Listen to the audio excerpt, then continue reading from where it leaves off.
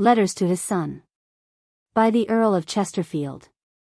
The proud Lord Chesterfield would have turned in his grave had he known that he was to go down to posterity as a teacher and preacher of the gospel of not grace, but the graces, the graces. The graces.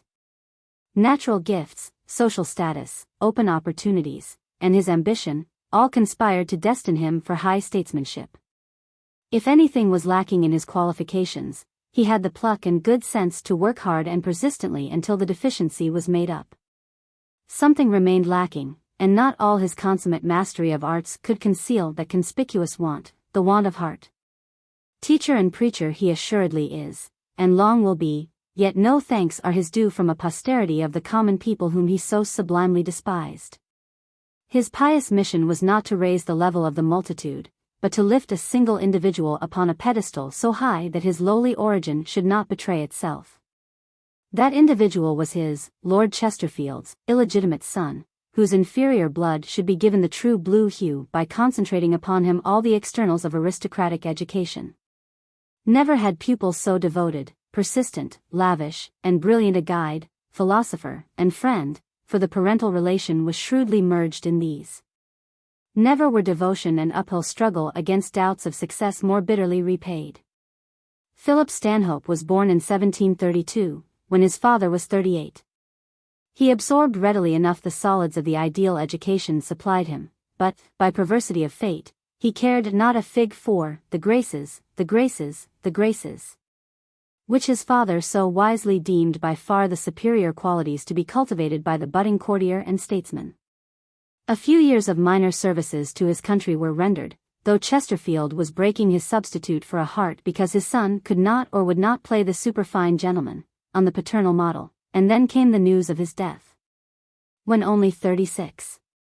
What was a still greater shock to the lordly father, now deaf, gouty, fretful, and at outs with the world, his informant reported that she had been secretly married for several years to young Hopeful, and was left penniless with 2 boys.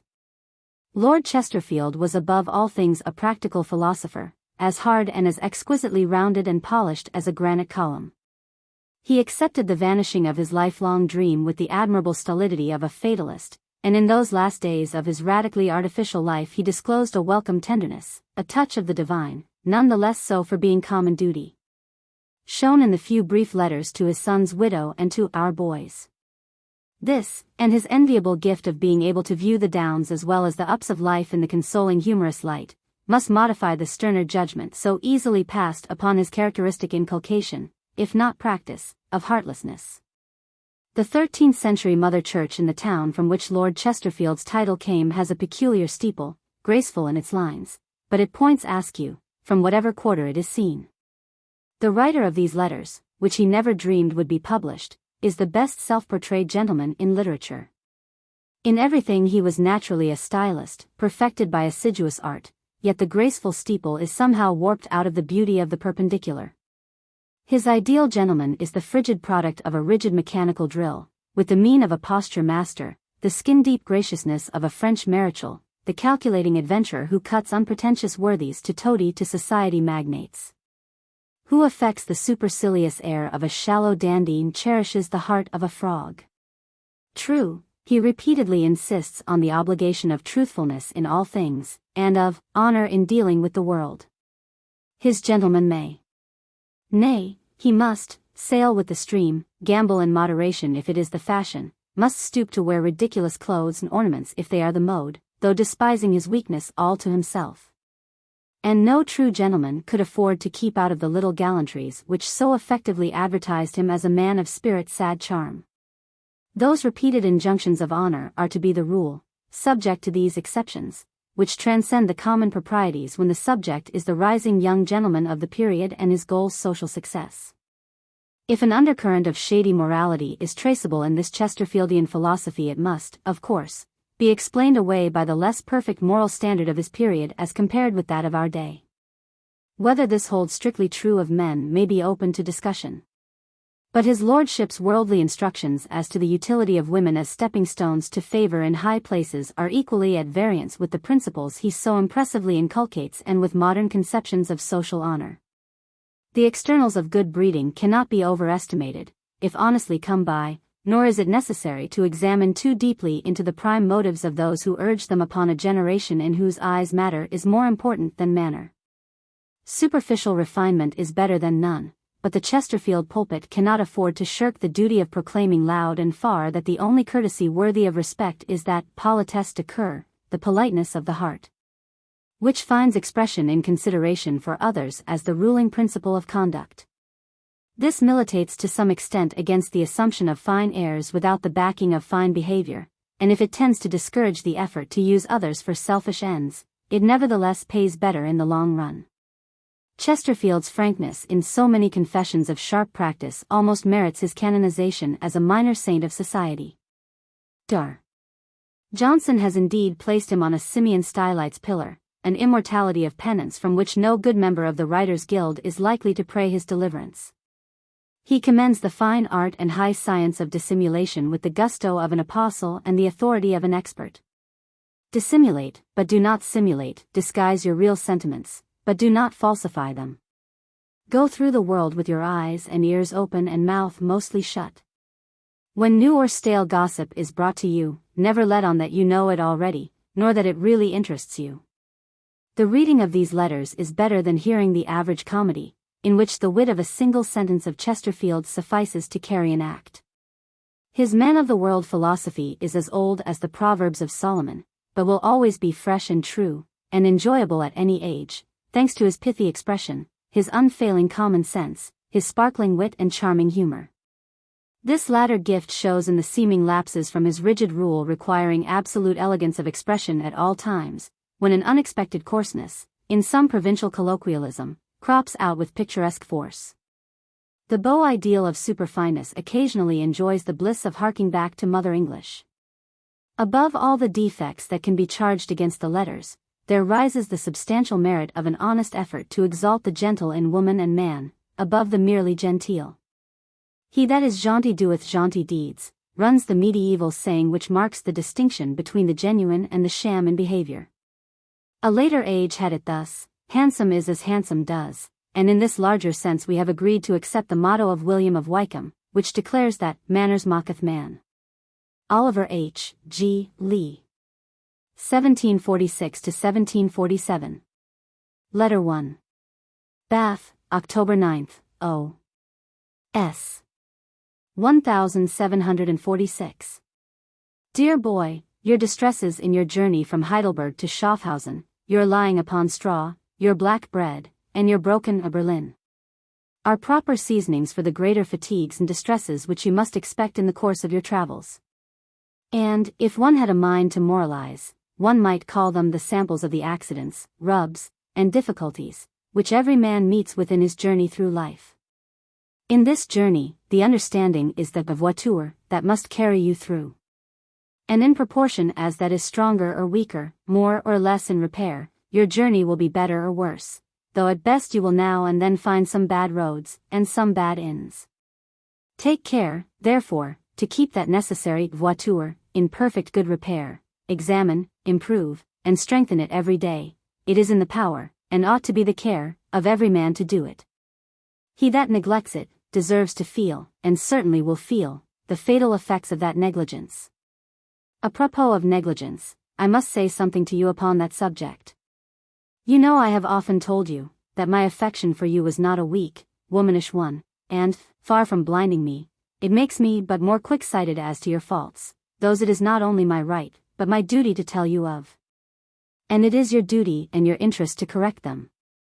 In the strict scrutiny which I have made into you, I have, thank God, hitherto not discovered any vice of the heart, or any peculiar weakness of the head, but I have discovered laziness, inattention, and indifference. Faults which are only pardonable in old men, who, in the decline of life, when health and spirits fail, have a kind of claim to that sort of tranquility. But a young man should be ambitious to shine, and excel.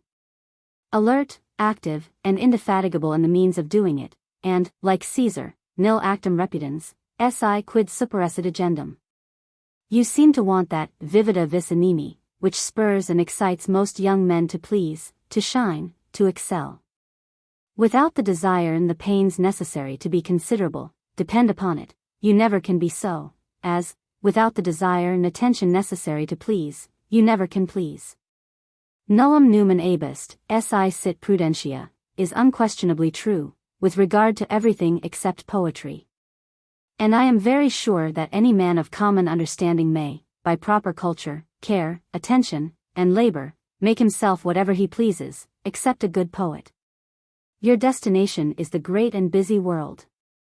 Your immediate object is the affairs, the interests, and the history, the constitutions, the customs, and the manners of the several parts of Europe. In this, any man of common sense may, by common application, be sure to excel. Ancient and modern history are, by attention, easily attainable. Geography and chronology the same, none of them requiring any uncommon share of genius or invention. Speaking and writing, clearly, correctly, and with ease and grace, are certainly to be acquired, by reading the best authors with care, and by attention to the best living models. These are the qualifications more particularly necessary for you, in your department, which you may be possessed of, if you please, and which, I tell you fairly, I shall be very angry at you, if you are not. Because, as you have the means in your hands, it will be your own fault only. If care and application are necessary to the acquiring of those qualifications, without which you can never be considerable, nor make a figure in the world, they are not less necessary with regard to the lesser accomplishments, which are requisite to make you agreeable and pleasing in society. In truth, whatever is worth doing at all, is worth doing well, and nothing can be done well without attention. I therefore carry the necessity of attention down to the lowest things, even to dancing and dress. Custom has made dancing sometimes necessary for a young man, therefore mind it while you learn it that you may learn to do it well, and not be ridiculous, though in a ridiculous act. Dress is of the same nature, you must dress. Therefore attend to it, not in order to rival or to excel a fop in it, but in order to avoid singularity, and consequently ridicule. Take great care always to be dressed like the reasonable people of your own age, in the place where you are, whose dress is never spoken of one way or another, as either too negligent or too much studied. What is commonly called an absent man, is commonly either a very weak, or a very affected man. But be he which he will, he is, I am sure, a very disagreeable man in company. He fails in all the common offices of civility, he seems not to know those people today, whom yesterday he appeared to live in intimacy with. He takes no part in the general conversation, but, on the contrary, breaks into it from time to time, with some start of his own, as if he waked from a dream.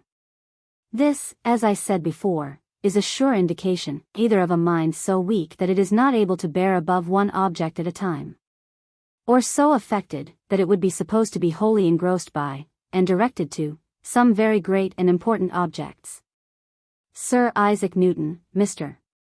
Locke, and, it may be, 5 or 6 more, since the creation of the world, may have had a right to absence, from that intense thought which the things they were investigating required.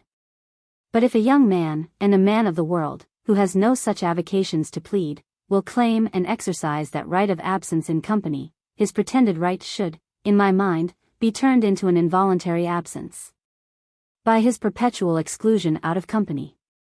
However frivolous a company may be, still, while you are among them, do not show them, by your inattention, that you think them so, but rather take their tone, and conform in some degree to their weakness, instead of manifesting your contempt for them.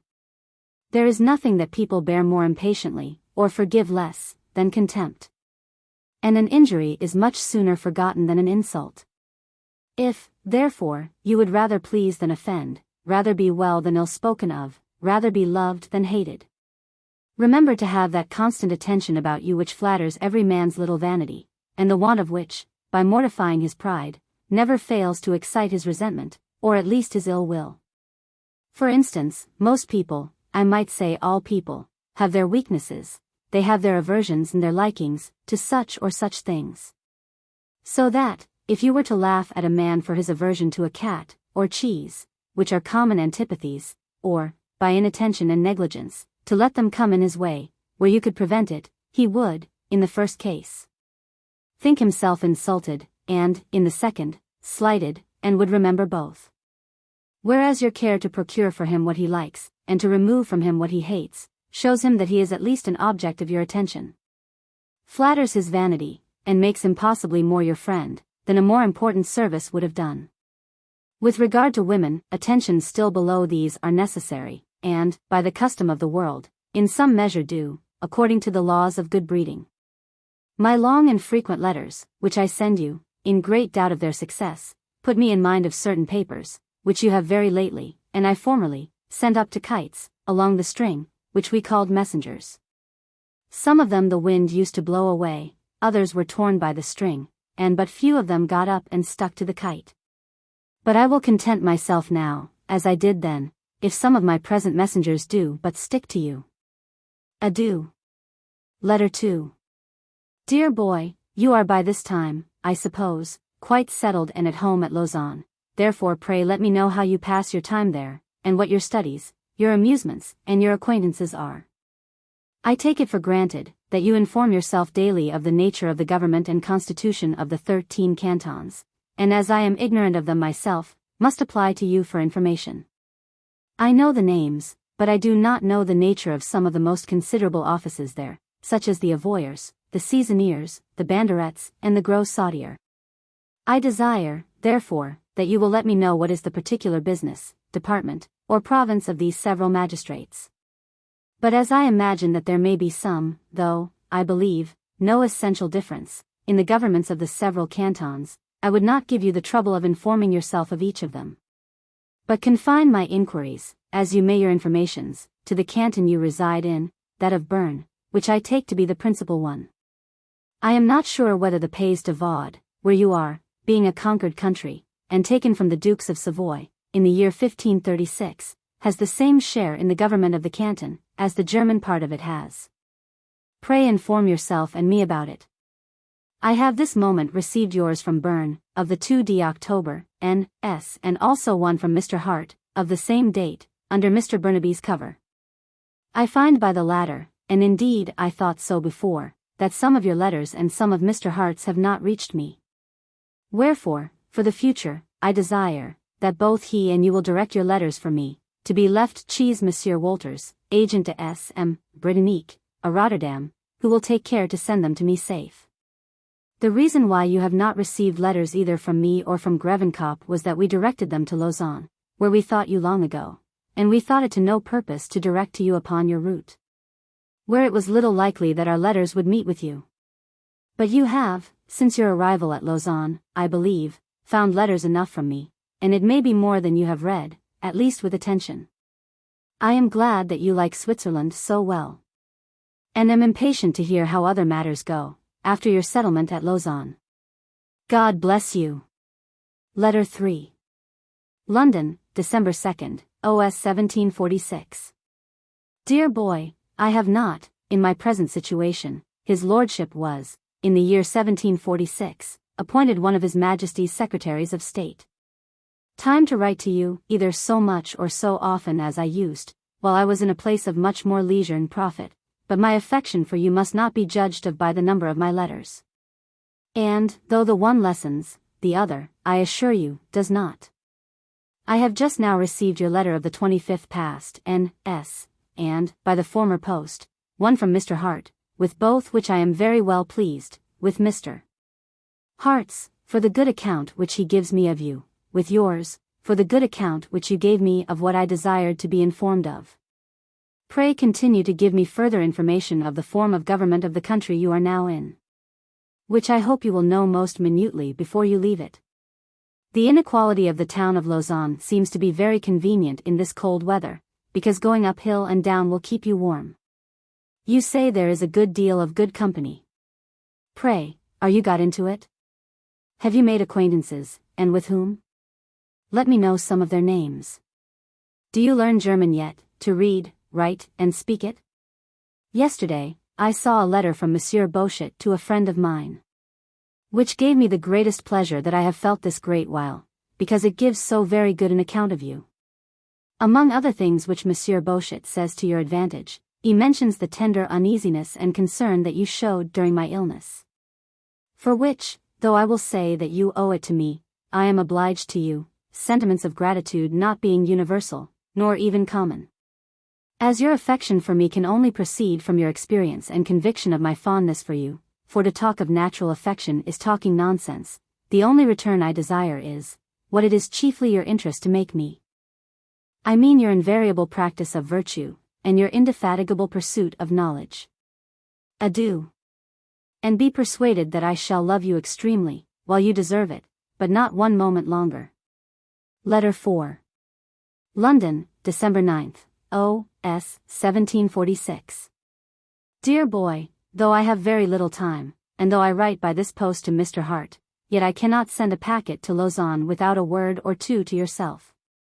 I thank you for your letter of congratulation which you wrote me, notwithstanding the pain it gave you. The accident that caused the pain was, I presume, owing to that degree of giddiness, of which I have sometimes taken the liberty to speak to you.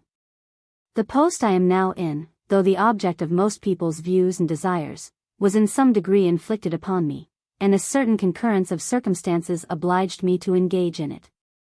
But I feel that to go through with it requires more strength of body and mind than I have. Were you 3 or 4 years older, you should share in my trouble, and I would have taken you into my office. But I hope you will employ these 3 or 4 years so well as to make yourself capable of being of use to me, if I should continue in it so long. The reading, writing, and speaking the modern languages correctly. The knowledge of the laws of nations, and the particular constitution of the empire, of history, geography, and chronology, are absolutely necessary to this business, for which I have always intended you. With these qualifications you may very possibly be my successor, though not my immediate one. I hope you employ your whole time, which few people do, and that you put every moment to profit of some kind or other. I call company, walking, riding, etc., employing one's time, and, upon proper occasions, very usefully, but what I cannot forgive in anybody is sauntering, and doing nothing at all, with a thing so precious as time, and so irrecoverable when lost. Are you acquainted with any ladies at Lausanne? And do you behave yourself with politeness enough to make them desire your company? I must finish. God bless you. Letter V. London, February 24th, O.S. 1747. SIR, in order that we may, reciprocally, keep up our French, which, for want of practice, we might forget, you will permit me to have the honor of assuring you of my respects in that language, and be so good to answer me in the same. Not that I am apprehensive of your forgetting to speak French, since it is probable that 2/3 of our daily prattle is in that language. And because, if you leave off writing French, you may perhaps neglect that grammatical purity and accurate orthography, which, in other languages, you excel in, and really, even in French, it is better to write well than ill. However, as this is a language very proper for sprightly, gay subjects, I shall conform to that, and reserve those which are serious for English. I shall not therefore mention to you, at present, your Greek or Latin, your study of the law of nature, or the law of nations, the rights of people, or of individuals, but rather discuss the subject of your amusements and pleasures. For, to say the truth, one must have some. May I be permitted to inquire of what nature yours are? Do they consist in little commercial play at cards in good company? Are they little agreeable suppers, at which cheerfulness and decency are united? Or, do you pay court to some fair one, who requires such attentions as may be of use in contributing to polish you? Make me your confidant upon this subject.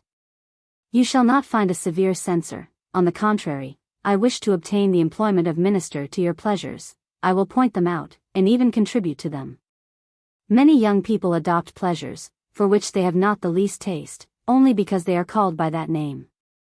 They often mistake so totally, as to imagine that debauchery is pleasure. You must allow that drunkenness, which is equally destructive to body and mind, is a fine pleasure. Gaming, that draws you into 1,000 scrapes, leaves you penniless, and gives you the air and manners of an outrageous madman, is another most exquisite pleasure, is it not? As to running after women, the consequences of that vice are only the loss of one's nose, the total destruction of health, and, not unfrequently, the being run through the body. These, you see, are all trifles. Yet this is the catalogue of pleasures of most of those young people, who never reflecting themselves, adopt, indiscriminately, what others choose to call by the seducing name of pleasure. I am thoroughly persuaded you will not fall into such errors, and that, in the choice of your amusements, you will be directed by reason and a discerning taste. The true pleasures of a gentleman are those of the table, but within the bound of moderation, good company, that is to say, people of merit, moderate play, which amuses, without any interested views, and sprightly gallant conversations with women of fashion and sense. These are the real pleasures of a gentleman, which occasion neither sickness, shame, nor repentance. Whatever exceeds them, becomes low vice, brutal passion, debauchery, and insanity of mind, all of which, far from giving satisfaction, bring on dishonor and disgrace. Adieu. Letter 6. London, March 6, O.S. 1747. Dear boy, whatever you do, will always affect me, very sensibly, one way or another, and I am now most agreeably affected, by 2 letters, which I have lately seen from Lausanne, upon your subject, the one from Madame St. Germain, the other from Monsieur Pampigny. They both give so good an account of you, that I thought myself obliged, in justice both to them and to you, to let you know it. Those who deserve a good character, ought to have the satisfaction of knowing that they have it, both as a reward and as an encouragement. They write, that you are not only decrotte, but tolerably well-bred, and that the English crust of awkward bashfulness, shyness, and roughness, of which, by the by, you had your share, is pretty well rubbed off. I am most heartily glad of it. For, as I have often told you, those lesser talents, of an engaging, insinuating manner, an easy good breeding, a genteel behavior and address, are of infinitely more advantage than they are generally thought to be, especially here in England. Virtue and learning, like gold, have their intrinsic value, but if they are not polished, they certainly lose a great deal of their luster, and even polished brass will pass upon more people than rough gold. What a number of sins does the cheerful, easy good breeding of the French frequently cover! Many of them want common sense, many more common learning. But in general, they make up so much by their manner, for those defects, that frequently they pass undiscovered. I have often said, and do think, that a Frenchman, who, with a fund of virtue, learning, and good sense, has the manners and good breeding of his country, is the perfection of human nature. This perfection you may, if you please, and I hope you will, arrive at. You know what virtue is, you may have it if you will, it is in every man's power, and miserable is the man who has it not. Good sense God has given you. Learning you already possess enough of, to have, in a reasonable time, all that a man need have. With this, you are thrown out early into the world, where it will be your own fault if you do not acquire all the other accomplishments necessary to complete and adorn your character. You will do well to make your compliments to Madame St. Germain and Monsieur Pampigny, and tell them how sensible you are of their partiality to you, in the advantageous testimonies which, you are informed, they have given of you here. Adieu. Continue to deserve such testimonies. And then you will not only deserve, but enjoy my truest affection. Letter 7. London, March 27, O.S. 1747. Dear boy, pleasure is the rock which most young people split upon. They launch out with crowded sails in quest of it, but without a compass to direct their course, or reason sufficient to steer the vessel. For want of which, pain and shame, instead of pleasure, are the returns of their voyage. Do not think that I mean to snarl at pleasure, like a Stoic, or to preach against it, like a parson. No, I mean to point it out, and recommend it to you, like an Epicurean. I wish you a great deal, and my only view is to hinder you from mistaking it. The character which most young men first aim at, is that of a man of pleasure. But they generally take it upon trust, and instead of consulting their own taste and inclinations, they blindly adopt whatever those with whom they chiefly converse, are pleased to call by the name of pleasure. And a man of pleasure in the vulgar acceptation of that phrase, means only, a beastly drunkard, an abandoned whoremaster, and a profligate swearer and curser. As it may be of use to you. I am not unwilling, though at the same time ashamed to own, that the vices of my youth proceeded much more from my silly resolution of being, what I heard called a man of pleasure, than from my own inclinations. I always naturally hated drinking. And yet I have often drunk, with disgust at the time, attended by great sickness the next day, only because I then considered drinking as a necessary qualification for a fine gentleman, and a man of pleasure. The same as to gaming. I did not want money, and consequently had no occasion to play for it, but I thought play another necessary ingredient in the composition of a man of pleasure, and accordingly I plunged into it without desire, at first. Sacrificed 1,000 real pleasures to it, and made myself solidly uneasy by it, for 30 the best years of my life. I was even absurd enough, for a little while, to swear, by way of adorning and completing the shining character which I affected. But this folly I soon laid aside, upon finding both the guilt and the indecency of it. Thus seduced by fashion, and blindly adopting nominal pleasures, I lost real ones. And my fortune impaired, and my constitution shattered, are, I must confess, the just punishment of my errors. Take warning then by them, choose your pleasures for yourself, and do not let them be imposed upon you. Follow nature and not fashion, weigh the present enjoyment of your pleasures against the necessary consequences of them, and then let your own common sense determine your choice. Were I to begin the world again, with the experience which I now have of it, I would lead a life of real, not of imaginary pleasures. I would enjoy the pleasures of the table, and of wine. But stop short of the pains inseparably annexed to an excess of either. I would not, at 20 years, be a preaching missionary of abstemiousness and sobriety. And I should let other people do as they would, without formally and sententiously rebuking them for it, but I would be most firmly resolved not to destroy my own faculties and constitution, in complaisance to those who have no regard to their own. I would play to give me pleasure, but not to give me pain, that is, I would play for trifles, in mixed companies, to amuse myself and conform to custom, but I would take care not to venture for sums, which, if I won, I should not be the better for. But, if I lost, should be under a difficulty to pay, and when paid, would oblige me to retrench in several other articles. Not to mention the quarrels which deep play commonly occasions. I would pass some of my time in reading, and the rest in the company of people of sense and learning, and chiefly those above me. And I would frequent the mixed companies of men and women of fashion, which, though often frivolous, yet they unbend and refresh the mind, not uselessly, because they certainly polish and soften the manners. These would be my pleasures and amusements, if I were to live the last 30 years over again. They are rational ones, and, moreover, I will tell you, they are really the fashionable ones. For the others are not, in truth, the pleasures of what I call people of fashion, but of those who only call themselves so. Does good company care to have a man reeling drunk among them? Or to see another tearing his hair, and blaspheming, for having lost, at play, more than he is able to pay? Or a whoremaster with half a nose, and crippled by coarse and infamous debauchery? No. Those who practice, and much more those who brag of them, make no part of good company, and are most unwillingly, if ever, admitted into it. A real man of fashion and pleasures observes decency, at least neither borrows nor affects vices, and if he unfortunately has any, he gratifies them with choice, delicacy, and secrecy. I have not mentioned the pleasures of the mind, which are the solid and permanent ones, because they do not come under the head of what people commonly call pleasures, which they seem to confine to the senses. The pleasure of virtue, of charity, and of learning is true and lasting pleasure, with which I hope you will be well and long acquainted. Adieu. Letter 8. London, April 3rd, O.S. 1747.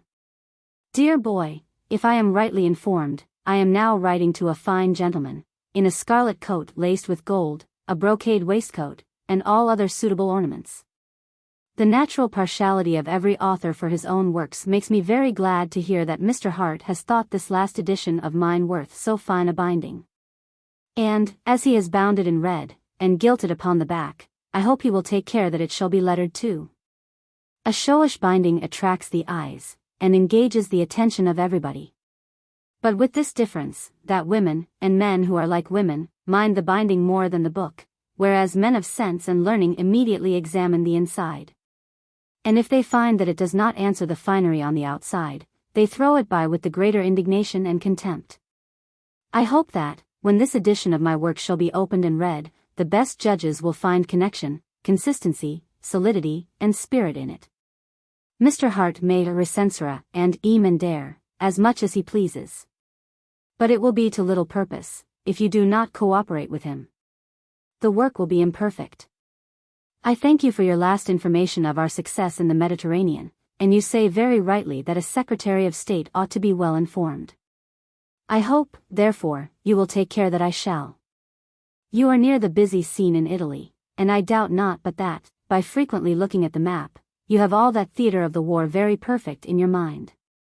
I like your account of the salt works, which shows that you gave some attention while you were seeing them. But notwithstanding that, by your account, the Swiss salt is, I dare say, very good, yet I am apt to suspect that it falls a little short of the true Attic salt, in which there was a peculiar quickness and delicacy. That same Attic salt seasoned almost all Greece, except Boeotia, and a great deal of it was exported afterward to Rome, where it was counterfeited by a composition called urbanity, which in some time was brought to very near the perfection of the original Attic salt. The more you are powdered with these two kinds of salt, the better you will keep, and the more you will be relished. Adieu. My compliments to Mr. Hart and Mr. Elliot. Letter 9. London, April 14th, O.S. 1747. Dear boy, if you feel half the pleasure from the consciousness of doing well, that I do from the informations I have lately received in your favor from Mr. Hart, I shall have little occasion to exhort or admonish you any more to do what your own satisfaction and self-love will sufficiently prompt you to. Mr. Hart tells me that you attend, that you apply to your studies, and that beginning to understand, you begin to taste them. This pleasure will increase, and keep pace with your attention, so that the balance will be greatly to your advantage. You may remember, that I have always earnestly recommended to you, to do what you are about, be that what it will, and to do nothing else at the same time. Do not imagine that I mean by this, that you should attend to and plod at your book all day long, far from it. I mean that you should have your pleasures too, and that you should attend to them for the time, as much as to your studies. And, if you do not attend equally to both, you will neither have improvement nor satisfaction from either. A man is fit for neither business nor pleasure, who either cannot, or does not, command and direct his attention to the present object, and, in some degree, banish for that time all other objects from his thoughts. If at a ball, a supper, or a party of pleasure, a man were to be solving, in his own mind, a problem in Euclid, he would be a very bad companion, and make a very poor figure in that company. Or if, in studying a problem in his closet, he were to think of a minuet, I am apt to believe that he would make a very poor mathematician. There is time enough for everything, in the course of the day, if you do but one thing at once. But there is not time enough in the year, if you will do two things at a time. The pensionary De Witt, who was torn to pieces in the year 1672, did the whole business of the Republic, and yet had time left to go to assemblies in the evening, and sup in company.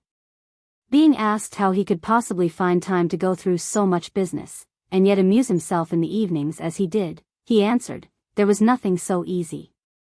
For that it was only doing one thing at a time, and never putting off anything till tomorrow that could be done today. This steady and undissipated attention to one object is a sure mark of a superior genius. As hurry, bustle, and agitation are the never-failing symptoms of a weak and frivolous mind. When you read Horace, attend to the justness of his thoughts, the happiness of his diction, and the beauty of his poetry. And do not think of Puffendorf de homine el cive, and, when you are reading Puffendorf, do not think of Madame de Saint-Germain, nor of Puffendorf, when you are talking to Madame de Saint-Germain. Mr. Hart informs me, that he has reimbursed you of part of your losses in Germany, and I consent to his reimbursing you of the whole, now that I know you deserve it. I shall grudge you nothing, nor shall you want anything that you desire, provided you deserve it, so that you see, it is in your own power to have whatever you please. There is a little book which you read here with Monsieur Coder entitled, Manière de bien penser dans les ouvrages d'esprit, written by Pierre Bonhours. I wish you would read this book again at your leisure hours, for it will not only divert you, but likewise form your taste, and give you a just manner of thinking. Adieu. Letter X. London, June 30th, O.S. 1747. Dear boy, I was extremely pleased with the account which you gave me in your last, of the civilities that you received in your Swiss progress, and I have written, by this post, to Mr. Burnaby, and to the Avoyer, to thank them for their parts. If the attention you met with pleased you, as I dare say it did, you will, I hope, draw this general conclusion from it, that attention and civility please all those to whom they are paid. And that you will please others in proportion as you are attentive and civil to them. Bishop Burnet has wrote his travels through Switzerland, and Mr. Stanyon, from a long residence there, has written the best account, yet extant, of the 13 cantons, but those books will be read no more, I presume, after you shall have published your account of that country. I hope you will favor me with one of the first copies. To be serious. Though I do not desire that you should immediately turn author, and oblige the world with your travels.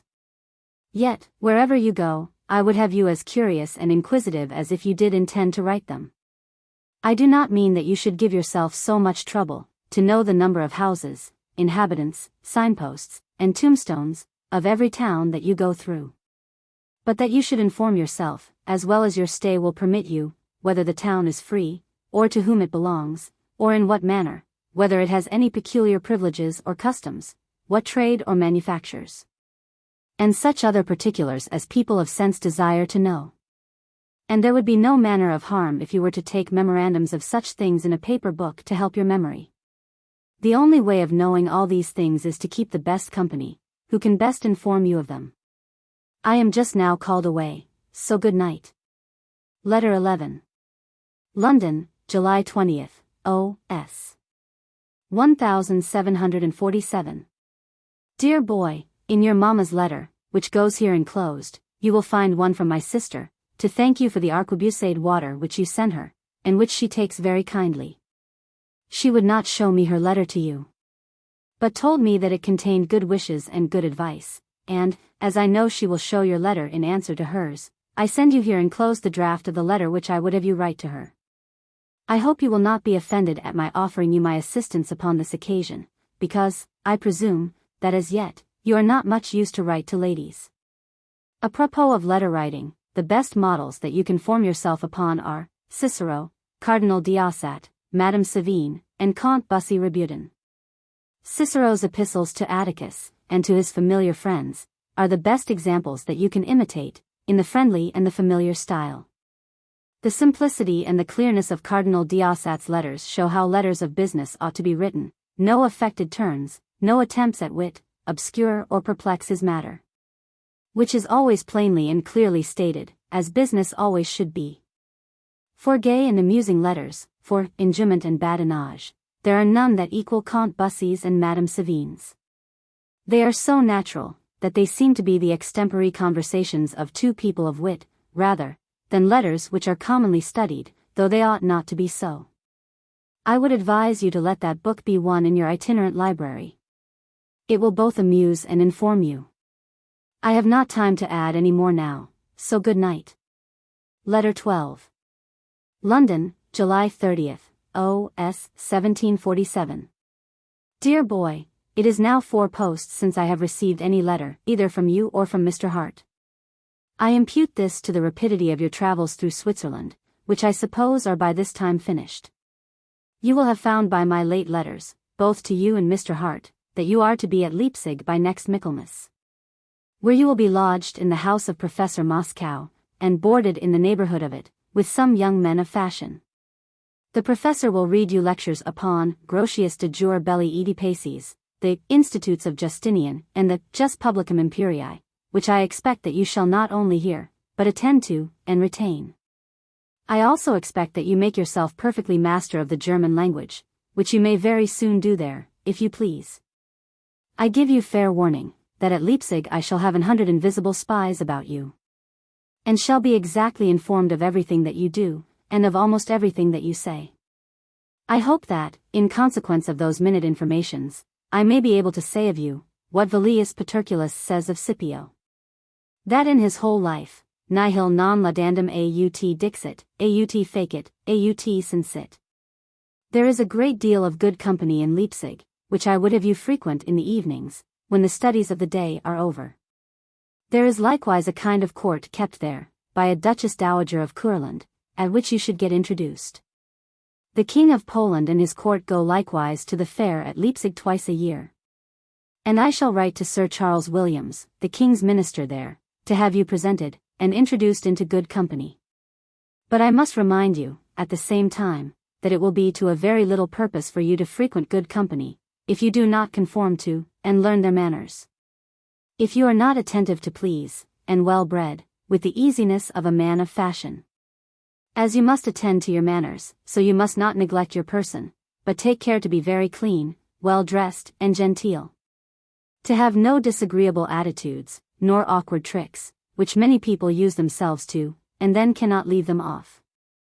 Do you take care to keep your teeth very clean, by washing them constantly every morning, and after every meal? This is very necessary, both to preserve your teeth a great while, and to save you a great deal of pain. Mine have plagued me long, and are now falling out, merely from want of care when I was your age. Do you dress well, and not too well? Do you consider your air and manner of presenting yourself enough, and not too much? Neither negligent nor stiff? All these things deserve a degree of care, a second-rate attention. They give an additional luster to real merit. My Lord Bacon says, that a pleasing figure is a perpetual letter of recommendation. It is certainly an agreeable forerunner of merit, and smooths the way for it. Remember that I shall see you at Hanover next summer, and shall expect perfection.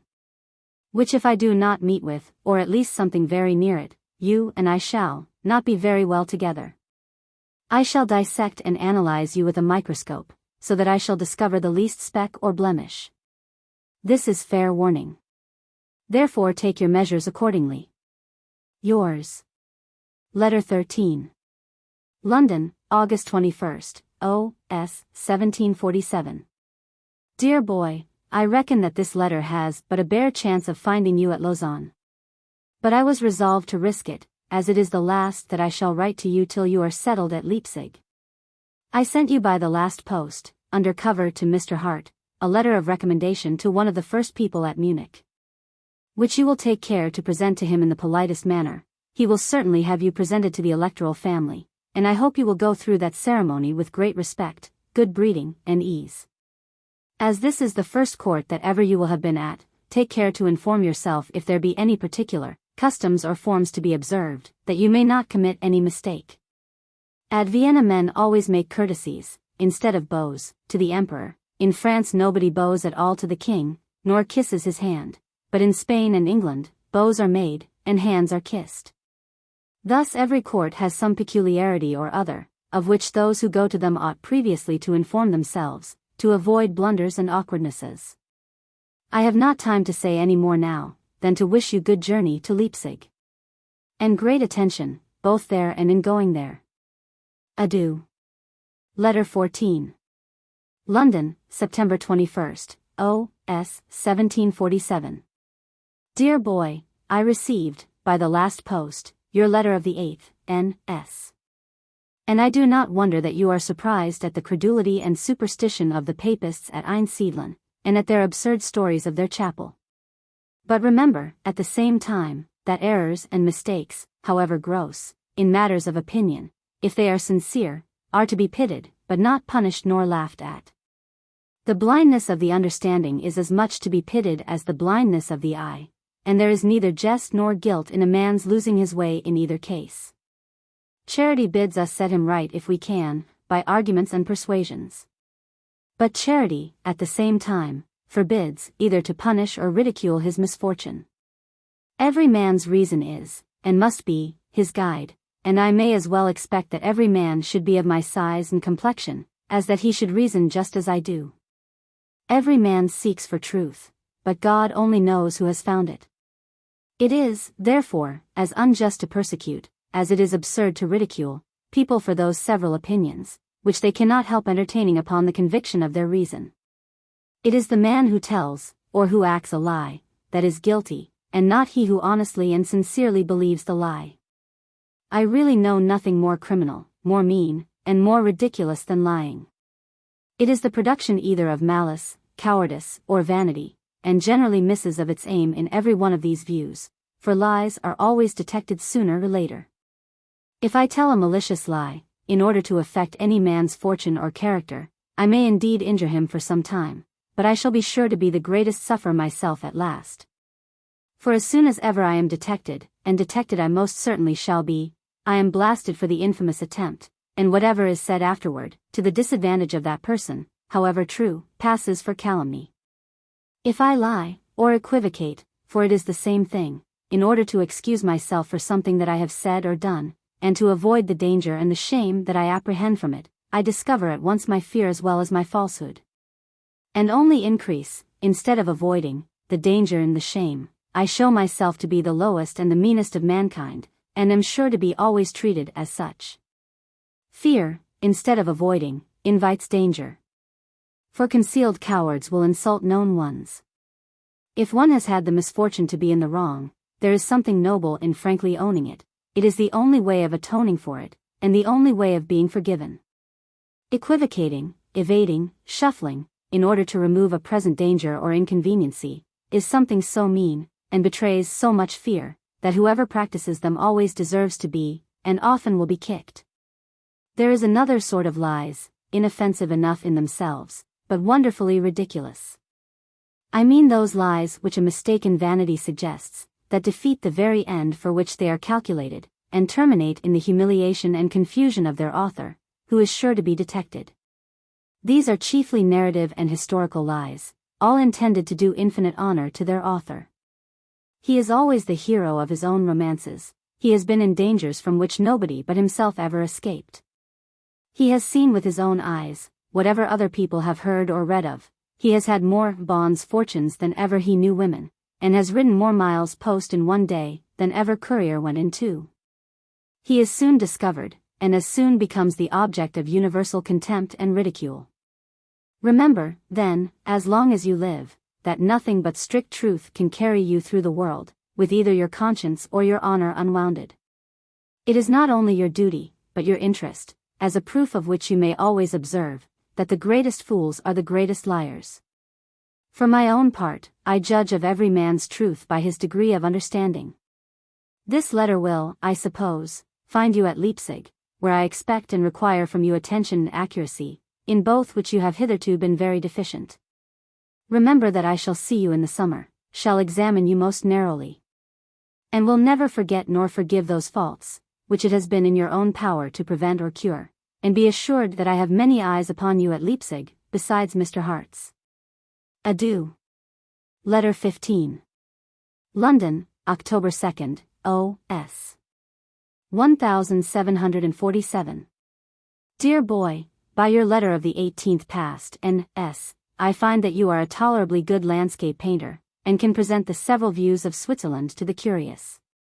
I am very glad of it, as it is a proof of some attention. But I hope you will be as good a portrait painter, which is a much more noble science. By portraits, you will easily judge, that I do not mean the outlines and the coloring of the human figure, but the inside of the heart and mind of man. This science requires more attention, observation, and penetration, than the other, as indeed it is infinitely more useful. Search, therefore, with the greatest care, into the characters of those whom you converse with.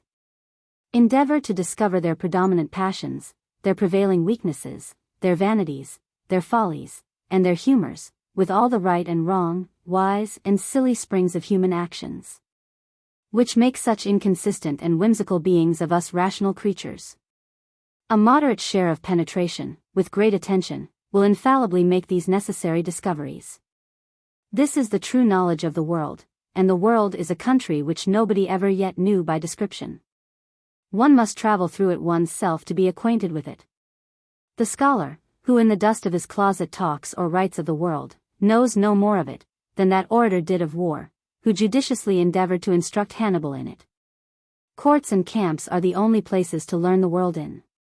There alone all kinds of characters resort, and human nature is seen in all the various shapes and modes, which education, custom, and habit give it. Whereas, in all other places, one local mode generally prevails, and producing a seeming though not a real sameness of character.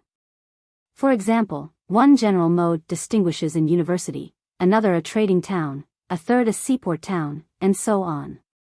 Whereas, at a capital, where the prince or the supreme power resides, some of all these various modes are to be seen and seen in action too, exerting their utmost skill in pursuit of their several objects. Human nature is the same all over the world, but its operations are so varied by education and habit, that one must see it in all its dresses in order to be intimately acquainted with it. The passion of ambition, for instance, is the same in a courtier, a soldier, or an ecclesiastic, but, from their different educations and habits, they will take very different methods to gratify it. Civility, which is a disposition to accommodate and oblige others, is essentially the same in every country. But good breeding, as it is called, which is the manner of exerting that disposition, is different in almost every country, and merely local, and every man of sense imitates and conforms to that local good breeding of the place which he is at. A conformity and flexibility of manners is necessary in the course of the world, that is, with regard to all things which are not wrong in themselves. The versatile ingenium is the most useful of all. It can turn itself instantly from one object to another, assuming the proper manner for each. It can be serious with the grave, cheerful with the gay, and trifling with the frivolous. Endeavor by all means to acquire this talent, for it is a very great one. As I hardly know anything more useful than to see, from time to time, pictures of oneself drawn by different hands, I send you here a sketch of yourself, drawn at Lausanne, while you were there. And sent over here by a person who little thought that it would ever fall into my hands, and indeed it was by the greatest accident in the world that it did. Letter 16. London, October 9th, O.S. 1747. Dear boy, people of your age have, commonly, an unguarded frankness about them, which makes them the easy prey and bubbles of the artful and the experienced. They look upon every knave or fool, who tells them that he is their friend, to be really so, and pay that profession of simulated friendship, with an indiscreet and unbounded confidence, always to their loss, often to their ruin. Beware, therefore, now that you are coming into the world, of these preferred friendships. Receive them with great civility, but with great incredulity too, and pay them with compliments, but not with confidence. Do not let your vanity and self-love make you suppose that people become your friends at first sight, or even upon a short acquaintance. Real friendship is a slow grower and never thrives unless engrafted upon a stock of known and reciprocal merit. There is another kind of nominal friendship among young people, which is warm for the time, but by good luck, of short duration. This friendship is hastily produced, by their being accidentally thrown together, and pursuing the course of riot and debauchery. A fine friendship, truly, and well cemented by drunkenness and lewdness. It should rather be called a conspiracy against morals and good manners, and be punished as such by the civil magistrate. However, they have the impudence and folly to call this confederacy a friendship. They lend one another money, for bad purposes. They engage in quarrels, offensive and defensive for their accomplices. They tell one another all they know, and often more too, when, of a sudden, some accident disperses them, and they think no more of each other, unless it be to betray and laugh at their imprudent confidence. Remember to make a great difference between companions and friends, for a very complaisant and agreeable companion may, and often does, prove a very improper and a very dangerous friend. People will, in a great degree, and not without reason, form their opinion of you, upon that which they have of your friends, and there is a Spanish proverb, which says very justly, "Tell me who you live with and I will tell you who you are." One may fairly suppose, that the man who makes a knave or a fool his friend, has something very bad to do or to conceal. But, at the same time that you carefully decline the friendship of knaves and fools, if it can be called friendship, there is no occasion to make either of them your enemies, wantonly and unprovoked. For they are numerous bodies, and I would rather choose a secure neutrality, than alliance, or war with either of them. You may be a declared enemy to their vices and follies, without being marked out by them as a personal one. Their enmity is the next dangerous thing to their friendship. Have a real reserve with almost everybody, and have a seeming reserve with almost nobody, for it is very disagreeable to seem reserved, and very dangerous not to be so. Few people find the true medium, many are ridiculously mysterious and reserved upon trifles, and many imprudently communicative of all they know. The next thing to the choice of your friends, is the choice of your company. Endeavor, as much as you can, to keep company with people above you, there you rise, as much as you sink with people below you, for, as I have mentioned before, you are whatever the company you keep is. Do not mistake, when I say company above you, and think that I mean with regard to their birth, that is the least consideration, but I mean with regard to their merit, and the light in which the world considers them. There are two sorts of good company, one, which is called the beau monde, and consists of the people who have the lead in courts, and in the gay parts of life. The other consists of those who are distinguished by some peculiar merit, or who excel in some particular and valuable art or science. For my own part, I used to think myself in company as much above me, when I was with Mr. Addison and Mr. Pope, as if I had been with all the princes in Europe.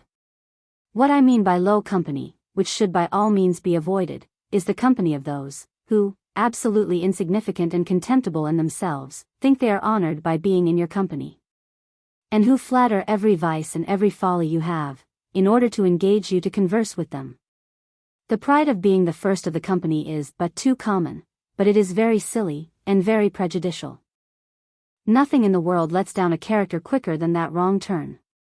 You may possibly ask me, whether a man has it always in his power to get the best company? And how? I say, yes, he has, by deserving it. Providing he is but in circumstances which enable him to appear upon the footing of a gentleman. Merit and good breeding will make their way everywhere.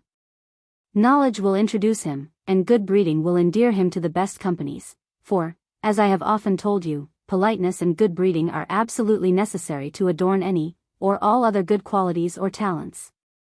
Without them, no knowledge, no perfection whatever, is seen in its best light.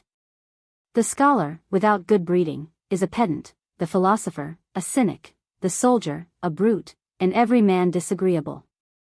I long to hear, from my several correspondents at Leipzig, of your arrival there, and what impression you make on them at first, for I have arguses, with 100 eyes each, who will watch you narrowly, and relate to me faithfully.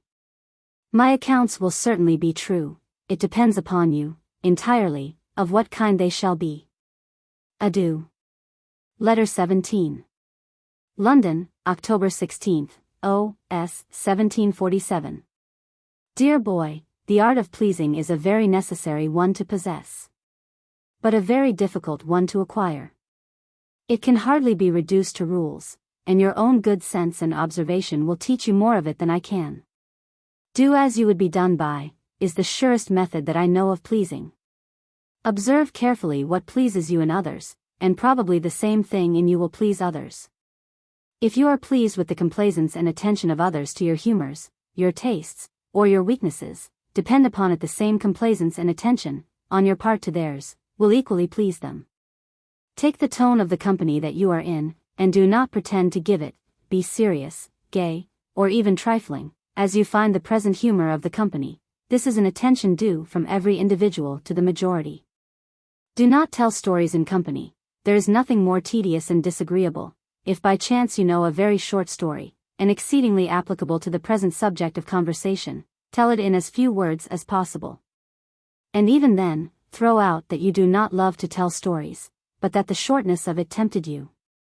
Of all things, banish the egotism out of your conversation, and never think of entertaining people with your own personal concerns, or private affairs. Though they are interesting to you, they are tedious and impertinent to everybody else.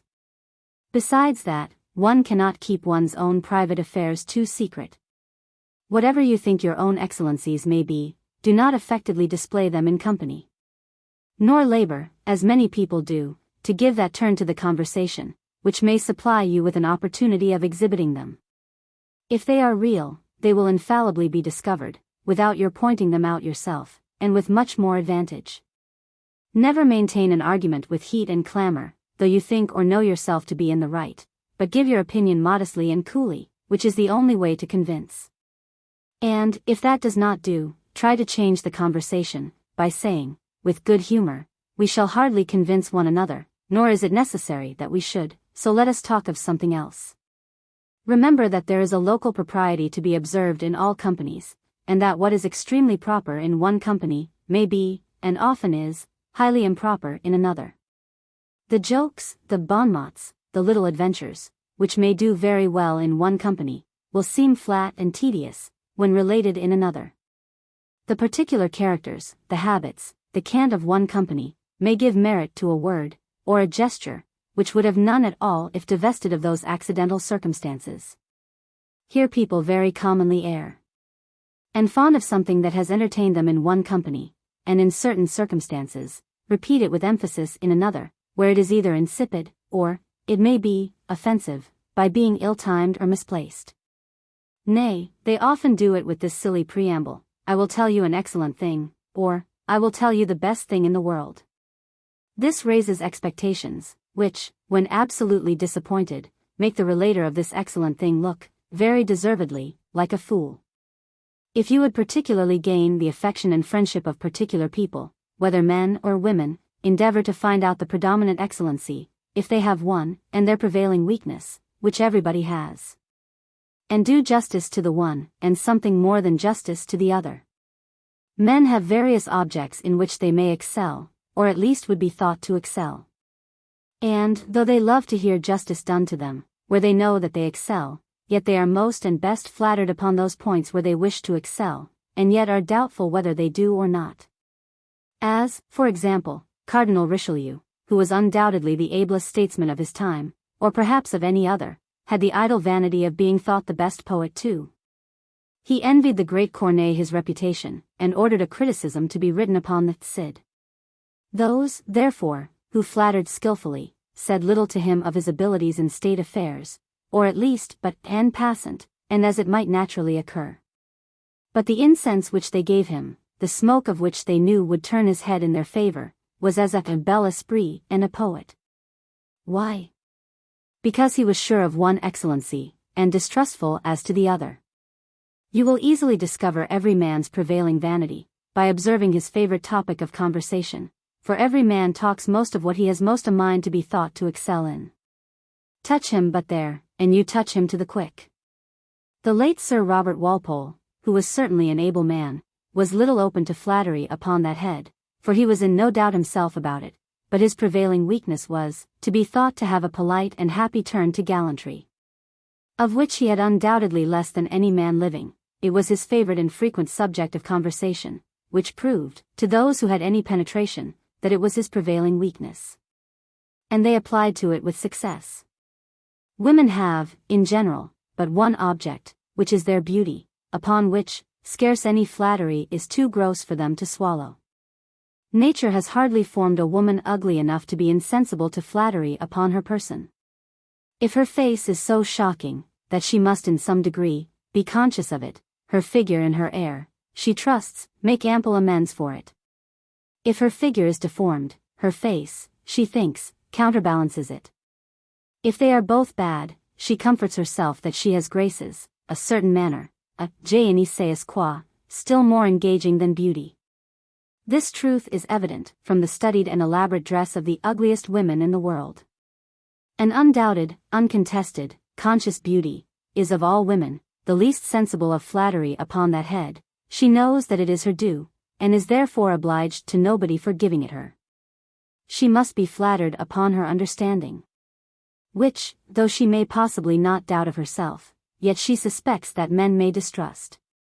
Do not mistake me, and think that I mean to recommend to you abject and criminal flattery, no.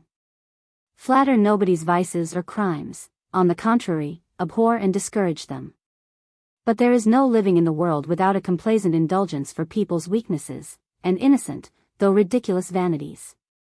If a man has a mind to be thought wiser, and a woman handsomer than they really are, their error is a comfortable one to themselves, and an innocent one with regard to other people. And I would rather make them my friends, by indulging them in it, than my enemies, by endeavoring, and that to no purpose, to undeceive them. There are little attentions likewise, which are infinitely engaging, and which sensibly affect that degree of pride and self-love, which is inseparable from human nature. As they are unquestionable proofs of the regard and consideration which we have for the person to whom we pay them. As, for example, to observe the little habits, the likings, the antipathies, and the tastes of those whom we would gain. And then take care to provide them with the one, and to secure them from the other, giving them, genteelly, to understand, that you had observed that they liked such a dish, or such a room. For which reason you had prepared it, or, on the contrary, that having observed they had an aversion to such a dish, a dislike to such a person, etc., you had taken care to avoid presenting them. Such attention to such trifles flatters self-love much more than greater things, as it makes people think themselves almost the only objects of your thoughts and care. These are some of the arcana necessary for your initiation in the great society of the world. I wish I had known them better at your age. I have paid the price of 53 years for them, and shall not grudge it, if you reap the advantage. Adieu. Letter 18. London, October 30th, O.S. 1747. Dear boy, I am very well pleased with your itinerarium, which you sent me from Ratisbon. It shows me that you observe and inquire as you go, which is the true end of traveling. Those who travel heedlessly from place to place, observing only their distance from each other, and attending only to their accommodation at the inn at night, set out fools, and will certainly return so. Those who only mind the raree shows of the places which they go through, such as steeples, clocks, town houses, etc., get so little by their travels, that they might as well stay at home. But those who observe, and inquire into the situations, the strength, the weakness, the trade, the manufactures, the government, and constitution of every place they go to, who frequent the best companies, and attend to their several manners and characters, those alone travel with advantage, and as they set out wise, return wiser. I would advise you always to get the shortest description or history of every place where you make any stay, and such a book, however imperfect, will still suggest to you matter for inquiry, upon which you may get better informations from the people of the place. For example, while you are at Leipzig, get some short account, and to be sure there are many such, of the present state of the town, with regard to its magistrates, its police, its privileges, etc. And then inform yourself more minutely upon all those heads in conversation with the most intelligent people. Do the same thing afterward with regard to the electorate of Saxony. You will find a short history of it in Puffendorf's introduction, which will give you a general idea of it, and point out to you the proper objects of a more minute inquiry. In short, be curious, attentive, inquisitive, as to everything. Listlessness and indolence are always blamable, but, at your age, they are unpardonable. Consider how precious, and how important for all the rest of your life, are your moments for these next 3 or 4 years, and do not lose one of them. Do not think I mean that you should study all day long. I am far from advising or desiring it, but I desire that you would be doing something or other all day long, and not neglect half hours and quarters of hours, which, at the year's end, amount to a great sum. For instance, there are many short intervals during the day, between studies and pleasures. Instead of sitting idle and yawning, in those intervals, take up any book, though ever so trifling a one, even down to a jest book. It is still better than doing nothing. Nor do I call pleasures idleness, or time lost, provided they are the pleasures of a rational being. On the contrary, a certain portion of your time, employed in those pleasures, is very usefully employed. Such are public spectacles, assemblies of good company, cheerful suppers, and even balls. But then, these require attention, or else your time is quite lost. There are a great many people, who think themselves employed all day, and who, if they were to cast up their accounts at night, would find that they had done just nothing. They have read 2 or 3 hours mechanically, without attending to what they read, and consequently without either retaining it, or reasoning upon it. From thence they saunter into company, without taking any part in it, and without observing the characters of the persons, or the subjects of the conversation, but are either thinking of some trifle, foreign to the present purpose, or often not thinking at all, which silly and idle suspension of thought they would dignify with the name of absence and distraction. They go afterward, it may be, to the play, where they gape at the company and the lights, but without minding the very thing they went to, the play. Pray do you be as attentive to your pleasures as to your studies. In the latter, observe and reflect upon all you read, and, in the former, be watchful and attentive to all that you see and hear. And never have it to say, as 1,000 fools do, of things that were said and done before their faces, that, truly, they did not mind them, because they were thinking of something else. Why were they thinking of something else? And if they were, why did they come there? The truth is, that the fools were thinking of nothing. Remember the hoc age, do what you are about, be what it will, it is either worth doing well or not at all. Wherever you are, have, as the low vulgar expression is, your ears and your eyes about you. Listen to everything that is said, and see everything that is done. Observe the looks and countenances of those who speak, which is often a surer way of discovering the truth than from what they say. But then keep all those observations to yourself, for your own private use, and rarely communicate them to others. Observe, without being thought an observer, for otherwise people will be upon their guard before you. Consider seriously, and follow carefully, I beseech you, my dear child, the advice which from time to time I have given, and shall continue to give you. It is at once the result of my long experience, and the effect of my tenderness for you. I can have no interest in it but yours. You are not yet capable of wishing yourself half so well as I wish you. Follow therefore, for a time at least, implicitly, advice which you cannot suspect, though possibly you may not yet see the particular advantages of it, but you will one day feel them. Adieu. Letter 19. London, November 6, O.S. 1747. Dear boy, 3 mails are now due from Holland, so that I have no letter from you to acknowledge. I write to you, therefore, now, as usual, by way of flapper, to put you in mind of yourself. Dr. Swift, in his account of the island of Laputa, describes some philosophers there who were so wrapped up and absorbed in their abstruse speculations, that they would have forgotten all the common and necessary duties of life. If they had not been reminded of them by persons who flapped them, whenever they observed them continue too long in any of those learned trances. I do not indeed suspect you of being absorbed in abstruse speculations, but, with great submission to you, may I not suspect that levity, inattention, and too little thinking, require a flapper, as well as too deep thinking? If my letters should happen to get to you when you are sitting by the fire and doing nothing, or when you are gaping at the window, may they not be very proper flaps, to put you in mind that you might employ your time much better?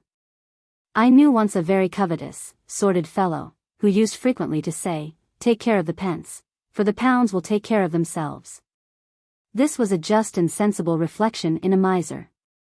I recommend to you to take care of the minutes, for hours will take care of themselves. I am very sure that many people lose 2 or 3 hours every day, by not taking care of the minutes. Never think any portion of time whatsoever too short to be employed. Something or other may always be done in it. While you are in Germany, let all your historical studies be relative to Germany, not only the general history of the empire as a collective body, but the respective electorates, principalities, and towns, and also the genealogy of the most considerable families. A genealogy is no trifle in Germany. And they would rather prove their 32 quarters, than 32 cardinal virtues, if there were so many. They are not of Ulysses' opinion, who says very truly, Genus eti proevos, e qua non fecimus ipsi, vix ea nostra voco. Good night. Letter XX. London, November 24, O.S. 1747. Dear boy, as often as I write to you, and that you know is pretty often, so often I am in doubt whether it is to any purpose, and whether it is not labor and paper lost. This entirely depends upon the degree of reason and reflection which you are master of, or think proper to exert. If you give yourself time to think, and have sense enough to think right, 2 reflections must necessarily occur to you. The one is, that I have a great deal of experience, and that you have none. The other is, that I am the only man living who cannot have, directly or indirectly, any interest concerning you, but your own. From which 2 undeniable principles, the obvious and necessary conclusion is, that you ought, for your own sake, to attend to and follow my advice. If, by the application which I recommend to you, you acquire great knowledge, you alone are the gainer, I pay for it. If you should deserve either a good or a bad character, mine will be exactly what it is now, and will neither be the better in the first case, nor worse in the latter. You alone will be the gainer or the loser.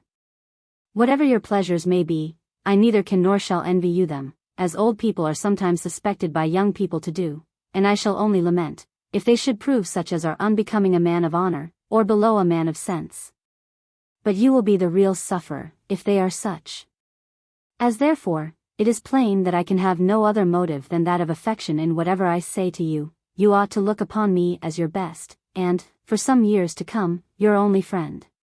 True friendship requires certain proportions of age and manners, and can never subsist where they are extremely different, except in the relations of parent and child, where affection on one side, and regard on the other, make up the difference.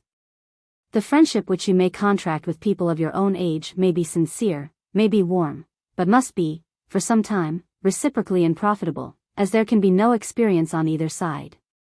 The young leading the young, is like the blind leading the blind, they will both fall into the ditch. The only sure guide is, he who has often gone the road which you want to go. Let me be that guide. Who have gone all roads, and who can consequently point out to you the best. If you ask me why I went any of the bad roads myself, I will answer you very truly, that it was for want of a good guide. Ill example invited me one way, and a good guide was wanting to show me a better. But if anybody, capable of advising me, had taken the same pains with me, which I have taken, and will continue to take with you, I should have avoided many follies and inconveniences, which undirected youth run me into. My father was neither desirous nor able to advise me, which is what, I hope, you cannot say of yours. You see that I make use only of the word advice. Because I would much rather have the assent of your reason to my advice, than the submission of your will to my authority. This, I persuade myself, will happen, from that degree of sense which I think you have. And therefore I will go on advising, and with hopes of success.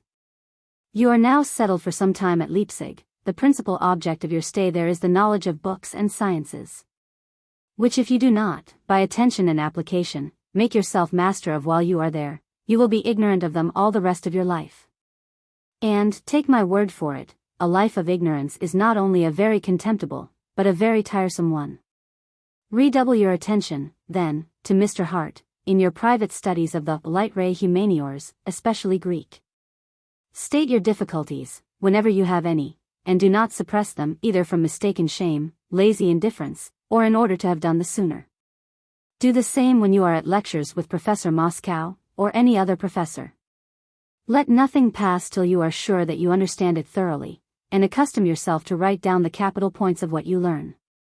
When you have thus usefully employed your mornings, you may, with a safe conscience, divert yourself in the evenings, and make those evenings very useful too, by passing them in good company, and, by observation and attention, learning as much of the world as Leipzig can teach you. You will observe and imitate the manners of the people of the best fashion there, not that they are, it may be, the best manners in the world, but because they are the best manners of the place where you are, to which a man of sense always conforms. The nature of things, as I have often told you, is always and everywhere the same, but the modes of them vary more or less, in every country. And an easy and genteel conformity to them, or rather the assuming of them at proper times, and in proper places, is what particularly constitutes a man of the world, and a well-bred man. Here is advice enough, I think, and too much, it may be, you will think, for one letter. If you follow it, you will get knowledge, character, and pleasure by it. If you do not, I only lose operam et oleum, which, in all events, I do not grudge you.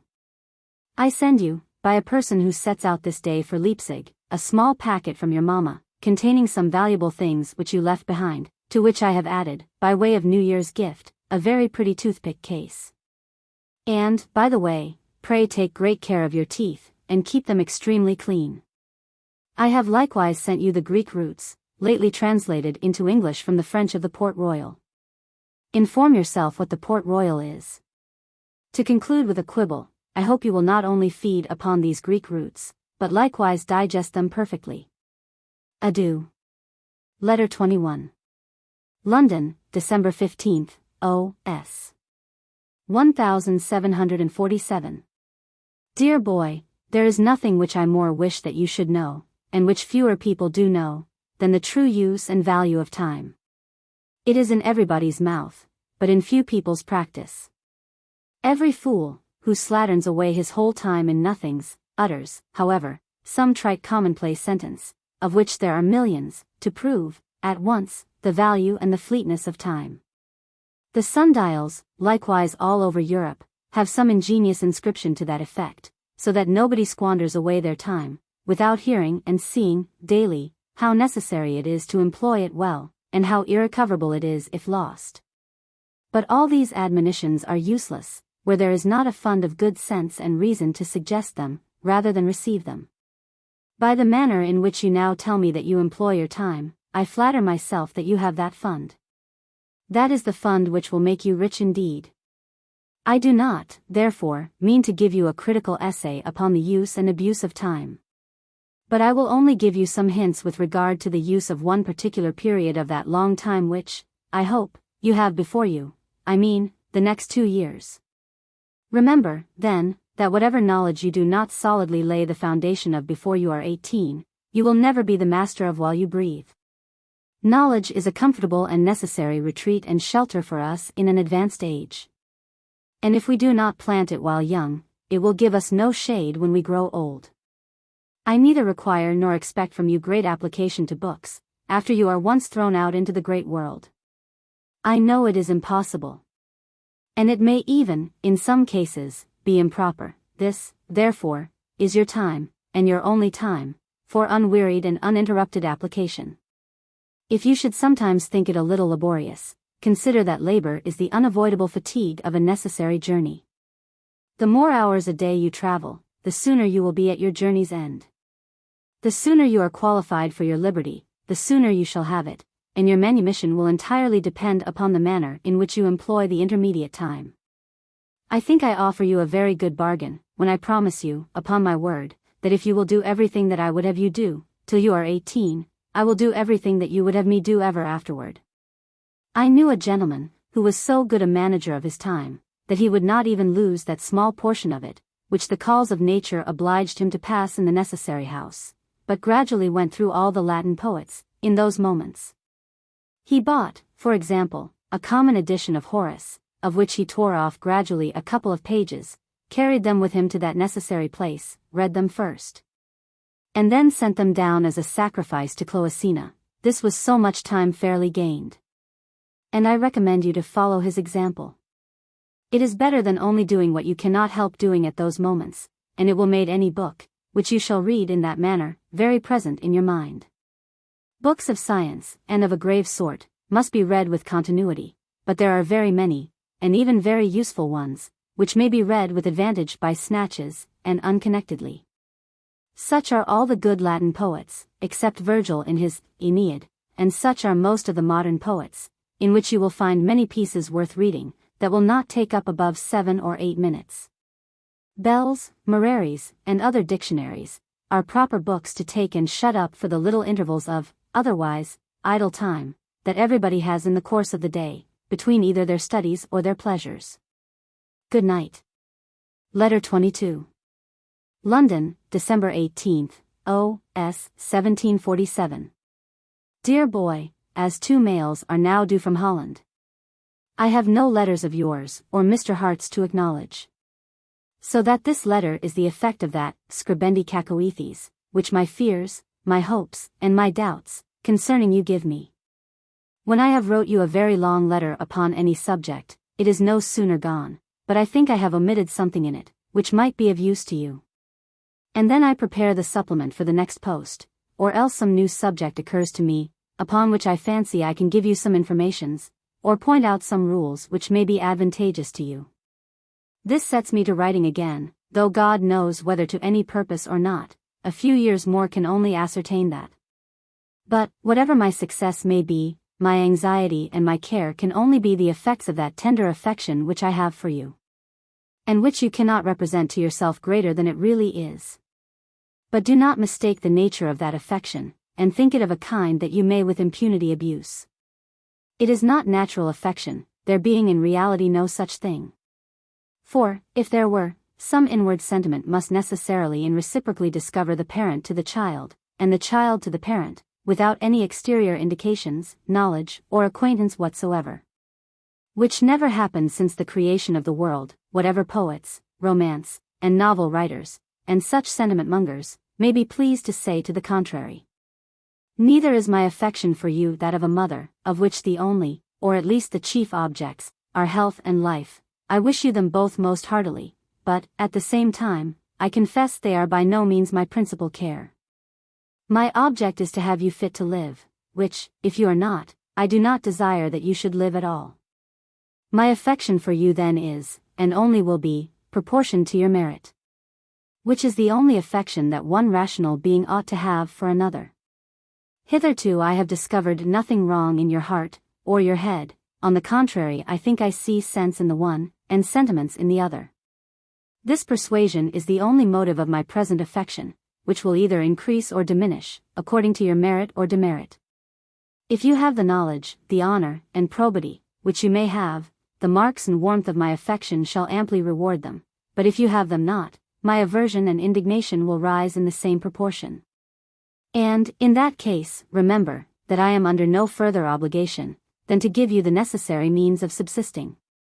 If ever we quarrel, do not expect or depend upon any weakness in my nature, for a reconciliation, as children frequently do, and often meet with, from silly parents. I have no such weakness about me, and, as I will never quarrel with you but upon some essential point, if once we quarrel, I will never forgive. But I hope and believe, that this declaration, for it is no threat, will prove unnecessary. You are no stranger to the principles of virtue, and, surely, whoever knows virtue must love it. As for knowledge, you have already enough of it, to engage you to acquire more. The ignorant only, either despise it, or think that they have enough. Those who have the most are always the most desirous to have more, and know that the most they can have is, alas, but too little. Reconsider, from time to time, and retain the friendly advice which I send you. The advantage will be all your own. Letter 23. London, December 29th, O.S. 1747. Dear boy, I have received 2 letters from you of the 17th and 22d, N.S. By the last of which I find that some of mine to you must have miscarried, for I have never been above 2 posts without writing to you or to Mr. Hart, and even very long letters. I have also received a letter from Mr. Hart, which gives me great satisfaction. It is full of your praises, and he answers for you, that, in 2 years more, you will deserve your manumission, and be fit to go into the world, upon a footing that will do you honor, and give me pleasure.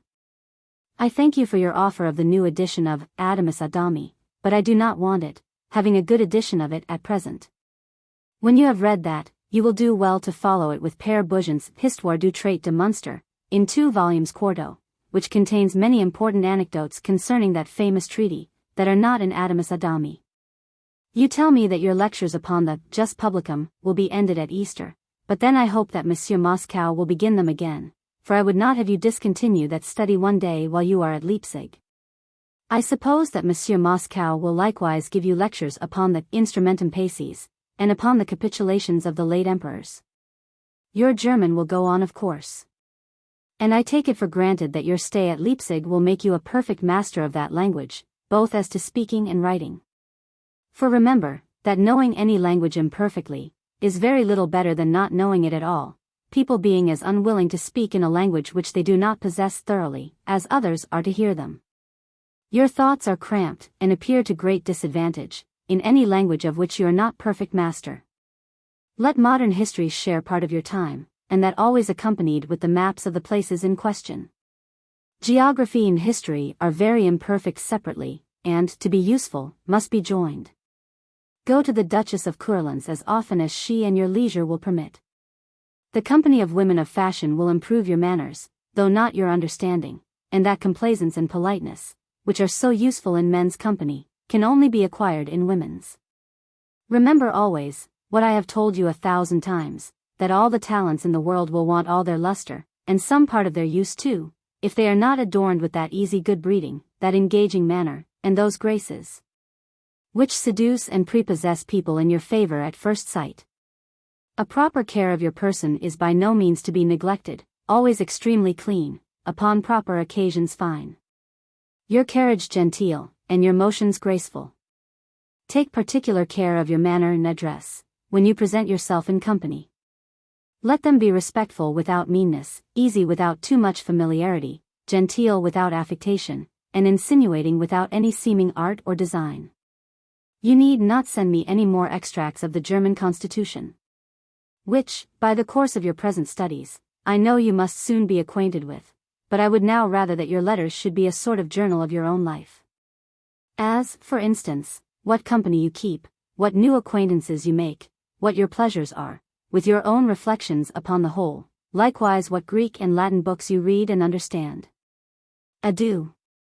Letter 24. January 2nd, O.S. 1748. Dear boy, I am edified with the allotment of your time at Leipzig, which is so well employed from morning till night, that a fool would say you had none left for yourself.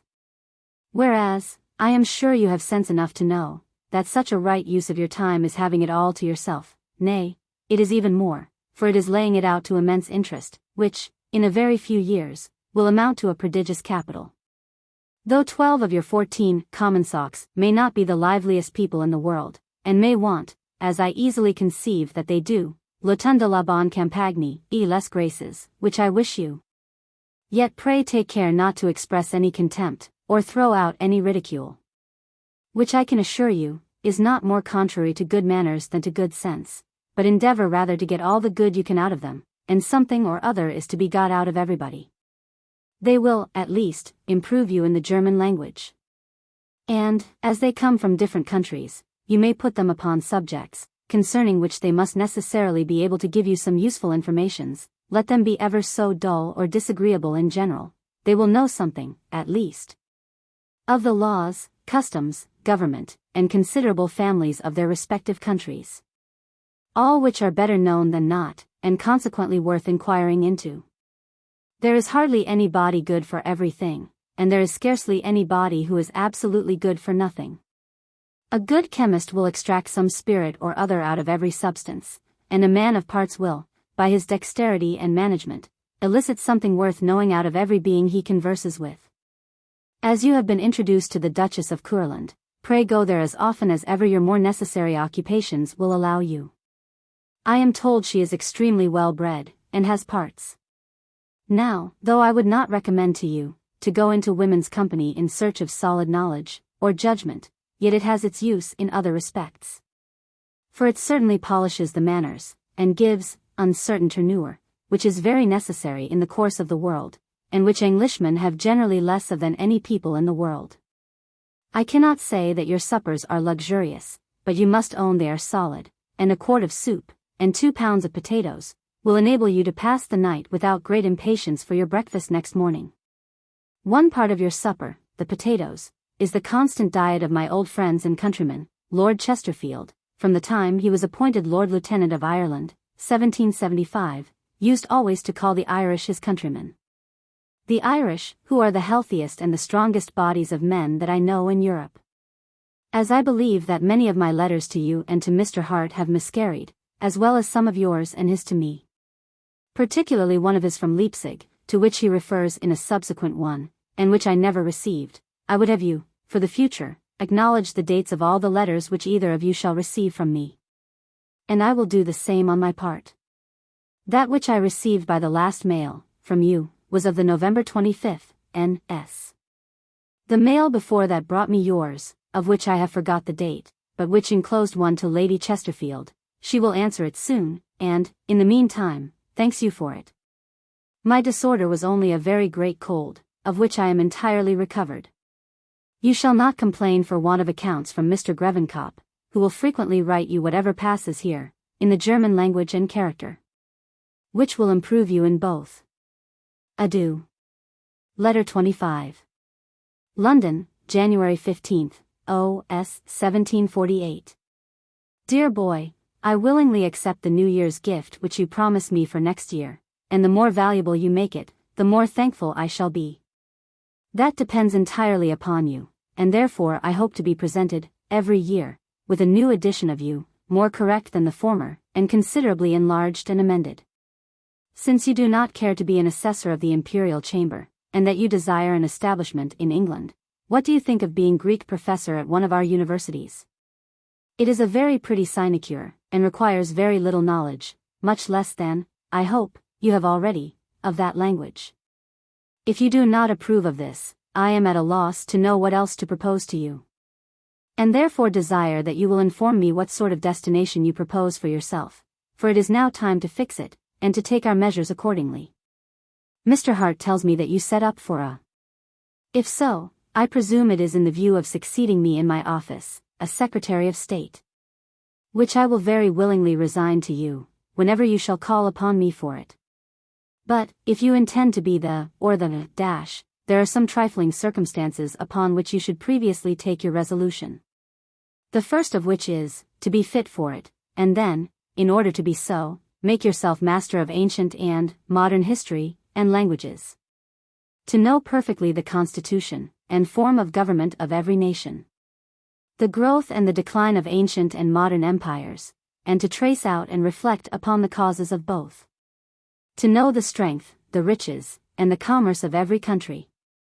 These little things, trifling as they may seem, are yet very necessary for a politician to know, and which therefore, I presume, you will condescend to apply yourself to. There are some additional qualifications necessary, in the practical part of business, which may deserve some consideration in your leisure moments, such as, an absolute command of your temper, so as not to be provoked to passion, upon any account. Patience, to hear frivolous, impertinent, and unreasonable applications, with address enough to refuse, without offending, or, by your manner of granting, to double the obligation, dexterity enough to conceal a truth without telling a lie. Sagacity enough to read other people's countenances. And serenity enough not to let them discover anything by yours, a seeming frankness with a real reserve. These are the rudiments of a politician, the world must be your grammar. 3 mails are now due from Holland, so that I have no letters from you to acknowledge. I therefore conclude with recommending myself to your favor and protection when you succeed. Yours. Letter 26. London, January 29th, O.S. 1748. Dear boy, I find, by Mr. Hart's last letter, that many of my letters to you and him have been frozen up on their way to Leipzig. The thaw has, I suppose, by this time, set them at liberty to pursue their journey to you, and you will receive a glut of them at once. Hudibras alludes, in this verse, like words congealed in northern air, to a vulgar notion, that in Greenland words were frozen in their utterance. And that upon a thaw, a very mixed conversation was heard in the air, of all those words set at liberty. This conversation was, I presume, too various and extensive to be much attended to, and may not that be the case of half a dozen of my long letters, when you receive them all at once? I think that I can, eventually, answer that question, thus, if you consider my letters in their true light, as conveying to you the advice of a friend, who sincerely wishes your happiness, and desires to promote your pleasure. You will both read and attend to them. But, if you consider them in their opposite, and very false light, as the dictates of a morose and sermonizing father, I am sure they will be not only unattended to, but unread. Which is the case, you can best tell me. Advice is seldom welcome. And those who want it the most always like it the least. I hope that your want of experience, of which you must be conscious, will convince you, that you want advice, and that your good sense will incline you to follow it. Tell me how you pass your leisure hours at Leipzig. I know you have not many, and I have too good an opinion of you to think, that, at this age, you would desire more. Have you assemblies, or public spectacles? And of what kind are they? Whatever they are, see them all. Seeing everything, is the only way not to admire anything too much. If you ever take up little tale books, to amuse you by snatches, I will recommend 2 French books, which I have already mentioned. They will entertain you, and not without some use to your mind and your manners. One is, La manière de bien penser dans les ouvrages d'esprit, written by Père Bouhours. I believe you read it once in England, with Monsieur Kodak. But I think that you will do well to read it again, as I know of no book that will form your taste better.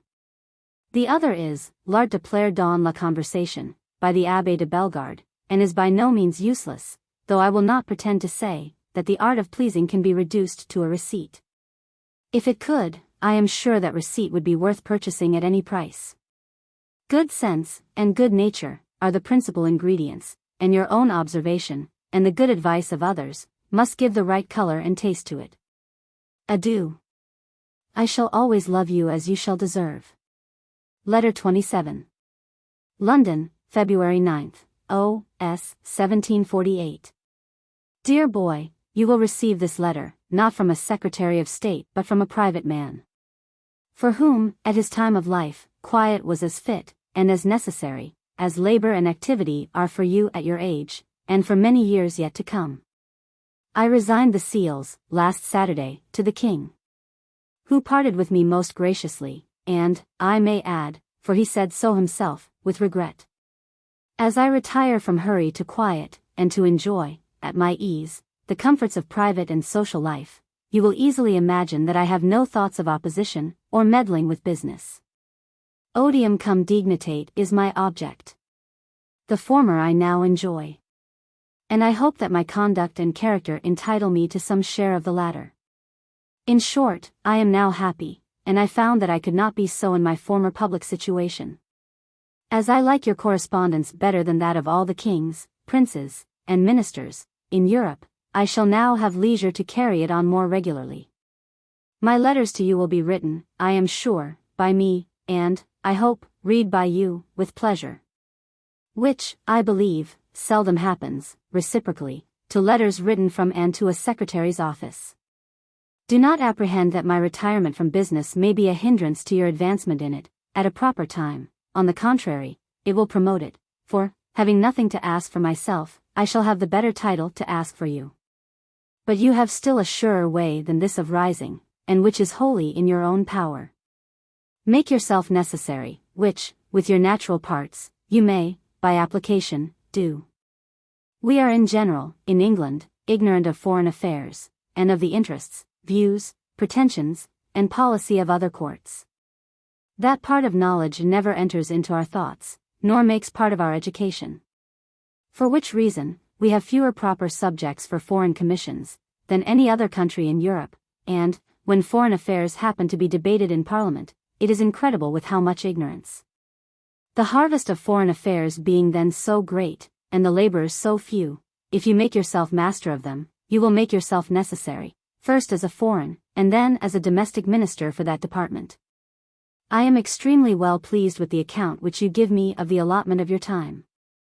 Do but go on so, for 2 years longer, and I will ask no more of you. Your labors will be their own reward.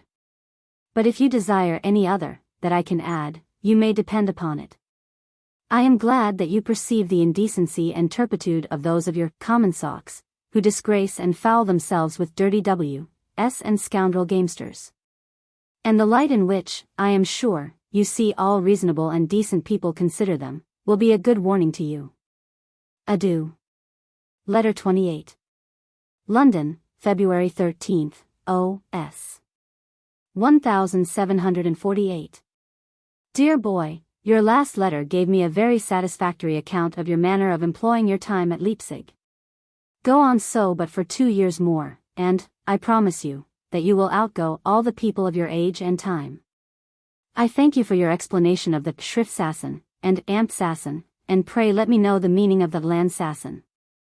I am very willing that you should take a Saxon servant, who speaks nothing but German, which will be a sure way of keeping up your German, after you leave Germany. But then, I would neither have that man, nor him whom you have already put out of livery, which makes them both impertinent and useless. I am sure, that as soon as you shall have taken the other servant, your present man will press extremely to be out of livery, and valet de chamber. Which is as much as to say, that he will curl your hair and shave you, but not condescend to do anything else. I therefore advise you, never to have a servant out of livery. And, though you may not always think proper to carry the servant who dresses you abroad in the rain and dirt, behind a coach or before a chair, yet keep it in your power to do so, if you please, by keeping him in livery. I have seen Monsieur and Madame Fleming, who gave me a very good account of you, and of your manners, which to tell you the plain truth, were what I doubted of the most. She told me, that you were easy, and not ashamed, which is a great deal for an Englishman at your age. I set out for Bath tomorrow, for a month. Only to be better than well, and enjoy, in quiet, the liberty which I have acquired by the resignation of the seals. You shall hear from me more at large from thence, and now good night to you. Letter 29. Bath, February 18th, O.S. 1748. Dear boy, the first use that I made of my liberty was to come here, where I arrived yesterday. My health, though not fundamentally bad yet, for want of proper attention of late, wanted some repairs, which these waters never fail giving it. I shall drink them a month, and return to London, there to enjoy the comforts of social life, instead of groaning under the load of business. I have given the description of the life that I propose to lead for the future, in this motto, which I have put up in the frieze of my library in my new house. Nunc veterum libris, nunc somno. Eti inertibus horis. Ducere soliciti jucunda oblivia vitas. I must observe to you upon this occasion, that the uninterrupted satisfaction which I expect to find in that library, will be chiefly owing to my having employed some part of my life well at your age. I wish I had employed it better, and my satisfaction would now be complete, but, however, I planted while young, that degree of knowledge which is now my refuge and my shelter.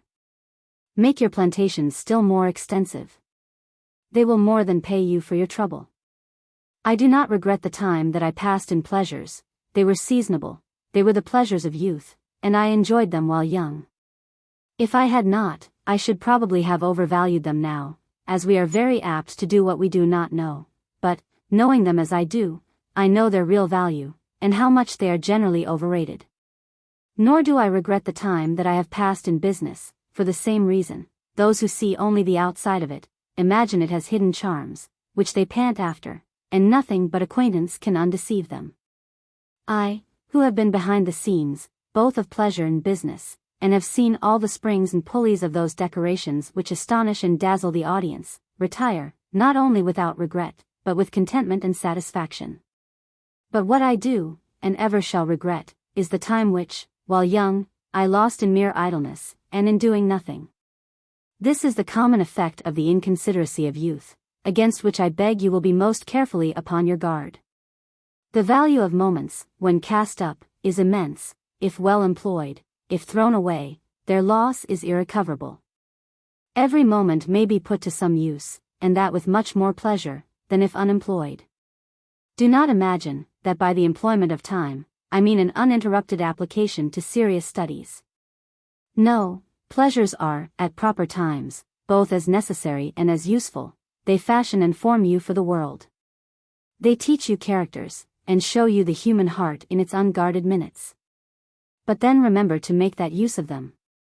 I have known many people, from laziness of mind, go through both pleasure and business with equal inattention, neither enjoying the one, nor doing the other, thinking themselves men of pleasure, because they were mingled with those who were, and men of business, because they had business to do, though they did not do it.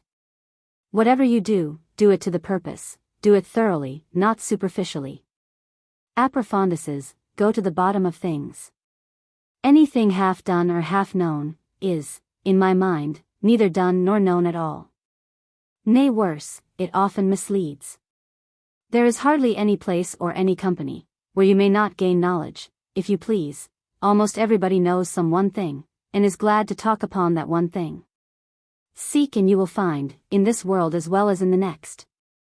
See everything. Inquire into everything, and you may excuse your curiosity, and the questions you ask which otherwise might be thought impertinent, by your manner of asking them, for most things depend a great deal upon the manner. As, for example, I am afraid that I am very troublesome with my questions, but nobody can inform me so well as you, or something of that kind. Now that you are in a Lutheran country, go to their churches, and observe the manner of their public worship, attend to their ceremonies, and inquire the meaning and intention of every one of them. And, as you will soon understand German well enough, attend to their sermons, and observe their manner of preaching. Inform yourself of their church government, whether it resides in the sovereign, or in consistories and synods. Whence arises the maintenance of their clergy, whether from tithes, as in England, or from voluntary contributions, or from pensions from the state. Do the same thing when you are in Roman Catholic countries. Go to their churches, see all their ceremonies, ask the meaning of them, get the terms explained to you. As, for instance, prime, tierce, sext, nones, matins, angelus, high mass, vespers, complines, etc. Inform yourself of their several religious orders, their founders, their rules, their vows, their habits, their revenues, etc. But, when you frequent places of public worship, as I would have you go to all the different ones you meet with, remember, that however erroneous, they are none of them objects of laughter and ridicule. Honest error is to be pitied, not ridiculed. The object of all the public worships in the world is the same, it is that great eternal being who created everything. The different manners of worship are by no means subjects of ridicule. Each sect thinks its own is the best. And I know no infallible judge in this world, to decide which is the best. Make the same inquiries, wherever you are, concerning the revenues, the military establishment, the trade, the commerce, and the police of every country. And you would do well to keep a blank paper book, which the Germans call an album. And there, instead of desiring, as they do, every fool they meet with to scribble something, write down all these things as soon as they come to your knowledge from good authorities. I had almost forgotten one thing, which I would recommend as an object for your curiosity and information, that is, the administration of justice.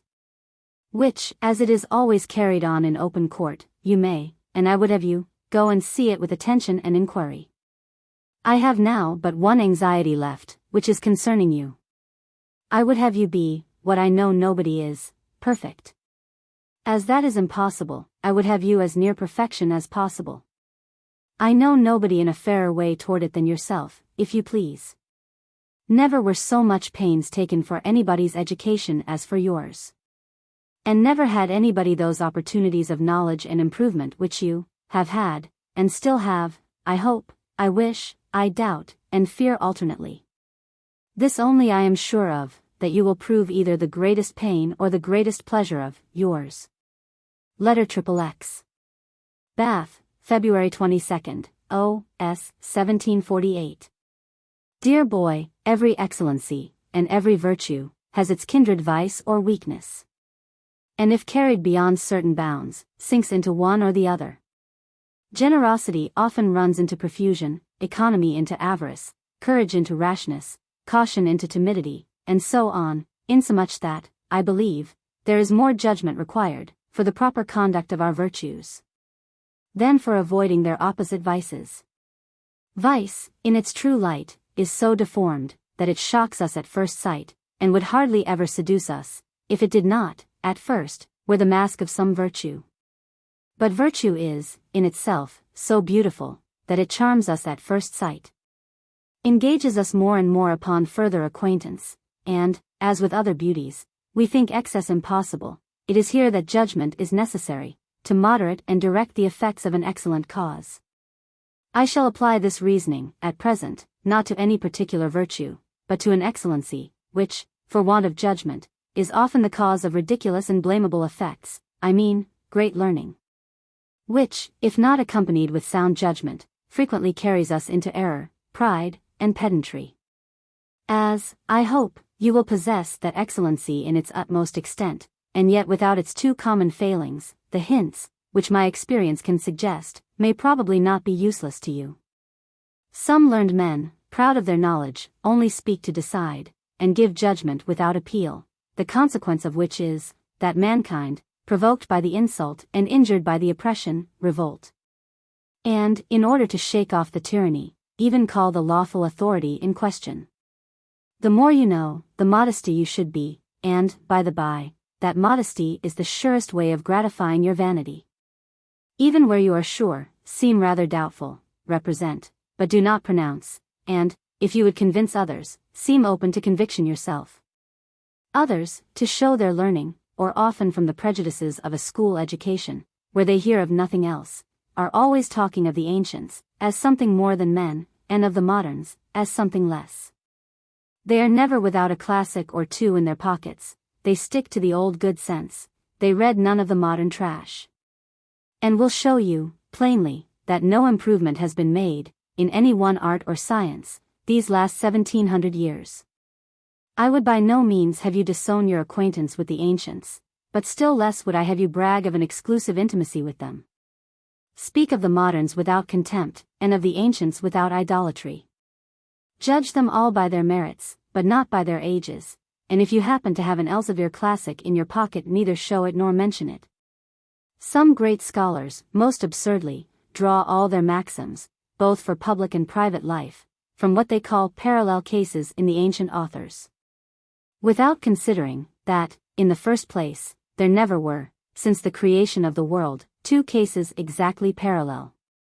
And, in the next place, that there never was a case stated, or even known, by any historian, with every one of its circumstances, which, however, ought to be known, in order to be reasoned from. Reason upon the case itself, and the several circumstances that attend it, and act accordingly, but not from the authority of ancient poets or historians. Take into your consideration, if you please, cases seemingly analogous. But take them as helps only, not as guides. We are really so prejudiced by our education, that, as the ancients deified their heroes, we deify their madmen. Of which, with all due regard for antiquity, I take Leonidas and Curtius to have been two distinguished ones. And yet a solid pedant would, in a speech in Parliament, relative to a tax of 2d in the pound upon some community or other, quote those two heroes, as examples of what we ought to do and suffer for our country. I have known these absurdities carried so far by people of injudicious learning, that I should not be surprised, if some of them were to propose, while we are at war with the Gauls, that a number of geese should be kept in the Tower. Upon account of the infinite advantage which Rome received in a parallel case, from a certain number of geese in the capital. This way of reasoning, and this way of speaking, will always form a poor politician, and a puerile declaimer. There is another species of learned men, who, though less dogmatical and supercilious, are not less impertinent. These are the communicative and shining pedants, who adorn their conversation, even with women, by happy quotations of Greek and Latin. And who have contracted such a familiarity with the Greek and Roman authors, that they call them by certain names or epithets denoting intimacy. As old Homer, that sly rogue Horace, Maro, instead of Virgil, and Naso, instead of Ovid. These are often imitated by coxcombs, who have no learning at all, but who have got some names and some scraps of ancient authors by heart, which they improperly and impertinently retail in all companies, in hopes of passing for scholars. If, therefore, you would avoid the accusation of pedantry on one hand, or the suspicion of ignorance on the other, abstain from learned ostentation. Speak the language of the company that you are in, speak it purely, and unlarded with any other. Never seem wiser, nor more learned, than the people you are with. Wear your learning, like your watch, in a private pocket, and do not pull it out and strike it, merely to show that you have one. If you are asked what o'clock it is, tell it. But do not proclaim it hourly and unasked, like the watchman. Upon the whole, remember that learning, I mean Greek and Roman learning, is a most useful and necessary ornament, which it is shameful not to be master of. But, at the same time most carefully avoid those errors and abuses which I have mentioned, and which too often attend it. Remember, too, that great modern knowledge is still more necessary than ancient. And that you had better know perfectly the present, than the old state of Europe, though I would have you well acquainted with both. I have this moment received your letter of the 17th, N.S. Though, I confess, there is no great variety in your present manner of life, yet materials can never be wanting for a letter. You see, you hear, or you read something new every day. A short account of which, with your own reflections thereupon, will make out a letter very well. But, since you desire a subject, pray send me an account of the Lutheran establishment in Germany. Their religious tenets, their church government, the maintenance, authority, and titles of their clergy. Vittorio Siri, complete, is a very scarce and very dear book here, but I do not want it. If your own library grows too voluminous, you will not know what to do with it, when you leave Leipzig. Your best way will be, when you go away from thence, to send to England, by Hamburg, all the books that you do not absolutely want. Yours. Letter 31. Bath, March 1st, O.S. 1748. Dear boy, by Mr. Hart's letter to Mr. Grevenkop, of the February 21st, N.S., I find that you had been a great while without receiving any letters from me. But by this time, I dare say you think you have received enough, and possibly more than you have read, for I am not only a frequent, but a prolix correspondent. Mr. Hart says, in that letter, that he looks upon Professor Moscow to be one of the ablest men in Europe, in treaty and political knowledge. I am extremely glad of it. For that is what I would have you particularly apply to, and make yourself perfect master of. The treaty part you must chiefly acquire by reading the treaties themselves, and the histories and memoirs relative to them. Not but that inquiries and conversations upon those treaties will help you greatly, and imprint them better in your mind. In this course of reading, do not perplex yourself, at first, by the multitude of insignificant treaties which are to be found in the corps diplomatique. But stick to the material ones, which altered the state of Europe, and made a new arrangement among the great powers, such as the treaties of Munster, Nijmegen, Ryswick, and Utrecht. But there is one part of political knowledge, which is only to be had by inquiry and conversation, that is, the present state of every power in Europe, with regard to the three important points, of strength, revenue, and commerce.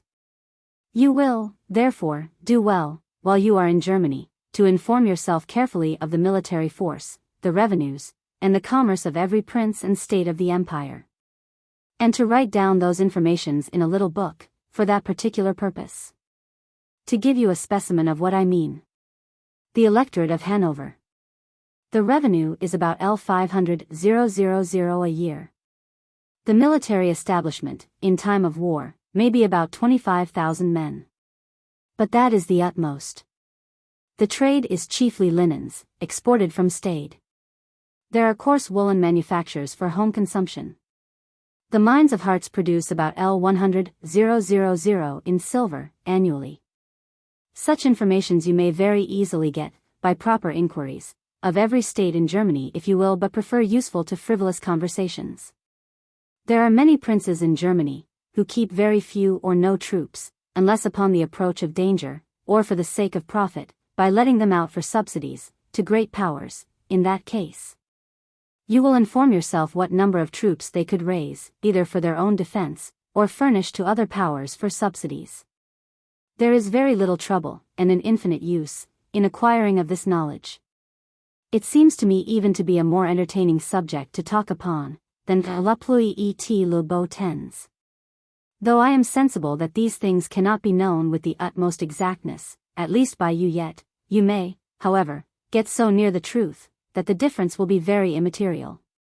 Pray let me know if the Roman Catholic worship is tolerated in Saxony, anywhere but at court, and if public mass houses are allowed anywhere else in the electorate. Are the regular Romish clergy allowed, and have they any convents? Are there any military orders in Saxony, and what? Is the White Eagle a Saxon or a Polish order? Upon what occasion, and when was it founded? What number of knights? Adieu. God bless you, and may you turn out what I wish. Letter 32. Bath, March 9th, O.S. 1748.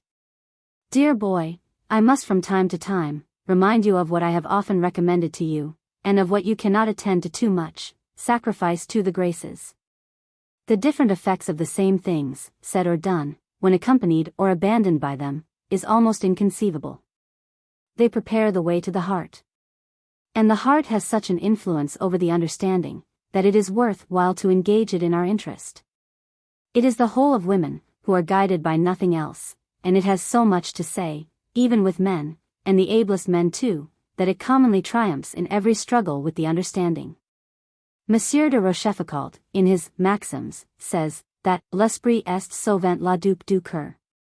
If he had said, instead of souvent, tres que toujours, I fear he would have been nearer the truth. This being the case, aim at the heart. Intrinsic merit alone will not do, it will gain you the general esteem of all, but not the particular affection, that is, the heart of any. To engage the affections of any particular person, you must, over and above your general merit, have some particular merit to that person by services done, or offered, by expressions of regard and esteem, by complaisance, attentions, etc., for him. And the graceful manner of doing all these things opens the way to the heart, and facilitates, or rather ensures, their effects. From your own observation, reflect what a disagreeable impression an awkward address, a slovenly figure, an ungraceful manner of speaking, whether stuttering, muttering, monotony, or drawling, an unattentive behavior, etc. make upon you, at first sight, in a stranger, and how they prejudice you against him, though for aught you know, he may have great intrinsic sense and merit. And reflect, on the other hand, how much the opposites of all these things prepossess you, at first sight, in favor of those who enjoy them. You wish to find all good qualities in them, and are in some degree disappointed if you do not. 1,000 little things, not separately to be defined, conspire to form these graces, this je ne sais quoi, that always please. A pretty person, genteel motions, a proper degree of dress, an harmonious voice, something open and cheerful in the countenance, but without laughing. A distinct and properly varied manner of speaking, all these things, and many others, are necessary ingredients in the composition of the pleasing je ne sais quoi, which everybody feels, though nobody can describe. Observe carefully, then, what displeases or pleases you in others, and be persuaded, that in general, the same things will please or displease them in you. Having mentioned laughing, I must particularly warn you against it, and I could heartily wish, that you may often be seen to smile, but never heard to laugh while you live. Frequent and loud laughter is the characteristic of folly and in manners. It is the manner in which the mob express their silly joy at silly things, and they call it being merry. In my mind, there is nothing so illiberal, and so ill-bred, as audible laughter. True wit, or sense, never yet made anybody laugh. They are above it, they please the mind, and give a cheerfulness to the countenance. But it is low buffoonery, or silly accidents, that always excite laughter, and that is what people of sense and breeding should show themselves above. A man's going to sit down, in the supposition that he has a chair behind him, and falling down upon his breech for want of one, sets a whole company a-laughing, when all the wit in the world would not do it. A plain proof, in my mind, how low and unbecoming a thing laughter is, not to mention the disagreeable noise that it makes, and the shocking distortion of the face that it occasions. Laughter is easily restrained, by a very little reflection. But as it is generally connected with the idea of gaiety, people do not enough attend to its absurdity. I am neither of a melancholy nor a cynical disposition, and am as willing and as apt to be pleased as anybody. But I am sure that, since I have had the full use of my reason, nobody has ever heard me laugh. Many people, at first, from awkwardness and a mauvaise honte, have got a very disagreeable and silly trick of laughing whenever they speak. And I know a man of very good parts, Mr. Waller, who cannot say the commonest thing without laughing, which makes those, who do not know him, take him at first for a natural fool. This, and many other very disagreeable habits, are owing to mauvaise honte at their first setting out in the world. They are ashamed in company, and so disconcerted, that they do not know what they do, and try 1,000 tricks to keep themselves in countenance, which tricks afterward grow habitual to them. Some put their fingers in their nose, others scratch their heads, others twirl their hats. In short, every awkward, ill-bred body has his trick. But the frequency does not justify the thing, and all these vulgar habits and awkwardnesses, though not criminal indeed, are most carefully to be guarded against, as they are great bars in the way of the art of pleasing.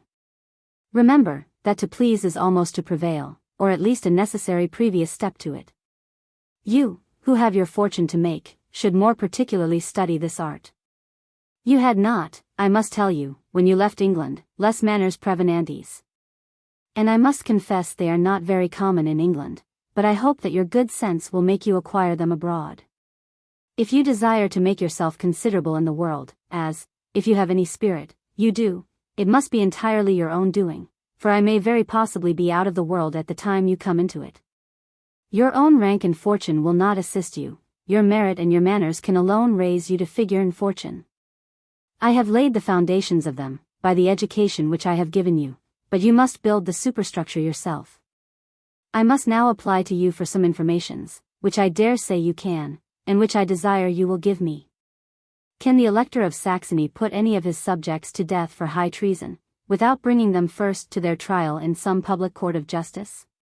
Can he, by his own authority, confine any subject in prison as long as he pleases, without trial? Can he banish any subject out of his dominions by his own authority? Can he lay any tax whatsoever upon his subjects, without the consent of the states of Saxony? And what are those states? How are they elected? What orders do they consist of? Do the clergy make part of them? And when, and how often do they meet? If two subjects of the electors are at law, for an estate situated in the electorate, in what court must this suit be tried? And will the decision of that court be final, or does there lie an appeal to the imperial chamber at Wetzlar? What do you call the two chief courts, or two chief magistrates, of civil and criminal justice?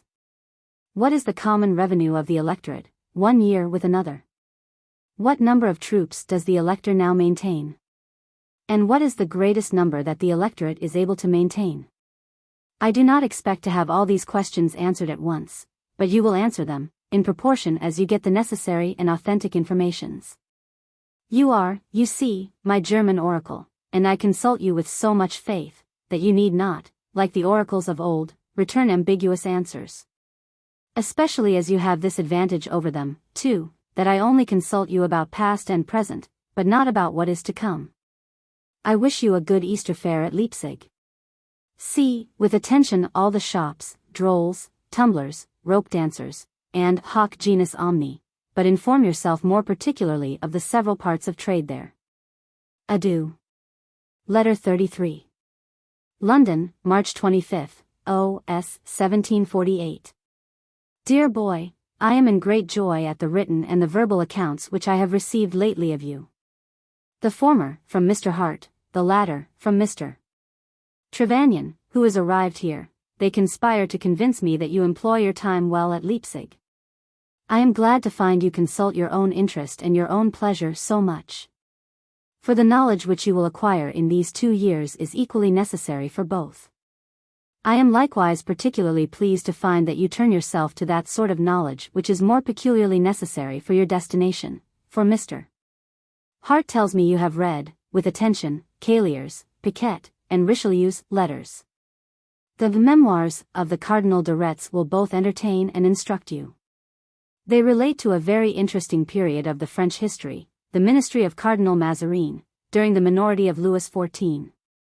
The characters of all the considerable people of that time are drawn, in a short, strong, and masterly manner. And the political reflections, which are most of them printed in italics, are the justest that ever I met with. They are not the labored reflections of a systematical closet politician, who, without the least experience of business, sits at home and writes maxims. But they are the reflections which a great and able man formed from long experience and practice in great business. They are true conclusions, drawn from facts, not from speculations. As modern history is particularly your business, I will give you some rules to direct your study of it. It begins, properly with Charlemagne, in the year 800. But as, in those times of ignorance, the priests and monks were almost the only people that could or did write, we have scarcely any histories of those times but such as they have been pleased to give us, which are compounds of ignorance, superstition, and party zeal. So that a general notion of what is rather supposed, than really known to be, the history of the 5 or 6 following centuries, seems to be sufficient, and much time would be but ill employed in a minute attention to those legends. But reserve your utmost care, and most diligent inquiries, from the 15th century, and downward. Then learning began to revive, and credible histories to be written. Europe began to take the form, which, to some degree, it still retains. At least the foundations of the present great powers of Europe were then laid. Louis XI made France, in truth, a monarchy, or, as he used to say himself, la mit or de page. Before his time, there were independent provinces in France, as the Duchy of Brittany, etc., whose princes tore it to pieces, and kept it in constant domestic confusion. Louis XI reduced all these petty states, by fraud, force, or marriage, for he scrupled no means to obtain his ends. About that time, Ferdinand King of Aragon, and Isabella his wife, Queen of Castile, united the whole Spanish monarchy, and drove the Moors out of Spain, who had till then kept possession of Granada. About that time, too, the House of Austria laid the great foundations of its subsequent power, first, by the marriage of Maximilian with the heiress of Burgundy, and then, by the marriage of his son Philip, Archduke of Austria, with Jane, the daughter of Isabella, Queen of Spain, and heiress of that whole kingdom, and of the West Indies. By the first of these marriages, the House of Austria acquired the 17 provinces, and by the latter, Spain and America, all which centered in the person of Charles V, son of the above-mentioned Archduke Philip, the son of Maximilian. It was upon account of these two marriages that the following Latin distich was made. Bella gerent alii, tu Felix Austria nube. Nam qua, Mars aliis, dat tibi regna Venus. This immense power, which the Emperor Charles V found himself possessed of, gave him a desire for universal power, for people never desire all till they have gotten a great deal, and alarmed France. This sowed the seeds of that jealousy and enmity, which have flourished ever since between those two great powers. Afterward the House of Austria was weakened by the division made by Charles V of his dominions, between his son, Philip II of Spain, and his brother Ferdinand, and has ever since been dwindling to the weak condition in which it now is. This is a most interesting part of the history of Europe, of which it is absolutely necessary that you should be exactly and minutely informed. There are in the history of most countries certain very remarkable eras, which deserve more particular inquiry and attention than the common run of history. Such is the revolt of the 17 provinces, in the reign of Philip II of Spain, which ended in forming the present Republic of the 7 United Provinces, whose independency was first allowed by Spain at the Treaty of Munster. Such was the extraordinary revolution of Portugal, in the year 1640, in favor of the present House of Braganza. Such is the famous revolution of Sweden, when Christian II of Denmark, who was also King of Sweden, was driven out by Gustavus Vasa. And such also is that memorable era, in Denmark, of 1660. When the states of that kingdom made a voluntary surrender of all their rights and liberties to the crown, and changed that free state into the most absolute monarchy now in Europe. The Acta Regis, upon that occasion, are worth your perusing. These remarkable periods of modern history deserve your particular attention, and most of them have been treated singly by good historians, which are worth your reading. The revolutions of Sweden and of Portugal are most admirably well written by L'Abbé de Vertot. They are short, and will not take 12 hours reading. There is another book which very well deserves your looking into, but not worth your buying at present, because it is not portable. If you can borrow or hire it, you should. And that is, L'Histoire de Traits de Paix, in 2 volumes, folio, which make part of the Corps Diplomatique. You will there find a short and clear history, and the substance of every treaty made in Europe, during the last century, from the Treaty of Vervins. 3 parts in 4 of this book are not worth your reading, as they relate to treaties of very little importance, but if you select the most considerable ones, read them with attention, and take some notes, it will be of great use to you. Attend chiefly to those in which the great powers of Europe are the parties, such as the Treaty of the Pyrenees, between France and Spain, the treaties of Nimeguen and Ryswick. But, above all, the Treaty of Munster should be most circumstantially and minutely known to you, as almost every treaty made since has some reference to it. For this, Père Bougent is the best book you can read, as it takes in the 30 Years' War, which preceded that treaty. The treaty itself, which is made a perpetual law of the empire, comes in the course of your lectures upon the Jus Publicum Imperii. In order to furnish you with materials for a letter, and at the same time to inform both you and myself of what it is right that we should know, pray answer me the following questions. How many companies are there in the Saxon regiments of foot? How many men in each company? How many troops in the regiments of horse and dragoons, and how many men in each? What number of commissioned and non-commissioned officers in a company of foot, or in a troop of horse or dragoons? N.B. Non-commissioned officers are all those below ensigns and cornets. What is the daily pay of a Saxon foot soldier, dragoon, and trooper? What are the several ranks of the État Major General? N.B. The État Major General is everything above colonel. The Austrians have no brigadiers, and the French have no major generals in their État Major. What have the Saxons? Adieu. Letter 34. London, March 27th, O.S. 1748. Dear boy, this little packet will be delivered to you by one Monsieur Duval, who is going to the fair at Leipzig. He is a jeweler, originally of Geneva, but who has been settled here these 8 or 10 years, and a very sensible fellow. Pray do be very civil to him. As I advised you, some time ago, to inform yourself of the civil and military establishments of as many of the kingdoms and states of Europe, as you should either be in yourself, or be able to get authentic accounts of. I send you here a little book, in which, upon the article of Hanover, I have pointed out the short method of putting down these informations, by way of helping your memory. The book being lettered, you can immediately turn to whatever article you want, and, by adding interleaves to each letter, may extend your minutes to what particulars you please.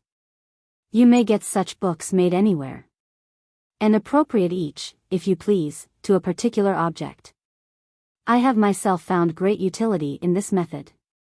If I had known what to have sent you by this opportunity, one would have done it.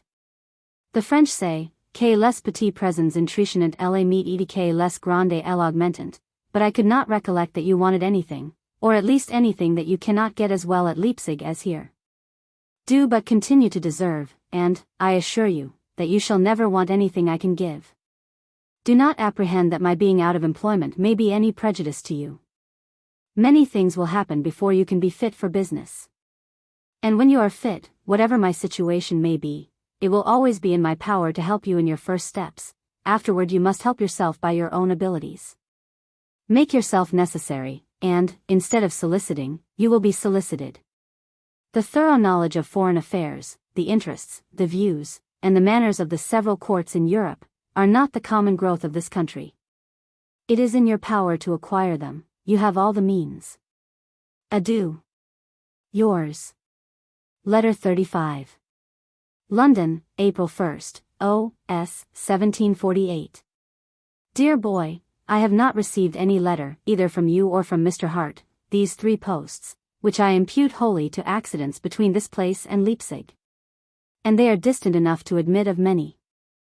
I always take it for granted that you are well, when I do not hear to the contrary. Besides, as I have often told you, I am much more anxious about your doing well, than about your being well. And, when you do not write, I will suppose that you are doing something more useful. Your health will continue, while your temperance continues. And at your age nature takes sufficient care of the body, provided she is left to herself, and that intemperance on one hand, or medicines on the other, do not break in upon her. But it is by no means so with the mind, which, at your age particularly, requires great and constant care, and some physic. Every quarter of an hour, well or ill employed, will do it essential and lasting good or harm. It requires also a great deal of exercise, to bring it to a state of health and vigor. Observe the difference there is between minds cultivated, and minds uncultivated, and you will, I am sure, think that you cannot take too much pains, nor employ too much of your time in the culture of your own. A drayman is probably born with as good organs as Milton, Locke, or Newton, but, by culture, they are as much more above him as he is above his horse. Sometimes, indeed, extraordinary geniuses have broken out by the force of nature, without the assistance of education, but those instances are too rare for anybody to trust to. And even they would make a much greater figure, if they had the advantage of education into the bargain. If Shakespeare's genius had been cultivated, those beauties, which we so justly admire in him, would have been undisgraced by those extravagancies, and that nonsense, with which they are frequently accompanied. People are, in general, what they are made, by education and company, from 15 to 25. Consider well, therefore, the importance of your next 8 or 9 years, your whole depends upon them. I will tell you sincerely, my hopes and my fears concerning you. I think you will be a good scholar, and that you will acquire a considerable stock of knowledge of various kinds. But I fear that you neglect what are called little, though, in truth, they are very material things. I mean, a gentleness of manners, an engaging address, and an insinuating behavior. They are real and solid advantages, and none but those who do not know the world, treat them as trifles. I am told that you speak very quick, and not distinctly.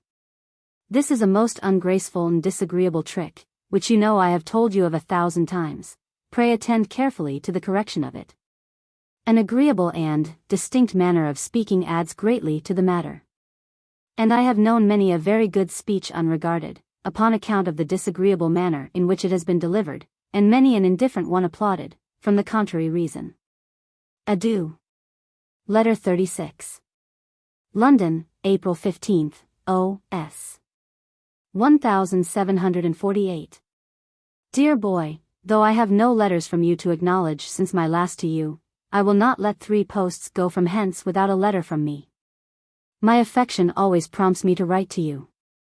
And I am encouraged to do it, by the hopes that my letters are not quite useless. You will probably receive this in the midst of the diversions of Leipzig fair, at which, Mr. Hart tells me, that you are to shine in fine clothes, among fine folks. I am very glad of it, as it is time that you should begin to be formed to the manners of the world in higher life.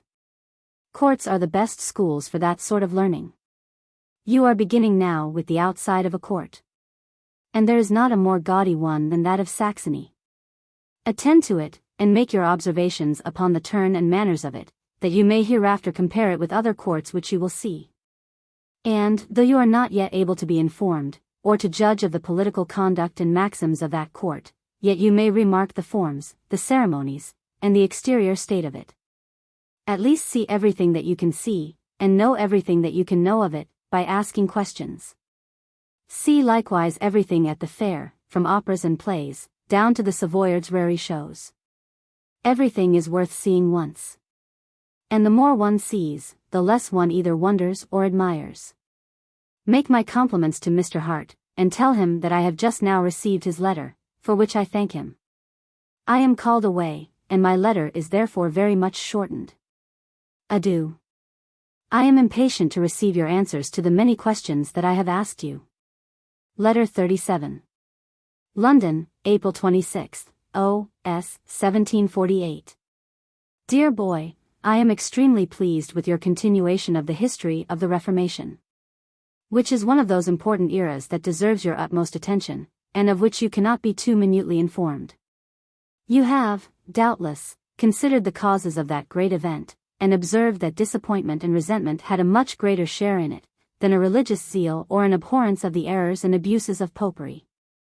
Luther, an Augustine monk, enraged that his order, and consequently himself, had not the exclusive privilege of selling indulgences, but that the Dominicans were led into a share of that profitable but infamous trade, turns reformer, and exclaims against the abuses, the corruption, and the idolatry, of the Church of Rome, which were certainly gross enough for him to have seen long before, but which he had at least acquiesced in, till what he called the rights, that is, the profit, of his order came to be touched.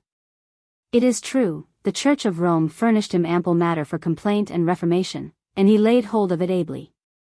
This seems to me the true cause of that great and necessary work, but whatever the cause was, the effect was good. And the Reformation spread itself by its own truth and fitness, was conscientiously received by great numbers in Germany, and other countries, and was soon afterward mixed up with the politics of princes. And, as it always happens in religious disputes, became the specious covering of injustice and ambition. Under the pretense of crushing heresy, as it was called, the House of Austria meant to extend and establish its power in the empire. As, on the other hand, many Protestant princes, under the pretense of extirpating idolatry, or at least of securing toleration, meant only to enlarge their own dominions or privileges. These views respectively, among the chiefs on both sides, much more than true religious motives, continued what were called the religious wars in Germany, almost uninterruptedly, till the affairs of the two religions were finally settled by the Treaty of Munster. Were most historical events traced up to their true causes, I fear we should not find them much more noble or disinterested than Luther's disappointed avarice. And therefore I look with some contempt upon those refining and sagacious historians, who ascribe all, even the most common events, to some deep political cause. Whereas mankind is made up of inconsistencies, and no man acts invariably up to his predominant character. The wisest man sometimes acts weakly, and the weakest sometimes wisely. Our jarring passions, our variable humors, nay, our greater or lesser degree of health and spirits, produce such contradictions in our conduct, that, I believe, those are the oftenest mistaken who ascribe our actions to the most seemingly obvious motives. And I am convinced, that a light supper, a good night's sleep, and a fine morning, have sometimes made a hero of the same man, who, by an indigestion, a restless night, and rainy morning, would have proved a coward. Our best conjectures, therefore, as to the true springs of actions, are but very uncertain, and the actions themselves are all that we must pretend to know from history. That Caesar was murdered by 23 conspirators, I make no doubt, but I very much doubt that their love of liberty, and of their country, was their sole, or even principal motive. And I dare say that, if the truth were known, we should find that many other motives at least concurred, even in the great Brutus himself, such as pride, envy, personal pique, and disappointment. Nay, I cannot help carrying my Pyrrhonism still further, and extending it often to historical facts themselves, at least to most of the circumstances with which they are related, and every day's experience confirms me in this historical incredulity. Do we ever hear the most recent fact related exactly in the same way, by the several people who were at the same time eyewitnesses of it? No. One mistakes, another misrepresents, and others warp it a little to their own turn of mind, or private views. A man who has been concerned in a transaction will not write it fairly, and a man who has not, cannot. But notwithstanding all this uncertainty, history is not the less necessary to be known, as the best histories are taken for granted, and are the frequent subjects both of conversation and writing. Though I am convinced that Caesar's ghost never appeared to Brutus, yet I should be much ashamed to be ignorant of that fact, as related by the historians of those times. Thus the pagan theology is universally received as matter for writing and conversation, though believed now by nobody, and we talk of Jupiter, Mars, Apollo, etc. as gods, though we know that if they ever existed at all, it was only as mere mortal men. This historical Pyrrhonism, then, proves nothing against the study and knowledge of history, which, of all other studies, is the most necessary for a man who is to live in the world. It only points out to us, not to be too decisive and peremptory, and to be cautious how we draw inferences for our own practice from remote facts, partially or ignorantly related, of which we can, at best, but imperfectly guess, and certainly not know the real motives.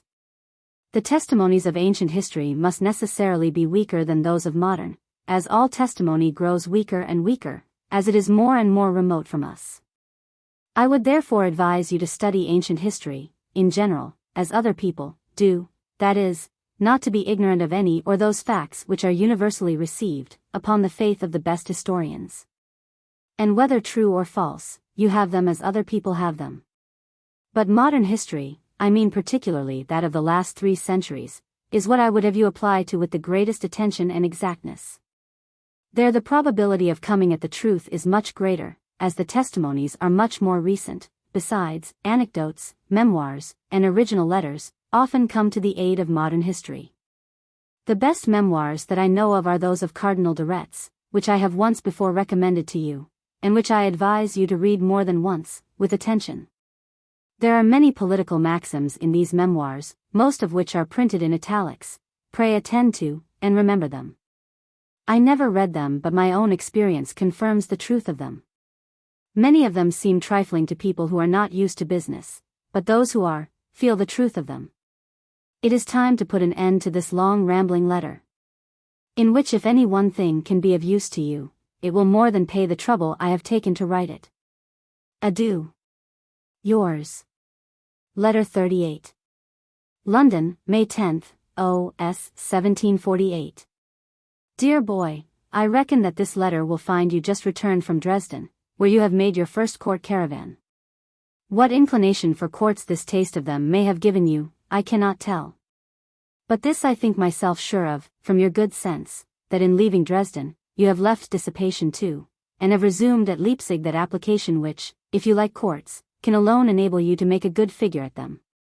A mere courtier, without parts or knowledge, is the most frivolous and contemptible of all beings, as, on the other hand, a man of parts and knowledge, who acquires the easy and noble manners of a court, is the most perfect. It is a trite, commonplace observation, that courts are the seats of falsehood and dissimulation. That, like many, I might say most, commonplace observations, is false. Falsehood and dissimulation are certainly to be found at courts. But where are they not to be found? Cottages have them, as well as courts, only with worse manners. A couple of neighboring farmers in a village will contrive and practice as many tricks, to overreach each other at the next market, or to supplant each other in the favor of the squire, as any 2 courtiers can do to supplant each other in the favor of their prince. Whatever poets may write, or fools believe, of rural innocence and truth, and of the perfidy of courts, this is most undoubtedly true that shepherds and ministers are both men, their nature and passions the same, the modes of them only different. Having mentioned commonplace observations, I will particularly caution you against either using, believing, or approving them. They are the common topics of witlings and coxcombs. Those, who really have wit, have the utmost contempt for them, and scorn even to laugh at the pert things that those would-be wits say upon such subjects. Religion is one of their favorite topics. It is all priestcraft, and an invention contrived and carried on by priests of all religions, for their own power and profit. From this absurd and false principle flow the commonplace, insipid jokes, and insults upon the clergy. With these people, every priest, of every religion, is either a public or a concealed unbeliever, drunkard, and whoremaster. Whereas, I conceive, that priests are extremely like other men, and neither the better nor the worse for wearing a gown or a surplice, but if they are different from other people, probably it is rather on the side of religion and morality, or, at least, decency, from their education and manner of life. Another common topic for false wit, and cool raillery, is matrimony. Every man and his wife hate each other cordially, whatever they may pretend, in public, to the contrary. The husband certainly wishes his wife at the devil, and the wife certainly cuckolds her husband. Whereas, I presume, that men and their wives neither love nor hate each other the more, upon account of the form of matrimony which has been said over them. The cohabitation, indeed, which is the consequence of matrimony, makes them either love or hate more, accordingly as they respectively deserve it, but that would be exactly the same between any man and woman who live together without being married. These and many other commonplace reflections upon nations or professions in general, which are at least as often false as true, are the poor refuge of people who have neither wit nor invention of their own, but endeavor to shine in company by second-hand finery. I always put these pert jackanapes out of countenance, by looking extremely grave, when they expect that I should laugh at their pleasantries, and by saying well, and so, as if they had not done, and that the sting were still to come. This disconcerts them, as they have no resources in themselves, and have but one set of jokes to live upon. Men of parts are not reduced to these shifts, and have the utmost contempt for them. They find proper subjects enough for either useful or lively conversations. They can be witty without satire or commonplace, and serious without being dull. The frequentation of courts checks this petulancy of manners. The good breeding and circumspection which are necessary, and only to be learned there, correct those pertnesses. I do not doubt but that you are improved in your manners by the short visit which you have made at Dresden, and the other courts, which I intend that you shall be better acquainted with, will gradually smooth you up to the highest polish. In courts, a versatility of genius and softness of manners are absolutely necessary, which some people mistake for abject flattery, and having no opinion of one's own. Whereas it is only the decent and genteel manner of maintaining your own opinion, and possibly of bringing other people to it. The manner of doing things is often more important than the things themselves. And the very same thing may become either pleasing or offensive, by the manner of saying or doing it. Moderium suprabat opus, is often said of works of sculpture, where though the materials were valuable, as silver, gold, etc., the workmanship was still more so. This holds true, applied to manners, which adorn whatever knowledge or parts people may have, and even make a greater impression upon 9 in 10 of mankind, than the intrinsic value of the materials. On the other hand, remember, that what Horace says of good writing is justly applicable to those who would make a good figure in courts, and distinguish themselves in the shining parts of life. Sapere est principium edifans. A man who, without a good fund of knowledge and parts, adopts a court life, makes the most ridiculous figure imaginable. He is a machine, little superior to the court clock. And, as this points out the hours, he points out the frivolous employment of them. He is, at most, a comment upon the clock, and according to the hours that it strikes, tells you now it is levee, now dinner, now supper time, etc. The end which I propose by your education, and which, if you please, I shall certainly attain, is to unite in you all the knowledge of a scholar with the manners of a courtier. And to join, what is seldom joined by any of my countrymen, books and the world. They are commonly 20 years old before they have spoken to anybody above their schoolmaster, and the fellows of their college. If they happen to have learning, it is only Greek and Latin, but not one word of modern history, or modern languages. Thus prepared, they go abroad, as they call it, but, in truth, they stay at home all that while.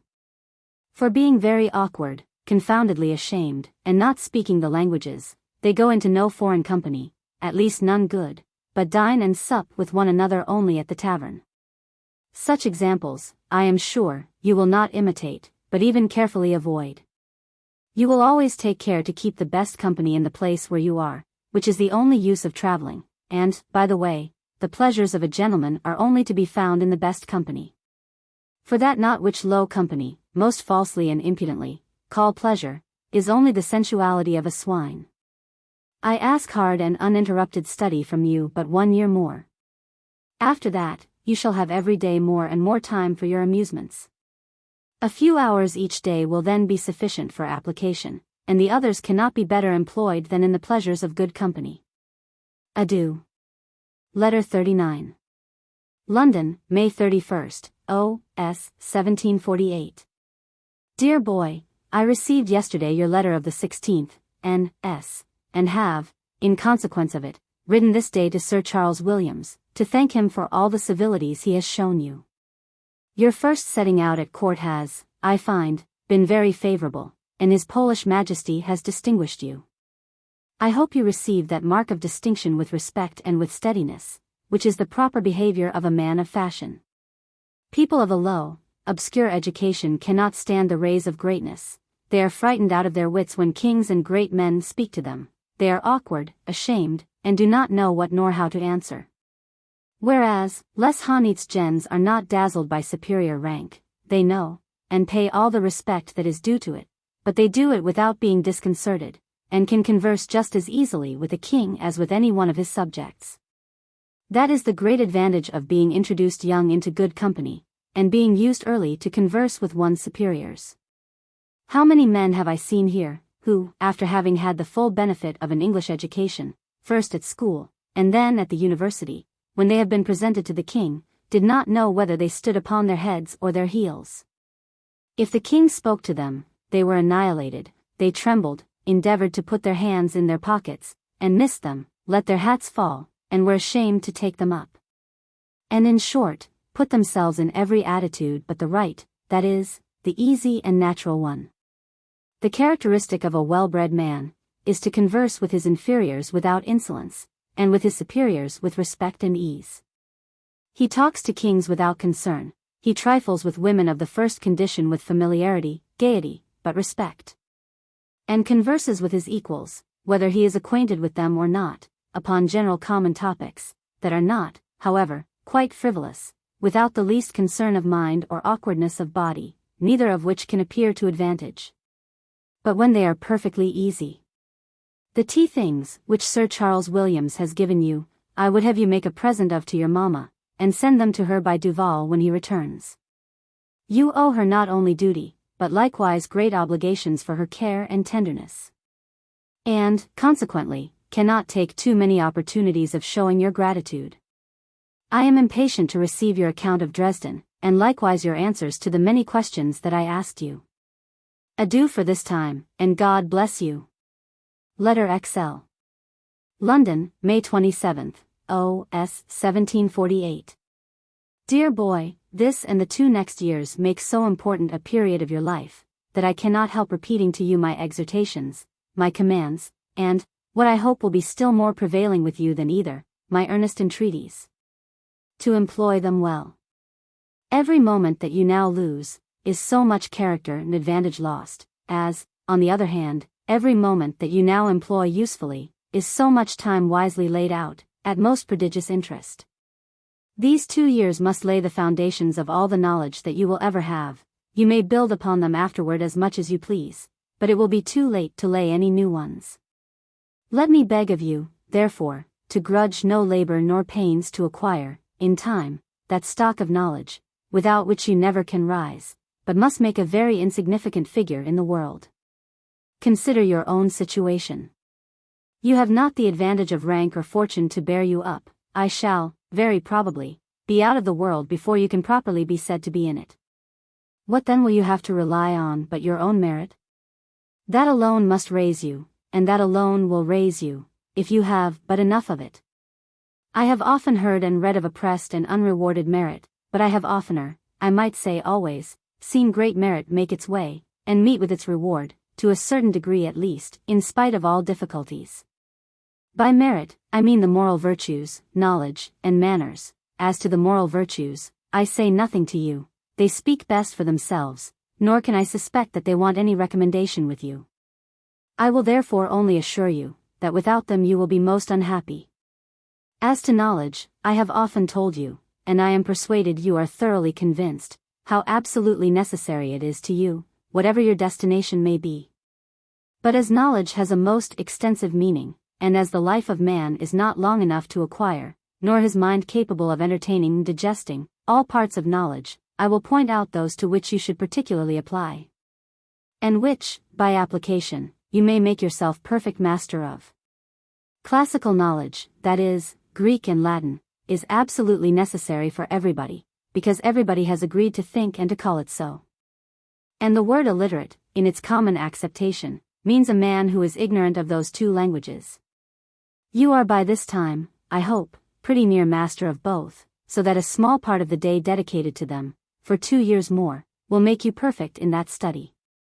Rhetoric, logic, a little geometry, and a general notion of astronomy, must, in their turns, have their hours too, not that I desire you should be deep in any one of these, but it is fit you should know something of them all. The knowledge more particularly useful and necessary for you, considering your destination, consists of modern languages, modern history, chronology, and geography, the laws of nations, and the jus publicum imperii.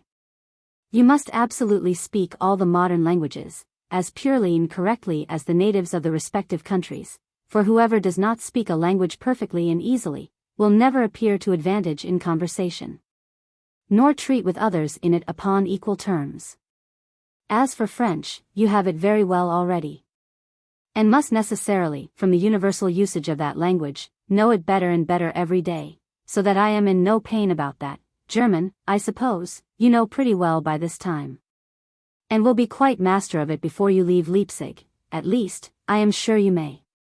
Italian and Spanish will come in their turns, and, indeed, they are both so easy, to one who knows Latin and French, that neither of them will cost you much time or trouble. Modern history, by which I mean particularly the history of the last 3 centuries, should be the object of your greatest and constant attention, especially those parts of it which relate more immediately to the great powers of Europe. This study you will carefully connect with chronology and geography, that is, you will remark and retain the dates of every important event. And always read with the map by you, in which you will constantly look for every place mentioned. This is the only way of retaining geography, for, though it is soon learned by the lump, yet, when only so learned, it is still sooner forgot.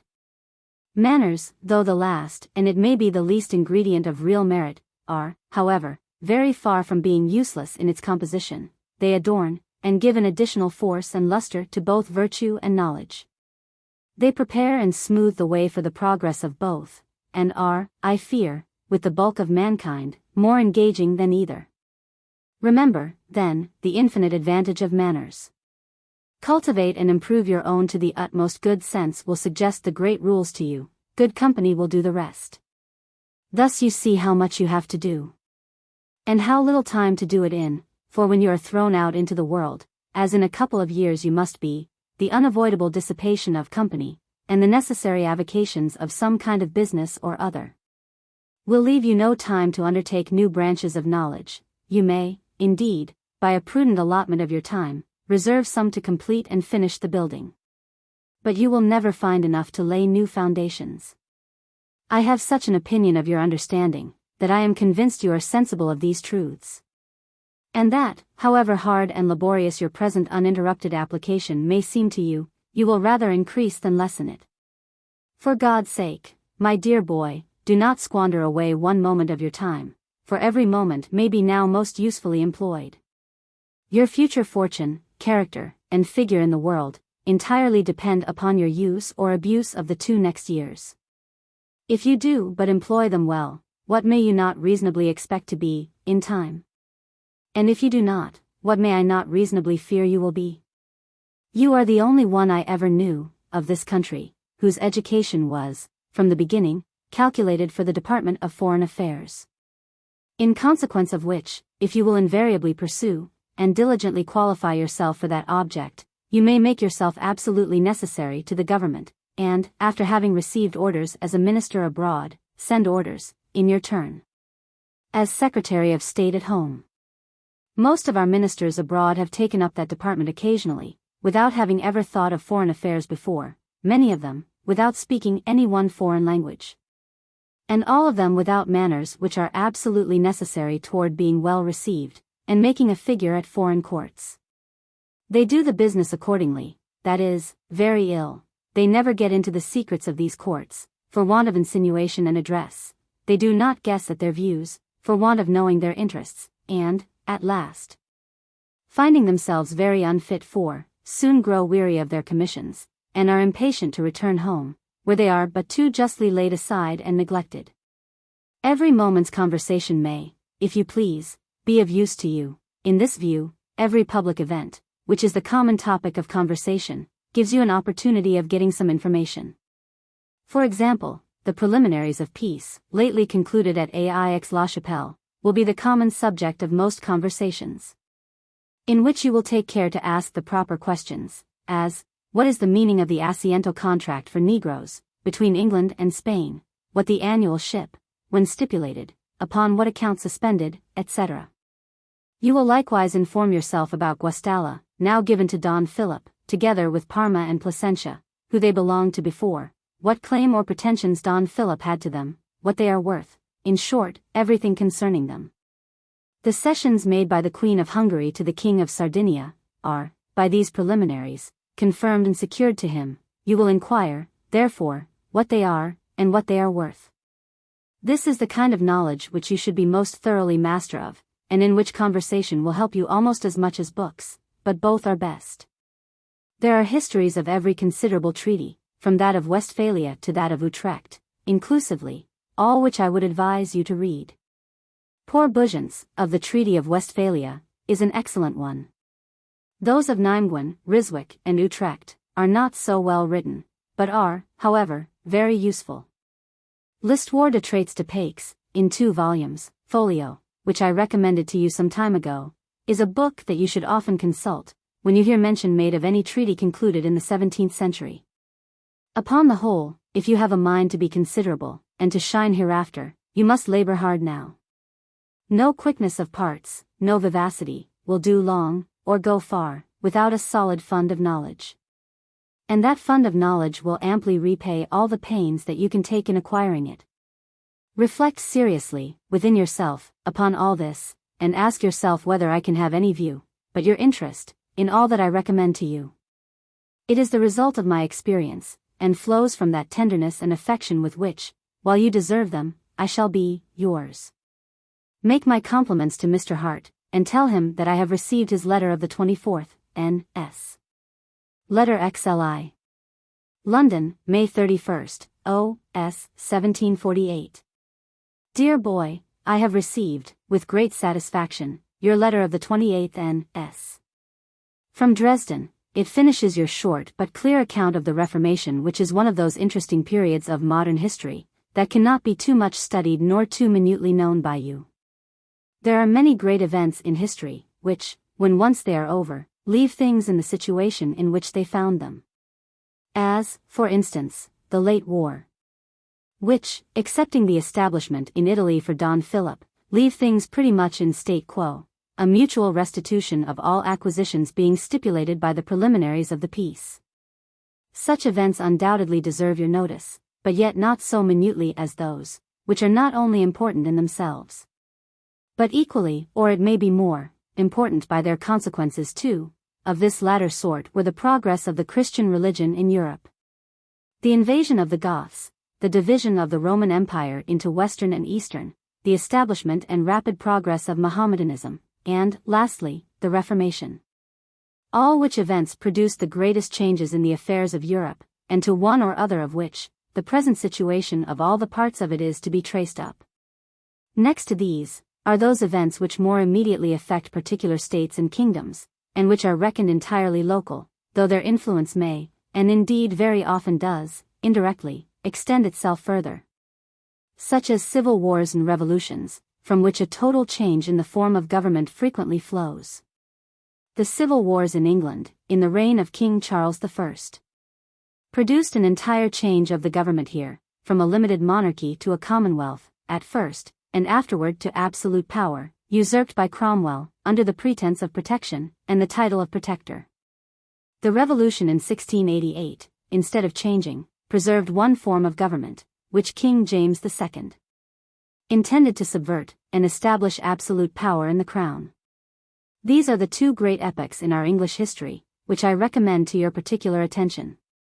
The league formed by the House of Guise, and fomented by the artifices of Spain, is a most material part of the history of France. The foundation of it was laid in the reign of Henry II, but the superstructure was carried on through the successive reigns of Francis II, Charles IX, and Henry III. Till at last it was crushed, partly, by the arms, but more by the apostasy of Henry IV. In Germany, great events have been frequent, by which the imperial dignity has always either gotten or lost. And so they have affected the constitution of the empire. The House of Austria kept that dignity to itself for near 200 years, during which time it was always attempting to extend its power, by encroaching upon the rights and privileges of the other states of the empire. Till at the end of the Bellum Tricenal, the Treaty of Munster, of which France is guarantee, fixed the respective claims. Italy has been constantly torn to pieces, from the time of the Goths, by the popes and the anti-popes, severally supported by other great powers of Europe, more as their interests than as their religion led them. By the pretensions also of France, and the House of Austria, upon Naples, Sicily, and the Milanese, not to mention the various lesser causes of squabbles there, for the little states, such as Ferrara, Parma, Montserrat, etc. The popes, till lately, have always taken a considerable part, and had great influence in the affairs of Europe. Their excommunications, bulls, and indulgences, stood instead of armies in the time of ignorance and bigotry. But now that mankind is better informed, the spiritual authority of the Pope is not only less regarded, but even despised by the Catholic princes themselves. And His Holiness is actually little more than Bishop of Rome, with large temporalities, which he is not likely to keep longer than till the other greater powers in Italy shall find their conveniency in taking them from him. Among the modern popes, Leo X, Alexander VI, and Sextus Quintus, deserve your particular notice, the first, among other things, for his own learning and taste, and for his encouragement of the reviving arts and sciences in Italy. Under his protection, the Greek and Latin classics were most excellently translated into Italian, painting flourished and arrived at its perfection. And sculpture came so near the ancients, that the works of his time, both in marble and bronze, are now called Antico Moderno. Alexander VI, together with his natural son Caesar Borgia, was famous for his wickedness, in which he, and his son too, surpassed all imagination. Their lives are well worth your reading. They were poisoned themselves by the poisoned wine which they had prepared for others. The father died of it, but Caesar recovered. Sixtus V was the son of a swineherd, and raised himself to the popedom by his abilities. He was a great knave, but an able and singular one. Here is history enough for today. You shall have some more soon. Adieu. Letter 42. London, June 21st, O.S. 1748. Dear boy, your very bad enunciation runs so much in my head, and gives me such real concern, that it will be the subject of this, and, I believe, of many more letters. I congratulate both you and myself, that, was informed of it, as I hope, in time to prevent it, and shall ever think myself, as hereafter you will, I am sure think yourself, infinitely obliged to Sir Charles Williams for informing me of it. Good God! If this ungraceful and disagreeable manner of speaking had, either by your negligence or mine, become habitual to you, as in a couple of years more it would have been, what a figure would you have made in company, or in a public assembly? Who would have liked you in the one or attended you, in the other? Read what Cicero and Quintilian say of enunciation, and see what a stress they lay upon the gracefulness of it. Nay, Cicero goes further, and even maintains, that a good figure is necessary for an orator, and particularly that he must not be vastus, that is, overgrown and clumsy. He shows by it that he knew mankind well, and knew the powers of an agreeable figure and a graceful manner. Men, as well as women, are much oftener led by their hearts than by their understandings. The way to the heart is through the senses. Please their eyes and their ears, and the work is half done. I have frequently known a man's fortune decided forever by his first address. If it is pleasing, people are hurried involuntarily into a persuasion that he has a merit, which possibly he has not. As, on the other hand, if it is ungraceful, they are immediately prejudiced against him, and unwilling to allow him the merit which it may be he has. Nor is this sentiment so unjust and unreasonable as at first it may seem. For if a man has parts, he must know of what infinite consequence it is to him to have a graceful manner of speaking, and a genteel and pleasing address. He will cultivate and improve them to the utmost. Your figure is a good one. You have no natural defect in the organs of speech, your address may be engaging, and your manner of speaking graceful, if you will, so that if you are not so, neither I nor the world can ascribe it to anything but your want of parts. What is the constant and just observation as to all actors upon the stage? Is it not, that those who have the best sense, always speak the best, though they may happen not to have the best voices? They will speak plainly, distinctly, and with the proper emphasis, be their voices ever so bad. Had Rasha spoken quick, thick, and ungracefully, I will answer for it, that Cicero would not have thought him worth the oration which he made in his favor. Words were given us to communicate our ideas by, and there must be something inconceivably absurd in uttering them in such a manner as that either people cannot understand them, or will not desire to understand them. I tell you, truly and sincerely, that I shall judge of your parts by your speaking gracefully or ungracefully. If you have parts, you will never be at rest till you have brought yourself to a habit of speaking most gracefully. For I aver, that it is in your power. You will desire Mr. Hart, that you may read aloud to him every day, and that he will interrupt and correct you every time that you read too fast, do not observe the proper stops, or lay a wrong emphasis. You will take care to open your teeth when you speak, to articulate every word distinctly, and to beg of Mr. Hart, Mr. Eliot, or whomsoever you speak to remind and stop you, if you ever fall into the rapid and unintelligible mutter. You will even read aloud to yourself, and time your utterance to your own ear, and read at first much slower than you need to do, in order to correct yourself of that shameful trick of speaking faster than you ought. In short, if you think right, you will make it your business, your study, and your pleasure to speak well. Therefore, what I have said in this, and in my last, is more than sufficient, if you have sense. And 10 times more would not be sufficient, if you have not, so here I rest it. Next to graceful speaking, a genteel carriage, and a graceful manner of presenting yourself, are extremely necessary, for they are extremely engaging, and carelessness in these points is much more unpardonable in a young fellow than affectation. It shows an offensive indifference about pleasing. I am told by one here, who has seen you lately, that you are awkward in your motions, and negligent of your person. I am sorry for both. And so will you be, when it will be too late, if you continue so some time longer. Awkwardness of carriage is very alienating, and a total negligence of dress and air is an impertinent insult upon custom and fashion. You remember Mr.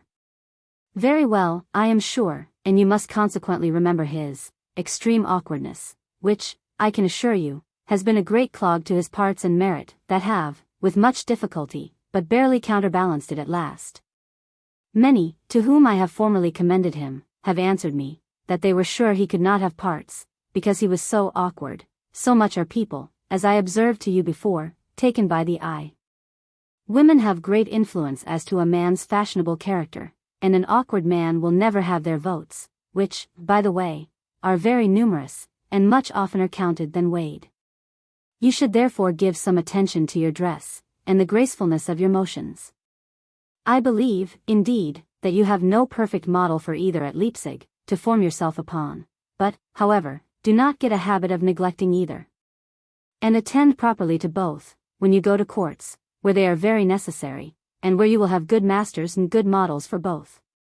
Your exercises of riding, fencing, and dancing, will civilize and fashion your body and your limbs, and give you, if you will but take it, l'air d'un honnête homme. I will now conclude with suggesting one reflection to you, which is, that you should be sensible of your good fortune, in having one who interests himself enough in you, to inquire into your faults, in order to inform you of them. Nobody but myself would be so solicitous, either to know or correct them, so that you might consequently be ignorant of them yourself, for our own self-love draws a thick veil between us and our faults. But when you hear yours from me, you may be sure that you hear them from one who for your sake only desires to correct them, from one whom you cannot suspect of any partiality but in your favor, and from one who heartily wishes that his care of you, as a father, may, in a little time, render every care unnecessary but that of a friend. Adieu. P.S. I condole with you for the untimely and violent death of the tuneful Matzel. Letter 43. London, July 1st, O.S. 1748.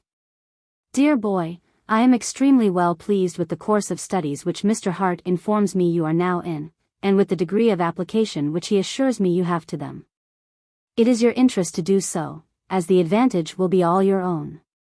My affection for you makes me both wish and endeavor that you may turn out well, and, according as you do turn out, I shall either be proud or ashamed of you. But as to mere interest, in the common acceptation of that word, it would be mine that you should turn out ill, for you may depend upon it, that whatever you have from me shall be most exactly proportioned to your desert. Deserve a great deal, and you shall have a great deal; deserve a little, and you shall have but a little; and be good for nothing at all, and, I assure you, you shall have nothing at all. Solid knowledge, as I have often told you, is the first and great foundation of your future fortune and character. For I never mention to you the too much greater points of religion and morality, because I cannot possibly suspect you as to either of them. This solid knowledge you are in a fair way of acquiring, you may, if you please. And I will add, that nobody ever had the means of acquiring it more in their power than you have.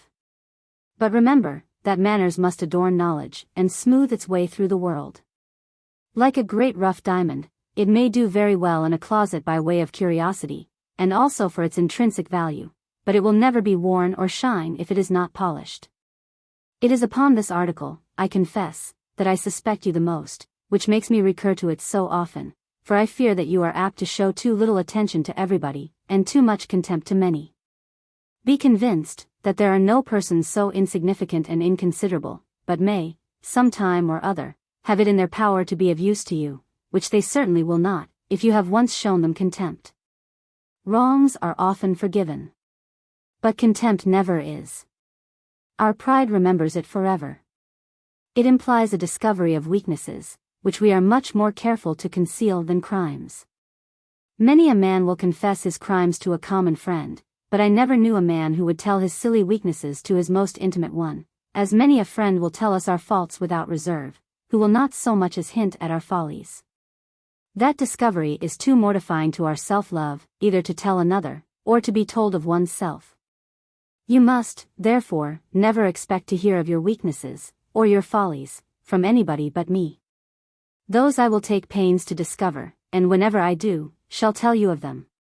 Next to manners are exterior graces of person and address, which adorn manners, as manners adorn knowledge. To say that they please, engage, and charm, as they most indisputably do, is saying that one should do everything possible to acquire them. The graceful manner of speaking is, particularly, what I shall always holloa in your ears, as Hotspur hollowed Mortimer to Henry IV. And, like him too, I have aimed to have a starling taught to say, speak distinctly and gracefully, and send him you, to replace your loss of the unfortunate Matzel, who, by the way, I am told, spoke his language very distinctly and gracefully. As by this time you must be able to write German tolerably well, I desire that you will not fail to write a German letter, in the German character, once every fortnight, to Mr. Grevenkop, which will make it more familiar to you, and enable me to judge how you improve in it. Do not forget to answer me the questions, which I asked you a great while ago, in relation to the Constitution of Saxony, and also the meaning of the words Landsassii and Ampsassii. I hope you do not forget to inquire into the affairs of trade and commerce, nor to get the best accounts you can of the commodities and manufactures, exports and imports of the several countries where you may be, and their gross value. I would likewise have you attend to the respective coins, gold, silver, copper, etc., and their value, compared with our coins. For which purpose I would advise you to put up, in a separate piece of paper, one piece of every kind, wherever you shall be, writing upon it the name and the value. Such a collection will be curious enough in itself. And that sort of knowledge will be very useful to you in your way of business, where the different value of money often comes in question. I am doing to Cheltenham tomorrow, less for my health, which is pretty good, than for the dissipation and amusement of the journey. I shall stay about a fortnight. Lab Mably's Droit de l'Europe, which Mr. Hart is so kind as to send me, is worth your reading. Adieu. Letter 44. Cheltenham, July 6, O.S. 1748. Dear boy, your schoolfellow, Lord Pulteney, only child of the Right Honourable William Pulteney, Earl of Bath. He died before his father. Set out last week for Holland, and will, I believe, be at Leipzig soon after this letter. You will take care to be extremely civil to him, and to do him any service that you can while you stay there. Let him know that I wrote to you to do so. As being older, he should know more than you. In that case, take pains to get up to him, but if he does not, take care not to let him feel his inferiority. He will find it out of himself without your endeavors. And that cannot be helped, but nothing is more insulting, more mortifying and less forgiven, than avowedly to take pains to make a man feel a mortifying inferiority in knowledge, rank, fortune, etc. In the two last articles, it is unjust, they not being in his power, and in the first it is both ill-bred and ill-natured. Good breeding and good nature do incline us rather to raise and help people up to ourselves, than to mortify and depress them, and, in truth, our own private interest concurs in it, as it is making ourselves so many friends, instead of so many enemies. The constant practice of what the French call less attentions is a most necessary ingredient in the art of pleasing. They flatter the self-love of those to whom they are shown. They engage, they captivate, more than things of much greater importance. The duties of social life every man is obliged to discharge, but these attentions are voluntary acts, the free will offerings of good breeding and good nature. They are received, remembered, and returned as such. Women, particularly, have a right to them, and any omission in that respect is downright ill-breeding. Do you employ your whole time in the most useful manner? I do not mean, do you study all day long? Nor do I require it. But I mean, do you make the most of the respective allotments of your time? While you study, is it with attention? When you divert yourself, is it with spirit?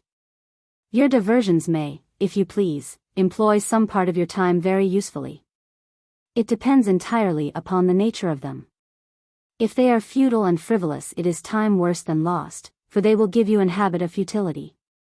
All gaming, field sports, and such sort of amusements, where neither the understanding nor the senses have the least share, I look upon as frivolous, and as the resources of little minds, who either do not think or do not love to think. But the pleasures of a man of parts either flatter the senses or improve the mind. I hope at least, that there is not 1 minute of the day in which you do nothing at all.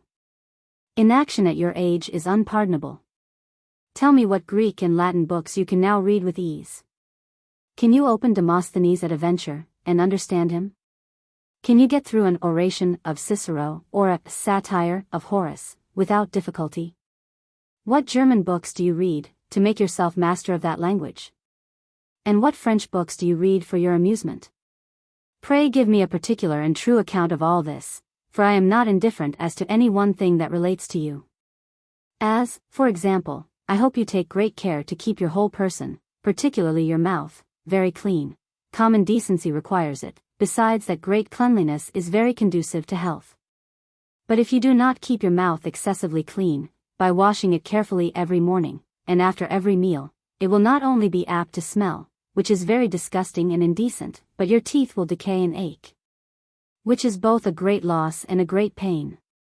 A spruceness of dress is also very proper and becoming at your age, as the negligence of it implies an indifference about pleasing, which does not become a young fellow. To do whatever you do at all to the utmost perfection, ought to be your aim at this time of your life. If you can reach perfection, so much the better, but at least, by attempting it, you will get much nearer than if you never attempted it at all. Adieu. Speak gracefully and distinctly if you intend to converse ever with, yours. P.S. As I was making up my letter, I received yours of the 6th, O.S. I like your dissertation upon preliminary articles and truces. Your definitions of both are true. Those are matters which I would have you be master of, they belong to your future department, but remember too, that they are matters upon which you will much oftener have occasion to speak than to write. And that, consequently, it is full as necessary to speak gracefully and distinctly upon them as to write clearly and elegantly. I find no authority among the ancients, nor indeed among the moderns, for indistinct and unintelligible utterance. The oracles indeed meant to be obscure, but then it was by the ambiguity of the expression, and not by the inarticulation of the words. For if people had not thought, at least, they understood them, they would neither have frequented nor presented them as they did. There was likewise among the ancients, and is still among the moderns, a sort of people called ventriloqui, who speak from their bellies, make the voice seem to come from some other part of the room than that where they are. But these ventriloqui speak very distinctly and intelligibly. The only thing, then, that I can find like a precedent for your way of speaking, and I would willingly help you to one if I could, is the modern art de persifler, practiced with great success by the petits maîtres at Paris. This noble art consists in picking out some grave, serious man, who neither understands nor expects raillery, and talking to him very quick and inarticulate sounds, while the man, who thinks that he did not hear well, or attend sufficiently, says, Monsieur, or Platel, 100 times, which affords matter of much mirth to those ingenious gentlemen. Whether you would follow this precedent, I submit to you. Have you carried no English or French comedies of tragedies with you to Leipzig? If you have, I insist upon your reciting some passages of them every day to Mr. Hart in the most distinct and graceful manner, as if you were acting them upon a stage. The first part of my letter is more than an answer to your questions concerning Lord Pulteney. Letter XLV.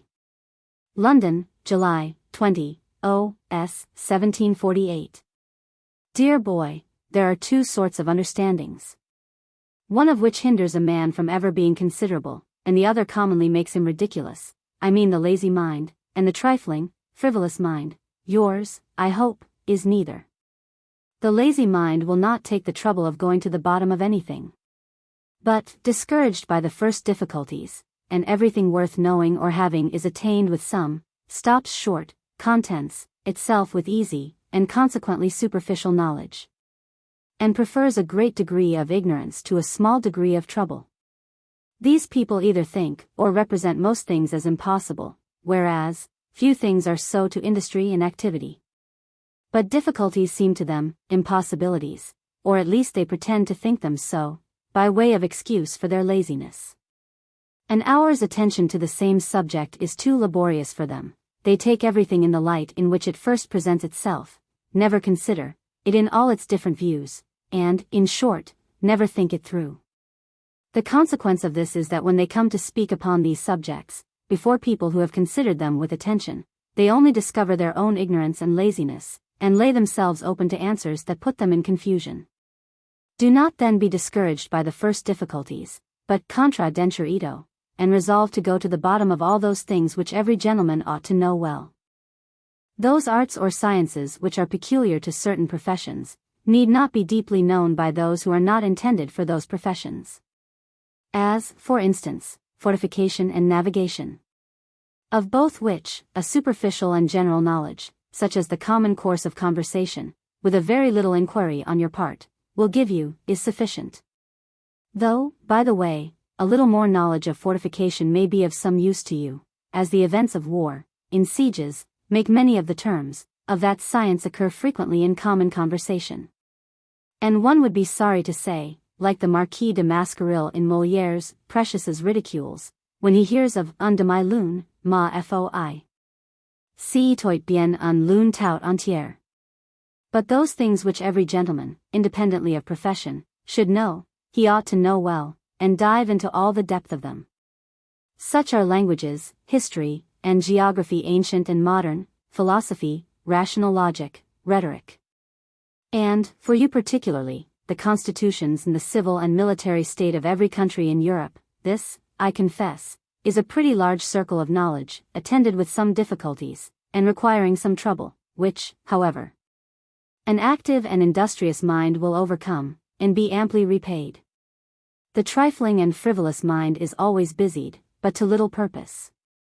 It takes little objects for great ones, and throws away upon trifles that time and attention which only important things deserve. Knick-knacks, butterflies, shells, insects, etc., are the subjects of their most serious researches. They contemplate the dress, not the characters of the company they keep. They attend more to the decorations of a play than the sense of it, and to the ceremonies of a court more than to its politics. Such an employment of time is an absolute loss of it. You have now, at most, 3 years to employ either well or ill, for, as I have often told you, you will be all your life what you shall be 3 years hence. For God's sake then reflect. Will you throw this time away either in laziness, or in trifles? Or will you not rather employ every moment of it in a manner that must so soon reward you with so much pleasure, figure, and character? I will not doubt of your choice. Read only useful books, and never quit a subject till you are thoroughly master of it, but read and inquire until then. When you are in company, bring the conversation to some useful subject, but a portee of that company. Points of history, matters of literature, the customs of particular countries, the several orders of knighthood, as Teutonic, Maltese, etc., are surely better subjects of conversation than the weather, dress, or fiddle-faddle stories, that carry no information along with them. The characters of kings and great men are only to be learned in conversation, for they are never fairly written during their lives. This, therefore, is an entertaining and instructive subject of conversation, and will likewise give you an opportunity of observing how very differently characters are given, from the different passions and views of those who give them. Never be ashamed nor afraid of asking questions, for if they lead to information, and if you accompany them with some excuse, you will never be reckoned an impertinent or rude questioner. All those things, in the common course of life, depend entirely upon the manner, and, in that respect, the vulgar saying is true, that one man can better steal a horse than another look over the hedge. There are few things that may not be said, in some manner or other, either in a seeming confidence, or a genteel irony, or introduced with wit. And one great part of the knowledge of the world consists in knowing when and where to make use of these different manners. The graces of the person, the countenance, and the way of speaking, contribute so much to this, that I am convinced, the very same thing, said by a genteel person in an engaging way, and gracefully and distinctly spoken, would please. Which would shock, if muttered out by an awkward figure, with a sullen, serious countenance. The poets always represent Venus as attended by the 3 graces, to intimate that even beauty will not do without. I think they should have given Minerva 3 also, for without them, I am sure learning is very unattractive. Invoke them, then, distinctly, to accompany all your words and motions. Adieu. P.S. Since I wrote what goes before, I have received your letter, of N.O. date, with the enclosed state of the Prussian forces, of which, I hope, you have kept a copy. This you should lay in a portefeuille, and add to it all the military establishments that you can get of other states and kingdoms. The Saxon establishment you may, doubtless, easily find. By the way, do not forget to send me answers to the questions which I sent you some time ago, concerning both the civil and the ecclesiastical affairs of Saxony.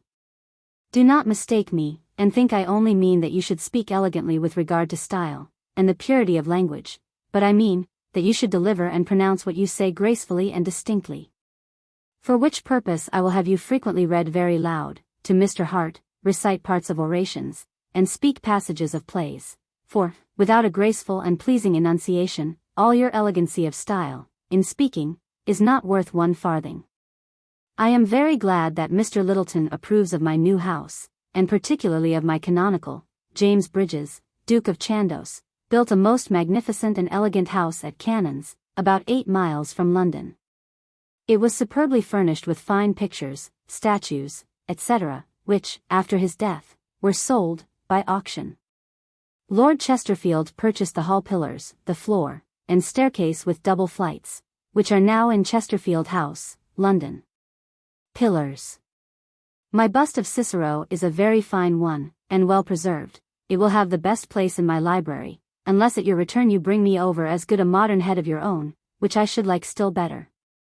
I can tell you, that I shall examine it as attentively as ever antiquary did an old one. Make my compliments to Mr. Hart, at whose recovery I rejoice. Letter 46. London, August 2nd, O.S. 1748. Dear boy, Duval the jeweller, is arrived, and was with me 3 or 4 days ago.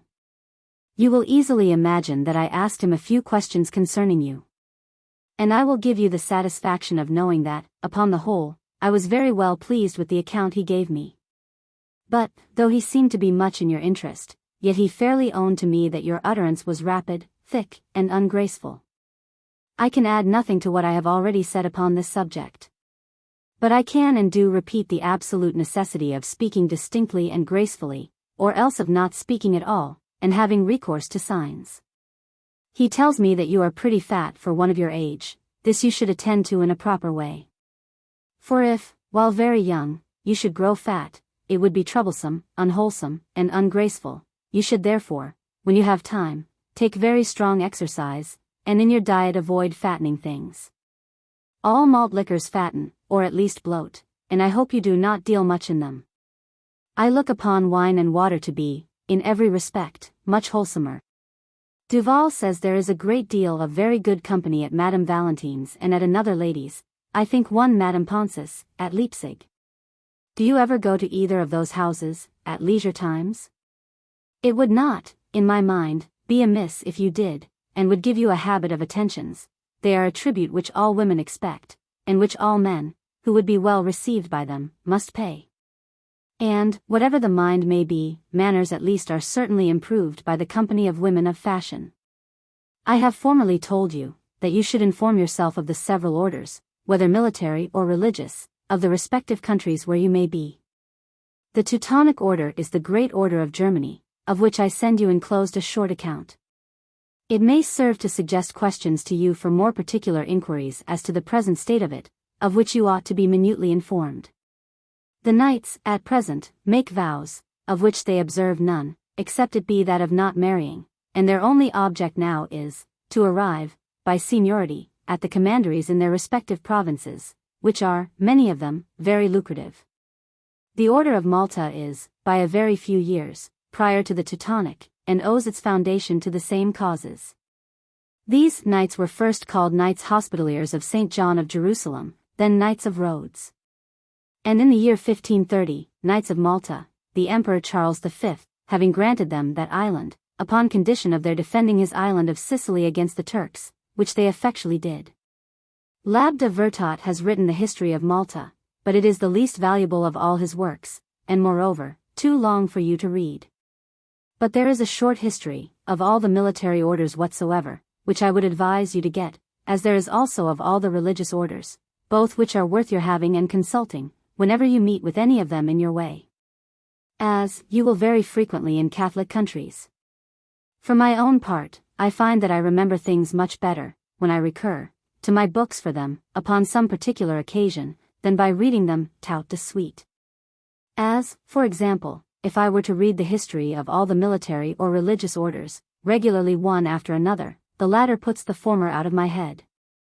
But when I read the history of any one, upon account of its having been the object of conversation or dispute, I remember it much better. It is the same in geography, where, looking for any particular place in the map, upon some particular account, fixes it in one's memory forever.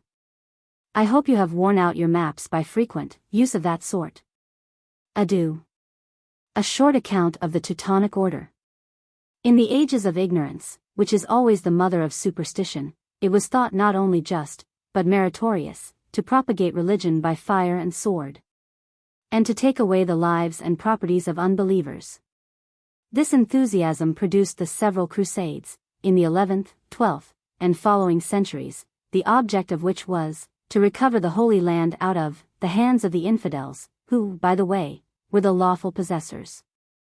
Many honest enthusiasts engaged in those crusades, from a mistaken principle of religion, and from the pardons granted by the popes for all the sins of those pious adventurers.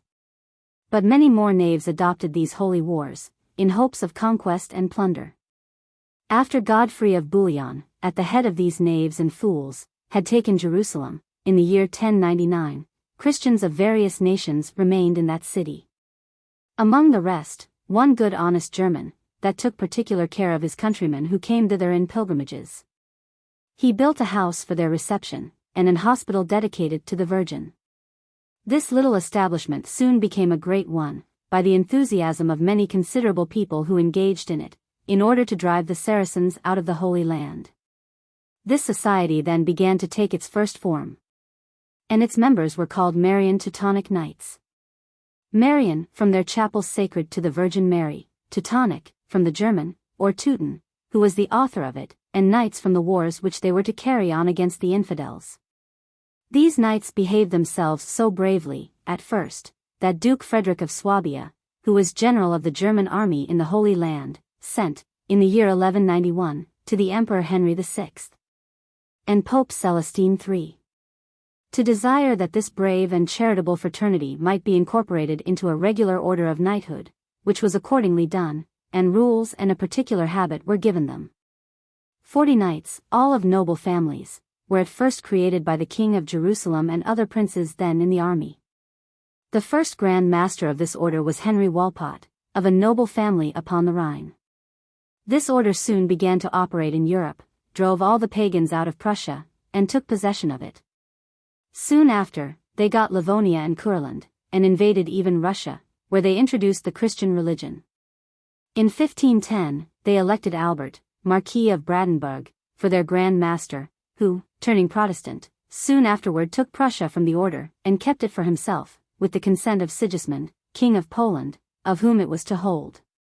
He then quitted his Grand Mastership and made himself hereditary Duke of that country, which is thence called Ducal Prussia. This order now consists of 12 provinces, viz. Alsatia, Austria, Koblenz, and Etsch, which are the 4 under the Prussian jurisdiction, Franconia, Hesse, Besen, Westphalia, Lorraine, Thuringia, Saxony, and Utrecht, which 8 are of the German jurisdiction.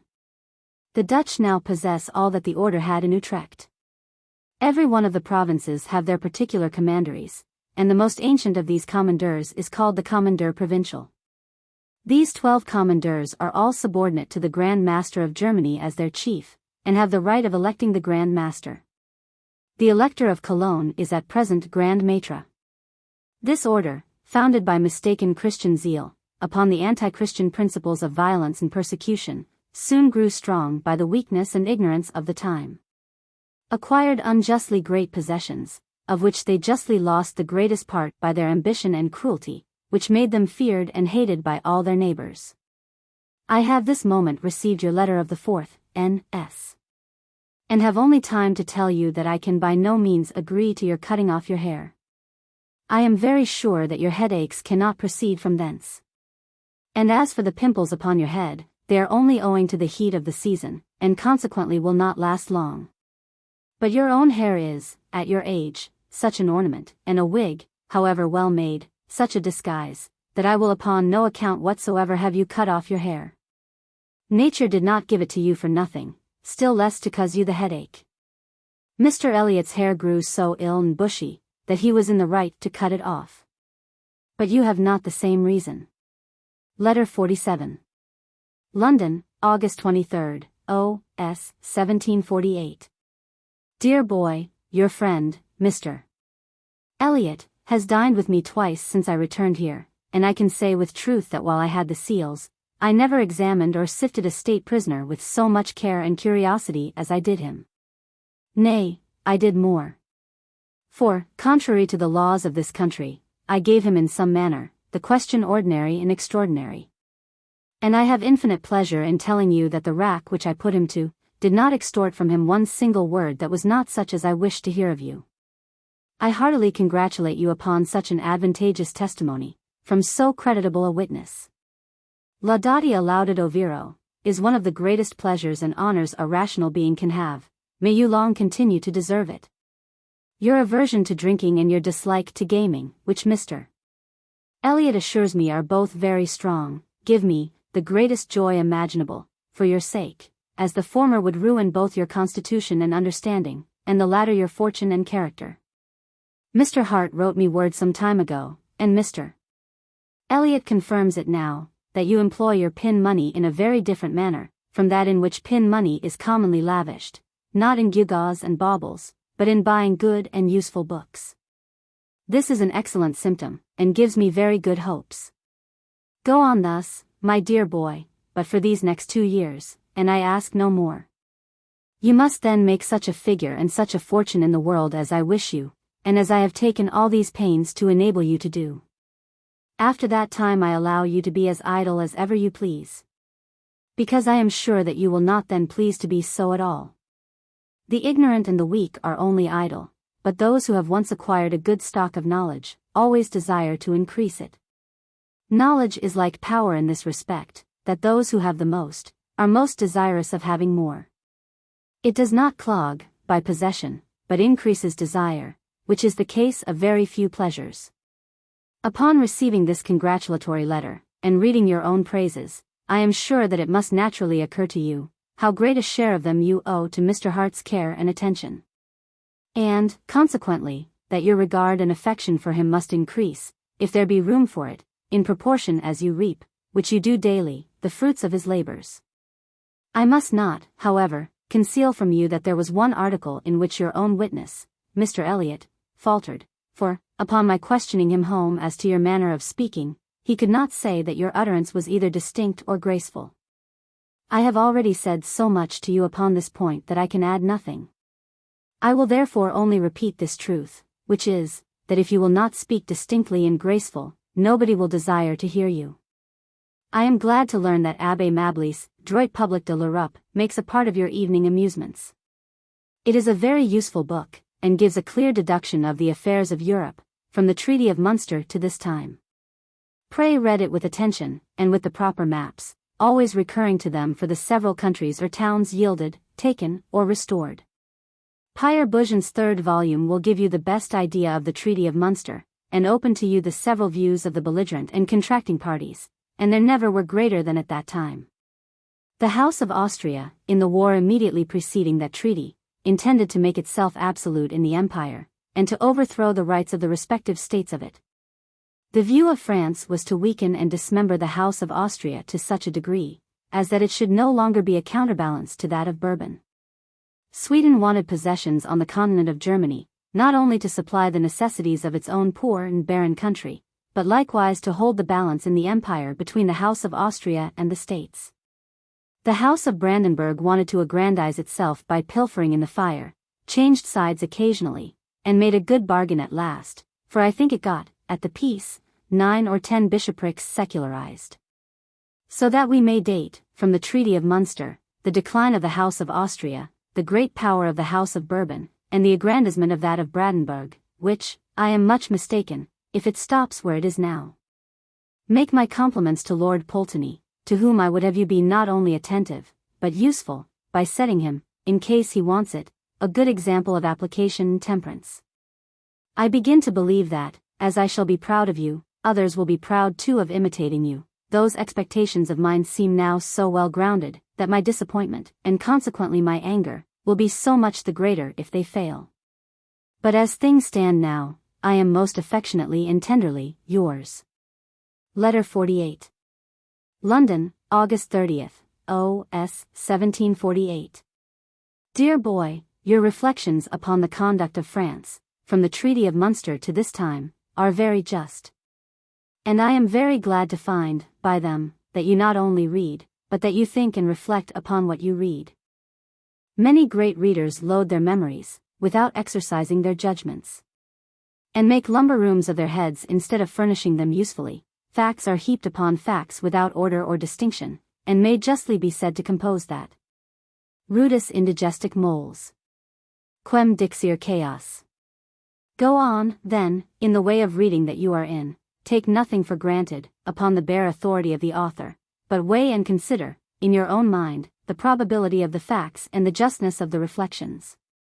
Consult different authors upon the same facts, and form your opinion upon the greater or lesser degree of probability arising from the whole, which, in my mind, is the utmost stretch of historical faith, certainty, I fear, not being to be found. When a historian pretends to give you the causes and motives of events, compare those causes and motives with the characters and interests of the parties concerned, and judge for yourself whether they correspond or not. Consider whether you cannot assign others more probable, and in that examination, do not despise some very mean and trifling causes of the actions of great men. For so various and inconsistent is human nature, so strong and changeable are our passions, so fluctuating are our wills, and so much are our minds influenced by the accidents of our bodies that every man is more the man of the day than a regular consequential character. The best have something bad, and something little, the worst have something good, and sometimes something great. For I do not believe what Velleius Paterculus, for the sake of saying a pretty thing, says of Scipio, can nihil non laudandum aut facit, aut dixit, aut sensit. As for the reflections of historians, with which they think it necessary to interlard their histories, or at least to conclude their chapters, and which, in the French histories, are always introduced with a tant il est vrai, and in the English. So true it is, do not adopt them implicitly upon the credit of the author, but analyze them yourself and judge whether they are true or not. But to return to the politics of France, from which I have digressed.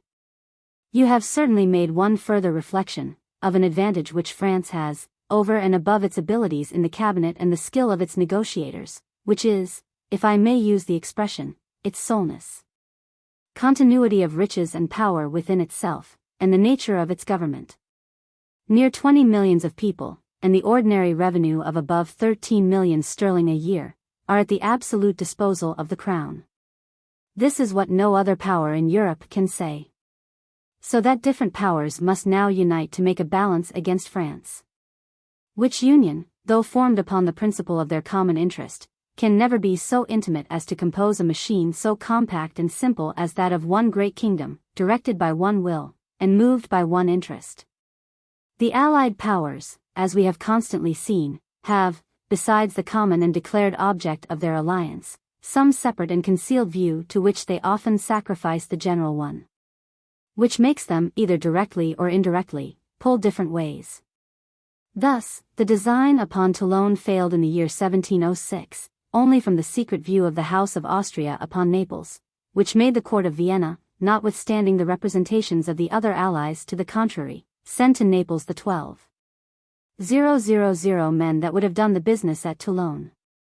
In this last war too, the same causes had the same effects. The Queen of Hungary in secret thought of nothing but recovering of Silesia, and what she had lost in Italy. And, therefore, never sent half that quota which she promised, and we paid for, into Flanders, but left that country to the maritime powers to defend as they could. The King of Sardinia's real object was Savona and all the Riviera di Ponente. For which reason he concurred so lamely in the invasion of Provence, where the Queen of Hungary, likewise, did not send 1/3 of the force stipulated, engrossed as she was by her oblique views upon the plunder of Genoa and the recovery of Naples. Insomuch that the expedition into Provence, which would have distressed France to the greatest degree, and have caused a great detachment from their army in Flanders, failed shamefully, for want of every one thing necessary for its success. Suppose, therefore, any 4 or 5 powers who, altogether, shall be equal, or even a little superior, in riches and strength to that one power against which they are united. The advantage will still be greatly on the side of that single power, because it is but one. The power and riches of Charles V were, in themselves, certainly superior to those of Francis I, and yet, upon the whole, he was not an overmatch for him. Charles V's dominions, great as they were scattered and remote from each other, their constitutions different. Wherever he did not reside, disturbances arose, whereas the compactness of France made up the difference in the strength. This obvious reflection convinced me of the absurdity of the Treaty of Hanover, in 1725, between France and England, to which the Dutch afterward acceded. For it was made upon the apprehensions, either real or pretended, that the marriage of Don Carlos with the eldest Archduchess, now Queen of Hungary, was settled in the Treaty of Vienna, of the same year, between Spain and the late Emperor Charles VI. Which marriage, those consummate politicians said would revive in Europe the exorbitant power of Charles V. I am sure, I heartily wish it had. As, in that case, there had been, what there certainly is not now, one power in Europe to counterbalance that of France, and then the maritime powers would, in reality, have held the balance of Europe in their hands. Even supposing that the Austrian power would then have been an overmatch for that of France, which, by the way, is not clear, the weight of the maritime powers, then thrown into the scale of France, would infallibly have made the balance at least even. In which case too, the moderate efforts of the maritime powers on the side of France would have been sufficient, whereas now, they are obliged to exhaust and beggar themselves, and that too ineffectually, in hopes to support the shattered, beggared, and insufficient House of Austria. This has been a long political dissertation, but I am informed that political subjects are your favorite ones, which I am glad of, considering your destination. You do well to get your materials all ready, before you begin your work. As you buy and, I am told, read books of this kind, I will point out 2 or 3 for your purchase and perusal. I am not sure that I have not mentioned them before, but that is no matter, if you have not got them. Memoires pour servir à l'histoire du XVIIe siècle is a most useful book for you to recur to for all the facts and chronology of that country. It is in 4 volumes octavo, and very correct and exact. If I do not mistake, I have formerly recommended to you, Les Memoirs du Cardinal de Retz. However, if you have not yet read them, pray do, and with the attention which they deserve. You will there find the best account of a very interesting period of the minority of Louis XIV. The characters are drawn short, but in a strong and masterly manner. And the political reflections are the only just and practical ones that I ever saw in print. They are well worth your transcribing. Le Commerce des Anciens, par Monsieur Huet. Yves K. d'Avranches, in 1 little volume octavo, is worth your perusal, as commerce is a very considerable part of political knowledge. I need not, I am sure, suggest to you, when you read the course of commerce, either of the ancients or of the moderns, to follow it upon your map. For there is no other way of remembering geography correctly, but by looking perpetually in the map for the places one reads of, even though one knows before, pretty near, where they are. Adieu. As all the accounts which I receive of you grow better and better, so I grow more and more affectionately, yours. Letter 49. London, September 5th, O.S. 1748. Dear boy, I have received yours, with the enclosed German letter to Mr. Gravenkop, which he assures me is extremely well written, considering the little time that you have applied yourself to that language. As you have now got over the most difficult part, pray go on diligently, and make yourself absolutely master of the rest. Whoever does not entirely possess a language, will never appear to advantage, or even equal to himself, either in speaking or writing it. His ideas are fettered, and seem imperfect or confused, if he is not master of all the words and phrases necessary to express them. I therefore desire, that you will not fail writing a German letter once every fortnight to Mr. Gravenkop, which will make the writing of that language familiar to you, and moreover, when you shall have left Germany and be arrived at Turin, I shall require you to write even to me in German, that you may not forget with ease what you have with difficulty learned. I likewise desire, that while you are in Germany, you will take all opportunities of conversing in German, which is the only way of knowing that, or any other language, accurately. You will also desire your German master to teach you the proper titles and superscriptions to be used to people of all ranks. Which is a point so material, in Germany, that I have known many a letter returned unopened, because one title in 20 has been omitted in the direction. St. Thomas's Day now draws near, when you are to leave Saxony and go to Berlin. And I take it for granted, that if anything is yet wanting to complete your knowledge of the state of that electorate, you will not fail to procure it before you go away. I do not mean, as you will easily believe, the number of churches, parishes, or towns, but I mean the constitution, the revenues, the troops, and the trade of that electorate. A few questions, sensibly asked, of sensible people, will produce you the necessary informations, which I desire you will enter in your little book. Berlin will be entirely a new scene to you, and I look upon it, in a manner, as your first step into the great world. Take care that step be not a false one, and that you do not stumble at the threshold. You will there be in more company than you have yet been, manners and attentions will therefore be more necessary. Pleasing in company is the only way of being pleased in it yourself. Sense and knowledge are the first and necessary foundations for pleasing in company. But they will by no means do alone, and they will never be perfectly welcome if they are not accompanied with manners and attentions. You will best acquire these by frequenting the companies of people of fashion. But then you must resolve to acquire them, in those companies, by proper care and observation. For I have known people, who, though they have frequented good company all their lifetime, have done it in so inattentive and unobserving a manner, as to be never the better for it, and to remain as disagreeable, as awkward, and as vulgar, as if they had never seen any person of fashion.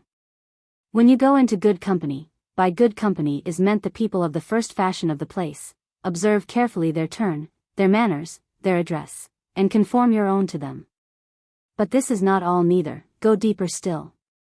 Observe their characters, and pray, as far as you can, into both their hearts and their heads. Seek for their particular merit, their predominant passion, or their prevailing weakness. And you will then know what to bait your hook with to catch them. Man is a composition of so many, and such various ingredients, that it requires both time and care to analyze him, for though we have all the same ingredients in our general composition, as reason, will, passions, and appetites, yet the different proportions and combinations of them in each individual, produce that infinite variety of characters, which, in some particular or other, distinguishes every individual from another. Reason ought to direct the whole, but seldom does. And he who addresses himself singly to another man's reason, without endeavoring to engage his heart in his interest also, is no more likely to succeed, than a man who should apply only to a king's nominal minister, and neglect his favorite. I will recommend to your attentive perusal, now that you are going into the world, 2 books, which will let you as much into the characters of men, as books can do. I mean, less Reflections Morales de Monsieur de la Rochefoucauld, and less Characters de la Bruyère, but remember, at the same time, that I only recommend them to you as the best general maps to assist you in your journey, and not as marking out every particular turning and winding that you will meet with. There your own sagacity and observation must come to their aid. La Rochefoucauld is, I know, blamed, but I think without reason, for deriving all our actions from the source of self-love. For my own part, I see a great deal of truth, and no harm at all, in that opinion. It is certain that we seek our own happiness in everything we do. And it is as certain, that we can only find it in doing well, and in conforming all our actions to the rule of right reason, which is the great law of nature. It is only a mistaken self-love that is a blamable motive, when we take the immediate and indiscriminate gratification of a passion, or appetite, for real happiness. But am I blamable if I do a good action, upon account of the happiness which that honest consciousness will give me? Surely not. On the contrary, that pleasing consciousness is a proof of my virtue. The reflection which is the most censured in Monsieur de la Rochefoucauld's book as a very ill-natured one, is this: On trouver dans le malheur de son meilleur ami, quelque chose que de plate pas. And why not? Why may I not feel a very tender and real concern for the misfortune of my friend, and yet at the same time feel a pleasing consciousness at having discharged my duty to him, by comforting and assisting him to the utmost of my power in that misfortune? Give me but virtuous actions, and I will not quibble and chicane about the motives. And I will give anybody their choice of these 2 truths, which amount to the same thing: he who loves himself best is the honestest man. Or, the honestest man loves himself best. The characters of La Bruyère are pictures from the life, most of them finely drawn, and highly colored. Furnish your mind with them first, and when you meet with their likeness, as you will every day, they will strike you the more. You will compare every feature with the original, and both will reciprocally help you to discover the beauties and the blemishes. As women are a considerable, or, at least a pretty numerous part of company, and as their suffrages go a great way toward establishing a man's character in the fashionable part of the world, which is of great importance to the fortune and figure he proposes to make in it, it is necessary to please them. I will therefore, upon this subject, let you into certain arcana that will be very useful for you to know, but which you must, with the utmost care, conceal and never seem to know. Women, then, are only children of a larger growth. They have an entertaining tattle, and sometimes wit, but for solid reasoning, good sense, I never knew in my life one that had it, or who reasoned or acted consequentially for 24 hours together. Some little passion or humor always breaks upon their best resolutions. Their beauty neglected or controverted, their age increased, or their supposed understandings depreciated, instantly kindles their little passions, and overturns any system of consequential conduct that in their most reasonable moments they might have been capable of forming. A man of sense only trifles with them, plays with them, humors and flatters them, as he does with a sprightly forward child, but he neither consults them about, nor trusts them with serious matters. Though he often makes them believe that he does both, which is the thing in the world that they are proud of, for they love mightily to be dabbling in business, which by the way they always spoil. And being justly distrustful that men in general look upon them in a trifling light, they almost adore that man who talks more seriously to them, and who seems to consult and trust them, I say, who seems. For weak men really do, but wise ones only seem to do it. No flattery is either too high or too low for them. They will greedily swallow the highest, and gratefully accept of the lowest. And you may safely flatter any woman from her understanding down to the exquisite taste of her fan. Women who are either indisputably beautiful, or indisputably ugly, are best flattered, upon the score of their understandings. But those who are in a state of mediocrity, are best flattered upon their beauty, or at least their graces, for every woman who is not absolutely ugly thinks herself handsome. But not hearing often that she is so, is the more grateful and the more obliged to the few who tell her so, whereas a decided and conscious beauty looks upon every tribute paid to her beauty only as her due, but wants to shine, and to be considered on the side of her understanding. And a woman who is ugly enough to know that she is so, knows that she has nothing left for it but her understanding, which is consequently and probably, in more senses than one, her weak side. But these are secrets which you must keep inviolably, if you would not, like Orpheus, be torn to pieces by the whole sex. On the contrary, a man who thinks of living in the great world, must be gallant, polite, and attentive to please the women. They have, from the weakness of men, more or less influence in all courts. They absolutely stamp every man's character in the beau monde, and make it either current, or cry it down, and stop it in payments. It is, therefore, absolutely necessary to manage, please, and flatter them and never to discover the least marks of contempt, which is what they never forgive, but in this they are not singular, for it is the same with men, who will much sooner forgive an injustice than an insult. Every man is not ambitious, or courteous, or passionate, but every man has pride enough in his composition to feel and resent the least slight and contempt. Remember, therefore, most carefully to conceal your contempt, however just, wherever you would not make an implacable enemy. Men are much more unwilling to have their weaknesses and their imperfections known than their crimes. And if you hint to a man that you think him silly, ignorant, or even ill-bred, or awkward, he will hate you more and longer, than if you tell him plainly, that you think him a rogue. Never yield to that temptation, which to most young men is very strong, of exposing other people's weaknesses and infirmities, for the sake either of diverting the company, or showing your own superiority. You may get the laugh on your side by it for the present, but you will make enemies by it forever, and even those who laugh with you then, will, upon reflection, fear, and consequently hate you. Besides that it is ill-natured, and a good heart desires rather to conceal than expose other people's weaknesses or misfortunes. If you have wit, use it to please, and not to hurt. You may shine, like the sun in the temperate zones, without scorching. Here it is wished for, under the line it is dreaded. These are some of the hints which my long experience in the great world enables me to give you, and which, if you attend to them, may prove useful to you in your journey through it. I wish it may be a prosperous one. At least, I am sure that it must be your own fault if it is not.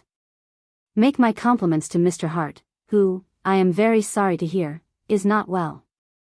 I hope by this time he is recovered. Adieu.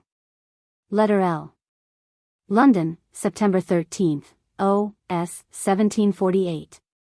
Dear boy, I have more than once recommended to you the memoirs of the Cardinal de Retz, and to attend particularly to the political reflections interspersed in that excellent work.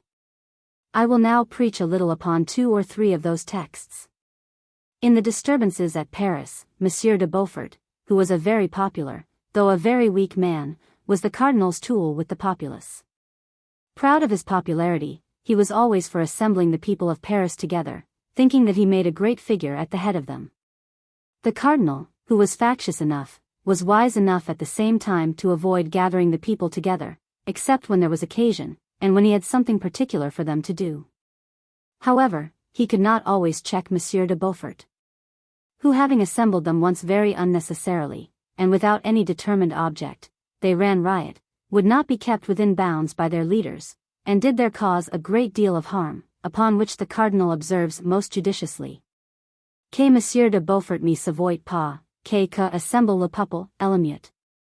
It is certain that great numbers of people met together, animate each other, and will do something, either good or bad, but oftener bad. And the respective individuals, who were separately very quiet, when met together in numbers, grow tumultuous as a body, and ripe for any mischief that may be pointed out to them by the leaders. And, if their leaders have no business for them, they will find some for themselves. The demagogues, or leaders of popular factions, should therefore be very careful not to assemble the people unnecessarily, and without a settled and well-considered object. Besides that, by making those popular assemblies too frequent, they make them likewise too familiar, and consequently less respected by their enemies. Observe any meetings of people, and you will always find their eagerness and impetuosity rise or fall in proportion to their numbers. When the numbers are very great, all sense and reason seem to subside, and one sudden frenzy to seize on all, even the coolest of them. Another very just observation of the cardinals is, that the things which happen in our own times, and which we see ourselves, do not surprise us near so much as the things which we read of in times past, though not in the least more extraordinary.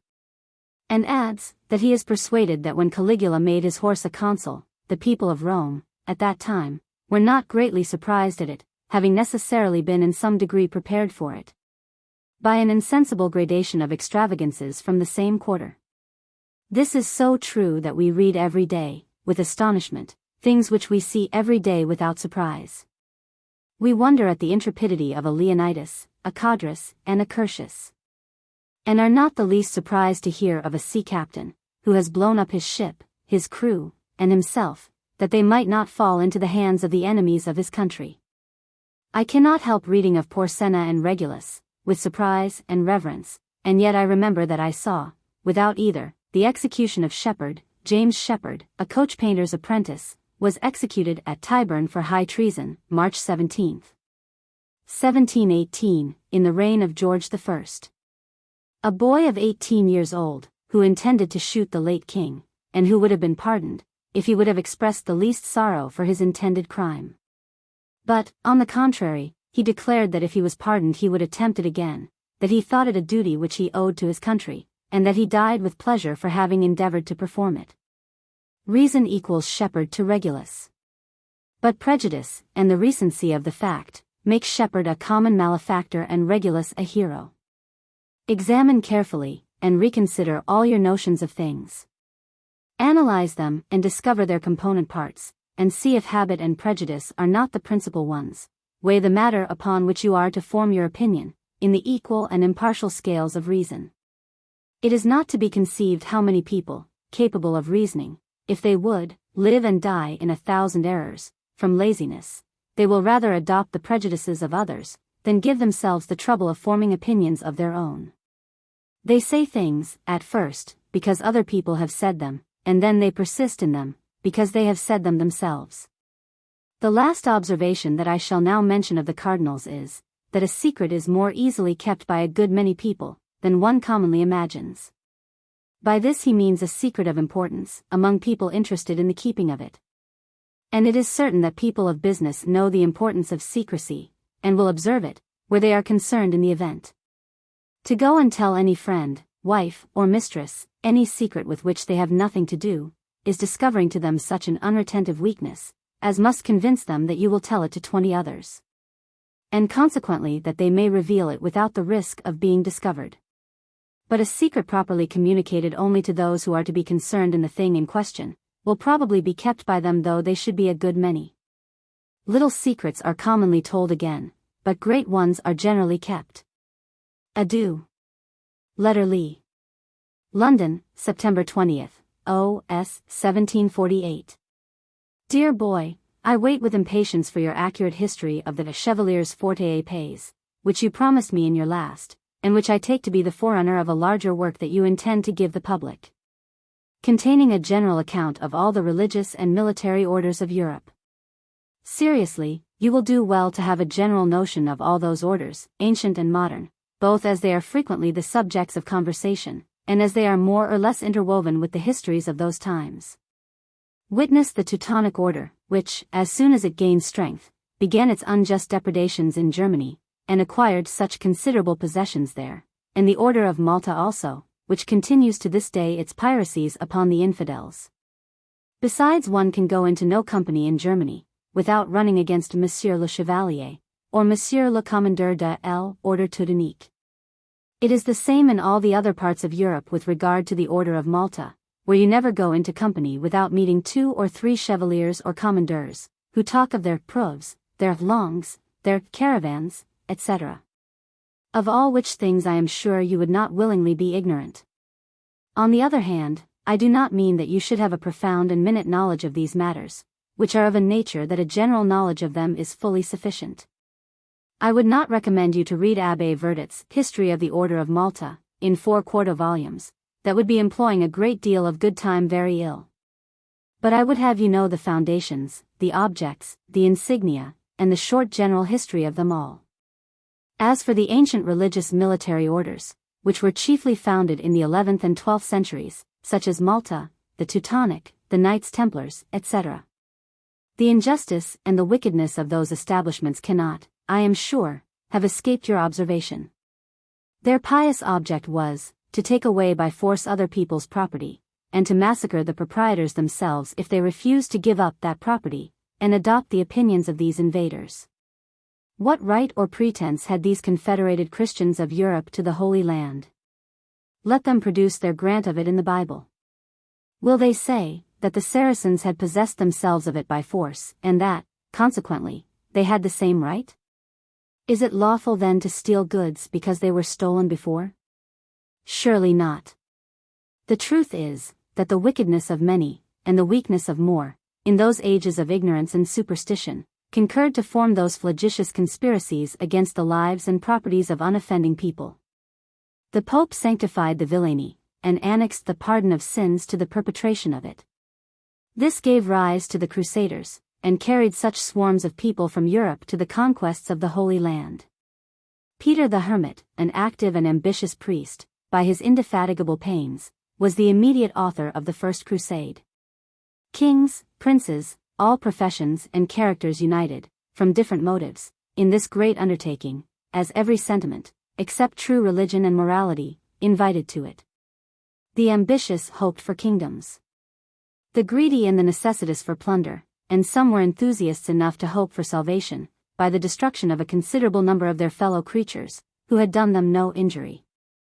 I cannot omit, upon this occasion, telling you that the Eastern emperors at Constantinople, who, as Christians, were obliged at least to seem to favor these expeditions, seeing the immense numbers of the Croys, and fearing that the Western Empire might have some mind to the Eastern Empire too, if it succeeded against the infidels, as l'appétit vint en mangeant. These Eastern emperors, very honestly, poisoned the waters where the Croys were to pass, and so destroyed infinite numbers of them. The later orders of knighthood, such as the Garter in England, the Elephant in Denmark, the Golden Fleece in Burgundy, the Saint-Esprit, Saint-Michel, Saint Louis, and Saint Lazare, in France etc., are of a very different nature and were either the invitations to, or the rewards of, brave actions in fair war, and are now rather the decorations of the favor of the prince, than the proofs of the merit of the subject. However, they are worth your inquiries to a certain degree, and conversation will give you frequent opportunities for them. Wherever you are, I would advise you to inquire into the respective orders of that country, and to write down a short account of them. For example, while you are in Saxony, get an account of L'Aigle Blanc and of what other orders there may be, either Polish or Saxon. And, when you shall be at Berlin, inform yourself of 3 orders, L'Aigle Noir, La Générosité et le Vrai Mérite, which are the only ones that I know of there. But whenever you meet with straggling ribbons and stars, as you will with 1,000 in Germany, do not fail to inquire what they are, and to take a minute of them in your memorandum book. For it is a sort of knowledge that costs little to acquire, and yet it is of some use. Young people have frequently an incuriousness about them, arising either from laziness, or a contempt of the object, which deprives them of several such little parts of knowledge, that they afterward wish they had acquired. If you will put conversation to profit, great knowledge may be gained by it, and is it not better, since it is full as easy, to turn it upon useful than upon useless subjects? People always talk best upon what they know most, and it is both pleasing them and improving one's self, to put them upon that subject. With people of a particular profession, or of a distinguished eminency in any branch of learning, one is not at a loss. But with those, whether men or women, who properly constitute what is called the beau monde, one must not choose deep subjects, nor hope to get any knowledge above that of orders, ranks, families, and court anecdotes, which are therefore the proper, and not altogether useless, subjects of that kind of conversation. Women, especially, are to be talked to as below men and above children. If you talk to them too deep, you only confound them, and lose your own labor. If you talk to them too frivolously, they perceive and resent the contempt. The proper tone for them is, what the French call the ent regent, and is, in truth, the polite jargon of good company. Thus, if you are a good chemist, you may extract something out of everything. Apropos of the beau monde, I must again and again recommend the graces to you. There is no doing without them in that world. And, to make a good figure in that world, is a great step toward making one in the world of business, particularly that part of it for which you are destined. An ungraceful manner of speaking, awkward motions, and a disagreeable address, are great clogs to the ablest man of business, as the opposite qualifications are of infinite advantage to him. I am told there is a very good dancing master at Leipzig. I would have you dance a minuet very well, not so much for the sake of the minuet itself, though that, if danced at all, ought to be danced, well, as that it will give you a habitual genteel carriage and manner of presenting yourself. Since I am upon little things, I must mention another, which, though little enough in itself, yet as it occurs at least once in every day, deserves some attention, I mean carving. Do you use yourself to carve adroitly and genteelly, without hacking half an hour across a bone, without bespattering the company with the sauce, and without overturning the glasses into your neighbor's pockets? These awkwardnesses are extremely disagreeable, and, if often repeated, bring ridicule. They are very easily avoided by a little attention and use. How trifling soever these things may seem, or really be in themselves, they are no longer so when above half the world thinks them otherwise. And, as I would have you omnibus ornatum, exceller rebus, I think nothing above or below my pointing out to you, or your excelling in. You have the means of doing it, and time before you to make use of them. Take my word for it, I ask nothing now but what you will, 20 years hence, most heartily wish that you had done. Attention to all these things, for the next 2 or 3 years, will save you infinite trouble and endless regrets hereafter. May you, in the whole course of your life, have no reason for any one just regret. Adieu. Your Dresden china is arrived, and I have sent it to your mamma. Letter Lee. London, September 27th, O.S. 1748. Dear boy, I have received your Latin lecture upon war, which though it is not exactly the same Latin that Caesar, Cicero, Horace, Virgil, and Ovid spoke, is, however, as good Latin as the erudite Germans speak or write. I have always observed that the most learned people, that is, those who have read the most Latin, write the worst, and that distinguishes the Latin of gentleman scholar from that of a pedant. A gentleman has, probably, read no other Latin than that of the Augustan age, and therefore can write no other, whereas the pedant has read much more bad Latin than good, and consequently writes so too. He looks upon the best classical books, as books for schoolboys, and consequently below him. But pores over fragments of obscure authors, treasures up the obsolete words which he meets with there, and uses them upon all occasions to show his reading at the expense of his judgment. Plautus is his favorite author, not for the sake of the wit and the vis comica of his comedies, but upon account of the many obsolete words, and the cant of low characters, which are to be met with nowhere else. He will rather use olli than illi, optium than optima, and any bad word rather than any good one, provided he can but prove, that strictly speaking, it is Latin, that is, that it was written by a Roman. By this rule, I might now write to you in the language of Chaucer or Spenser, and assert that I wrote English, because it was English in their days. But I should be a most affected puppy if I did so, and you would not understand 3 words of my letter.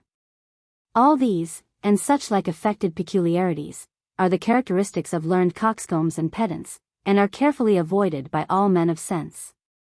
I dipped accidentally, the other day, into Pitiscus's preface to his Lexicon, where I found a word that puzzled me, and which I did not remember ever to have met with before. It is the adverb preficin, which means, in a good hour. An expression which, by the superstition of it, appears to be low and vulgar. I looked for it, and at last I found that it is once or twice made use of in Plautus, upon the strength of which this learned pedant thrusts it into his preface. Whenever you write Latin, remember that every word or phrase which you make use of, but cannot find in Caesar, Cicero, Livy, Horace, Virgil, and Ovid, is bad, illiberal Latin, though it may have been written by a Roman. I must now say something as to the matter of the lecture, in which I confess there is one doctrine laid down that surprises me. It is this: quum vero hostis sit lenta sitave mort omnia dira nobis minitans quocunc bellandibus negotium est. Param sane interfurit quo modo eum abrura et interficer citagamus, si ferocium exura cunctitor. Ergo veneno quoque uti fas est, etc. Whereas I cannot conceive that the use of poison can, upon any account, come within the lawful means of self-defense. Force may, without doubt, be justly repelled by force, but not by treachery and fraud. For I do not call the stratagems of war, such as ambuscades, masked batteries, false attacks, etc., frauds or treachery. They are mutually to be expected and guarded against. But poisoned arrows, poisoned waters, or poison administered to your enemy, which can only be done by treachery, I have always heard, read, and thought, to be unlawful and infamous means of defense. Be your danger ever so great, but si ferocium exura cunctitor. Must I rather die than poison this enemy? Yes, certainly, much rather die than do a base or criminal action, nor can I be sure, beforehand, that this enemy may not, in the last moment, ferocium exura. But the public lawyers, now, seem to me rather to warp the law, in order to authorize, than to check, those unlawful proceedings of princes and states, which, by being become common, appear less criminal, though custom can never alter the nature of good and ill. Pray let no quibbles of lawyers, no refinements of casuists, break into the plain notions of right and wrong, which every man's right reason and plain common sense suggest to him. To do as you would be done by, is the plain, sure, and undisputed rule of morality and justice. Stick to that. And be convinced that whatever breaks into it, in any degree, however speciously it may be turned, and however puzzling it may be to answer it, is, notwithstanding, false in itself, unjust, and criminal. I do not know a crime in the world, which is not by the casuists among the Jesuits, especially the 24 collected, I think, by Escobar, allowed, in some, or many cases, not to be criminal.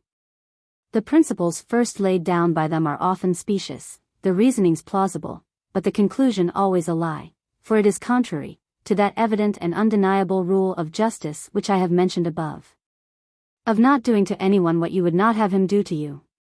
But, however, these refined pieces of casuistry and sophistry, being very convenient and welcome to people's passions and appetites, they gladly accept the indulgence, without desiring to detect the fallacy or the reasoning, and indeed many, I might say most people, are not able to do it.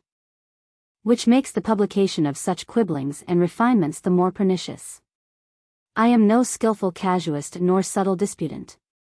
And yet I would undertake to justify and qualify the profession of a highwayman, step by step, and so plausibly, as to make many ignorant people embrace the profession, as an innocent, if not even a laudable one. And puzzle people of some degree of knowledge, to answer me point by point. I have seen a book, entitled Quidlibet ex qualibet, or the art of making anything out of anything. Which is not so difficult as it would seem, if once one quits certain plain truths, obvious and gross to every understanding, in order to run after the ingenious refinements of warm imaginations and speculative reasonings. Dr. Berkeley, Bishop of Cloyne, a very worthy, ingenious, and learned man, has written a book, to prove that there is no such thing as matter, and that nothing exists but an idea, that you and I only fancy ourselves eating, drinking, and sleeping. You at Leipzig, and I at London, that we think we have flesh and blood, legs, arms, etc., but that we are only spirit. His arguments are, strictly speaking, unanswerable. But yet I am so far from being convinced by them, that I am determined to go on to eat and drink, and walk and ride, in order to keep that matter, which I so mistakenly imagine my body at present to consist of, in as good plight as possible. Common sense, which, in truth, very uncommon, is the best sense I know of, abide by it, it will counsel you best. Read and hear, for your amusement, ingenious systems, nice questions subtly agitated, with all the refinements that warm imaginations suggest, but consider them only as exercitations for the mind, and turn always to settle with common sense. I stumbled, the other day, at a bookseller's, upon Kant Gabalus, in 2 very little volumes, which I had formerly read. I read it over again, and with fresh astonishment. Most of the extravagances are taken from the Jewish rabbins, who broached those wild notions, and delivered them in the unintelligible jargon which the Kabbalists and Rosicrucians deal in to this day. Their number is, I believe, much lessened, but there are still some, and I myself have known too, who studied and firmly believed in that mystical nonsense. What extravagancy is not man capable of entertaining, when once his shackled reason is led in triumph by fancy and prejudice? The ancient alchemists give very much into this stuff, by which they thought they should discover the philosopher's stone. And some of the most celebrated empirics employed it in the pursuit of the universal medicine. Paracelsus, a bold empiric and wild Kabbalist, asserted that he had discovered it, and called it his alchest. Why or wherefore, God knows. Only that those madmen call nothing by an intelligible name. You may easily get this book from The Hague, read it, for it will both divert and astonish you, and at the same time teach you, nil admirari, a very necessary lesson. Your letters, except when upon a given subject, are exceedingly laconic, and neither answer my desires nor the purpose of letters, which should be familiar conversations, between absent friends. As I desire to live with you upon the footing of an intimate friend, and not of a parent, I could wish that your letters gave me more particular accounts of yourself, and of your lesser transactions. When you write to me, suppose yourself conversing freely with me by the fireside. In that case, you would naturally mention the incidents of the day, as where you had been, who you had seen, what you thought of them, etc. Do this in your letters, acquaint me sometimes with your studies, sometimes with your diversions. Tell me of any new persons and characters that you meet with in company, and add your own observations upon them. In short, let me see more of you in your letters. How do you go on with Lord Pulteney, and how does he go on at Leipzig? Has he learning, has he parts, has he application? Is he good or ill-natured? In short, what is he? At least, what do you think him?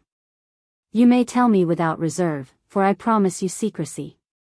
You are now of an age that I am desirous to begin a confidential correspondence with you, and as I shall, on my part, write you very freely my opinion upon men and things, which I should often be very unwilling that anybody but you and Mr.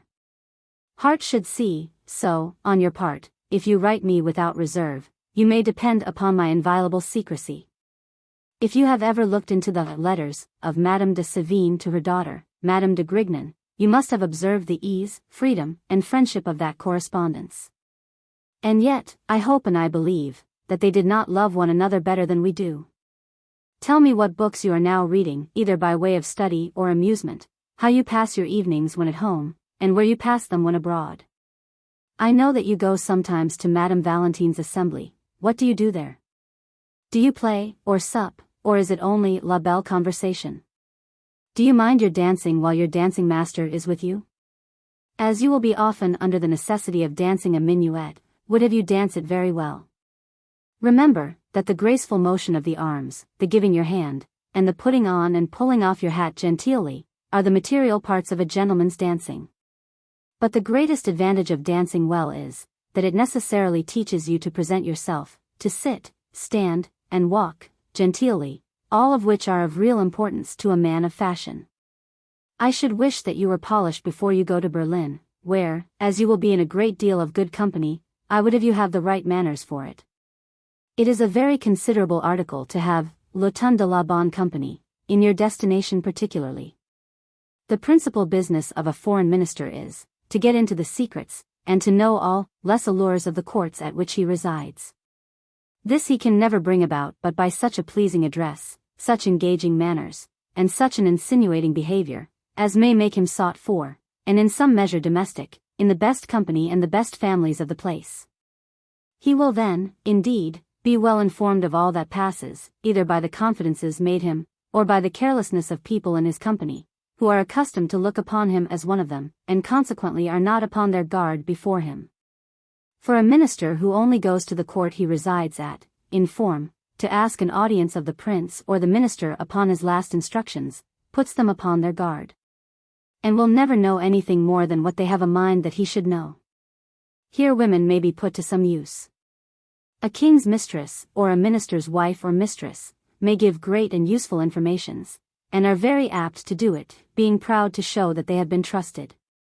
But then, in this case, the height of that sort of address, which strikes women, is requisite, I mean that easy politeness, genteel and graceful address, and that exterior brilliant which they cannot withstand.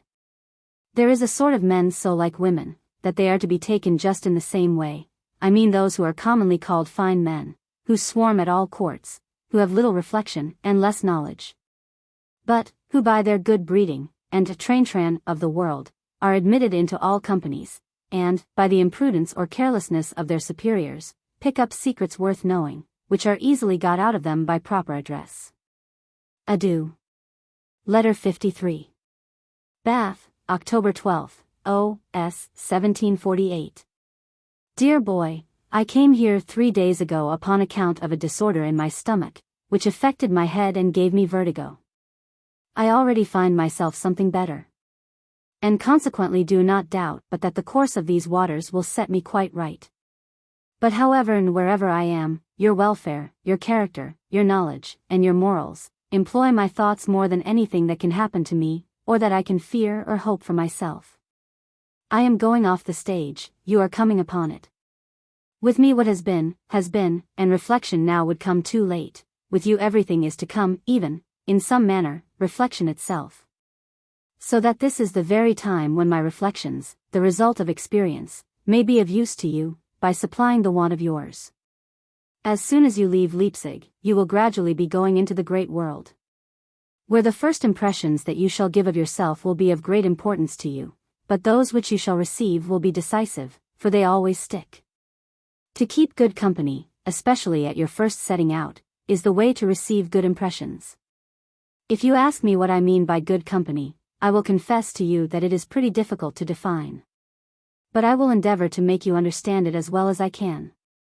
Good company is not what respective sets of company are pleased either to call or think themselves, but it is that company which all the people of the place call, and acknowledge to be, good company. Notwithstanding some objections which they may form to some of the individuals who compose it. It consists chiefly, but by no means without exception, of people of considerable birth, rank, and character. For people of neither birth nor rank are frequently, and very justly admitted into it, if distinguished by any peculiar merit, or eminency in any liberal art or science. Nay, so motley a thing is good company, that many people, without birth, rank, or merit, intrude into it by their own forwardness, and others slide into it by the protection of some considerable person. And some even of indifferent characters and morals make part of it. But in the main, the good part preponderates, and people of infamous and blasted characters are never admitted. In this fashionable good company, the best manners and the best language of the place are most unquestionably to be learned. For they establish and give the tone to both, which are therefore called the language and manners of good company, there being no legal tribunal to ascertain either. A company, consisting wholly of people of the first quality, cannot, for that reason, be called good company, in the common acceptation of the phrase, unless they are, into the bargain, the fashionable and accredited company of the place. For people of the very first quality can be as silly, as ill-bred, and as worthless, as people of the meanest degree.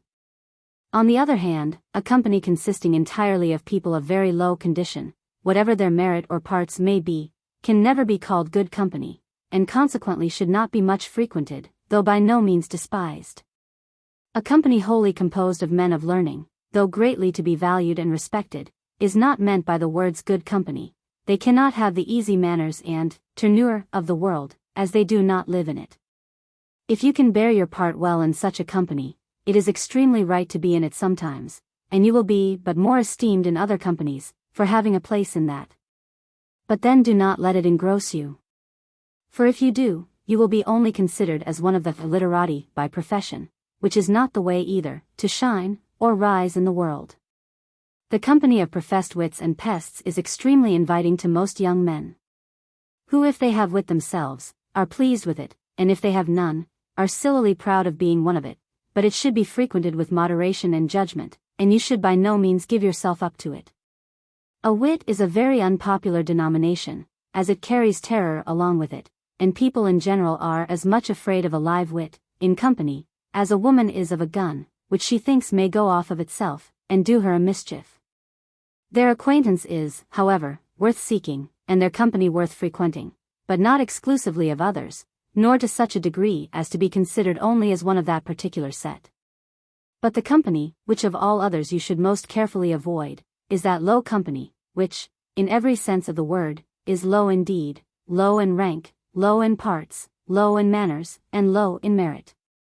You will, perhaps, be surprised that I should think it necessary to warn you against such company, but yet I do not think it wholly unnecessary, from the many instances which I have seen of men of sense and rank, discredited, verified, and undone by keeping such company. Vanity, that source of many of our follies, and of some of our crimes, has sunk many a man into company, in every light infinitely, below himself, for the sake of being the first man in it. There he dictates, is applauded, admired. And, for the sake of being the Corypheus of that wretched chorus, disgraces and disqualifies himself soon for any better company. Depend upon it, you will sink or rise to the level of the company which you commonly keep. People will judge of you, and not unreasonably, by that.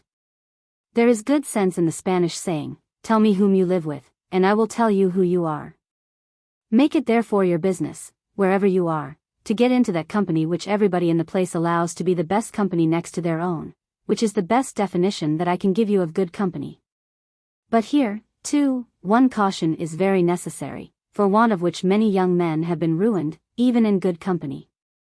Good company, as I have before observed, is composed of a great variety of fashionable people, whose characters and morals are very different, though their manners are pretty much the same. When a young man, new in the world, first gets into that company, he very rightly determines to conform to, and imitate it. But then he too often, and fatally, mistakes the objects of his imitation. He has often heard that absurd term of genteel and fashionable vices. He there sees some people who shine, and who in general are admired and esteemed, and observes that these people are whoremasters, drunkards, or gamesters, upon which he adopts their vices, mistaking their defects for their perfections, and thinking that they owe their fashions and their luster to those genteel vices. Whereas it is exactly the reverse. For these people have acquired their reputation by their parts, their learning, their good breeding, and other real accomplishments, and are only blemished and lowered, in the opinions of all reasonable people, and of their own, in time, by these genteel and fashionable vices. A whoremaster, in a flux, or without a nose, is a very genteel person, indeed, and well worthy of imitation. A drunkard, vomiting up at night the wine of the day, and stupefied by the headache all the next, is, doubtless, a fine model to copy from. And a gamester, tearing his hair, and blaspheming, for having lost more than he had in the world, is surely a most amiable character. No, these are alloys, and great ones too, which can never adorn any character, but will always debase the best. To prove this, suppose any man, without parts and some other good qualities, to be merely a whoremaster, a drunkard, or a gamester, how will he be looked upon by all sorts of people? Why, as a most contemptible and vicious animal. Therefore it is plain, that in these mixed characters, the good part only makes people forgive, but not approve, the bad. I will hope and believe that you will have no vices. But if, unfortunately, you should have any, at least I beg of you to be content with your own, and to adopt no other bodies. The adoption of vice has, I am convinced, ruined 10 times more young men than natural inclinations. As I make no difficulty of confessing my past errors, where I think the confession may be of use to you, I will own that when I first went to the university, I drank and smoked, notwithstanding the aversion I had to wine and tobacco. Only because I thought it genteel, and that it made me look like a man. When I went abroad, I first went to The Hague, where gaming was much in fashion, and where I observed that many people of shining rank and character gamed too. I was then young enough, and silly enough, to believe that gaming was one of their accomplishments, and, as I aimed at perfection, I adopted gaming as a necessary step to it. Thus I acquired by error the habit of a vice which, far from adorning my character, has, I am conscious, been a great blemish in it. Imitate then, with discernment and judgment, the real perfections of the good company into which you may get. Copy their politeness, their carriage, their address, and the easy and well-bred turn of their conversation. But remember that, let them shine ever so bright, their vices, if they have any, are so many spots which you would no more imitate, than you would make an artificial wart upon your face. Because some very handsome man had the misfortune to have a natural one upon his, but, on the contrary, think how much handsomer he would have been without it. Having thus confessed some of my égarements, I will now show you a little of my right side. I always endeavored to get into the best company wherever I was, and commonly succeeded. There I pleased to some degree by showing a desire to please. I took care never to be absent or distrait, but on the contrary, attended to everything that was said, done, or even looked, in company. I never failed in the minutest attentions and was never journalier. These things, and not my égarements, made me fashionable. Adieu. This letter is full long enough. Let her live. Bath, October 19th, O.S. 1748. Dear boy, having in my last pointed out what sort of company you should keep, I will now give you some rules for your conduct in it. Rules which my own experience and observation enable me to lay down, and communicate to you, with some degree of confidence. I have often given you hints of this kind before, but then it has been by snatches. I will now be more regular and methodical. I shall say nothing with regard to your bodily carriage and address, but leave them to the care of your dancing master, and to your own attention to the best models. Remember, however, that they are of consequence. Talk often, but never long. In that case, if you do not please, at least you are sure not to tire your hearers. Pay your own reckoning, but do not treat the whole company. This being one of the very few cases in which people do not care to be treated, everyone being fully convinced that he has wherewithal to pay. Tell stories very seldom, and absolutely never but where they are very apt and very short. Omit every circumstance that is not material, and beware of digressions. To have frequent recourse to narrative betrays great want of imagination. Never hold anybody by the button or the hand, in order to be heard out. For, if people are not willing to hear you, you had much better hold your tongue than them. Most long talkers single out some one unfortunate man in company, commonly him whom they observe to be the most silent, or their next neighbor, to whisper, or at least in a half voice, to convey a continuity of words to. This is excessively ill-bred, and in some degree a fraud, conversation stock being a joint and common property. But, on the other hand, if one of these unmerciful talkers lays hold of you, hear him with patience, and at least seeming attention, if he is worth obliging.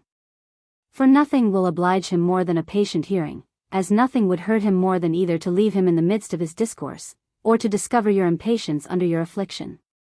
Take, rather than give, the tone of the company you are in. If you have parts, you will show them, more or less, upon every subject, and if you have not, you had better talk sillily upon a subject of other people's than of your own choosing. Avoid as much as you can, in mixed companies, argumentative, polemical conversations, which, though they should not, yet certainly do, indispose for a time the contending parties toward each other. And, if the controversy grows warm and noisy, endeavor to put an end to it by some genteel levity or joke. I quieted such a conversation hubbub once, by representing to them that, though I was persuaded none there present would repeat, out of company, what passed in it, yet I could not answer for the discretion of the passengers in the street, who must necessarily hear all that was said. Above all things, and upon all occasions, avoid speaking of yourself, if it be possible. Such is the natural pride and vanity of our hearts, that it perpetually breaks out, even in people of the best parts, in all the various modes and figures of the egotism. Some, abruptly, speak advantageously of themselves, without either pretense or provocation. They are impudent. Others proceed more artfully, as they imagine, and forge accusations against themselves, complain of calumnies which they never heard, in order to justify themselves, by exhibiting a catalogue of their many virtues. They acknowledge it may, indeed, seem odd that they should talk in that manner of themselves. It is what they do not like, and what they never would have done. No torture should ever have forced it from them, if they had not been thus unjustly and monstrously accused. But, in these cases, justice is surely due to one's self, as well as to others. And when our character is attacked, we may say in our own justification, what otherwise we never would have said. This thin veil of modesty drawn before vanity, is much too transparent to conceal it, even from very moderate discernment. Others go more modestly and more slyly still, as they think, to work, but in my mind still more ridiculously. They confess themselves, not without some degree of shame and confusion, into all the cardinal virtues, by first degrading them into weaknesses and then owning their misfortune in being made up of those weaknesses. They cannot see people suffer without sympathizing with, and endeavoring to help them. They cannot see people want, without relieving them, though truly their own circumstances cannot very well afford it. They cannot help speaking truth, though they know all the imprudence of it. In short, they know that, with all these weaknesses, they are not fit to live in the world, much less to thrive in it. But they are now too old to change, and must rub on as well as they can. This sounds too ridiculous and outré, almost, for the stage, and yet, take my word for it, you will frequently meet with it upon the common stage of the world. And here I will observe, by the by, that you will often meet with characters in nature so extravagant, that a discreet dramatist would not venture to set them upon the stage in their true and high coloring. This principle of vanity and pride is so strong in human nature that it descends even to the lowest objects. And one often sees people angling for praise, where, admitting all they say to be true, which, by the way, it seldom is, no just praise is to be caught. One man affirms that he has rode post 100 miles in 6 hours. Probably it is a lie, but supposing it to be true, what then? Why, he is a very good postboy, that is all. Another asserts, and probably not without oaths, that he has drunk 6 or 8 bottles of wine at a sitting. Out of charity, I will believe him a liar, for, if I do not, I must think him a beast. Such, and 1,000 more, are the follies and extravagances, which vanity draws people into, and which always defeat their own purpose. And as Waller says, upon another subject, make the wretch the most despised, where most he wishes to be prized. The only sure way of avoiding these evils, is never to speak of yourself at all. But when, historically, you are obliged to mention yourself, take care not to drop one single word that can directly or indirectly be construed as fishing for applause. Be your character what it will be known. And nobody will take it upon your own word. Never imagine that anything you can say yourself will varnish your defects, or add luster to your perfections. But, on the contrary, it may, and 9 times in 10, will, make the former more glaring and the latter obscure. If you are silent upon your own subject, neither envy, indignation, nor ridicule, will obstruct or allay the applause which you may really deserve.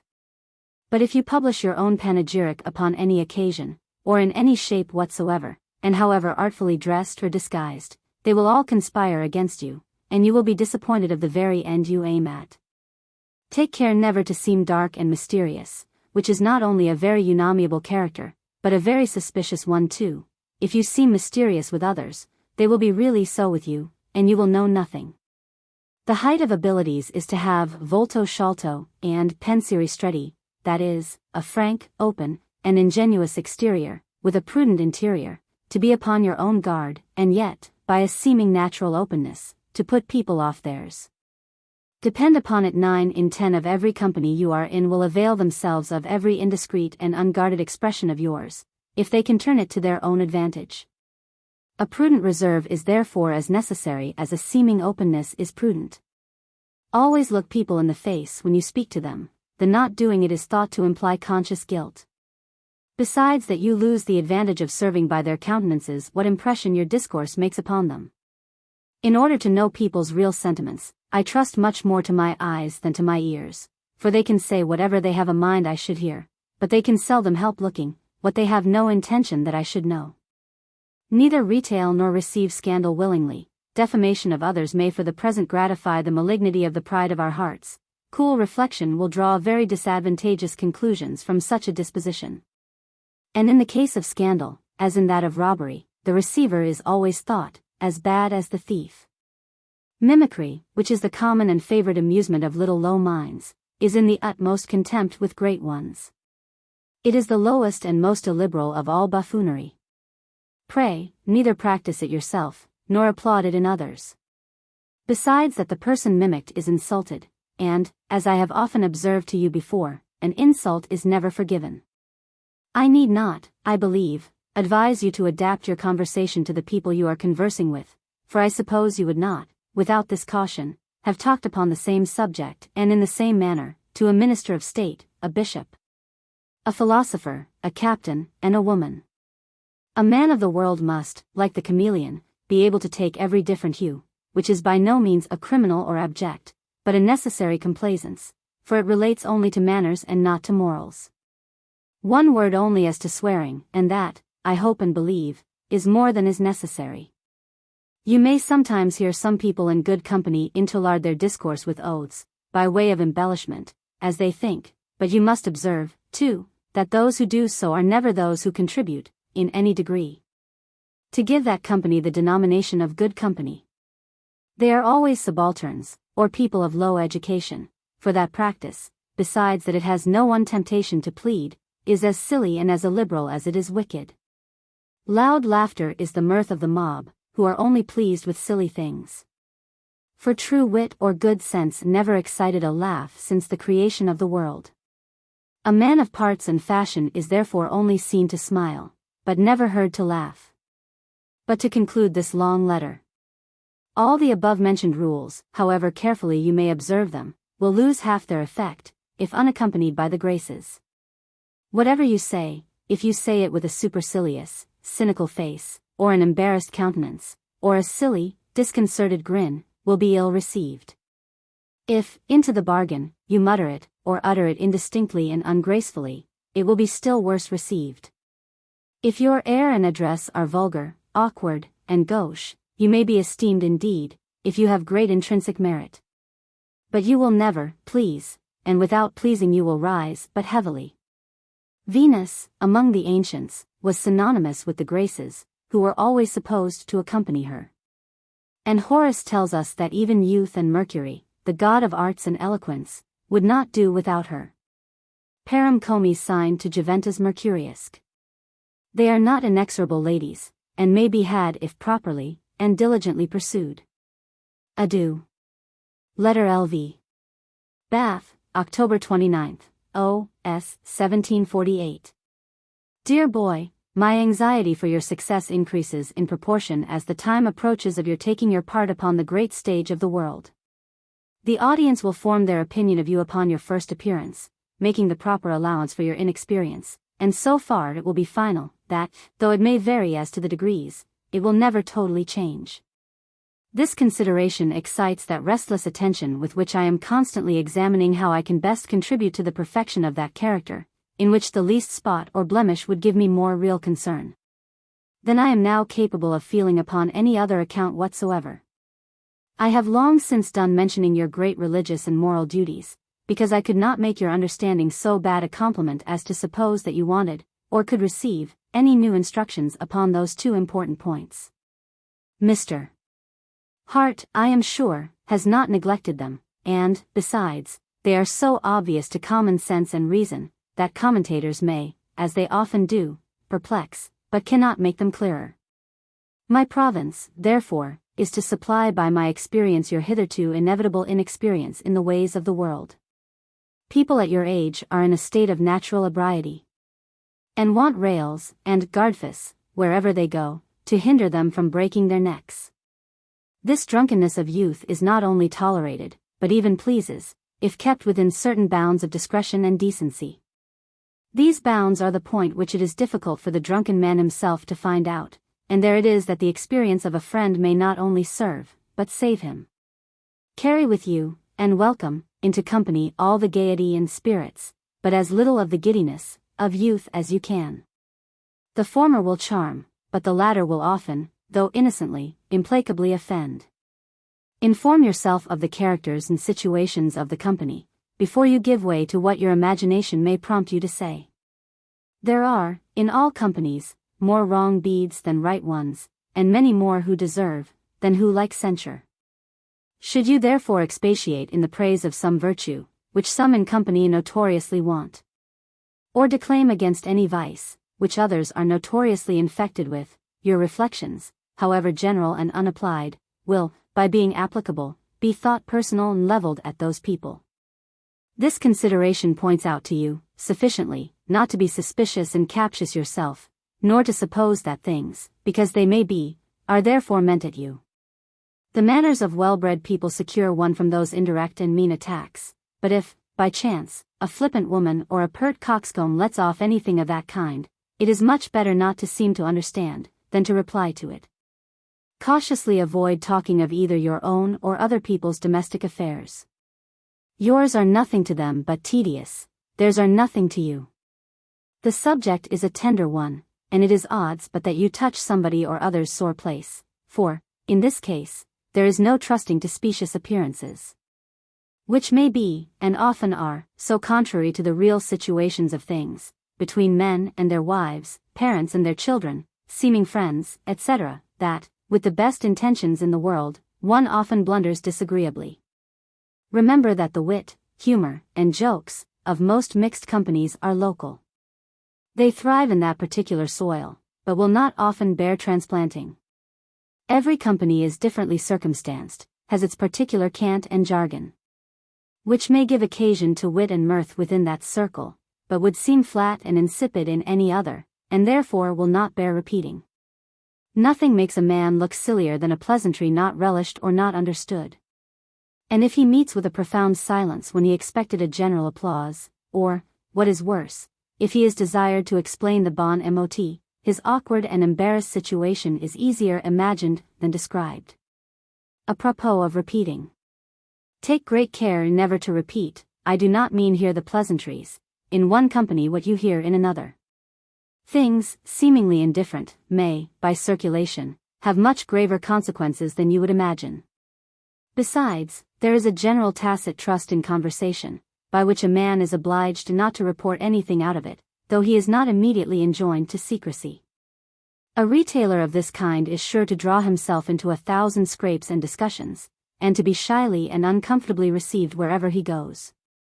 You will find, in most good company, some people who only keep their place there by a contemptible title enough. These are what we call very good-natured fellows, and the French, bons diables.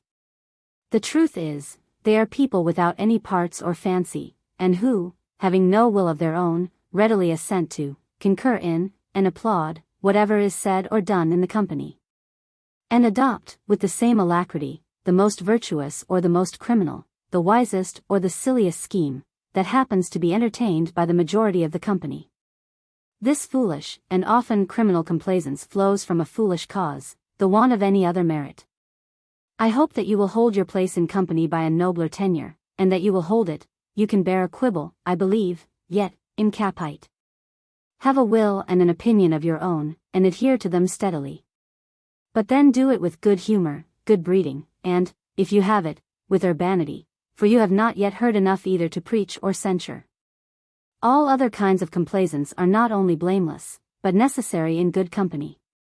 Not to seem to perceive the little weaknesses, and the idle but innocent affectations of the company, but even to flatter them, in a certain manner, is not only very allowable, but, in truth, a sort of polite duty. They will be pleased with you, if you do, and will certainly not be reformed by you if you do not. For instance, you will find, in every group of company, two principal figures, viz. the fine lady and the fine gentleman, who absolutely give the law of wit, language, fashion, and taste, to the rest of that society. There is always a strict, and often for the time being, a tender alliance between these two figures. The lady looks upon her empire as founded upon the divine right of beauty, and full as good a divine right it is as any king, emperor, or pope, can pretend to. She requires, and commonly meets with, unlimited passive obedience. And why should she not meet with it?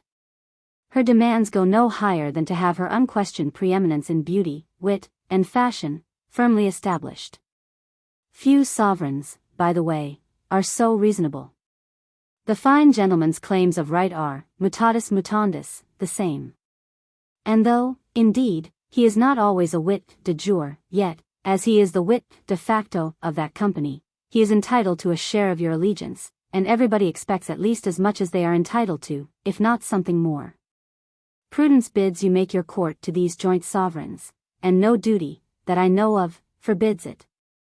Rebellion here is exceedingly dangerous, and inevitably punished by banishment, and immediate forfeiture of all your wit, manners, taste, and fashion.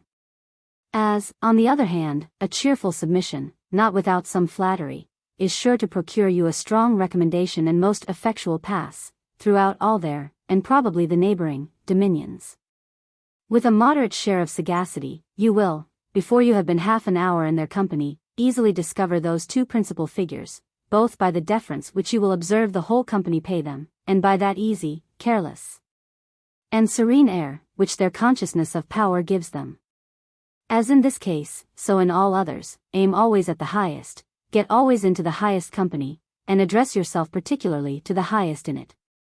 The search after the unattainable philosopher's stone has occasioned 1,000 useful discoveries, which otherwise would never have been made. What the French justly call les manners nobles are only to be acquired in the very best companies. They are the distinguishing characteristics of men of fashion. People of low education never wear them so close, but that some part or other of the original vulgarism appears. Les manners nobles equally forbid insolent contempt, or low envy and jealousy. Low people, in good circumstances, fine clothes, and equipages, will insolently show contempt for all those who cannot afford as fine clothes, as good an equipage, and who have not, as their term is, as much money in their pockets. On the other hand, they are gnawed with envy, and cannot help discovering it, of those who surpass them in any of these articles, which are far from being sure criterions of merit. They are likewise jealous of being slighted, and, consequently, suspicious and captious. They are eager and hot about trifles because trifles were, at first, their affairs of consequence. Les manners nobles imply exactly the reverse of all this. Study them early, you cannot make them too habitual and familiar to you. Just as I had written what goes before, I received your letter of the 24th, N.S. But I have not received that which you mentioned for Mr. Hart. Yours is of the kind that I desire, for I want to see your private picture, drawn by yourself, at different sittings. For though, as it is drawn by yourself, I presume you will take the most advantageous likeness, yet I think that I have skill enough in that kind of painting to discover the true features, though ever so artfully colored, or thrown into skilful lights and shades. By your account of the German play, which I do not know whether I should call tragedy or comedy, the only shining part of it, since I am in a way of quibbling, seems to have been the fox's tail. I presume, too, that the play has had the same fate with the squib, and has gone off no more. I remember a squib much better applied, when it was made the device of the colors of a French regiment of grenadiers. It was represented bursting, with this motto under it, Perim dum Lyceum. I like the description of your PSCNIC. Where I take it for granted, that your cards are only to break the formality of a circle, and your symposium intended more to promote conversation than drinking. Such an amicable collision, as Lord Shaftesbury very prettily calls it, rubs off and smooths those rough corners which mere nature has given to the smoothest of us. I hope some part, at least, of the conversation is in German. Apropos, tell me, do you speak that language correctly, and do you write it with ease? I have no doubt of your mastering the other modern languages, which are much easier, and occur much oftener. For which reason, I desire that you will apply most diligently to German, while you are in Germany, that you may speak and write that language most correctly. I expect to meet Mr. Eliot in London, in about 3 weeks, after which you will soon see him at Leipzig. Adieu. Letter LVI. London, November 18th, O.S. 1748. Dear boy, whatever I see or whatever I hear, my first consideration is, whether it can in any way be useful to you.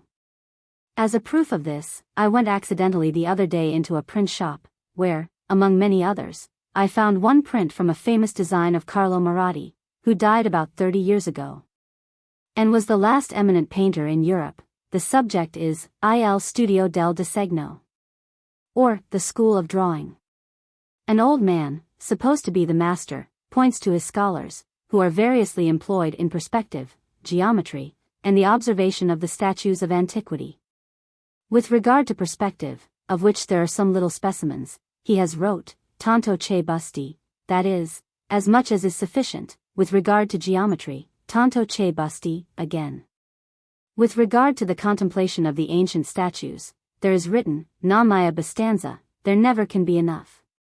But in the clouds, at the top of the piece, are represented the 3 graces, with this just sentence written over them, senza di noi ogni fatica è vana, that is, without us, all labor is vain. This everybody allows to be true in painting.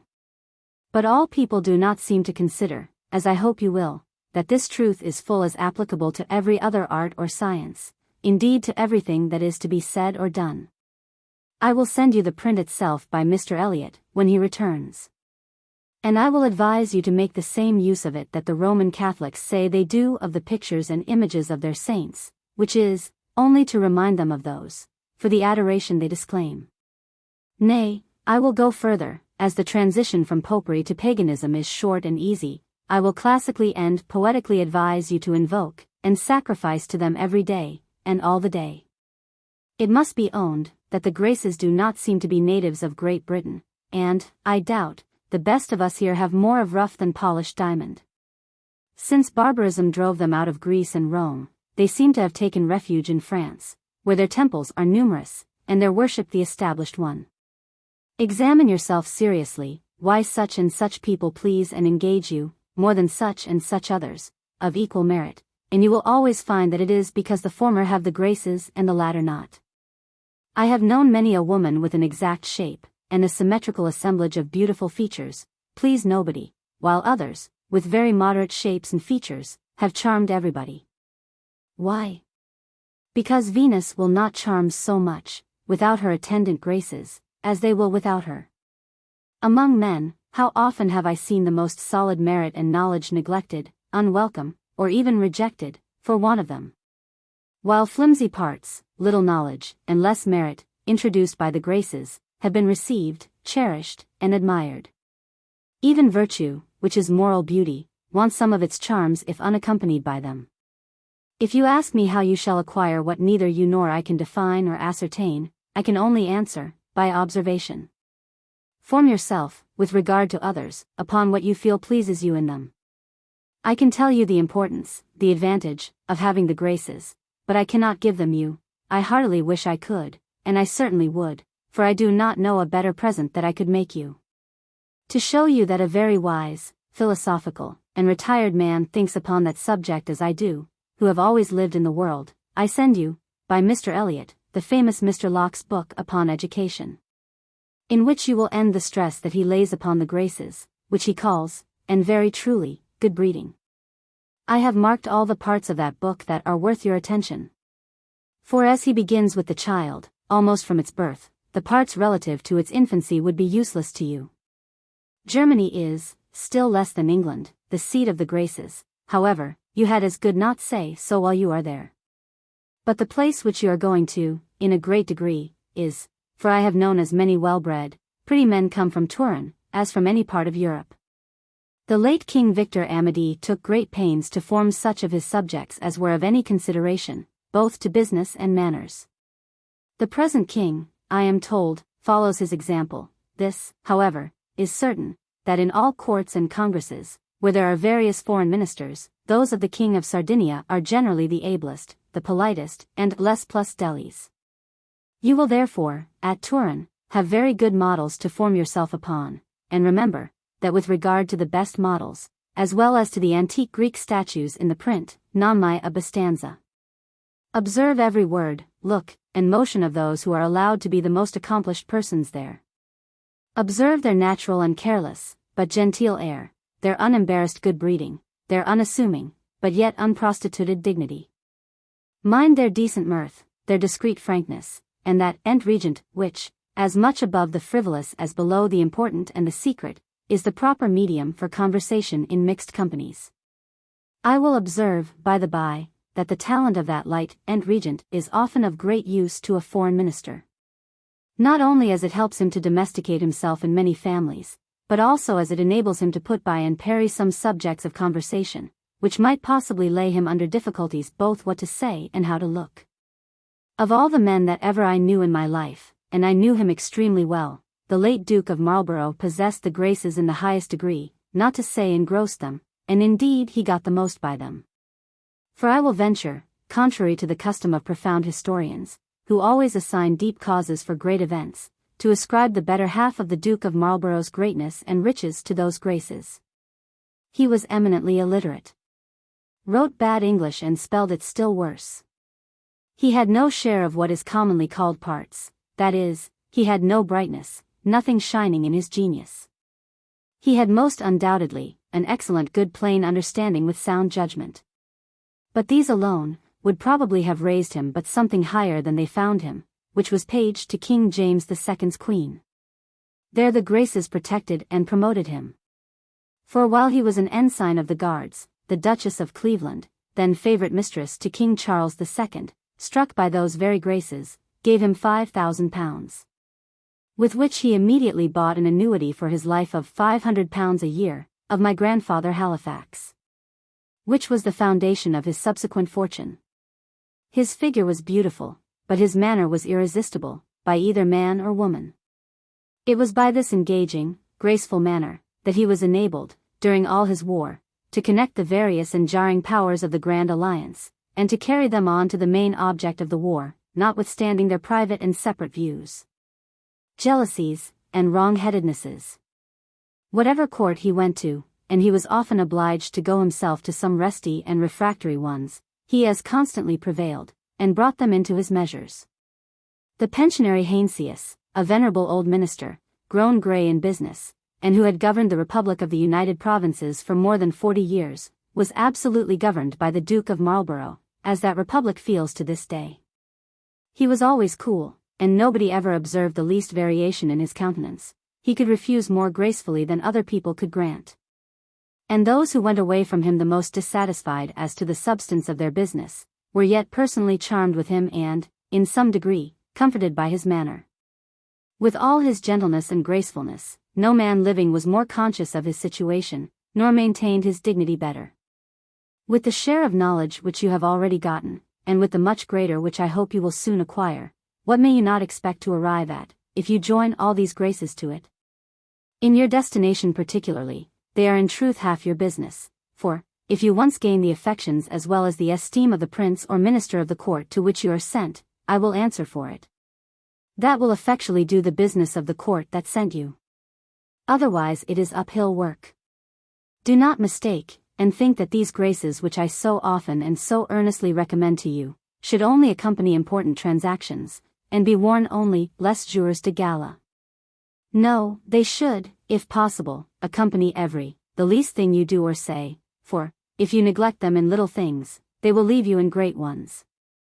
I should, for instance, be extremely concerned to see you even drink a cup of coffee ungracefully, and slop yourself with it, by your awkward manner of holding it, nor should I like to see your coat buttoned, or your shoes buckled awry.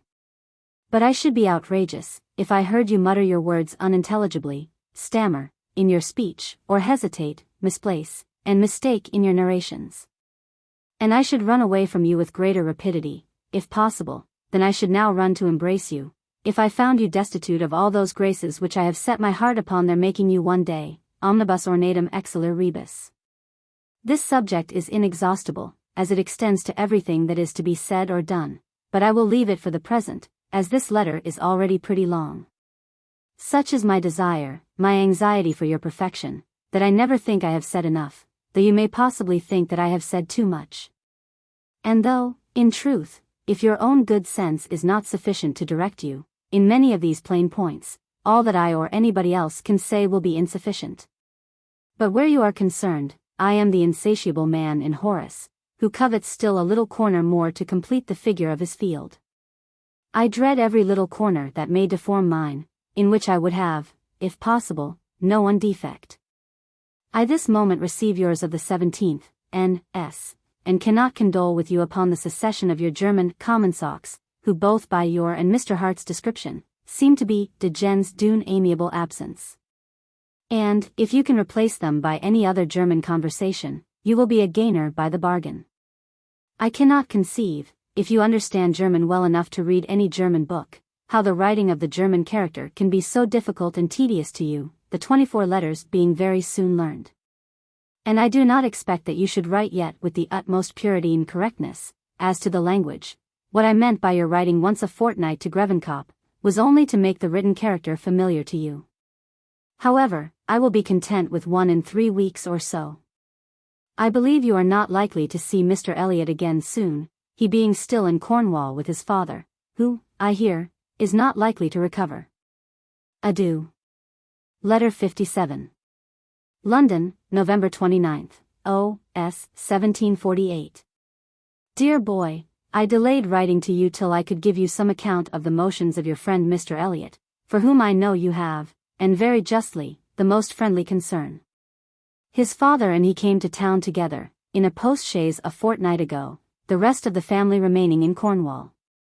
His father, with difficulty, survived the journey, and died last Saturday was sevennight. Both concern and decency confined your friend, till 2 days ago, when I saw him. He has determined, and I think very prudently, to go abroad again. But how soon, it is yet impossible for him to know, as he must necessarily put his own private affairs in some order first, but I conjecture that he may possibly join you at Turin, sooner, to be sure, not.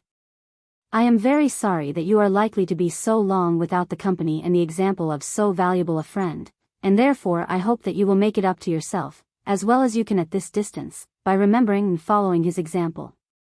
Imitate that application of his, which has made him know all thoroughly, and to the bottom.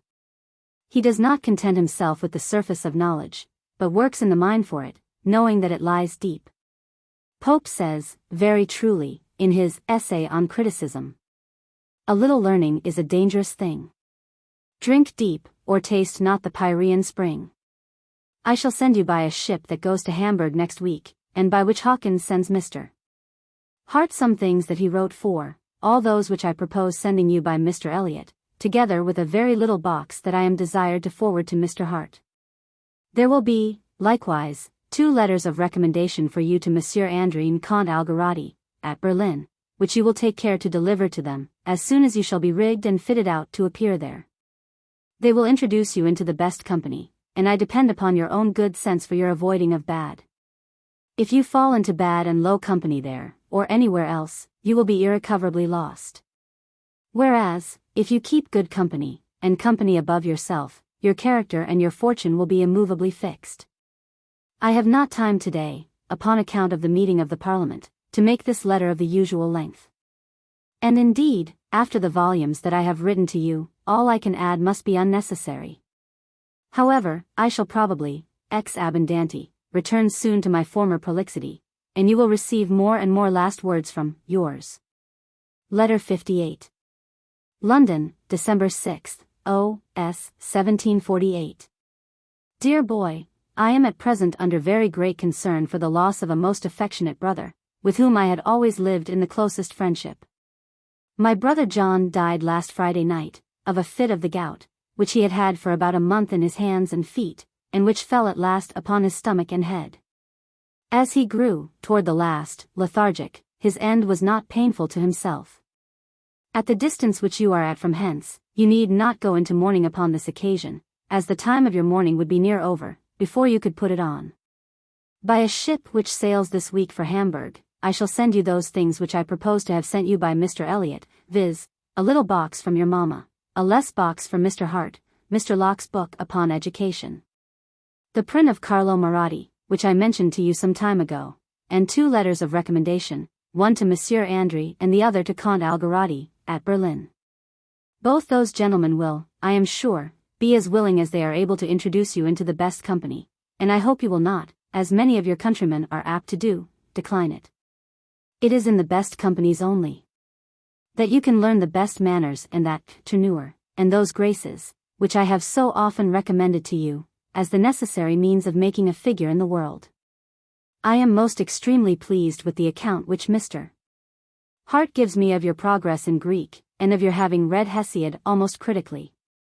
Upon this subject I suggest but one thing to you, of many that I might suggest, which is, that you have now got over the difficulties of that language, and therefore it would be unpardonable not to persevere to your journey's end, now that all the rest of your way is downhill. I am also very well pleased to hear that you have such a knowledge of, and taste for curious books and scarce and valuable tracts. This is a kind of knowledge which very well becomes a man of sound and solid learning, but which only exposes a man of slight and superficial reading. Therefore, pray make the substance and matter of such books your first object, and their title pages, indexes, letter, and binding, but your second. It is the characteristic of a man of parts and good judgment to know, and give that degree of attention that each object deserves. Whereas little minds mistake little objects for great ones, and lavish away upon the former that time and attention which only the latter deserve.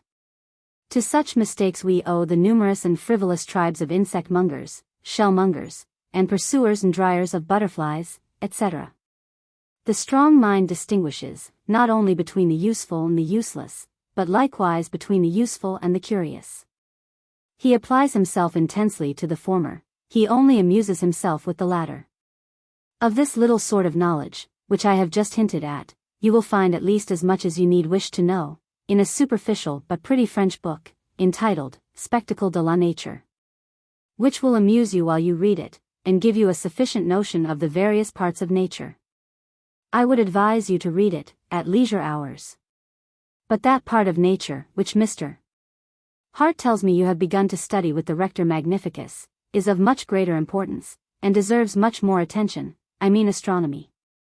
The vast and immense planetary system, the astonishing order and regularity of those innumerable worlds, will open a scene to you, which not only deserves your attention as a matter of curiosity, or rather astonishment, but still more, as it will give you greater, and consequently juster, ideas of that eternal and omnipotent being, who contrived, made, and still preserves that universe, than all the contemplation of this, comparatively, very little orb, which we at present inhabit, could possibly give you. Upon this subject, Monsieur Fontenelle's Pluralite de Mondes, which you may read in 2 hours' time, will both inform and please you.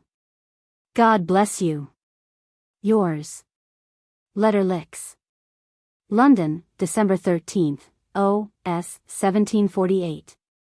Dear boy, the last 4 posts have brought me no letters, either from you or from Mr. Hart, at which I am uneasy, not as a mamma would be, but as a father should be, for I do not want your letters as bills of health. You are young, strong, and healthy, and I am, consequently, in no pain about that. Moreover, were either you or Mr. Hart ill, the other would doubtless write me word of it. My impatience for yours or Mr. Hart's letters arises from a very different cause, which is my desire to hear frequently of the state and progress of your mind. You are now at that critical period of life when every week ought to produce fruit or flowers answerable to your culture, which I am sure has not been neglected, and it is by your letters, and Mr. Hart's accounts of you, that, at this distance, I can only judge at your gradations to maturity. I desire, therefore, that one of you 2 will not fail to write to me once a week. The sameness of your present way of life, I easily conceive, would not make out a very interesting letter to an indifferent bystander. But so deeply concerned as I am in the game you are playing, even the least move is to me of importance, and helps me to judge of the final event. As you will be leaving Leipzig pretty soon after you shall have received this letter, I here send you one enclosed to deliver to Mr. Moscow. It is to thank him for his attention and civility to you, during your stay with him, and I take it for granted, that you will not fail making him the proper compliments at parting. For the good name that we leave behind at one place often gets before us to another, and is of great use. As Mr. Moscow is much known and esteemed in the Republic of Letters, I think it would be of advantage to you, if you got letters of recommendation from him to some of the learned men at Berlin. Those testimonials give a luster, which is not to be despised. For the most ignorant are forced to seem, at least, to pay a regard to learning, as the most wicked are to virtue. Such is their intrinsic worth. Your friend Duval dined with me the other day, and complained most grievously that he had not heard from you above a year. I bid him abuse you for it himself, and advised him to do it in verse, which, if he was really angry, his indignation would enable him to do. He accordingly brought me, yesterday, the enclosed reproaches and challenge, which he desired me to transmit to you. As this is his first essay in English poetry, the inaccuracies in the rhymes and the numbers are very excusable. He insists, as you will find, upon being answered in verse, which I should imagine that you and Mr. Hart, together, could bring about. As the late Lady Dorchester used to say, that she and Dr. Radcliffe, together, could cure a fever. This is however sure, that it now rests upon you, and no man can say what methods Duval may take, if you decline his challenge. I am sensible that you are under some disadvantages in this proffered combat. Your climate, at this time of the year especially, delights more in the wood fire, than in the poetic fire. And I conceive the muses, if there are any at Leipzig, to be rather shivering than singing. Nay, I question whether Apollo is even known there as god of verse, or as god of light, perhaps a little as god of physic. These will be fair excuses, if your performance should fall something short, though I do not apprehend that it will. While you have been at Leipzig, which is a place of study more than of pleasure or company, you have had all opportunities of pursuing your studies uninterruptedly, and have had, I believe, very few temptations to the contrary. But the case will be quite different at Berlin, where the splendor and dissipation of a court and of a beau monde will present themselves to you in gaudy shapes, attractive enough to all young people. Do not think, now, that like an old fellow, I am going to advise you to reject them, and shut yourself up in your closet. Quite the contrary. I advise you to take your share, and enter into them with spirit and pleasure. But then I advise you, too, to allot your time so prudently, as that learning may keep pace with pleasures. There is full time, in the course of the day, for both, if you do but manage that time right and like a good economist. The whole morning, if diligently and attentively devoted to solid studies, will go a great way at the year's end. And the evening spent in the pleasures of good company, will go as far in teaching you a knowledge, not much less necessary than the other, I mean the knowledge of the world. Between these two necessary studies, that of books in the morning, and that of the world in the evening, you see that you will not have 1 minute to squander or slattern away. Nobody ever lent themselves more than I did, when I was young, to the pleasures and dissipation of good company. I even did it too much. But then, I can assure you, that I always found time for serious studies. And, when I could find it no other way, I took it out of my sleep, for I resolved always to rise early in the morning, however late I went to bed at night. And this resolution I have kept so sacred, that, unless when I have been confined to my bed by illness, I have not, for more than 40 years, ever been in bed at 9 o'clock in the morning but commonly up before 8. When you are at Berlin, remember to speak German as often as you can, in company, for everybody there will speak French to you, unless you let them know that you can speak German, which then they will choose to speak. Adieu. Letter LX. London, December 20th, O.S. 1748. Dear boy, I received last Saturday by 3 mails, which came in at once, 2 letters from Mr. Hart, and yours of the 8th, N.S. It was I who mistook your meaning, with regard to your German letters, and not you who expressed it ill. I thought it was the writing of the German character that took up so much of your time, and therefore I advised you, by the frequent writing of that character, to make it easy and familiar to you, but since it is only the propriety and purity of the German language which make your writing it so tedious and laborious, I will tell you I shall not be nice upon that article. And did not expect that you should yet be master of all the idioms, delicacies, and peculiarities of that difficult language. That can only come by use, especially frequent speaking. Therefore, when you shall be at Berlin, and afterward at Turin, where you will meet many Germans, pray take all opportunities of conversing in German, in order not only to keep what you have got of that language, but likewise to improve and perfect yourself in it. As to the characters, you form them very well, and as you yourself own, better than your English ones. But then let me ask you this question: why do you not form your Roman characters better? For I maintain that it is in every man's power to write what hand he pleases, and, consequently, that he ought to write a good one. You form, particularly, your EE and your LL in zigzag, instead of making them straight, as thus, EELL. A fault very easily mended.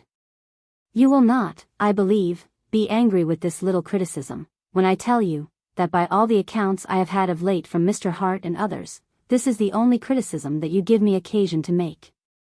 Mr. Hart's last letter, of the 14th, N.S., particularly, makes me extremely happy, by assuring me that, in every respect, you do exceedingly well.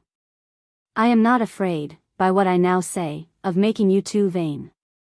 Because I do not think that a just consciousness and an honest pride of doing well, can be called vanity. For vanity is either the silly affectation of good qualities which one has not, or the sillier pride of what does not deserve commendation in itself. By Mr. Hart's account, you are got very near the goal of Greek and Latin. And therefore I cannot suppose that, as your sense increases, your endeavors and your speed will slacken in finishing the small remains of your course. Consider what luster and éclat it will give you, when you return here, to be allowed to be the best scholar, for a gentleman, in England. Not to mention the real pleasure and solid comfort which such knowledge will give you throughout your whole life. Mr. Hart tells me another thing, which, I own, I did not expect. It is, that when you read aloud, or repeat parts of plays, you speak very properly and distinctly. This relieves me from great uneasiness, which I was under upon account of your former bad enunciation.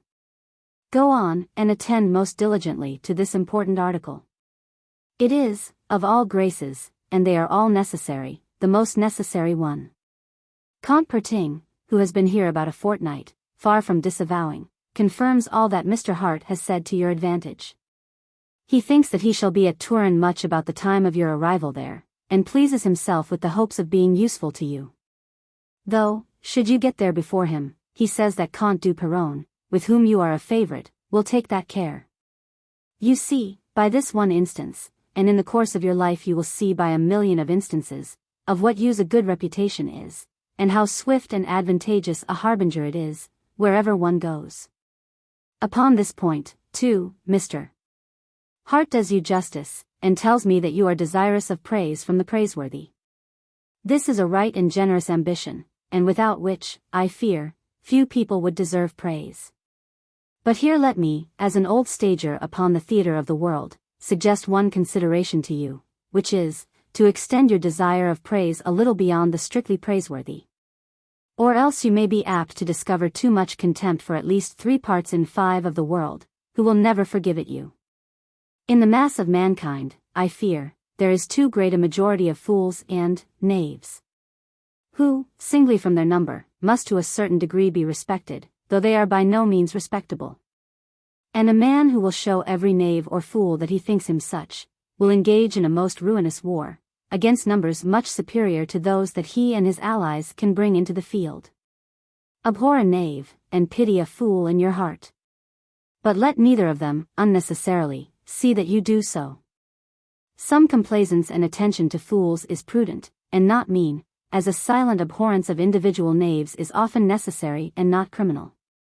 As you will now soon part with Lord Pulteney, with whom, during your stay together at Leipzig, I suppose you have formed a connection, I imagine that you will continue it by letters, which I would advise you to do.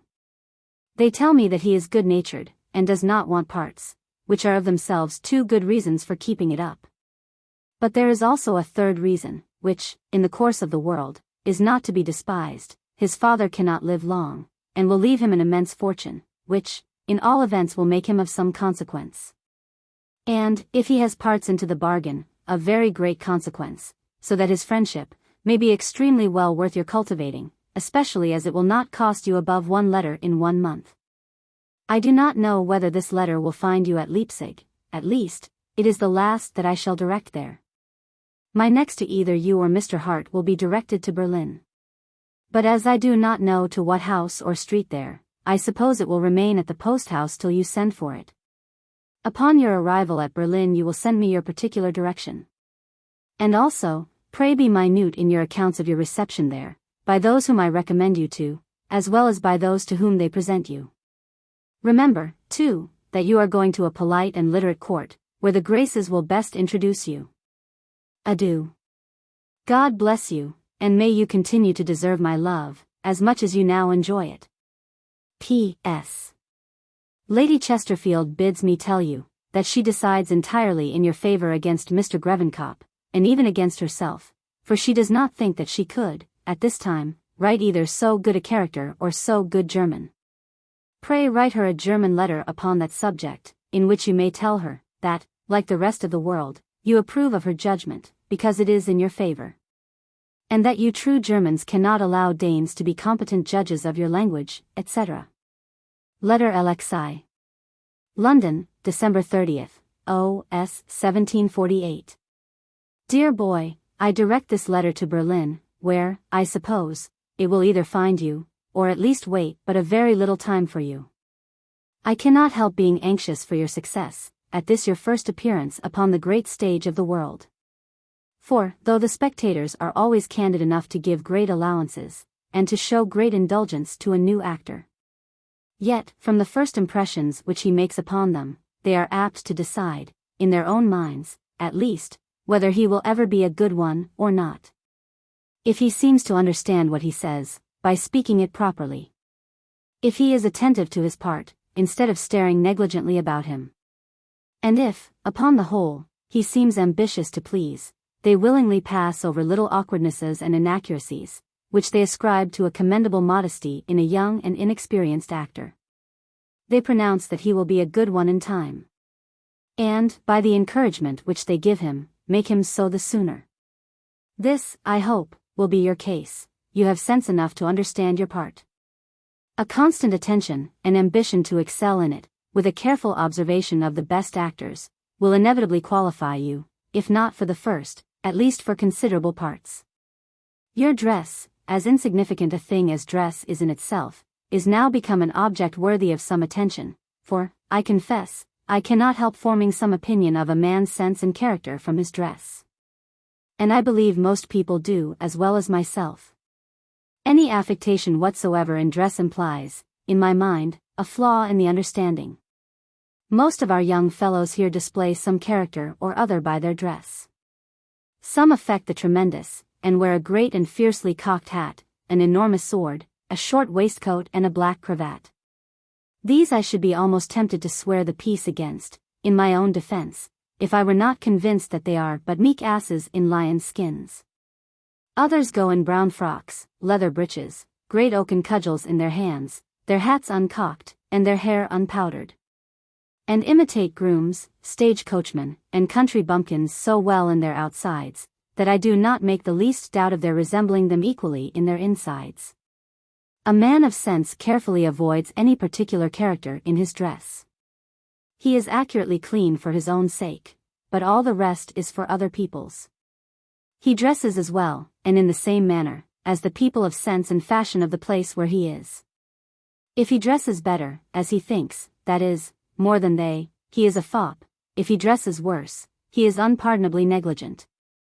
But, of the two, I would rather have a young fellow too much than too little dressed. The excess on that side will wear off, with a little age and reflection, but if he is negligent at 20, he will be a sloven at 40, and stink at 50 years old. Dress yourself fine, where others are fine, and plain where others are plain. But take care always that your clothes are well made, and fit you, for otherwise they will give you a very awkward air. When you are once well dressed for the day, think no more of it afterward. And, without any stiffness for fear of discomposing that dress, let all your motions be as easy and natural as if you had no clothes on at all. So much for dress, which I maintain to be a thing of consequence in the polite world. As to manners, good breeding, and the graces, I have so often entertained you upon those important subjects, that I can add nothing to what I have formerly said. Your own good sense will suggest to you the substance of them. And observation, experience, and good company, the several modes of them. Your great vivacity, which I hear of from many people, will be no hindrance to your pleasing in good company, on the contrary, will be of use to you, if tempered by good breeding and accompanied by the graces. But then, I suppose your vivacity to be a vivacity of parts, and not a constitutional restlessness, for the most disagreeable composition that I know in the world, is that of strong animal spirits, with a cold genius. Such a fellow is troublesomely active, frivolously busy, foolishly lively. Talks much with little meaning, and laughs more, with less reason, whereas, in my opinion, a warm and lively genius with a cool constitution, is the perfection of human nature. Do what you will at Berlin, provided you do but do something all day long.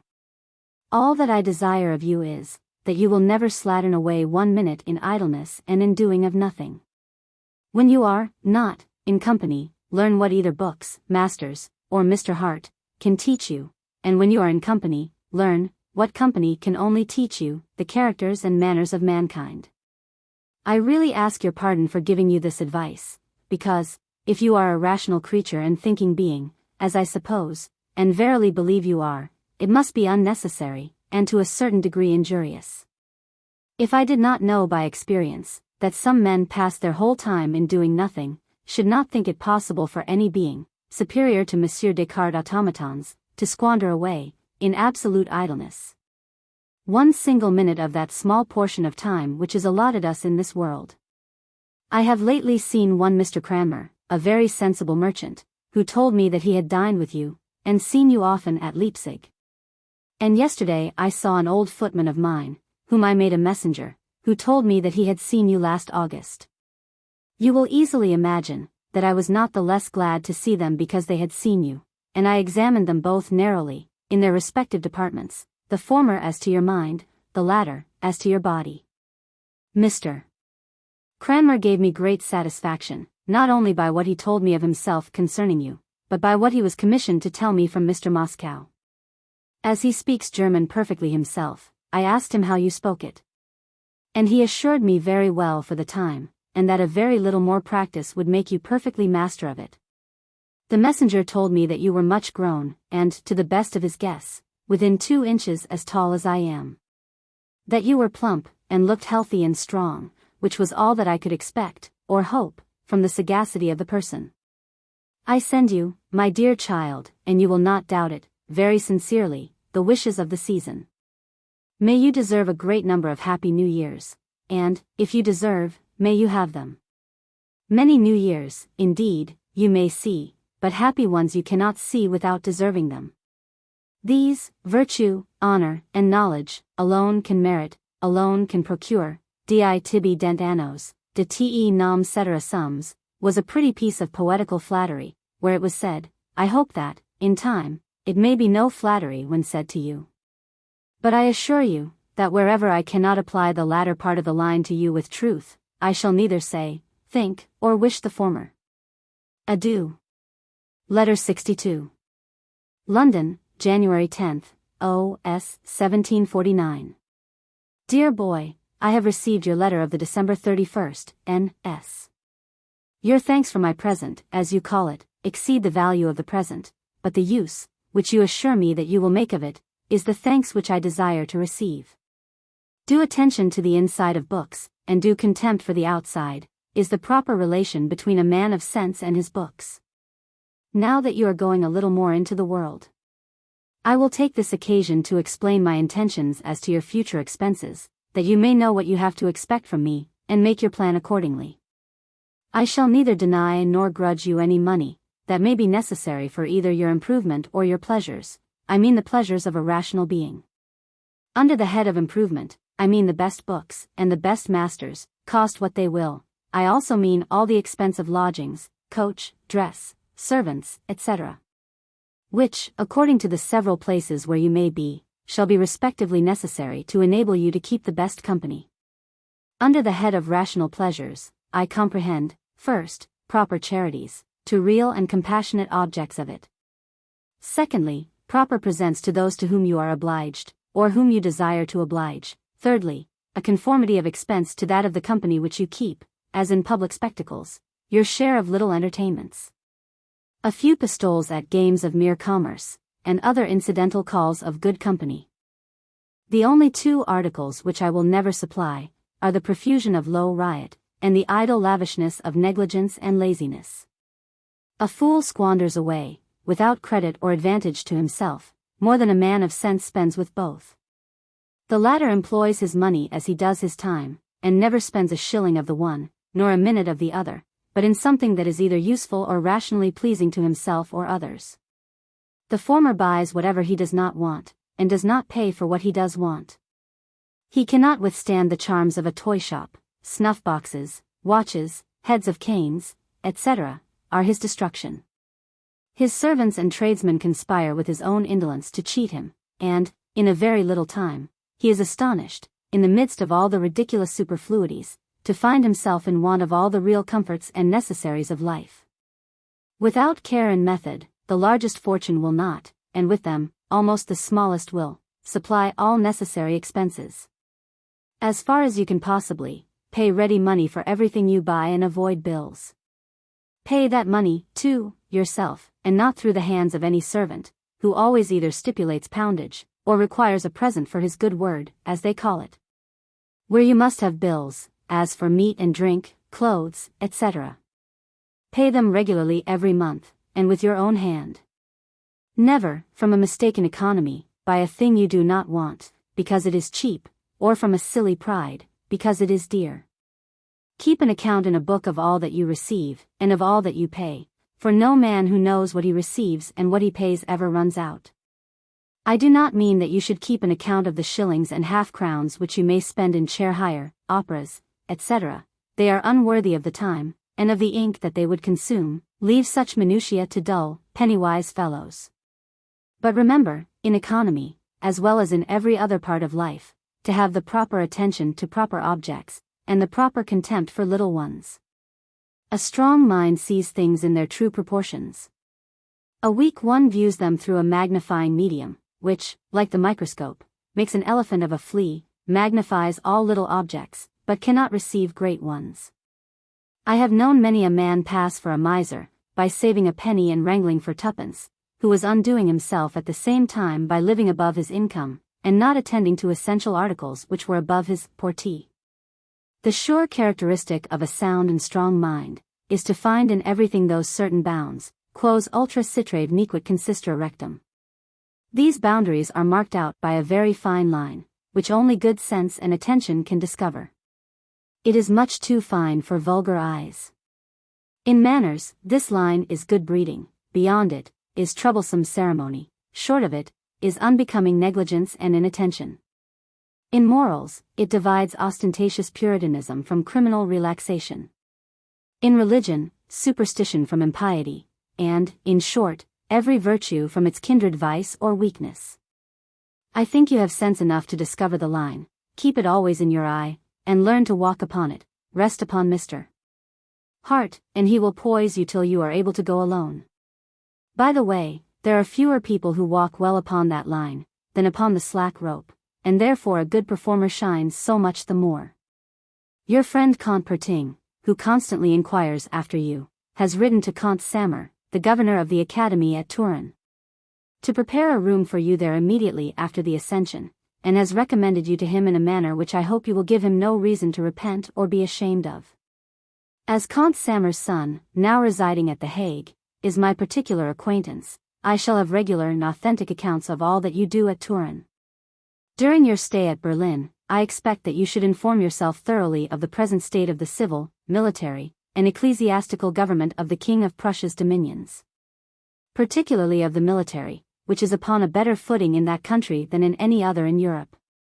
You will attend at the reviews, see the troops exercised, and inquire into the numbers of troops and companies in the respective regiments of horse, foot, and dragoons. The numbers and titles of the commissioned and non-commissioned officers in the several troops and companies, and also take care to learn the technical military terms in the German language. For though you are not to be a military man, yet these military matters are so frequently the subject of conversation, that you will look very awkwardly if you are ignorant of them. Moreover, They are commonly the objects of negotiation, and, as such, fall within your future profession. You must also inform yourself of the reformation which the King of Prussia has lately made in the law, by which he has both lessened the number, and shortened the duration of lawsuits, a great work, and worthy of so great a prince. As he is indisputably the ablest prince in Europe, every part of his government deserves your most diligent inquiry, and your most serious attention. It must be owned that you set out well, as a young politician, by beginning at Berlin, and then going to Turin, where you will see the next ablest monarch to that of Prussia. So that, if you are capable of making political reflections, those two princes will furnish you with sufficient matter for them. I would have you endeavor to get acquainted with Monsieur de Maupertuis, who is so eminently distinguished by all kinds of learning and merit, that one should be both sorry and ashamed of having been even a day in the same place with him, and not to have seen him. If you should have no other way of being introduced to him, I will send you a letter from hence. Monsieur Caginoni, at Berlin, to whom I know you are recommended, is a very able man of business, thoroughly informed of every part of Europe. And his acquaintance, if you deserve and improve it as you should do, may be of great use to you. Remember to take the best dancing master at Berlin, more to teach you to sit, stand, and walk gracefully, than to dance finely. The Graces, the Graces. Remember the Graces. Adieu. Letter 63.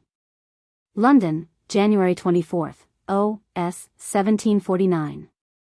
Dear boy, I have received your letter of the 12th, N.S., in which I was surprised to find no mention of your approaching journey to Berlin, which, according to the first plan, was to be on the 20th, N.S., and upon which supposition I have for some time directed my letters to you, and Mr. Hart, at Berlin. I should be glad that yours were more minute with regard to your motions and transactions, and I desire that, for the future, they may contain accounts of what and who you see and hear, in your several places of residence. For I interest myself as much in the company you keep, and the pleasures you take, as in the studies you pursue, and therefore equally desire to be informed of them all. Another thing I desire, which is, that you will acknowledge my letters by their dates, that I may know which you do, and which you do not receive. As you found your brain considerably affected by the cold, you were very prudent not to turn it to poetry in that situation, and not less judicious in declining the borrowed aid of a stove, whose fumigation, instead of inspiration, would at best have produced what Mr. Pope calls a sooterkin of wit. I will show your letter to Duval, by way of justification for not answering his challenge, and I think he must allow the validity of it, for a frozen brain is as unfit to answer a challenge in poetry, as a blunt sword is for a single combat. You may if you please, and therefore I flatter myself that you will, profit considerably by your stay at Berlin, in the article of manners and useful knowledge. Attention to what you will see and hear there, together with proper inquiries, and a little care and method in taking notes of what is more material, will procure you much useful knowledge. Many young people are so light, so dissipated, and so incurious, that they can hardly be said to see what they see, or hear what they hear, that is, they hear in so superficial and inattentive a manner, that they might as well not see nor hear at all. For instance, if they see a public building, as a college, an hospital, an arsenal, etc., they content themselves with the first coup d'oeil, and neither take the time nor the trouble of informing themselves of the material parts of them, which are the constitution, the rules, and the order and economy in the inside. You will, I hope, go deeper, and make your way into the substance of things. For example, should you see a regiment reviewed at Berlin or Potsdam, instead of contenting yourself with the general glitter of the collective corps, and saying, par manière d'Etiquette, that is very fine, I hope you will ask what number of troops or companies it consists of, what number of officers of the état major, and what number of subalterns, how many bas officiers, or non-commissioned officers, as sergeants, corporals, anspessades, fry-corporals, etc., their pay, their clothing, and by whom. Whether by the colonels, or captains, or commissaries appointed for that purpose, to whom they are accountable, the method of recruiting, completing, etc. The same in civil matters. Inform yourself of the jurisdiction of a court of justice, of the rules and numbers and endowments of a college, or an academy, and not only of the dimensions of the respective edifices, and let your letters to me contain these informations, in proportion as you acquire them. I often reflect, with the most flattering hopes, how proud I shall be of you, if you should profit, as you may, of the opportunities which you have had, still have, and will have, of arriving at perfection. And, on the other hand, with dread of the grief and shame you will give me if you do not. May the first be the case. God bless you. Letter 64. London, February 7th, O.S. 1749. Dear boy, you are now come to an age capable of reflection, and I hope you will do, what, however, few people at your age do, exert it for your own sake in the search of truth and sound knowledge. I will confess, for I am not unwilling to discover my secrets to you, that it is not many years since I have presumed to reflect for myself. Till 16 or 17 I had no reflection, and for many years after that, I made no use of what I had. I adopted the notions of the books I read, or the company I kept, without examining whether they were just or not, and I rather chose to run the risk of easy error, than to take the time and trouble of investigating truth. Thus, partly from laziness, partly from dissipation, and partly from the mauvaise honte of rejecting fashionable notions, I was, as I have since found, hurried away by prejudices, instead of being guided by reason. And quietly cherished error, instead of seeking for truth. But since I have taken the trouble of reasoning for myself, and have had the courage to own that I do so, you cannot imagine how much my notions of things are altered, and in how different a light I now see them, from that in which I formerly viewed them, through the deceitful medium of prejudice or authority. Nay, I may possibly still retain many errors, which, from long habit, have perhaps grown into real opinions, for it is very difficult to distinguish habits, early acquired and long entertained, from the result of our reason and reflection.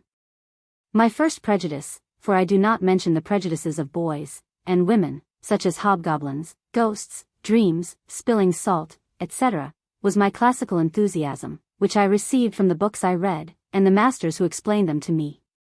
I was convinced there had been no common sense nor common honesty in the world for these last 1500 years, but that they were totally extinguished with the ancient Greek and Roman governments. Homer and Virgil could have no faults, because they were ancient. Milton and Tasso could have no merit, because they were modern. And I could almost have said, with regard to the ancients, what Cicero, very absurdly and unbecomingly for a philosopher, says with regard to Plato, cum quo errare malum quam cum aliis rect sentire. Whereas now, without any extraordinary effort of genius, I have discovered that nature was the same 3,000 years ago as it is at present, that men were but men then as well as now. That modes and customs vary often, but that human nature is always the same. And I can no more suppose that men were better, braver, or wiser, 1,500 or 3,000 years ago, than I can suppose that the animals or vegetables were better then than they are now. I dare assert too, in defiance of the favors of the ancients, that Homer's hero, Achilles, was both a brute and a scoundrel, and consequently an improper character for the hero of an epic poem. He had so little regard for his country, that he would not act in defense of it, because he had quarreled with Agamemnon about A.W.E. And then afterward, animated by private resentment only, he went about killing people basely, I will call it, because he knew himself invulnerable, and yet, invulnerable as he was, he wore the strongest armor in the world. Which I humbly apprehend to be a blunder, for a horseshoe clap to his vulnerable heel would have been sufficient. On the other hand, with submission to the favors of the moderns, I assert with Mr. Dryden that the devil is in truth the hero of Milton's poem, his plan, which he lays, pursues, and at last executes, being the subject of the poem. From all which considerations I impartially conclude that the ancients had their excellencies and their defects, their virtues and their vices, just like the moderns. Pedantry and affectation of learning decide clearly in favor of the former. Vanity and ignorance, as peremptorily in favor of the latter. Religious prejudices kept pace with my classical ones. And there was a time when I thought it impossible for the honestest man in the world to be saved out of the pale of the Church of England, not considering that matters of opinion do not depend upon the will. And that it is as natural, and as allowable, that another man should differ in opinion from me, as that I should differ from him, and that if we are both sincere, we are both blameless, and should consequently have mutual indulgence for each other. The next prejudices that I adopted were those of the beau monde, in which, as I was determined to shine, I took what are commonly called the genteel vices to be necessary. I had heard them reckoned so, and without further inquiry I believed it, or at least should have been ashamed to have denied it, for fear of exposing myself to the ridicule of those whom I considered as the models of fine gentlemen. But I am now neither ashamed nor afraid to assert that those genteel vices, as they are falsely called, are only so many blemishes in the character of even a man of the world and what is called a fine gentleman, and degrade him in the opinions of those very people, to whom he hopes to recommend himself by them. Nay, this prejudice often extends so far, that I have known people pretend to vices they had not, instead of carefully concealing those they had. Use and assert your own reason. Reflect, examine, and analyze everything, in order to form a sound and mature judgment. Let no authority impose upon your understanding, mislead your actions, or dictate your conversation. Be early what, if you are not, you will when too late wish you had been.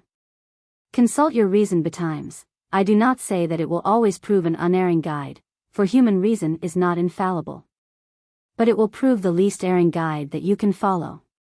Books and conversation may assist it, but adopt neither blindly and implicitly. Try both by that best rule, which God has given to direct us, reason. Of all the troubles, do not decline, as many people do, that of thinking. The herd of mankind can hardly be said to think, their notions are almost all adoptive. And, in general, I believe it is better that it should be so, as such common prejudices contribute more to order and quiet than their own separate reasonings would do, uncultivated and unimproved as they are. We have many of those useful prejudices in this country, which I should be very sorry to see removed. The good Protestant conviction, that the Pope is both Antichrist and the whore of Babylon, is a more effectual preservative in this country against popery, than all the solid and unanswerable arguments of Chillingworth. The idle story of the pretenders having been introduced in a warming pan into the Queen's bed, though as destitute of all probability as of all foundation, has been much more prejudicial to the cause of Jacobitism than all that Mr. Locke and others have written, to show the unreasonableness and absurdity of the doctrines of indefeasible hereditary right, and unlimited passive obedience. And that silly, sanguine notion, which is firmly entertained here, that one Englishman can beat 3 Frenchmen, encourages, and has sometimes enabled, one Englishman in reality to beat 2. A Frenchman ventures his life with alacrity pour Eleanor du Roy, were you to change the object, which he has been taught to have in view, and tell him that it was pour le bien de la patrie, he would very probably run away. Such gross local prejudices prevail with the herd of mankind, and do not impose upon cultivated, informed, and reflecting minds. But then they are notions equally false, though not so glaringly absurd, which are entertained by people of superior and improved understandings, merely for want of the necessary pains to investigate, the proper attention to examine, and the penetration requisite to determine the truth. Those are the prejudices which I would have you guard against by a manly exertion and attention of your reasoning faculty. To mention one instance of 1,000 that I could give you, it is a general prejudice, and has been propagated for these 1600 years, that arts and sciences cannot flourish under an absolute government, and that genius must necessarily be cramped where freedom is restrained. This sounds plausible, but is false in fact. Mechanic arts, as agriculture, etc., will indeed be discouraged where the profits and property are, from the nature of the government, insecure. But why the despotism of a government should cramp the genius of a mathematician, an astronomer, a poet, or an orator, I confess I never could discover. It may indeed deprive the poet or the orator of the liberty of treating of certain subjects in the manner they would wish, but it leaves them subjects enough to exert genius upon, if they have it.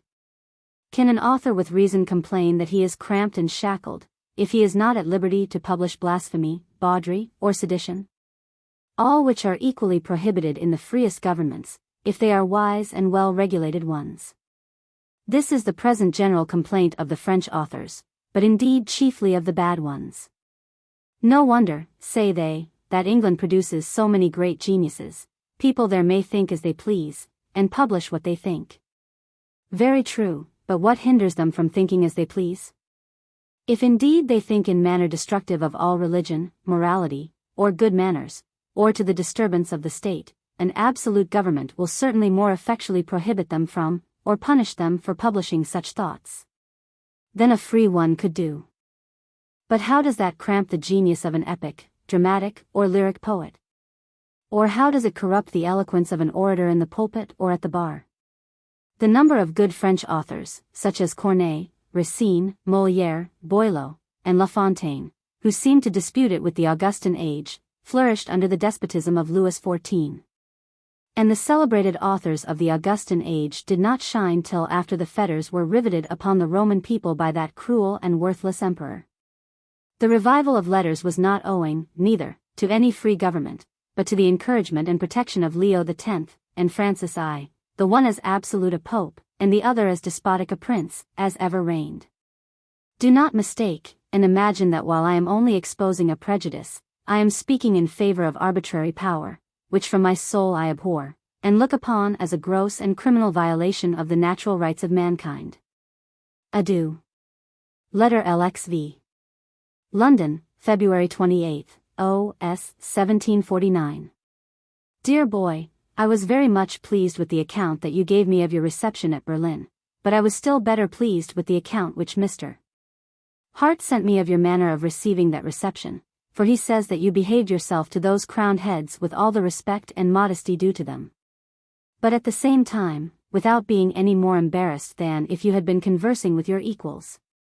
This easy respect is the perfection of good breeding, which nothing but superior good sense, or a long usage of the world, can produce, and as in your case it could not be the latter, it is a pleasing indication to me of the former. You will now, in the course of a few months, have been rubbed at 3 of the considerable courts of Europe, Berlin, Dresden, and Vienna, so that I hope you will arrive at Turin tolerably smooth and fit for the last polish. There you may get the best, there being no court I know of that forms more well-bred and agreeable people. Remember now, that good breeding, genteel carriage, address, and even dress, to a certain degree, are become serious objects, and deserve a part of your attention. The day, if well employed, is long enough for them all. 1/2 of it bestowed upon your studies and your exercises, will finish your mind and your body, the remaining part of it, spent in good company, will form your manners, and complete your character. What would I not give to have you read Demosthenes critically in the morning, and understand him better than anybody, at noon, behave yourself better than any person at court, and in the evenings, trifle more agreeably than anybody in mixed companies? All this you may compass if you please, you have the means, you have the opportunities. Employ them, for God's sake, while you may, and make yourself that all-accomplished man that I wish to have you. It entirely depends upon these 2 years, they are the decisive ones. I send you here enclosed a letter of recommendation to Monsieur Capello, at Venice, which you will deliver him immediately upon your arrival, accompanying it with compliments from me to him and Madam, both of whom you have seen here.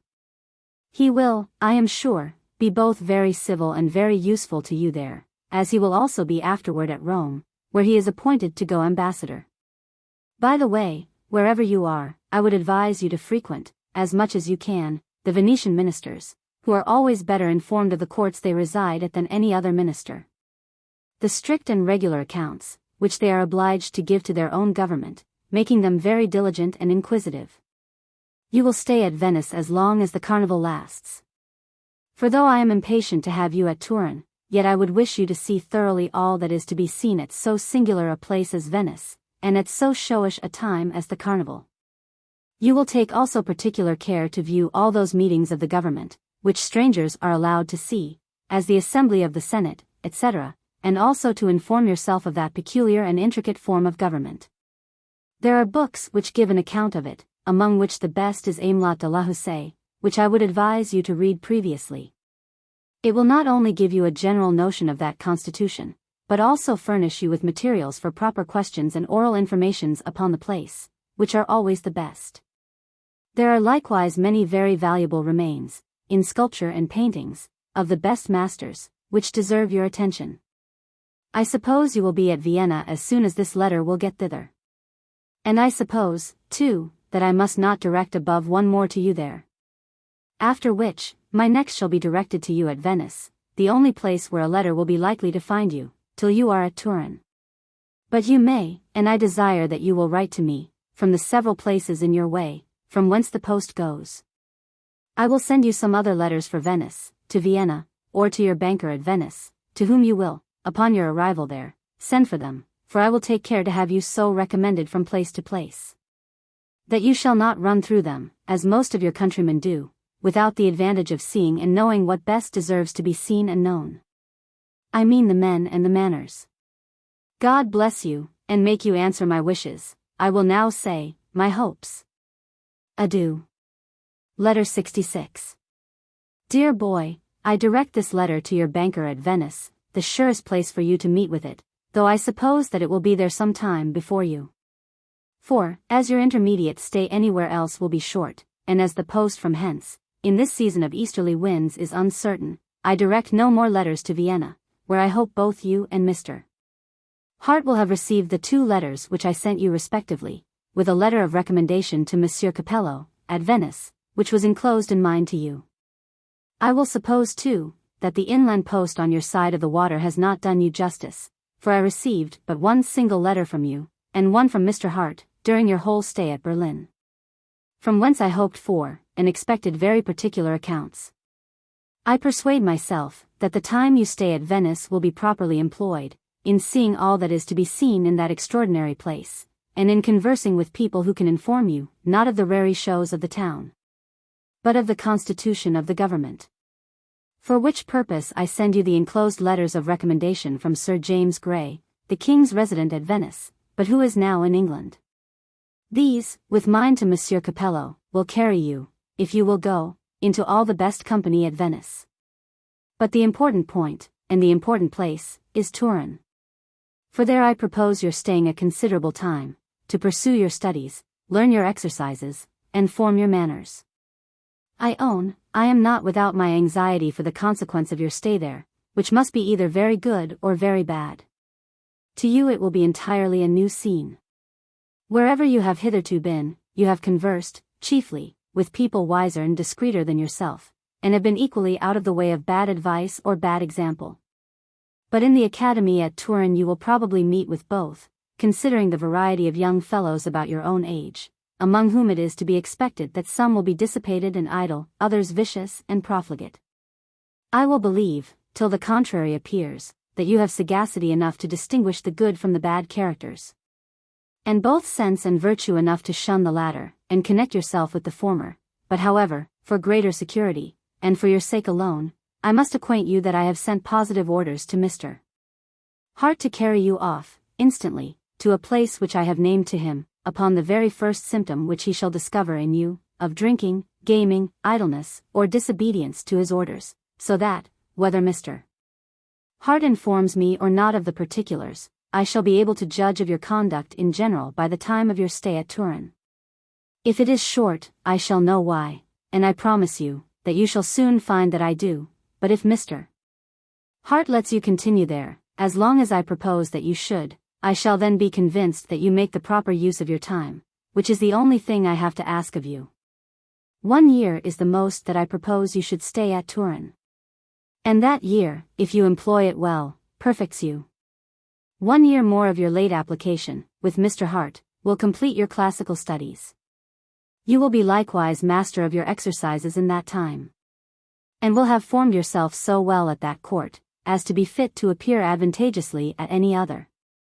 These will be the happy effects of your year's stay at Turin, if you behave, and apply yourself there as you have done at Leipzig. But if either ill advice, or ill example, affect and seduce you, you are ruined forever. I look upon that year as your decisive year of probation. Go through it well, and you will be all accomplished, and fixed in my tenderest affection forever. But should the contagion of vice of idleness lay hold of you there, your character, your fortune, my hopes, and consequently my favor are all blasted, and you are undone. The more I love you now, from the good opinion I have of you, the greater will be my indignation if I should have reason to change it. Hitherto you have had every possible proof of my affection, because you have deserved it. But when you cease to deserve it, you may expect every possible mark of my resentment. To leave nothing doubtful upon this important point, I will tell you fairly, beforehand, by what rule I shall judge of your conduct, by Mr. Hart's accounts. He will not, I am sure, nay, I will say more, he cannot be in the wrong with regard to you. He can have no other view but your good, and you will, I am sure, allow that he must be a better judge of it than you can possibly be at your age. While he is satisfied, I shall be so too, but whenever he is dissatisfied with you, I shall be much more so. If he complains, you must be guilty, and I shall not have the least regard for anything that you may allege in your own defense. I will now tell you what I expect and insist upon from you at Turin. First, that you pursue your classical and other studies every morning with Mr. Hart, as long and in whatever manner Mr. Hart shall be pleased to require. Secondly, that you learn, uninterruptedly, your exercises of riding, dancing, and fencing. Thirdly, that you make yourself master of the Italian language, and lastly, that you pass your evenings in the best company. I also require a strict conformity to the hours and rules of the Academy. If you will but finish your year in this manner at Turin, I have nothing further to ask of you, and I will give you everything that you can ask of me.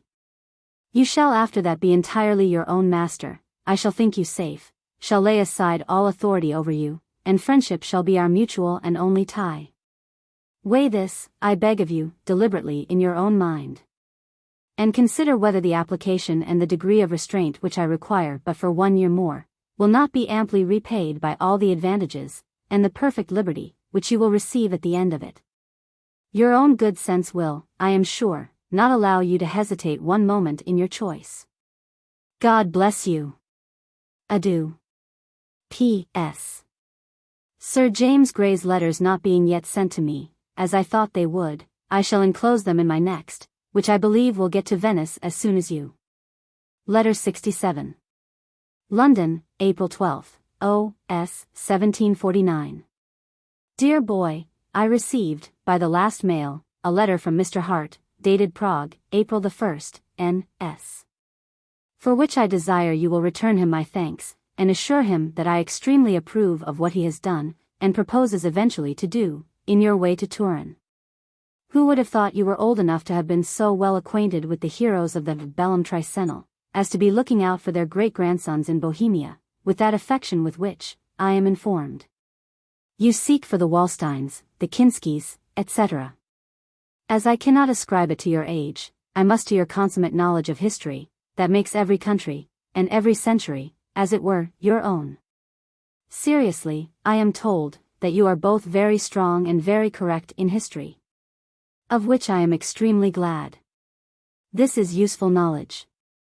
Comte du Perron and Comte Lascaris are arrived here. The former gave me a letter from Sir Charles Williams, the latter brought me your orders. They are very pretty men, and have both knowledge and manners, which, though they always ought, seldom go together. I examined them, particularly Comte Lascaris, concerning you. Their report is a very favorable one, especially on the side of knowledge. The quickness of conception which they allow you I can easily credit, but the attention which they add to it pleases me the more, as I own I expected it less. Go on in the pursuit and the increase of knowledge, nay, I am sure you will, for you now know too much to stop, and, if Mr. Hart would let you be idle, I am convinced you would not. But now that you have left Leipzig, and are entered into the great world, remember there is another object that must keep pace with, and accompany knowledge, I mean manners, politeness, and the graces. In which Sir Charles Williams, though very much your friend, owns that you are very deficient. The manners of Leipzig must be shook off, and in that respect you must put on the new man. No scrambling at your meals, as at a German ordinary.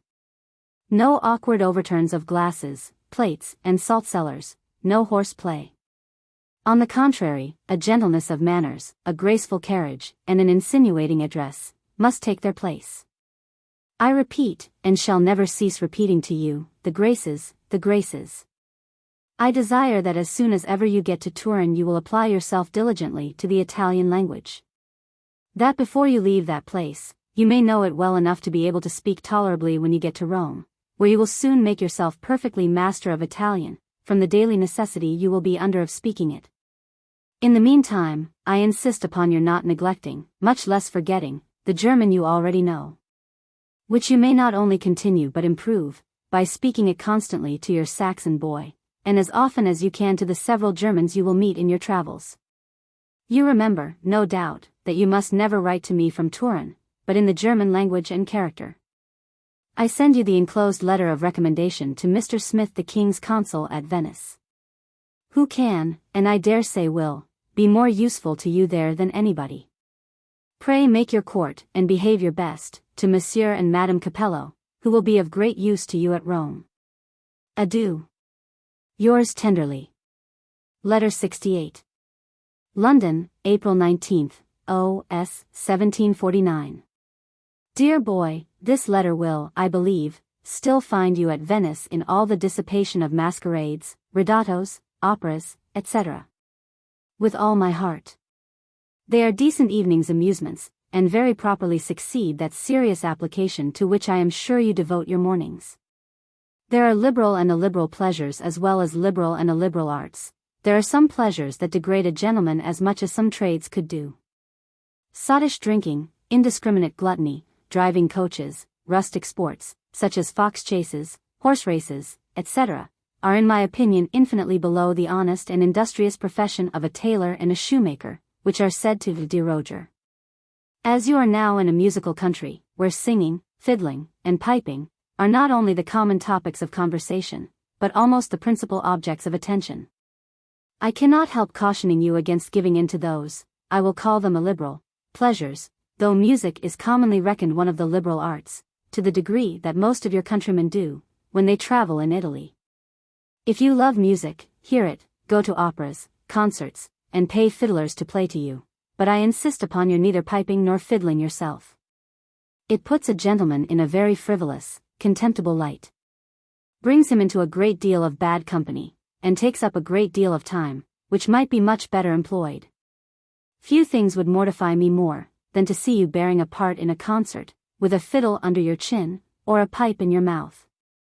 I have had a great deal of conversation with Count du Perron and Count Lascaris upon your subject, and I will tell you, very truly, what Count du Perron, who is, in my opinion, a very pretty man, said of you, il de l'esprit. Un savoir peu commun à son âge, un grande vivacité, et quand il aura pris de manners il sera parfait. Car il faut avoir tu il sent encore le college, Mars cela viendra. I was very glad to hear, from one whom I think so good a judge, that you wanted nothing but de manners, which I am convinced you will now soon acquire, in the company which henceforward you are likely to keep. But I must add, too, that if you should not acquire them, all the rest will be of little use to you. By manners, I do not mean bare common civility, everybody must have that who would not be kicked out of company. But I mean engaging, insinuating, shining manners, distinguished politeness, an almost irresistible address, a superior gracefulness in all you say and do. It is this alone that can give all your other talents their full luster and value. And, consequently, it is this which should now be thy principal object of your attention.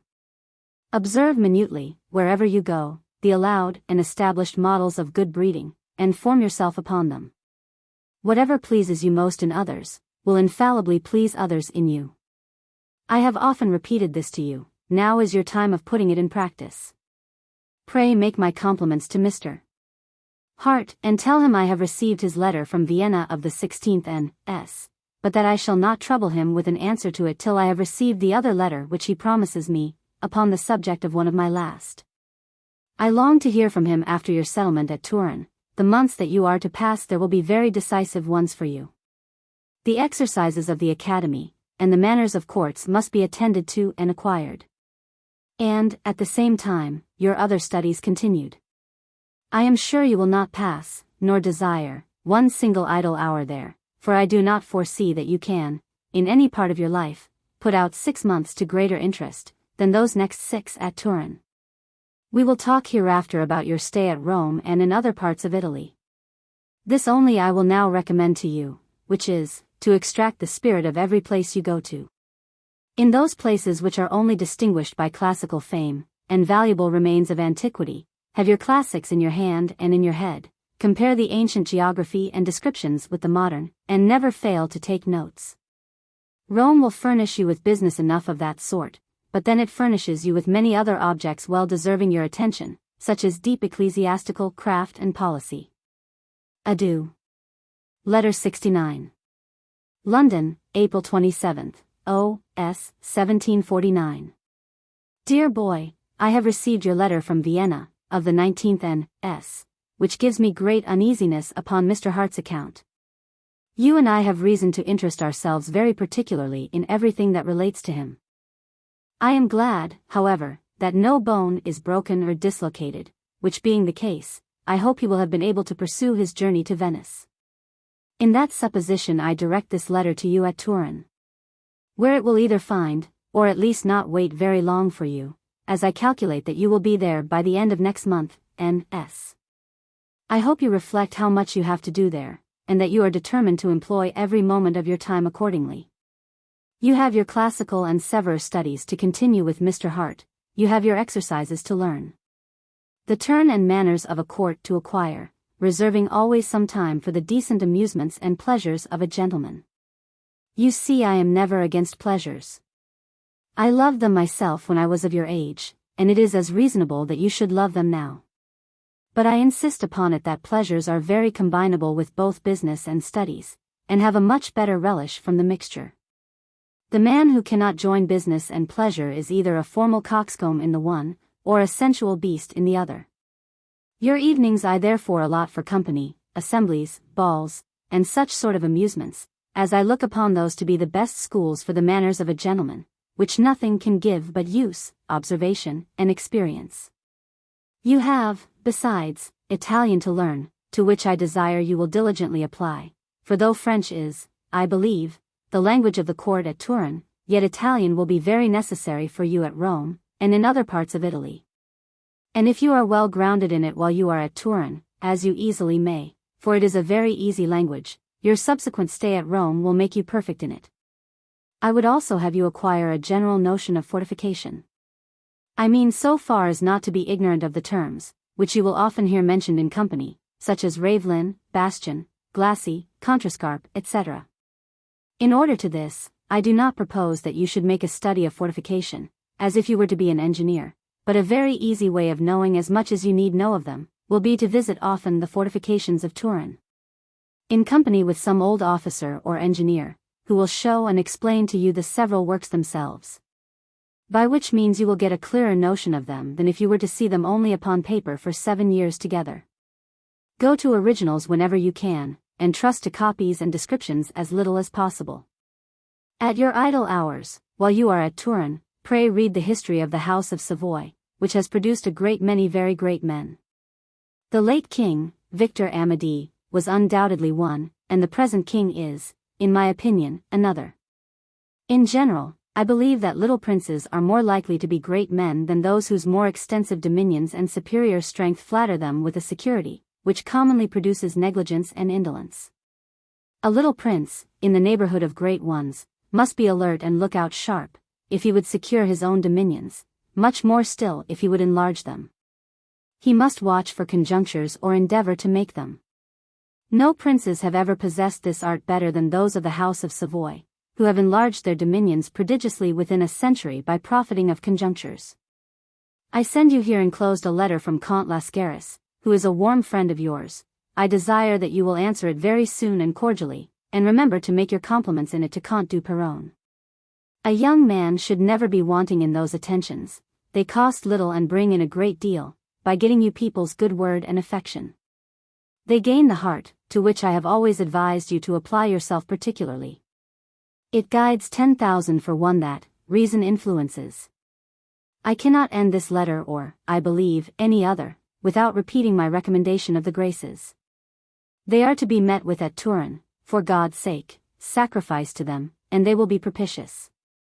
People mistake grossly, to imagine that the least awkwardness, either in matter or manner, mind or body, is an indifferent thing and not worthy of attention. It may possibly be a weakness in me, but in short we are all so made, I confess to you fairly, that when you shall come home and that I first see you, if I find you ungraceful in your address, and awkward in your person and dress, it will be impossible for me to love you half so well as I should otherwise do, let your intrinsic merit and knowledge be ever so great. If that would be your case with me, as it really would, judge how much worse it might be with others, who have not the same affection and partiality for you, and to whose hearts you must make your own way. Remember to write to me constantly while you are in Italy, in the German language and character, till you can write to me in Italian, which will not be till you have been some time at Rome. Adieu, my dear boy, may you turn out what Mr. Hart and I wish you. I must add that if you do not, it will be both your own fault and your own misfortune.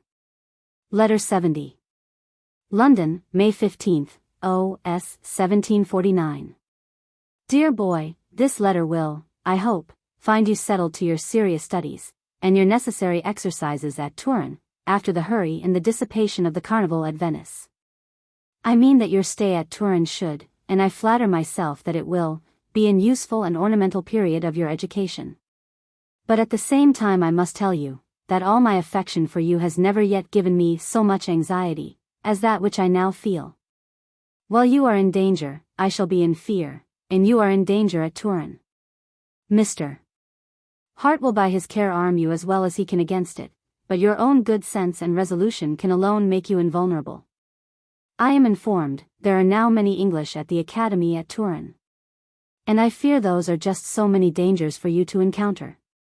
Who they are, I do not know, but I well know the general ill conduct, the indecent behavior, and the illiberal views, of my young countrymen. Abroad. Especially wherever they are in numbers together. Ill example is of itself dangerous enough, but those who give it seldom stop there, they add their infamous exhortations and invitations. And, if they fail, they have recourse to ridicule, which is harder for one of your age and inexperience to withstand than either of the former. Be upon your guard, therefore, against these batteries, which will all be played upon you. You are not sent abroad to converse with your own countrymen. Among them, in general, you will get little knowledge, no languages, and, I am sure, no manners.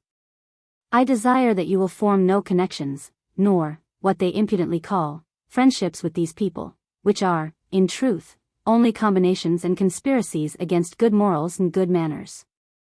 There is commonly, in young people, a facility that makes them unwilling to refuse anything that is asked of them, a mauvaise honte that makes them ashamed to refuse. And, at the same time, an ambition of pleasing and shining in the company they keep. These several causes produce the best effect in good company, but the very worst in bad. If people had no vices but their own, few would have so many as they have. For my own part, I would sooner wear other people's clothes than their vices, and they would sit upon me just as well. I hope you will have none, but if ever you have, I beg, at least, they may be all your own. Vices of adoption are, of all others, the most disgraceful and unpardonable. There are degrees in vices, as well as in virtues, and I must do my countrymen the justice to say, that they generally take their vices in the lower degree. Their gallantry is the infamous mean debauchery of stews, justly attended and rewarded by the loss of their health, as well as their character. Their pleasures of the table end in beastly drunkenness, low riot, broken windows, and very often, as they well deserve, broken bones. They game for the sake of the vice, not of the amusement, and therefore carry it to excess. Undo, or are undone by their companions. By such conduct, and in such company abroad, they come home, the unimproved, illiberal, and ungentlemanlike creatures that one daily sees them, that is, in the park and in the streets, for one never meets them in good company. Where they have neither manners to present themselves, nor merit to be received. But, with the manners of footmen and grooms, they assume their dress too. For you must have observed them in the streets here, in dirty blue frocks, with oaken sticks in their ends, and their hair greasy and unpowdered, tucked up under their hats of an enormous size. Thus finished and adorned by their travels, they become the disturbers of playhouses, they break the windows, and commonly the landlords, of the taverns where they drink. And are at once the support, the terror, and the victims, of the bawdy houses they frequent. These poor mistaken people think they shine, and so they do indeed, but it is as putrefaction shines in the dark. I am not now preaching to you, like an old fellow, upon their religious or moral texts. I am persuaded that you do not want the best instructions of that kind, but I am advising you as a friend, as a man of the world, as one who would not have you old while you are young, but would have you to take all the pleasures that reason points out, and that decency warrants. I will therefore suppose, for argument's sake, for upon no other account can it be supposed, that all the vices above mentioned were perfectly innocent in themselves, they would still degrade, vilify, and sink those who practiced them. Would obstruct their rising in the world by debasing their characters, and give them low turn of mind, and manners absolutely inconsistent with their making any figure in upper life and great business. What I have now said, together with your own good sense, is, I hope, sufficient to arm you against the seduction, the invitations, or the profligate exhortations, for I cannot call them temptations, of those unfortunate young people. On the other hand, when they would engage you in these schemes, content yourself with a decent but steady refusal, avoid controversy upon such plain points. You are too young to convert them, and, I trust, too wise to be converted by them. Shun them not only in reality, but even in appearance, if you would be well received in good company, for people will always be shy of receiving a man who comes from a place where the plague rages, let him look ever so healthy. There are some expressions, both in French and English, and some characters, both in those two and in other countries, which have, I dare say, misled many young men to their ruin. Un honey debauche, un joli debauche.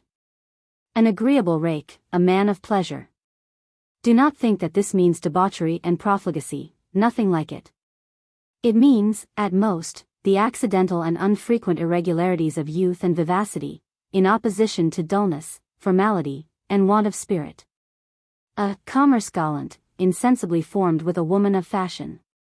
A glass of wine or two too much, unwarily taken in the warmth and joy of good company. Or some innocent frolic, by which nobody is injured, are the utmost bounds of that life of pleasure, which a man of sense and decency, who has a regard for his character, will allow himself, or be allowed by others. Those who transgress them in the hopes of shining, miss their aim, and become infamous, or at least, contemptible. The length or shortness of your stay at Turin will sufficiently inform me, even though Mr. Hart should not, of your conduct there. For, as I have told you before, Mr. Hart has the strictest orders to carry you away immediately from thence, upon the first and least symptom of infection that he discovers about you. And I know him to be too conscientiously scrupulous, and too much your friend and mine not to execute them exactly. Moreover, I will inform you, that I shall have constant accounts of your behavior from Comte Sammer, the governor of the academy, whose son is now here, and my particular friend. I have, also, other good channels of intelligence, of which I do not apprise you. But, supposing that all turns out well at Turin, yet, as I propose your being at Rome for the Jubilee, at Christmas, I desire that you will apply yourself diligently to your exercises of dancing, fencing, and riding at the academy. As well for the sake of your health and growth, as to fashion and supple you. You must not neglect your dress neither, but take care to be bien mise.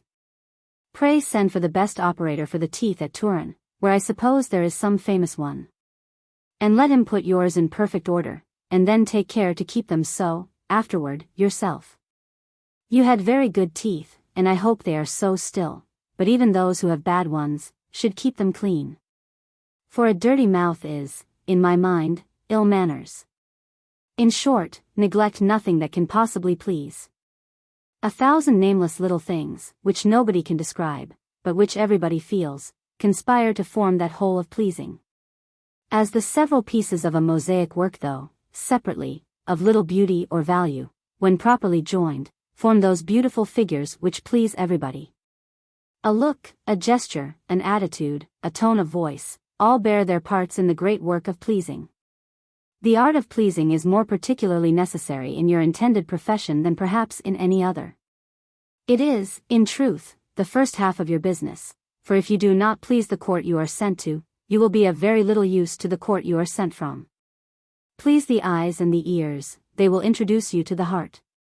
And 9 times in 10, the heart governs the understanding. Make your court particularly, and show distinguished attentions to such men and women as are best at court, highest in the fashion, and in the opinion of the public. Speak advantageously of them behind their backs, in companies whom you have reason to believe will tell them again. Express your admiration of the many great men that the House of Savoy has produced. Observe that nature, instead of being exhausted by those efforts, seems to have redoubled them, in the person of the present king, and the Duke of Savoy. Wonder, at this rate, where it will end, and conclude that it must end in the government of all Europe. Say this, likewise, where it will probably be repeated, but say it unaffectedly, and, the last especially, with a kind of enjoyment. These little arts are very allowable, and must be made use of in the course of the world. They are pleasing to one party, useful to the other, and injurious to nobody. What I have said with regard to my countrymen in general, does not extend to them all without exception. There are some who have both merit and manners.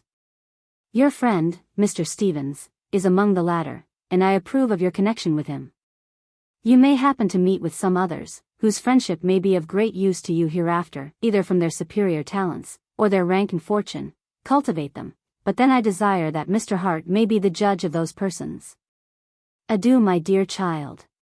Consider seriously the importance of the 2 next years to your character, your figure, and your fortune. Letter 71. London, May 22nd, O.S. 1749. Dear boy, I recommended to you, in my last, an innocent piece of art.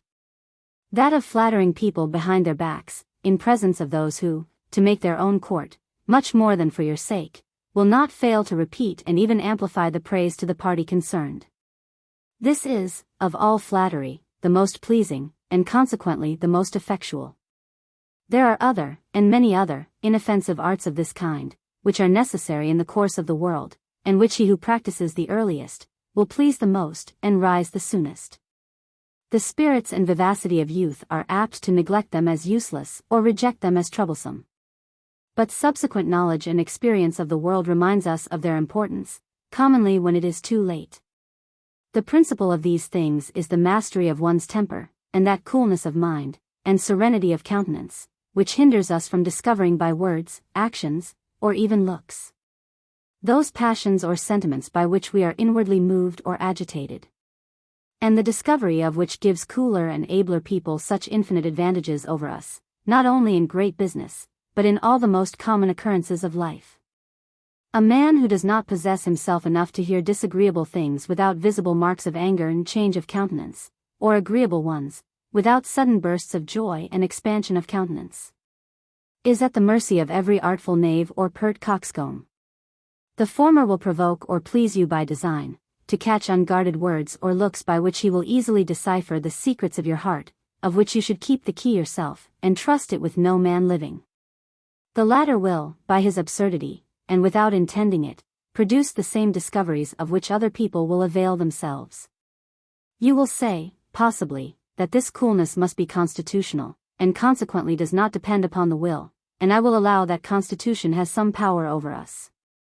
But I will maintain, too, that people very often, to excuse themselves, very unjustly accuse their constitutions.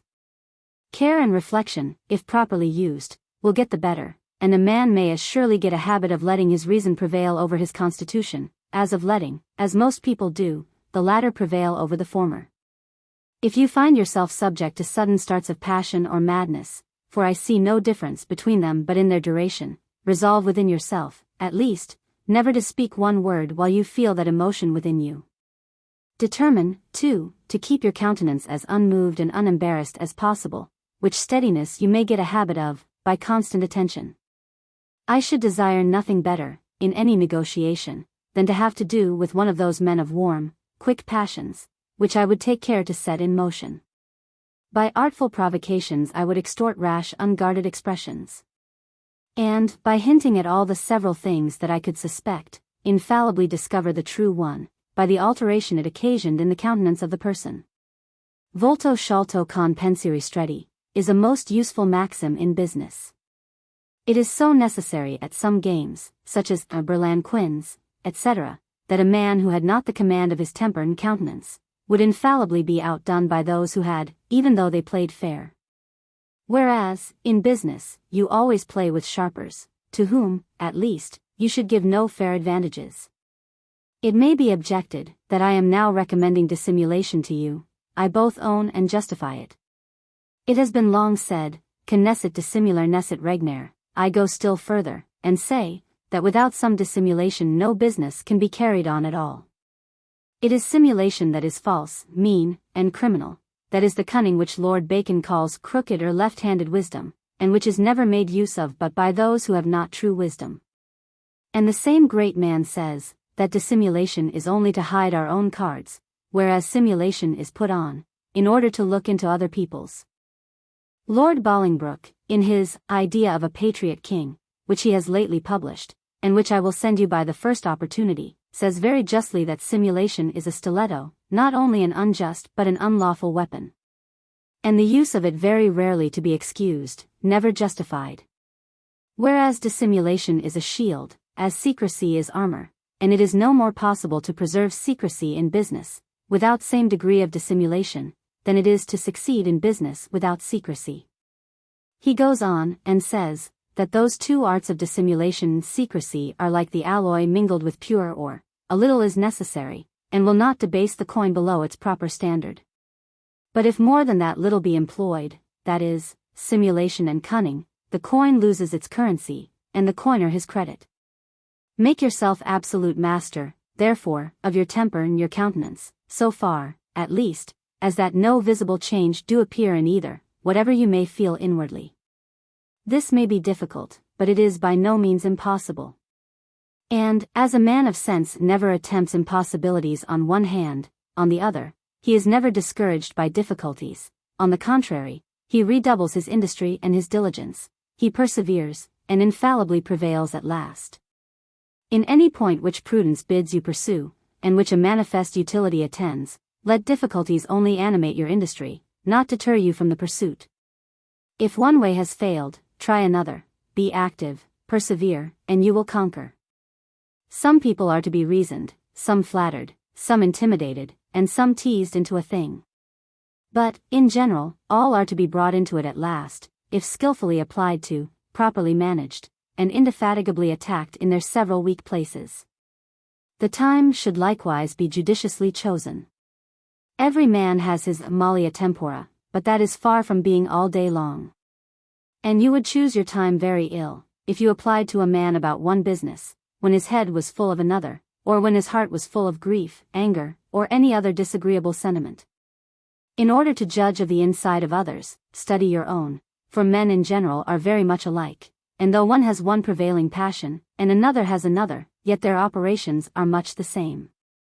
And whatever engages or disgusts, pleases, or offends you, in others will, mutatis mutandis, engage, disgust, please, or offend others, in you. Observe with the utmost attention all the operations of your own mind, the nature of your passions, and the various motives that determine your will, and you may, in a great degree, know all mankind. For instance, do you find yourself hurt and mortified when another makes you feel his superiority, and your own inferiority, in knowledge, parts, rank, or fortune? You will certainly take great care not to make a person whose good will, good word, interest, esteem, or friendship, you would gain, feel that superiority in you, in case you have it. If disagreeable insinuations, sly sneers, or repeated contradictions, tease and irritate you, would you use them where you wish to engage and please? Surely not, and I hope you wish to engage and please, almost universally. The temptation of saying a smart and witty thing, or bon mot, and the malicious applause with which it is commonly received, has made people who can say them, and, still oftener, people who think they can, but cannot, and yet try, more enemies, and implacable ones too, than any one other thing that I know of, when such things, then, shall happen to be said at your expense, as sometimes they certainly will, reflect seriously upon the sentiments of uneasiness, anger, and resentment which they excite in you. And consider whether it can be prudent, by the same means, to excite the same sentiments in others against you. It is a decided folly to lose a friend for a jest. But, in my mind, it is not a much less degree of folly to make an enemy of an indifferent and neutral person, for the sake of a bon mot. When things of this kind happen to be said of you, the most prudent way is to seem not to suppose that they are meant at you, but to dissemble and conceal whatever degree of anger you may feel inwardly. But, should they be so plain that you cannot be supposed ignorant of their meaning, to join in the laugh of the company against yourself. Acknowledge the hit to be a fair one, and the jest a good one, and play off the whole thing in seeming good humor, but by no means reply in the same way, which only shows that you are hurt, and publishes the victory which you might have concealed. Should the thing said, indeed injure your honor or moral character, there is but one proper reply, which I hope you never will have occasion to make. As the female part of the world has some influence, and often too much, over the male, your conduct with regard to women, I mean women of fashion. For I cannot suppose you capable of conversing with any others, deserve some share in your reflections. They are a numerous and loquacious body, their hatred would be more prejudicial than their friendship can be advantageous to you. A general complaisance and attention to that sex is therefore established by custom, and certainly necessary. But where you would particularly please anyone, whose situation, interest, or connections, can be of use to you, you must show particular preference. The least attentions please, the greatest charm them. The innocent but pleasing flattery of their persons, however gross, is greedily swallowed and kindly digested, but a seeming regard for their understandings, a seeming desire of, and deference for, their advice, together with a seeming confidence in their moral virtues, turns their heads entirely in your favor. Nothing shocks them so much as the least appearance of that contempt which they are apt to suspect men of entertaining of their capacities, and you may be very sure of gaining their friendship if you seem to think it worth gaining. Here dissimulation is very often necessary, and even simulation sometimes allowable, which, as it pleases them, may be useful to you, and is injurious to nobody. This torn sheet, which I did not observe when I began upon it, as it alters the figure, shortens, too, the length of my letter. It may very well afford it, my anxiety for you carries me insensibly to these lengths. I am apt to flatter myself, that my experience, at the latter end of my life, may be of use to you at the beginning of yours, and I do not grudge the greatest trouble, if it can procure you the least advantage. I even repeat frequently the same things, the better to imprint them on your young, and, I suppose, yet giddy mind, and I shall think that part of my time the best employed, that contributes to make you employ yours well. God bless you, child. Letter 72. London, June 16, O.S. 1749. Dear boy, I do not guess where this letter will find you, but I hope it will find you well. I direct it eventually to Laubach, from whence I suppose you have taken care to have your letters sent after you. I received no account from Mr. Hart by last post, and the mail due this day is not yet come in, so that my informations come down no lower than the 2d June N.S. The date of Mr. Hart's last letter. As I am now easy about your health, I am only curious about your motions, which I hope have been either to Innsbruck or Verona. For I disapprove extremely of your proposed long and troublesome journey to Switzerland. Wherever you may be, I recommend to you to get as much Italian as you can, before you go either to Rome or Naples. A little will be of great use to you upon the road. And the knowledge of the grammatical part, which you can easily acquire in 2 or 3 months, will not only facilitate your progress, but accelerate your perfection in that language, when you go to those places where it is generally spoken. As Naples, Rome, Florence, etc. Should the state of your health not yet admit of your usual application to books, you may, in a great degree, and I hope you will, repair that loss by useful and instructive conversations with Mr. Hart. You may, for example, desire him to give you in conversation the outlines, at least, of Mr. Locke's logic, a general notion of ethics, and a verbal epitome of rhetoric, of all which Mr. Hart will give you clearer ideas in half an hour, by word of mouth, than the books of most of the dull fellows who have written upon those subjects would do in a week. I have waited so long for the post, which I hoped would come, that the post, which is just going out, obliges me to cut this letter short. God bless you, my dear child, and restore you soon to perfect health. My compliments to Mr. Hart, to whose care your life is the least thing that you owe. Letter 73. London, June 22, O.S. 1749. Dear boy, the outside of your letter of the 7th N.S., directed by your own hand, gave me more pleasure than the inside of any other letter ever did. I received it yesterday at the same time with one from Mr. Hart's of the 6th. They arrived at a very proper time, for they found a consultation of physicians in my room, upon account of a fever which I had for 4 or 5 days, but which has now entirely left me. As Mr. Hart says that your lungs now and then give you a little pain, and that your swellings come and go variably, but as he mentions nothing of your coughing, spitting, or sweating. The doctors take it for granted that you are entirely free from those 3 bad symptoms, and from thence conclude that the pain which you sometimes feel upon your lungs is only symptomatical of your rheumatic disorder, from the pressure of the muscles which hinders the free play of the lungs. But, however, as the lungs are a point of the utmost importance and delicacy, they insist upon your drinking, in all events, ass's milk twice a day, and goat's whey as often as you please, the oftener the better, in your common diet. They recommend an attention to pectorals, such as sago, barley, turnips, etc. These rules are equally good in rheumatic as in consumptive cases. You will therefore, I hope, strictly observe them. For I take it for granted that you are above the silly likings or dislikings, in which silly people indulge their tastes, at the expense of their health. I approve of your going to Venice, as much as I disapproved of your going to Switzerland. I suppose that you are by this time arrived, and, in that supposition, I direct this letter there. But if you should find the heat too great, or the water offensive, at this time of the year, I would have you go immediately to Verona, and stay there till the great heats are over, before you return to Venice. The time which you will probably pass at Venice will allow you to make yourself master of that intricate and singular form of government, of which few of our travelers know anything.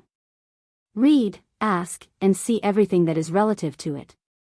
There are likewise many valuable remains of the remotest antiquity, and many fine pieces of the Antico Moderno, all which deserve a different sort of attention from that which your countrymen commonly give them.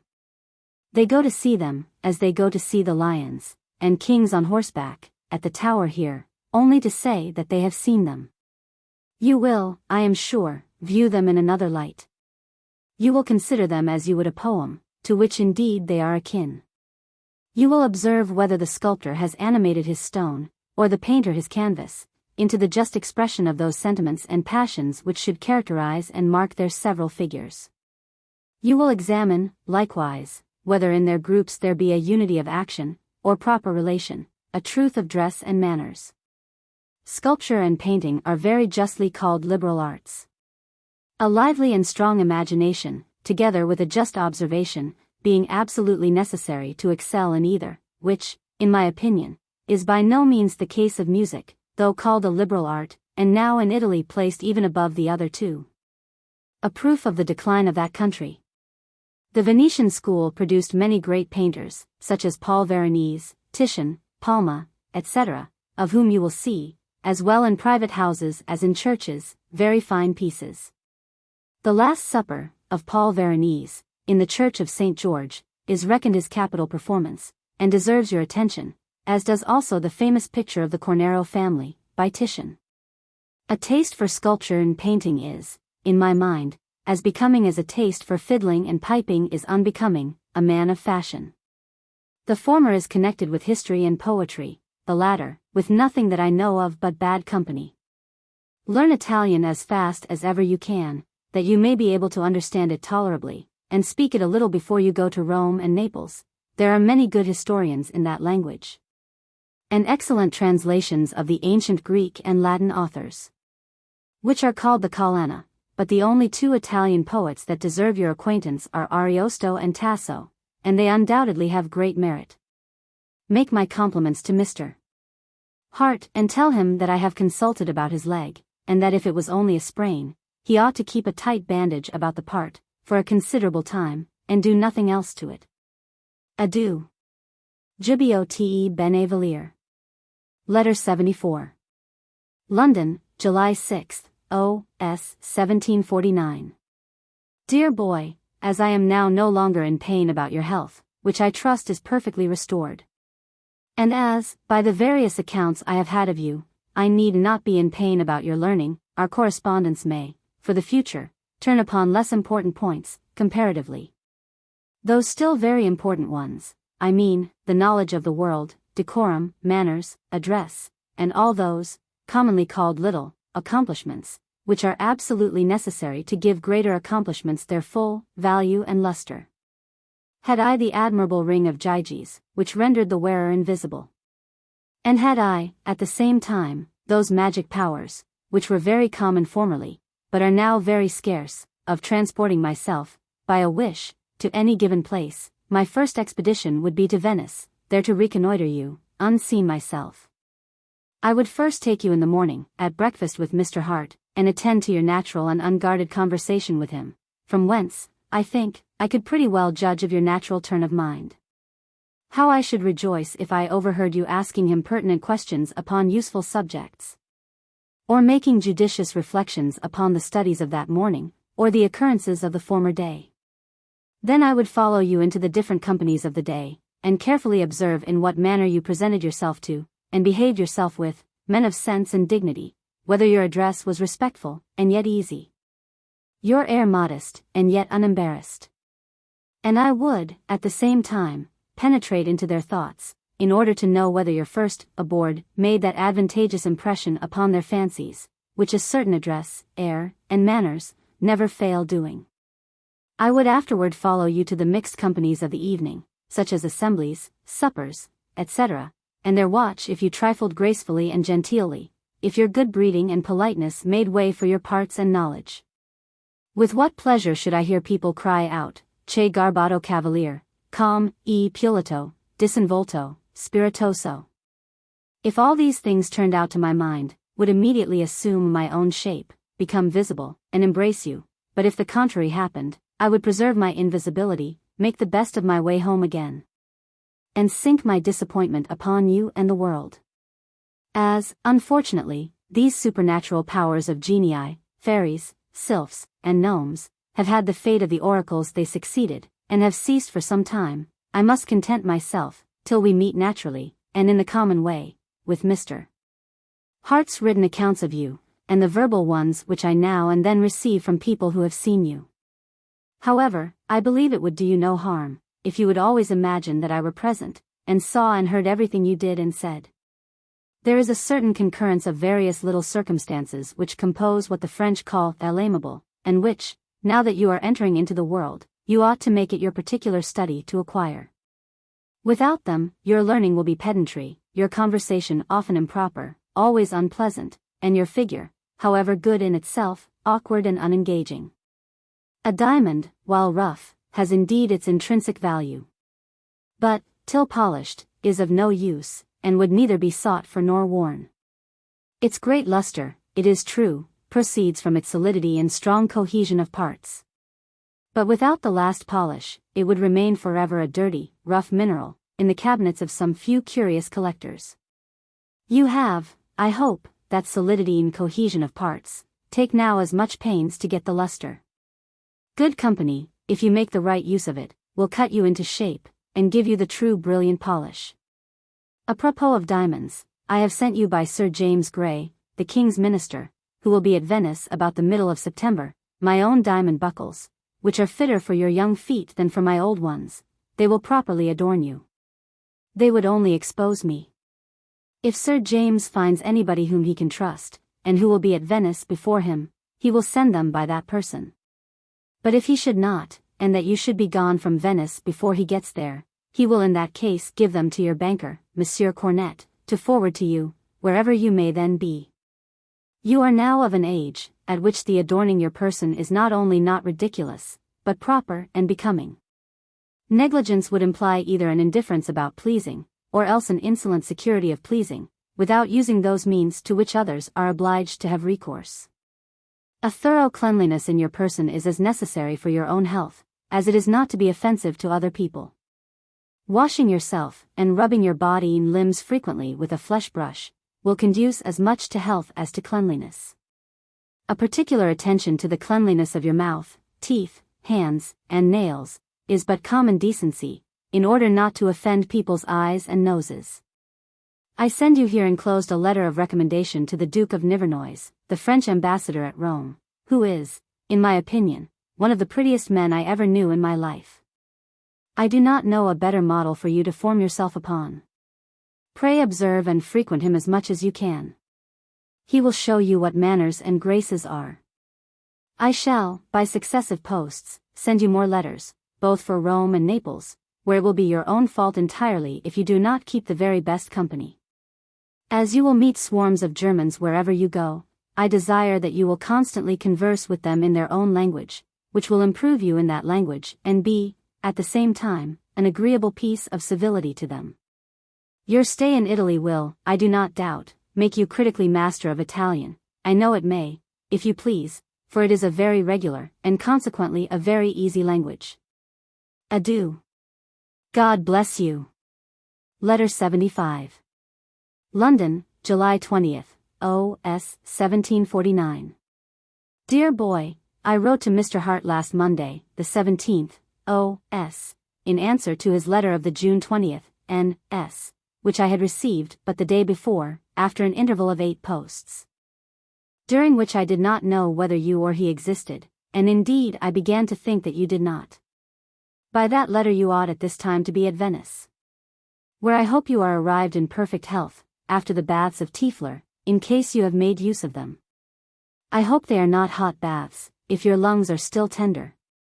Your friend, the Comte d'Einsiedlen, is arrived here. He has been at my door, and I have been at his, but we have not yet met. He will dine with me some day this week. Comte Lascaris inquires after you very frequently, and with great affection. Pray answer the letter which I forwarded to you a great while ago from him. You may enclose your answer to me, and I will take care to give it him. Those attentions ought never to be omitted, they cost little, and please a great deal. But the neglect of them offends more than you can yet imagine. Great merit, or great failings, will make you be respected or despised. But trifles, little attentions, mere nothings, either done, or neglected, will make you either liked or disliked, in the general run of the world. Examine yourself why you like such and such people, and dislike such and such others. And you will find, that those different sentiments proceed from very slight causes. Moral virtues are the foundation of society in general, and of friendship in particular, but attentions, manners, and graces, both adorn and strengthen them. My heart is so set upon your pleasing, and consequently succeeding in the world, that possibly I have already, and probably shall again, repeat the same things over and over to you. However, to err, if I do err, on the surer side, I shall continue to communicate to you those observations upon the world which long experience has enabled me to make, and which I have generally found to hold true. Your youth and talents, armed with my experience, may go a great way, and that armor is very much at your service, if you please to wear it. I premise that it is not my imagination, but my memory, that gives you these rules. I am not writing pretty, but useful reflections.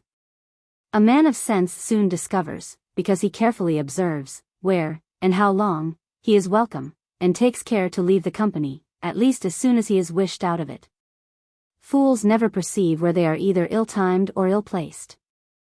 I am this moment agreeably stopped, in the course of my reflections, by the arrival of Mr. Hart's letter of the July 13th, N.S., to Mr. Grevenkop, with one enclosed for your mamma. I find by it that many of his and your letters to me must have miscarried, for he says that I have had regular accounts of you, whereas all those accounts have been only his letter of the 6th and yours of the June 7th, N.S. His of the June 20th, N.S., to me, and now his of the July 13th, N.S., to Mr. Grevenkop. However, since you are so well, as Mr. Hart says you are, all is well. I am extremely glad that you have no complaint upon your lungs. But I desire that you will think you have, for 3 or 4 months to come. Keep in a course of asses or goat's milk, for one is as good as the other, and possibly the latter is the best. And let your common food be as pectoral as you can conveniently make it. Pray tell Mr. Hart that, according to his desire, I have wrote a letter of thanks to Mr. Firmian. I hope you write to him too, from time to time. The letters of recommendation of a man of his merit and learning will, to be sure, be of great use to you among the learned world in Italy, that is, provided you take care to keep up to the character he gives you in them. Otherwise they will only add to your disgrace. Consider that you have lost a good deal of time by your illness, fetch it up now that you are well. At present you should be a good economist of your moments, of which company and sights will claim a considerable share, so that those which remain for study must be not only attentively, but greedily employed. But indeed I do not suspect you of one single moment's idleness in the whole day. Idleness is only the refuge of weak minds, and the holiday of fools.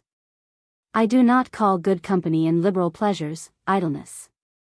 Far from it, I recommend to you a good share of both. I send you here enclosed a letter for Cardinal Alexander Albany, which you will give him, as soon as you get to Rome, and before you deliver any others. The purple expects that preference. Go next to the Duc de Nivernois, to whom you are recommended by several people at Paris, as well as by myself. Then you may carry your other letters occasionally. Remember to pry narrowly into every part of the government of Venice, inform yourself of the history of that republic, especially of its most remarkable eras, such as the Ligue de Imbre, in 1509, by which it had like to have been destroyed. And the conspiracy formed by the Marquis de Bedmar, the Spanish ambassador, to subject it to the crown of Spain.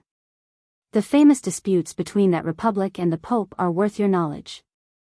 And the writings of the celebrated and learned Fra Paolo di Sarpi, upon that occasion, worth your reading. It was once the greatest commercial power in Europe, and in the 14th and 15th centuries made a considerable figure. But at present its commerce is decayed, and its riches consequently decreased, and, far from meddling now with the affairs of the continent, it owes its security to its neutrality and inefficiency. And that security will last no longer than till one of the great powers in Europe engrosses the rest of Italy, an event which this century possibly may, but which the next probably will see.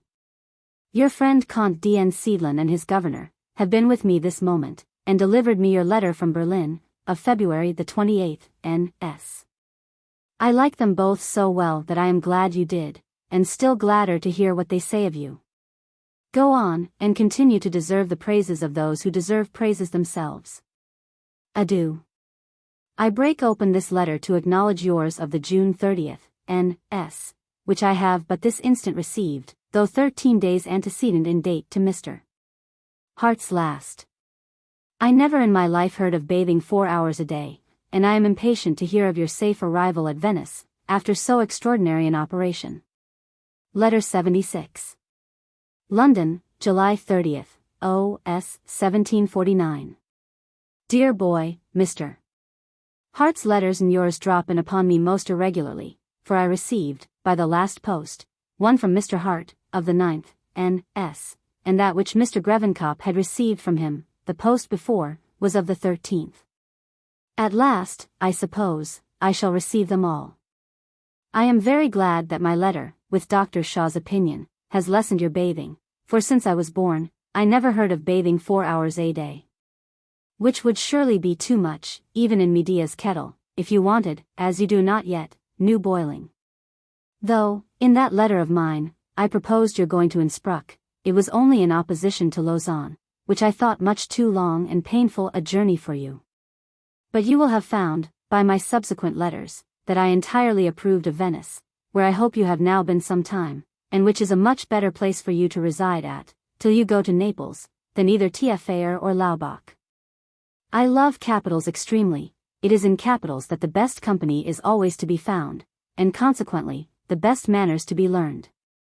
The very best provincial places have some awkwardness, that distinguish their manners from those of the metropolis. Apropos of capitals, I send you here 2 letters of recommendation to Naples, from Monsieur Finichetti, the Neapolitan minister at The Hague, and in my next I shall send you 2 more, from the same person, to the same place.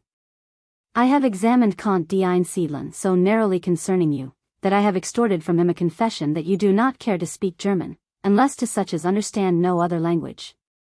At this rate, you will never speak it well, which I am very desirous that you should do, and of which you would, in time, find the advantage.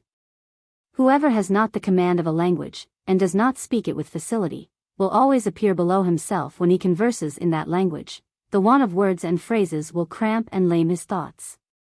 As you now know German enough to express yourself tolerably, speaking it very often will soon make you speak it very well, and then you will appear in it whatever you are. What with your own Saxon servant and the swarms of Germans you will meet with wherever you go, you may have opportunities of conversing in that language half the day. And I do very seriously desire that you will, or else all the pains that you have already taken about it are lost. You will remember likewise, that, till you can write in Italian, you are always to write to me in German. Mr.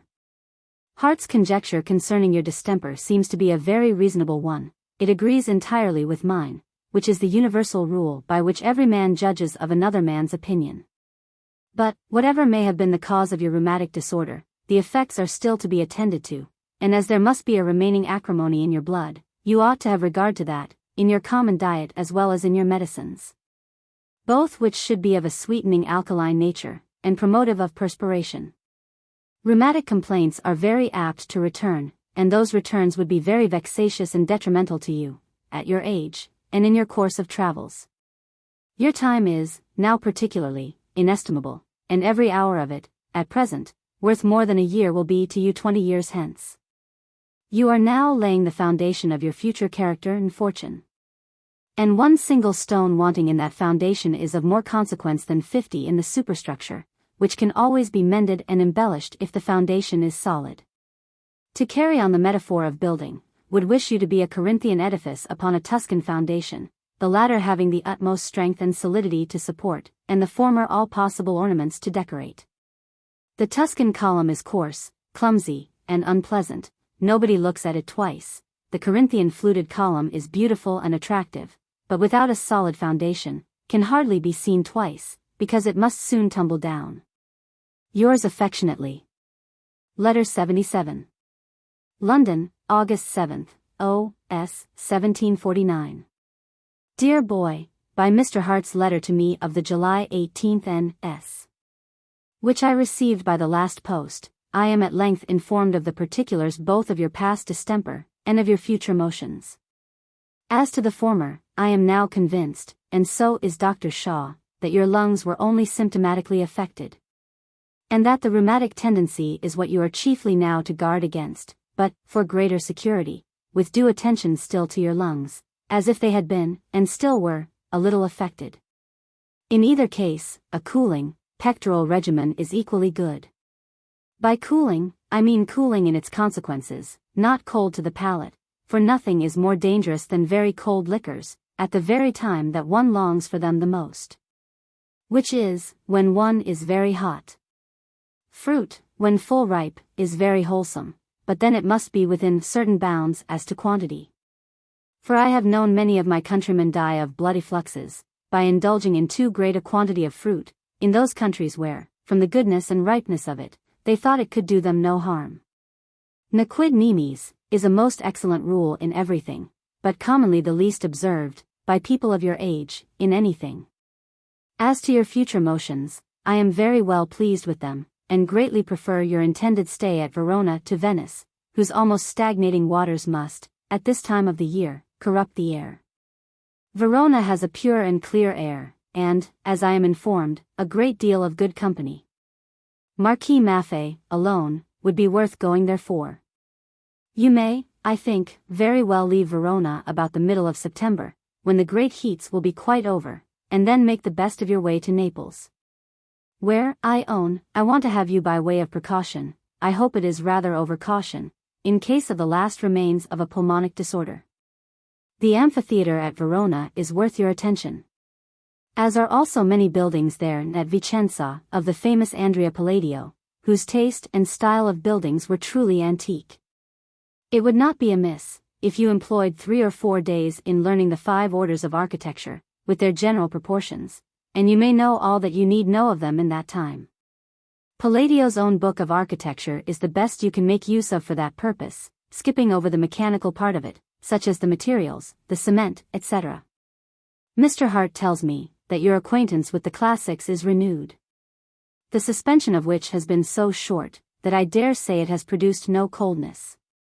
I hope and believe, you are now so much master of them, that 2 hours every day, uninterruptedly, for a year or 2 more, will make you perfectly so. And I think you cannot now allot them a greater share than that of your time, considering the many other things you have to learn and to do. You must know how to speak and write Italian perfectly. You must learn some logic, some geometry, and some astronomy, not to mention your exercises, where they are to be learned, and, above all, you must learn the world, which is not soon learned, and only to be learned by frequenting good and various companies. Consider, therefore, how precious every moment of time is to you now. The more you apply to your business, the more you will taste your pleasures. The exercise of the mind in the morning whets the appetite for the pleasures of the evening, as much as the exercise of the body whets the appetite for dinner. Business and pleasure, rightly understood, mutually assist each other, instead of being enemies, as silly or dull people often think them. No man tastes pleasures truly, who does not earn them by previous business, and few people do business well, who do nothing else. Remember that when I speak of pleasures, I always mean the elegant pleasures of a rational being, and not the brutal ones of a swine. I mean la bonne chère, short of gluttony, wine, infinitely short of drunkenness, play, without the least gaming, and gallantry without debauchery.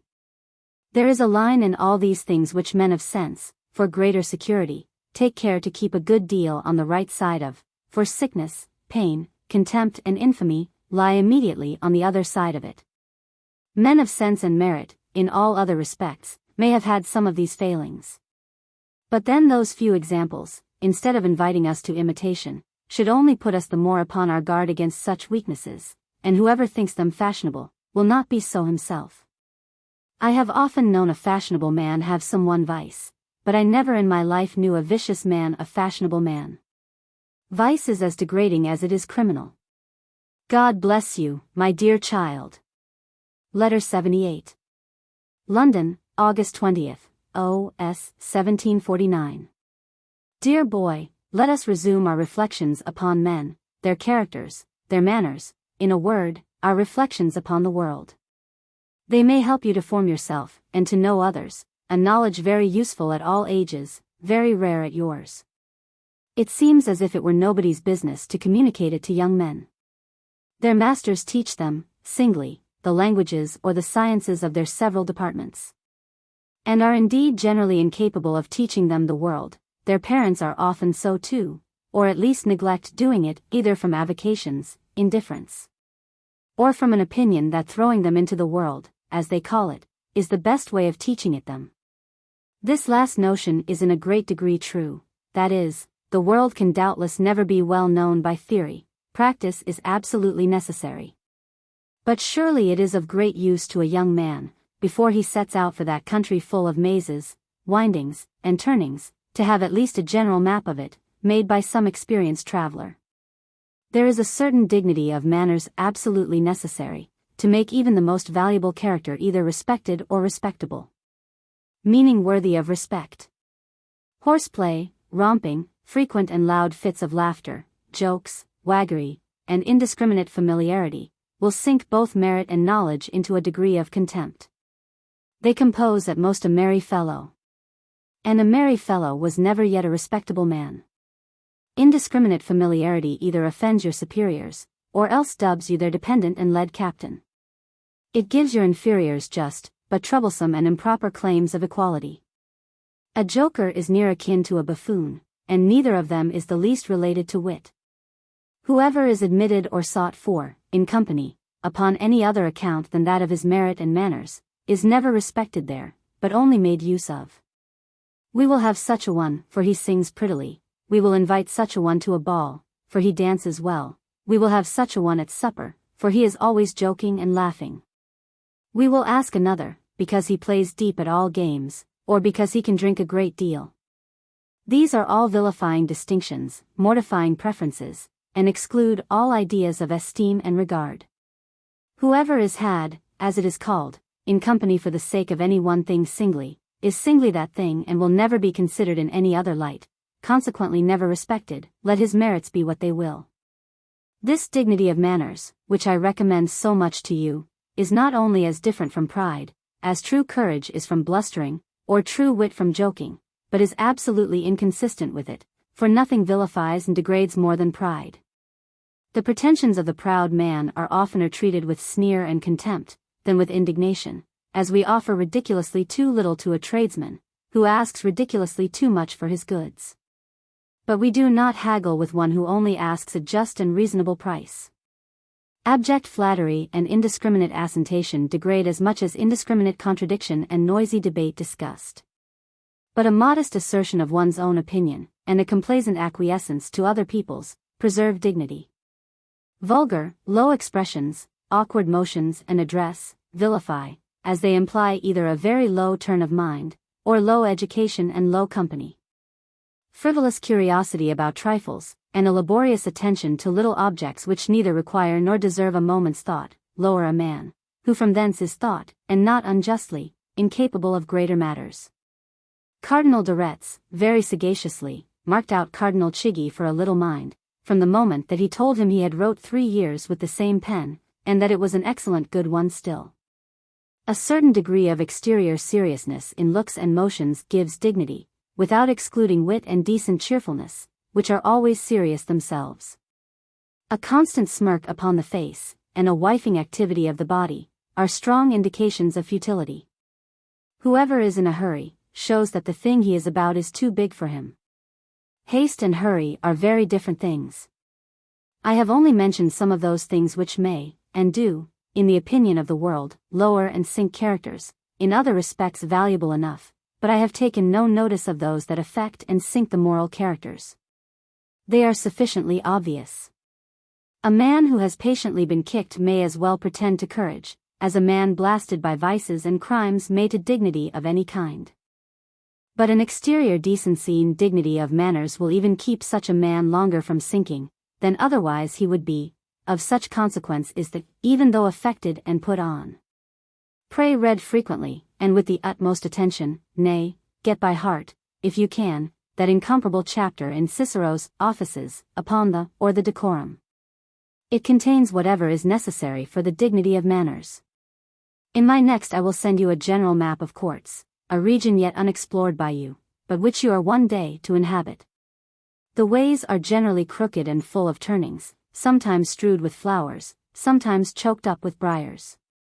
Rotten ground and deep pits frequently lie concealed under a smooth and pleasing surface. All the paths are slippery, and every slip is dangerous. Sense and discretion must accompany you at your first setting out. But, notwithstanding those, till experience is your guide, you will every now and then step out of your way, or stumble.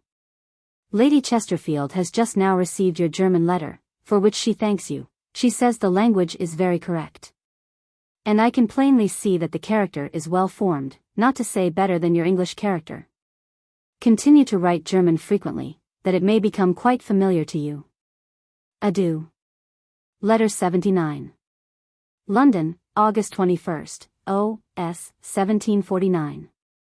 Dear boy, by the last letter that I received from Mr. Hart, of the July 31st, N.S. I suppose you are now either at Venice or Verona, and perfectly recovered of your late illness, which I am daily more and more convinced had no consumptive tendency. However, for some time still, fates come sally and avoid, be regular, and live pectorally.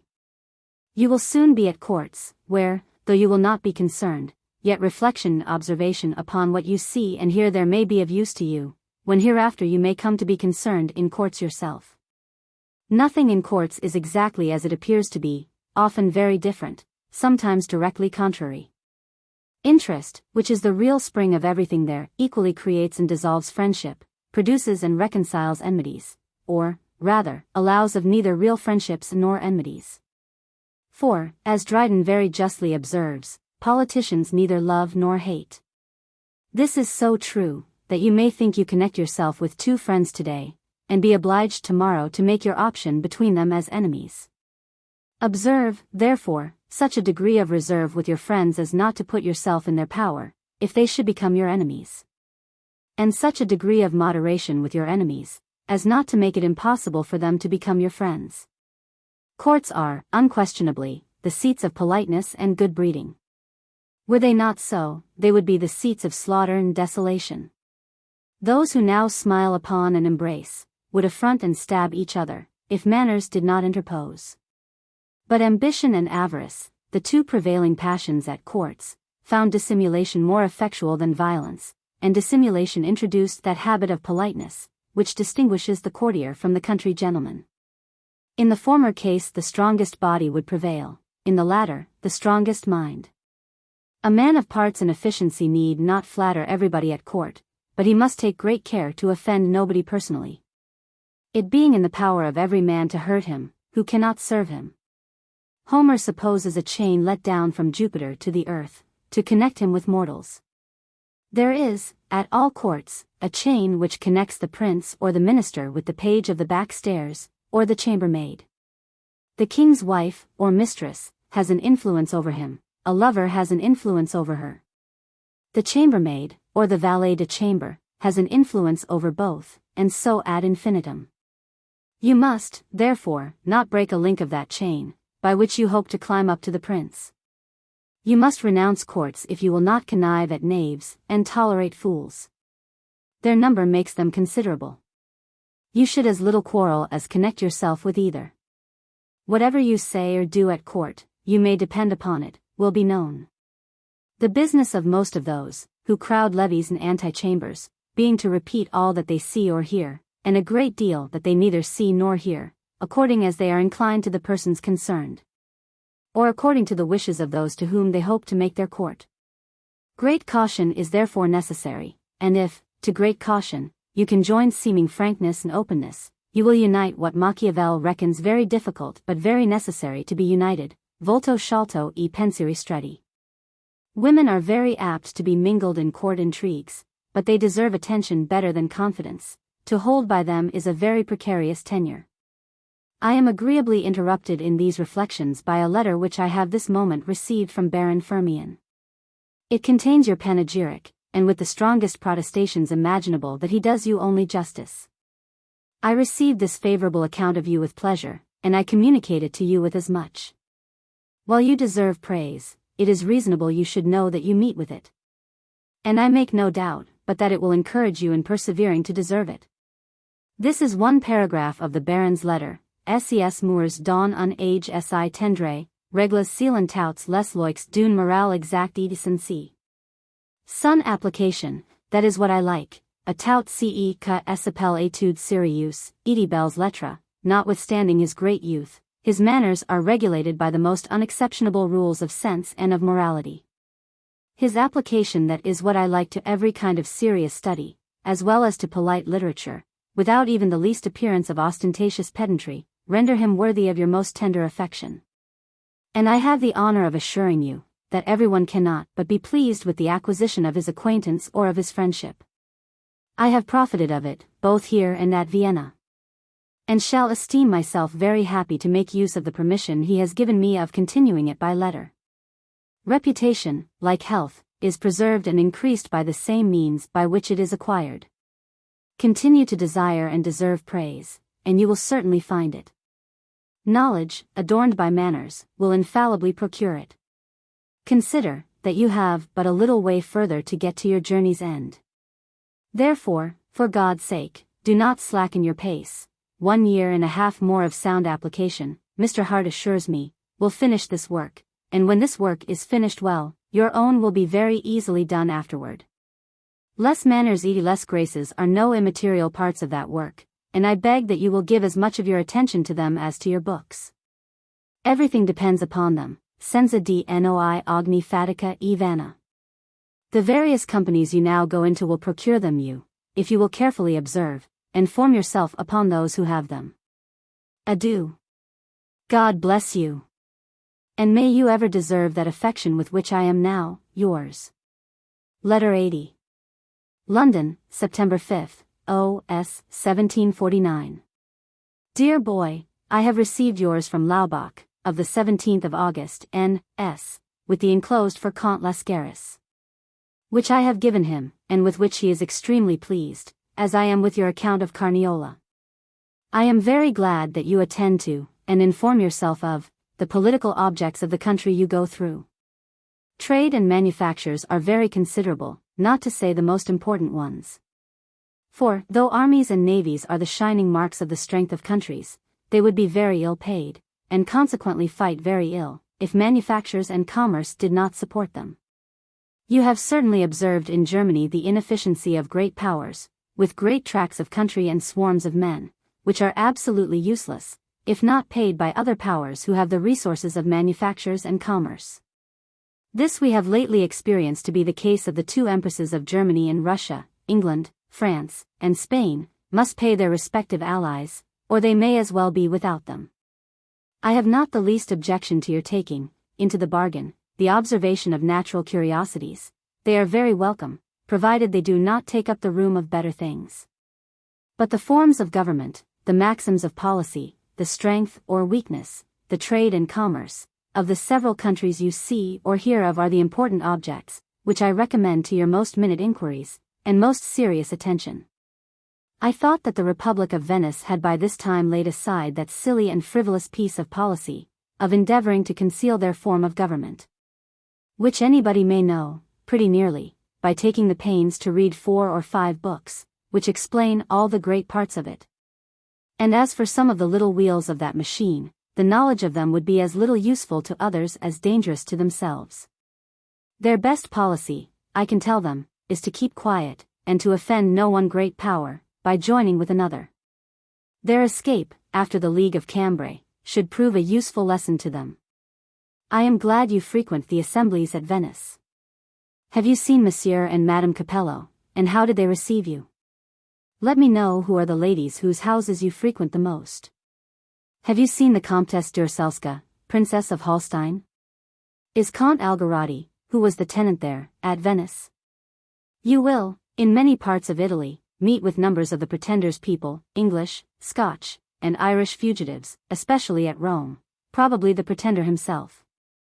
It is none of your business to declare war to these people, as little as it is your interest, or, I hope, your inclination, to connect yourself with them, and therefore I recommend to you a perfect neutrality.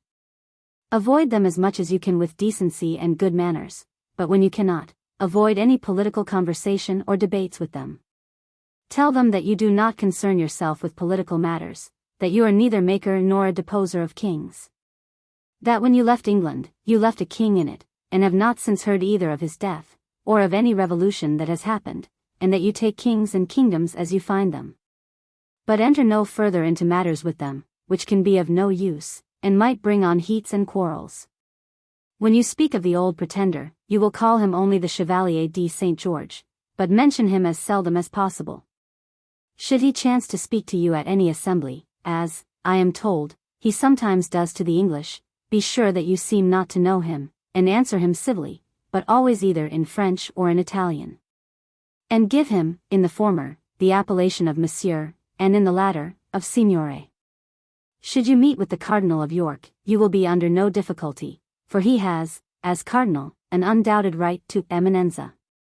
Upon the whole, see any of those people as little as possible. When you do see them, be civil to them, upon the footing of strangers, but never be drawn into any altercations with them about the imaginary right of their king, as they call him. It is to no sort of purpose to talk to those people of the natural rights of mankind, and the particular constitution of this country. Blinded by prejudices, soured by misfortunes, and tempted by their necessities, they are as incapable of reasoning rightly, as they have hitherto been of acting wisely. The late Lord Pembroke never would know anything that he had not a mind to know. And, in this case, I advise you to follow his example. Never know either the father or the 2 sons, any otherwise than as foreigners, and so, not knowing their pretensions, you have no occasion to dispute them. I can never help recommending to you the utmost attention and care, to acquire less manners, la tournure, less graces, d'un galant d'un de cour. They should appear in every look, in every action. In your address, and even in your dress, if you would either please or rise in the world. That you may do both, and both are in your power, is most ardently wished you, by yours. P.S. I made Count Lascaris show me your letter, which I liked very well. The style was easy and natural, and the French pretty correct. There were so few faults in the orthography, that a little more observation of the best French authors would make you a correct master of that necessary language. I will not conceal from you, that I have lately had extraordinary good accounts of you, from an unexpected and judicious person, who promises me that, with a little more of the world, your manners and address will equal your knowledge. This is the more pleasing to me, as those were the 2 articles of which I was the most doubtful. These commendations will not, I am persuaded, make you vain and coxcomical, but only encourage you to go on in the right way. Letter 81. London, September 12, O.S. 1749. Dear boy, it seems extraordinary, but it is very true, that my anxiety for you increases in proportion to the good accounts which I receive of you from all hands. I promise myself so much from you, that I dread the least disappointment. You are now so near the port, which I have so long wished and labored to bring you safe into, that my concern would be doubled, should you be shipwrecked within sight of it. The object, therefore, of this letter is, laying aside all the authority of a parent, to conjure you as a friend, by the affection you have for me, and surely you have reason to have some, and by the regard you have for yourself, to go on with assiduity and attention, to complete that work which, of late, you have carried on so well, and which is now so near being finished. My wishes and my plan were to make you shine and distinguish yourself equally in the learned and the polite world. Few have been able to do it. Deep learning is generally tainted with pedantry, or at least unadorned by manners, as, on the other hand, polite manners and the turn of the world are too often unsupported by knowledge, and consequently end contemptibly in the frivolous dissipation of drawing-rooms and ruelles. You are now got over the dry and difficult parts of learning. What remains requires much more time than trouble. You have lost time by your illness, you must regain it now or never. I therefore most earnestly desire, for your own sake, that for these next 6 months, at least 6 hours every morning, uninterruptedly, may be inviolably sacred to your studies with Mr. Hart. I do not know whether he will require so much. But I know that I do, and hope you will, and consequently prevail with him to give you that time. I own it is a good deal, but when both you and he consider that the work will be so much better, and so much sooner done, by such an assiduous and continued application, you will, neither of you, think it too much. And each will find his account in it. So much for the mornings, which from your own good sense, and Mr. Hart's tenderness and care of you, will, I am sure, be thus well employed. It is not only reasonable, but useful too, that your evenings should be devoted to amusements and pleasures, and therefore I not only allow, but recommend, that they should be employed at assemblies, balls, spectacles, and in the best companies. With this restriction only, that the consequences of the evening's diversions may not break in upon the morning studies, by breakfastings, visits, and idle parties into the country. At your age, you need not be ashamed, when any of these morning parties are proposed, to say that you must beg to be excused, for you are obliged to devote your mornings to Mr. Hart, that I will have it so, and that you dare not do otherwise. Lay it all upon me, though I am persuaded it will be as much your own inclination as it is mine. But those frivolous, idle people, whose time hangs upon their own hands, and who desire to make others lose theirs too, are not to be reasoned with, and indeed it would be doing them too much honor. The shortest civil answers are the best. I cannot, I dare not, instead of I will not, for if you were to enter with them into the necessity of study and the usefulness of knowledge, it would only furnish them with matter for silly jests, which, though I would not have you mind, would not have you invite. I will suppose you at Rome studying 6 hours uninterruptedly with Mr. Hart, every morning, and passing your evenings with the best company of Rome, observing their manners and forming your own. And I will suppose a number of idle, sauntering, illiterate English, as there commonly is there, living entirely with one another, supping, drinking, and sitting up late at each other's lodgings. Commonly in riots and scrapes when drunk, and never in good company when sober. I will take one of these pretty fellows, and give you the dialogue between him and yourself, such as, I dare say, it will be on his side. And such as, I hope, it will be on yours. Englishman. Will you come and breakfast with me tomorrow? There will be 4 or 5 of our countrymen, we have provided chaises, and we will drive somewhere out of town after breakfast. Stanhope. I am very sorry I cannot, but I am obliged to be at home all morning. Englishman. Why, then, we will come and breakfast with you. Stanhope. I can't do that neither, I am engaged. Englishman. Well, then, let it be the next day. Stanhope. To tell you the truth, it can be no day in the morning, for I neither go out, nor see anybody at home before 12. Englishman. And what the devil do you do with yourself till 12 o'clock? Stanhope.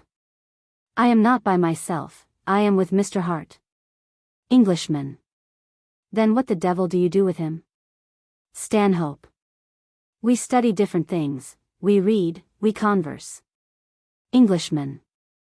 Very pretty amusement indeed. Are you to take orders then? Stanhope.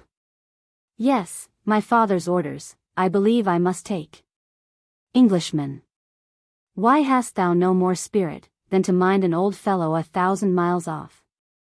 Stanhope. If I don't mind his orders he won't mind my drafts. Englishman. What, does the old prig threaten then? Threatened folks live long. Never mind threats. Stanhope. No, I can't say that he has ever threatened me in his life, but I believe I had best not provoke him. Englishman. Pooh. You would have one angry letter from the old fellow, and there would be an end of it. Stanhope. You mistake him mightily, he always does more than he says.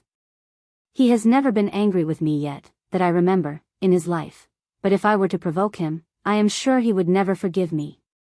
He would be coolly immovable, and I might beg and pray, and write my heart out to no purpose. Englishman. Why, then, he is an old dog, that's all I can say, and pray are you to obey your dry nurse too, this same, and what's his name, Mr. Hart? Stanhope. Yes. Englishman. So he stuffs you all morning with Greek, and Latin, and logic, and all that. Egad, I have a dry nurse too, but I never looked into a book with him in my life. I have not so much as seen the face of him this week, and don't care a louse if I never see it again. Stanhope. My dry nurse never desires anything of me that is not reasonable, and for my own good, and therefore I like to be with him. Englishman. Very sententious and edifying, upon my word. At this rate you will be reckoned a very good young man. Stanhope. Why, that will do me no harm. Englishman. Will you be with us tomorrow in the evening, then? We shall be 10 with you. And I have got some excellent good wine, and will be very merry. Stanhope. I am very much obliged to you, but I am engaged for all the evening, tomorrow, first at Cardinal Albani's, and then to sup at the Venetian ambassadress's. Englishman. How the devil can you like being always with these foreigners? I never go among them with all their formalities and ceremonies. I am never easy in company with them, and I don't know why, but I am ashamed. Stanhope. I am neither ashamed nor afraid. I am very easy with them, they are very easy with me, I get the language, and I see their characters, by conversing with them, and that is what we are sent abroad for, is it not? Englishman. I hate your modest women's company. Your women of fashion as they call them, I don't know what to say to them, for my part.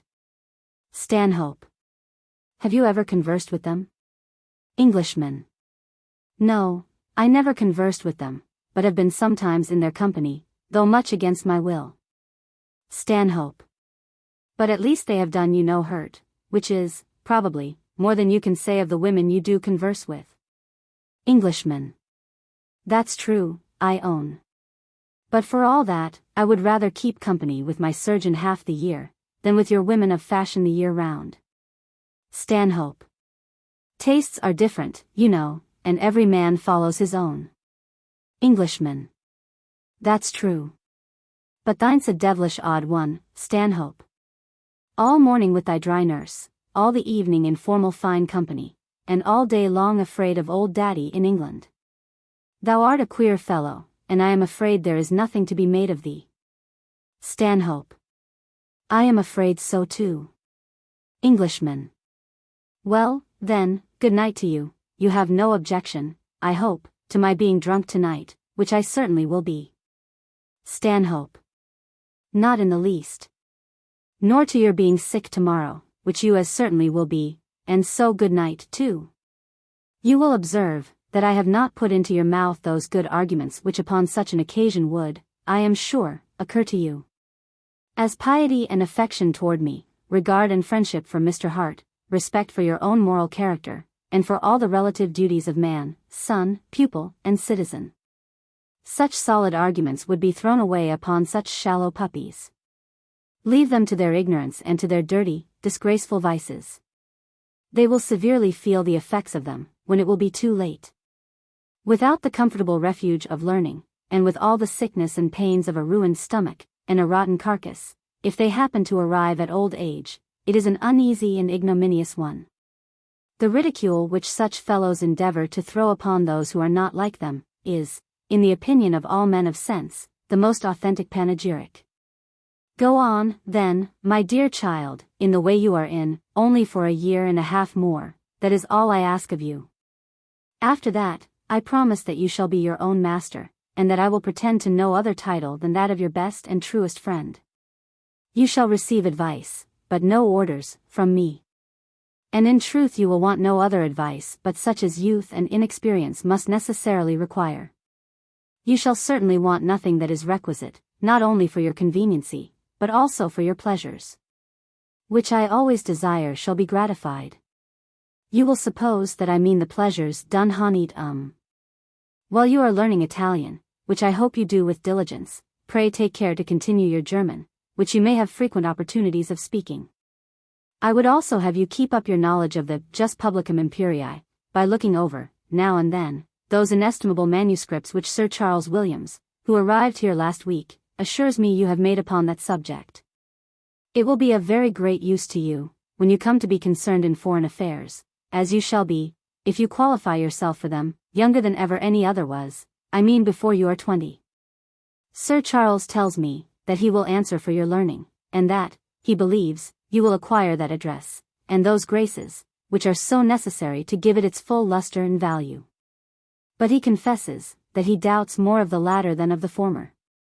The justice which he does Mr. Hart, in his panegyrics of him, makes me hope that there is likewise a great deal of truth in his encomiums of you.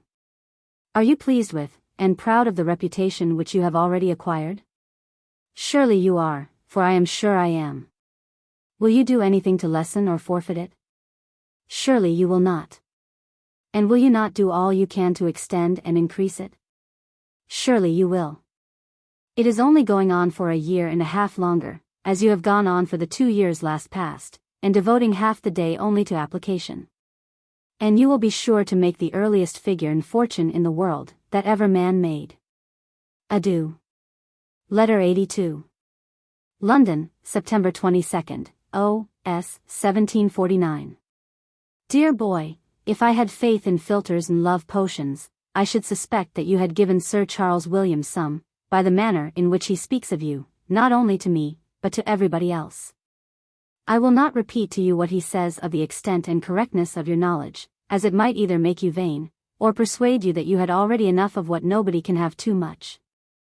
You will easily imagine how many questions I asked, and how narrowly I sifted him upon your subject. He answered me, and I dare say with truth, just as I could have wished. Till satisfied entirely with his accounts of your character and learning, I inquired into other matters, intrinsically indeed of less consequence, but still of great consequence to every man, and of more to you than to almost any man, I mean. Your address, manners, and air.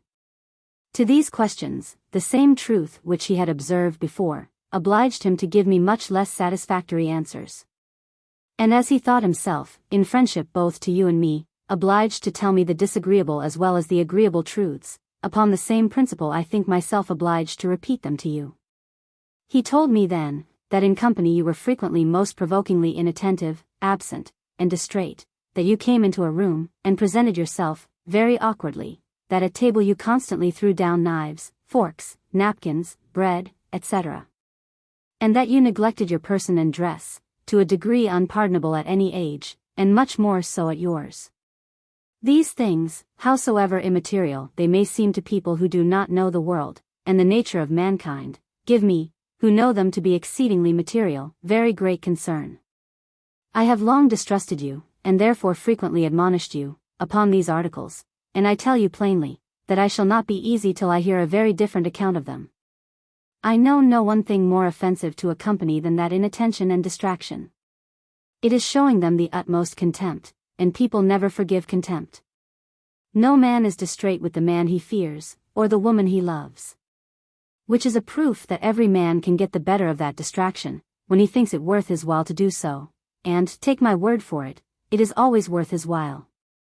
For my own part, I would rather be in company with a dead man, than with an absent one, for if the dead man gives me no pleasure, at least he shows me no contempt.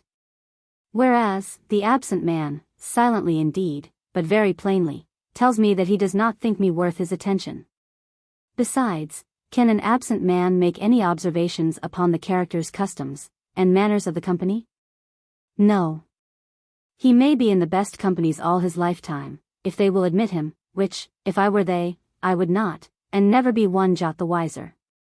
I never will converse with an absent man. One may as well talk to a deaf one. It is, in truth, a practical blunder, to address ourselves to a man who we see plainly neither hears, minds, or understands us. Moreover, I aver that no man is, in any degree, fit for either business or conversation, who cannot and does not direct and command his attention to the present object, be that what it will. You know, by experience, that I grudge no expense in your education, but I will positively not keep you a flapper. You may read, in Dr. Swift, the description of these flappers, and the use they were of to your friends the Laputans, whose minds, Gulliver says, are so taken up with intense speculations, that they neither can speak nor attend to the discourses of others, without being roused by some external traction upon the organs of speech and hearing. For which reason, those people who are able to afford it, always keep a flapper in their family, as one of their domestics, nor ever walk about, or make visits without him. This flapper is likewise employed diligently to attend his master in his walks, and, upon occasion, to give a soft flap upon his eyes, because he is always so wrapped up in cogitation, that he is in manifest danger of falling down every precipice, and bouncing his head against every post, and, in the streets, of jostling others, or being jostled into the kennel himself. If Christian will undertake this province into the bargain, with all my heart, but I will not allow him any increase of wages upon that score. In short, I give you fair warning, that, when we meet, if you are absent in mind, I will soon be absent in body, for it will be impossible for me to stay in the room, and if at table you throw down your knife, plate, bread, etc., and hack the wing of a chicken for half an hour, without being able to cut it off, and your sleeve all the time in another dish, I must rise from the table to escape the fever you would certainly give me. Good God! How I should be shocked, if you came into my room, for the first time, with two left legs, presenting yourself with all the graces and dignity of a tailor, and your clothes hanging upon you, like those in Monmouth Street, upon tenterhooks. Whereas, I expect, nay, require, to see you present yourself with the easy and genteel air of a man of fashion, who has kept good company. I expect you not only well dressed but very well dressed. I expect a gracefulness in all your motions, and something particularly engaging in your address. All this I expect, and all this it is in your power, by care and attention, to make me find. But to tell you the plain truth, if I do not find it, we shall not converse very much together, for I cannot stand inattention and awkwardness, it would endanger my health. You have often seen, and I have as often made you observe L.'s distinguished inattention and awkwardness. Wrapped up, like a Laputan, in intense thought, and possibly sometimes in no thought at all, which, I believe, is very often the case with absent people, he does not know his most intimate acquaintance by sight, or answers them as if he were at cross purposes. He leaves his hat in one room, his sword in another, and would leave his shoes in a third, if his buckles, though awry, did not save them. His legs and arms, by his awkward management of them, seem to have undergone the question extraordinaire. And his head, always hanging upon one or other of his shoulders, seems to have received the first stroke upon a block. I sincerely value and esteem him for his parts, learning, and virtue, but, for the soul of me, I cannot love him in company. This will be universally the case, in common life, of every inattentive, awkward man, let his real merit and knowledge be ever so great. When I was of your age, I desired to shine, as far as I was able, in every part of life, and was as attentive to my manners, my dress, and my air, in company of evenings, as to my books and my tutor in the mornings. A young fellow should be ambitious to shine in everything, and, of the two, always rather overdo than underdo. These things are by no means trifles, they are of infinite consequence to those who are to be thrown into the great world, and who would make a figure or a fortune in it. It is not sufficient to deserve well, one must please well too. Awkward, disagreeable merit will never carry anybody far. Wherever you find a good dancing master, pray let him put you upon your haunches. Not so much for the sake of dancing, as for coming into a room, and presenting yourself genteelly and gracefully. Women, whom you ought to endeavor to please, cannot forgive vulgar and awkward air and gestures, il leur faut du brillant. The generality of men are pretty like them, and are equally taken by the same exterior graces. I am very glad that you have received the diamond buckles safe. All I desire in return for them is, that they may be buckled even upon your feet, and that your stockings may not hide them. I should be sorry that you were an egregious fop. But, I protest, that of the two, I would rather have you a fop than a sloven. I think negligence in my own dress, even at my age, when certainly I expect no advantages from my dress, would be indecent with regard to others. I have done with fine clothes, but I will have my plain clothes fit me, and made like other people's. In the evenings, I recommend to you the company of women of fashion, who have a right to attention and will be paid it. Their company will smooth your manners, and give you a habit of attention and respect, of which you will find the advantage among men. My plan for you, from the beginning, has been to make you shine equally in the learned and in the polite world. The former part is almost completed to my wishes, and will, I am persuaded, in a little time more, be quite so. The latter part is still in your power to complete. And I flatter myself that you will do it, or else the former part will avail you very little, especially in your department, where the exterior address and graces do half the business. They must be the harbingers of your merit, or your merit will be very coldly received. All can, and do judge of the former, few of the latter. Mr. Hart tells me that you have grown very much since your illness. If you get up to 5 feet 10, or even 9 inches, your figure will probably be a good one, and if well dressed and genteel, will probably please, which is a much greater advantage to a man than people commonly think. Lord Bacon calls it a letter of recommendation. I would wish you to be the omnis homo, home universal. You are nearer it, if you please, than ever anybody was at your age. And if you will but, for the course of this next year only, exert your whole attention to your studies in the morning, and to your address, manners, air, and tournure in the evenings, you will be the man I wish you, and the man that is rarely seen. Our letters go, at best, so irregularly, and so often miscarry totally, that for greater security I repeat the same things. So, though I acknowledged by last post Mr. Hart's letter of the September 8th, N.S., I acknowledge it again by this to you. If this should find you still at Verona, let it inform you that I wish you would set out soon for Naples, unless Mr. Hart should think it better for you to stay at Verona, or any other place on this side Rome, till you go there for the Jubilee. Nay, if he likes it better, I am very willing that you should go directly from Verona to Rome, for you cannot have too much of Rome, whether upon account of the language, the curiosities, or the company. My only reason for mentioning Naples, is for the sake of the climate, upon account of your health, but if Mr.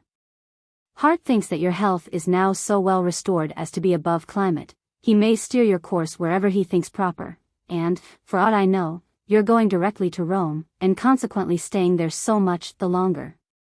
Maybe as well as anything else. I think you and I cannot put our affairs in better hands than in Mr. Hart's, and I will stake his infallibility against the Pope's, with some odds on his side. Apropos of the Pope, remember to be presented to him before you leave Rome, and go through the necessary ceremonies for it, whether of kissing his slipper or his B.H. For I would never deprive myself of anything that I wanted to do or see, by refusing to comply with an established custom. When I was in Catholic countries, I never declined kneeling in their churches at the elevation, nor elsewhere, when the host went by. It is a complaisance due to the custom of the place, and by no means, as some silly people have imagined, an implied approbation of their doctrine. Bodily attitudes and situations are things so very indifferent in themselves, that I would quarrel with nobody about them. It may, indeed, be improper for Mr. Hart to pay that tribute of complaisance, upon account of his character. This letter is a very long, and possibly a very tedious one. But my anxiety for your perfection is so great, and particularly at this critical and decisive period of your life, that I am only afraid of omitting, but never of repeating, or dwelling too long upon anything that I think may be of the least use to you. Have the same anxiety for yourself, that I have for you, and all will do well. Adieu. My dear child. Letter 83. London, September 27th, O.S. 1749. Dear boy, a vulgar, ordinary way of thinking, acting, or speaking, implies a low education, and a habit of low company. Young people contracted at school, or among servants, with whom they are too often used to converse. But after they frequent good company, they must want attention and observation very much, if they do not lay it quite aside, and, indeed, if they do not, good company will be very apt to lay them aside. The various kinds of vulgarisms are infinite. I cannot pretend to point them out to you, but I will give some samples, by which you may guess at the rest. A vulgar man is captious and jealous, eager and impetuous about trifles. He suspects himself to be slighted, thinks everything that is said meant at him. If the company happens to laugh, he is persuaded they laugh at him. He grows angry and testy, says something very impertinent, and draws himself into a scrape, by showing what he calls a proper spirit and asserting himself. A man of fashion does not suppose himself to be either the sole or principal object of the thoughts, looks, or words of the company, and never suspects that he is either slighted or laughed at, unless he is conscious that he deserves it. And if, which very seldom happens, the company is absurd or ill-bred enough to do either, he does not care twopence, unless the insult be so gross and plain as to require satisfaction of another kind. As he is above trifles, he is never vehement and eager about them, and, wherever they are concerned, rather acquiesces than wrangles. A vulgar man's conversation always savors strongly of the lowness of his education and company. It turns chiefly upon his domestic affairs, his servants, the excellent order he keeps in his own family, and the little anecdotes of the neighborhood, all which he relates with emphasis, as interesting matters. He is a man gossip. Vulgarism in language is the next and distinguishing characteristic of bad company and a bad education. A man of fashion avoids nothing with more care than that. Proverbial expressions and trite sayings are the flowers of the rhetoric of a vulgar man. Would he say that men differ in their tastes? He both supports and adorns that opinion by the good old saying, as he respectfully calls it, that what is one man's meat, is another man's poison. If anybody attempts being smart, as he calls it, upon him, he gives them tit for tat, that he does. He has always some favorite word for the time being, which, for the sake of using often, he commonly abuses. Such as vastly angry, vastly kind, vastly handsome, and vastly ugly. Even his pronunciation of proper words carries the mark of the beast along with it. He calls the earth yrth, he is obliged, not obliged to you. He goes towards, and not towards, such a place. He sometimes affects hard words, by way of ornament, which he always mangles like a learned woman. A man of fashion never has recourse to proverbs and vulgar aphorisms. Uses neither favorite words nor hard words, but takes great care to speak very correctly and grammatically, and to pronounce properly, that is, according to the usage of the best companies. An awkward address, ungraceful attitudes and actions, and a certain left-handedness, if I may use that word, loudly proclaim low education and low company. For it is impossible to suppose that a man can have frequented good company, without having catched something, at least, of their air and motions. A new raised man is distinguished in a regiment by his awkwardness. But he must be impenetrably dull, if, in a month or two's time, he cannot perform at least the common manual exercise, and look like a soldier. The very accoutrements of a man of fashion are grievous encumbrances to a vulgar man. He is at a loss what to do with his hat, when it is not upon his head. His cane, if unfortunately he wears one, is at perpetual war with every cup of tea or coffee he drinks, destroys them first, and then accompanies them in their fall. His sword is formidable only to his own legs, which would possibly carry him fast enough out of the way of any sword but his own. His clothes fit him so ill, and constrain him so much, that he seems rather their prisoner than their proprietor. He presents himself in company like a criminal in a court of justice, his very air condemns him, and people of fashion will no more connect themselves with the one, than people of character will with the other. This repulse drives and sinks him into low company, a gulf from whence no man, after a certain age, ever emerged. Les manners nobles aces, la tournure d'un homme de condition, le ton de la bonne compagnie, les graces, le je ne sais quoi, caplate, are as necessary to adorn and introduce your intrinsic merit and knowledge as the polish is to the diamond, which, without that polish, would never be worn, whatever it might weigh. Do not imagine that these accomplishments are only useful with women, they are much more so with men. In a public assembly, what an advantage has a graceful speaker, with genteel motions, a handsome figure, and a liberal air, over one who shall speak full as much good sense, but destitute of these ornaments. In business, how prevalent are the graces, how detrimental is the want of them. By the help of these I have known some men refuse favors less offensively than others granted them. The utility of them in courts and negotiations is inconceivable. You gain the hearts, and consequently the secrets, of 9 in 10, that you have to do with, in spite even of their prudence, which will, 9 times in 10, be the dupe of their hearts and of their senses. Consider the importance of these things as they deserve, and you will not lose 1 minute in the pursuit of them. You are traveling now in a country once so famous both for arts and arms, that, however degenerate at present, it still deserves your attention and reflection. View it therefore with care, compare its former with its present state, and examine into the causes of its rise and its decay. Consider it classically and politically, and do not run through it, as too many of your young countrymen do, musically, and, to use a ridiculous word, knick-knackically. No piping nor fiddling, I beseech you. No days lost in poring upon almost imperceptible intaglios and cameos, and do not become a virtuoso of small wares. Form a taste of painting, sculpture, and architecture, if you please, by a careful examination of the works of the best ancient and modern artists. Those are liberal arts, and a real taste and knowledge of them become a man of fashion very well. But, beyond certain bounds, the man of taste ends, and the frivolous virtuoso begins. Your friend Mendez, the Good Samaritan, dined with me yesterday. He has more good nature and generosity than parts.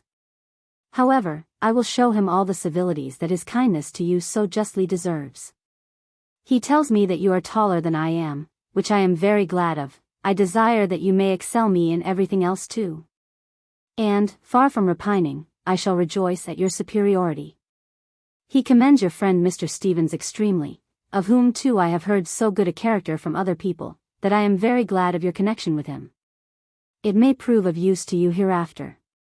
When you meet with such sort of Englishmen abroad, who, either from their parts or their rank, are likely to make a figure at home, I would advise you to cultivate them, and get their favorable testimony of you here. Especially those who are to return to England before you. Sir Charles Williams has puffed you, as the mob call it, here extremely. If 3 or 4 more people of parts do the same, before you come back, your first appearance in London will be to great advantage. Many people do, and indeed ought, to take things upon trust, many more do, who need not, and few dare dissent from an established opinion. Adieu. Letter 84. London, October 2nd, O.S. 1749. Dear boy, I received by the last post your letter of the 22d September, N.S., but I have not received that from Mr. Hart to which you refer, and which you say contained your reasons for leaving Verona, and returning to Venice. So that I am entirely ignorant of them. Indeed, the irregularity and negligence of the post provoke me, as they break the thread of the accounts I want to receive from you, and of the instructions and orders which I send you, almost every post. Of these last 20 posts, I am sure that I have wrote 18 either to you or to Mr. Hart, and it does not appear by your letter, that all or even any of my letters have been received. I desire for the future, that both you and Mr. Hart will constantly, in your letters, mention the dates of mine. Had it not been for their miscarriage, you would not have been in the uncertainty you seem to be in at present, with regard to your future motions. Had you received my letters, you would have been by this time at Naples, but we must now take things where they are. Upon the receipt, then, of this letter, you will as soon as conveniently you can, set out for Rome, where you will not arrive too long before the Jubilee, considering the difficulties of getting lodgings, and other accommodations there at this time. I leave the choice of the route to you. But I do by no means intend that you should leave Rome after the Jubilee, as you seem to hint in your letter. On the contrary, I will have Rome your headquarters for 6 months at least, till you shall have, in a manner, acquired the jus civitatis there. More things are to be seen and learned there, than in any other town in Europe. There are the best masters to instruct, and the best companies to polish you. In the spring you may make, if you please, frequent excursions to Naples, but Rome must still be your headquarters, till the heats of June drive you from thence to some other place in Italy, which we shall think of by that time. As to the expense which you mention, I do not regard it in the least. From your infancy to this day, I never grudged any expense in your education, and still less do it now, that it is become more important and decisive. I attend to the objects of your expenses, but not to the sums. I will certainly not pay 1 shilling for your losing your nose, your money, or your reason. That is, I will not contribute to women, gaming, and drinking. But I will most cheerfully supply, not only every necessary, but every decent expense you can make. I do not care what the best masters cost. I would have you as well dressed, lodged, and attended, as any reasonable man of fashion is in his travels. I would have you have that pocket money that should enable you to make the proper expense done honeyed. In short, I bar no expense, that has neither vice nor folly for its object. And under those 2 reasonable restrictions, draw, and welcome. As for Turin, you may go there hereafter, as a traveller, for a month or 2. But you cannot conveniently reside there as an academician, for reasons which I have formerly communicated to Mr. Hart, and which Mr. Villets, since his return here, has shown me in a still stronger light than he had done by his letters from Turin, of which I sent copies to Mr. Hart, though probably he never received them. After you have left Rome, Florence is one of the places with which you should be thoroughly acquainted. I know that there is a great deal of gaming there. But, at the same time, there are in every place some people whose fortunes are either too small, or whose understandings are too good to allow them to play for anything above trifles. And with those people you will associate yourself, if you have not, as I am assured you have not, in the least, the spirit of gaming in you.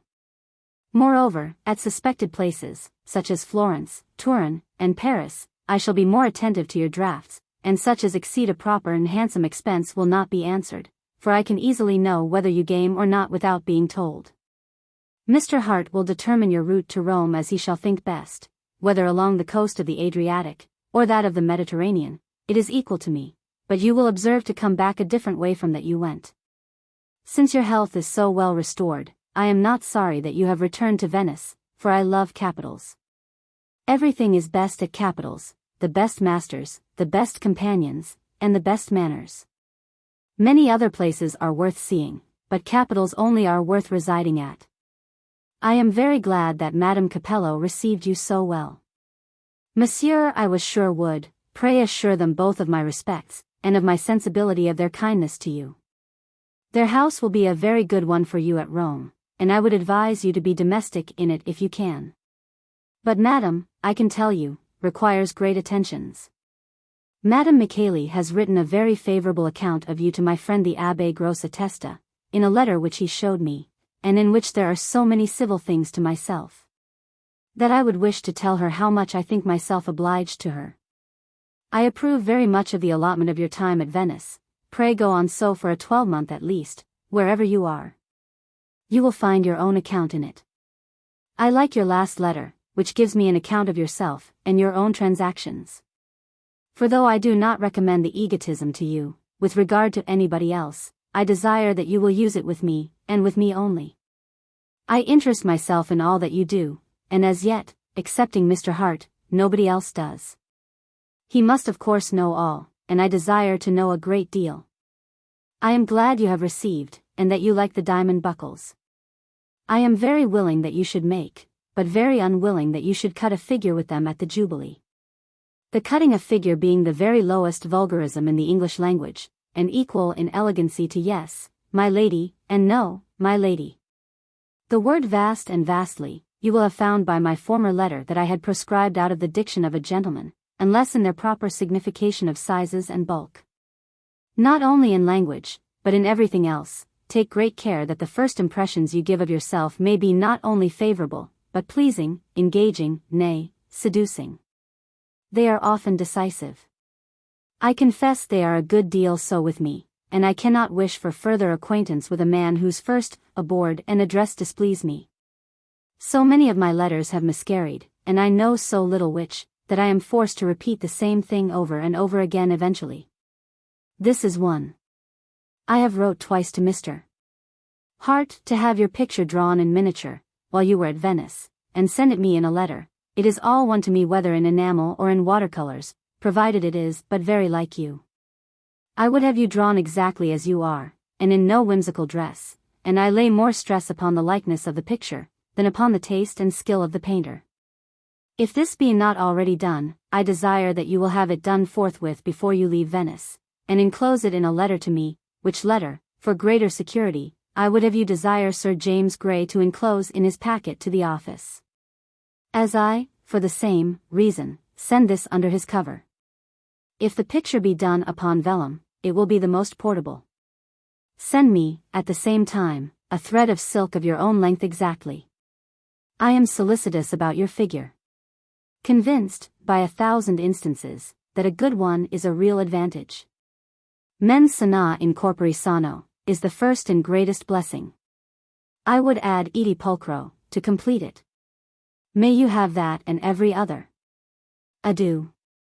Have you received my letters of recommendation to Cardinal Albany and the Duc de Nivernois, at Rome? Letter 85. London, October 9th, O.S. 1749. Dear boy, if this letter finds you at all, of which I am very doubtful, it will find you at Venice, preparing for your journey to Rome, which, by my last letter to Mr. Hart, I advised you to make along the coast of the Adriatic, through Rimini, Loreto, Ancona, etc., places that are all worth seeing, but not worth staying at. And such I reckon all places where the eyes only are employed. Remains of antiquity, public buildings, paintings, sculptures, etc., ought to be seen, and that with a proper degree of attention, but this is soon done, for they are only outsides. It is not so with more important objects, the insides of which must be seen, and they require and deserve much more attention. The characters, the heads, and the hearts of men, are the useful science of which I would have you perfect master. That science is best taught and best learned in capitals, where every human passion has its object, and exerts all its force or all its art in the pursuit. I believe there is no place in the world, where every passion is busier, appears in more shapes, and is conducted with more art, than at Rome. Therefore, when you are there, do not imagine that the Capitol, the Vatican, and the Pantheon, are the principal objects of your curiosity.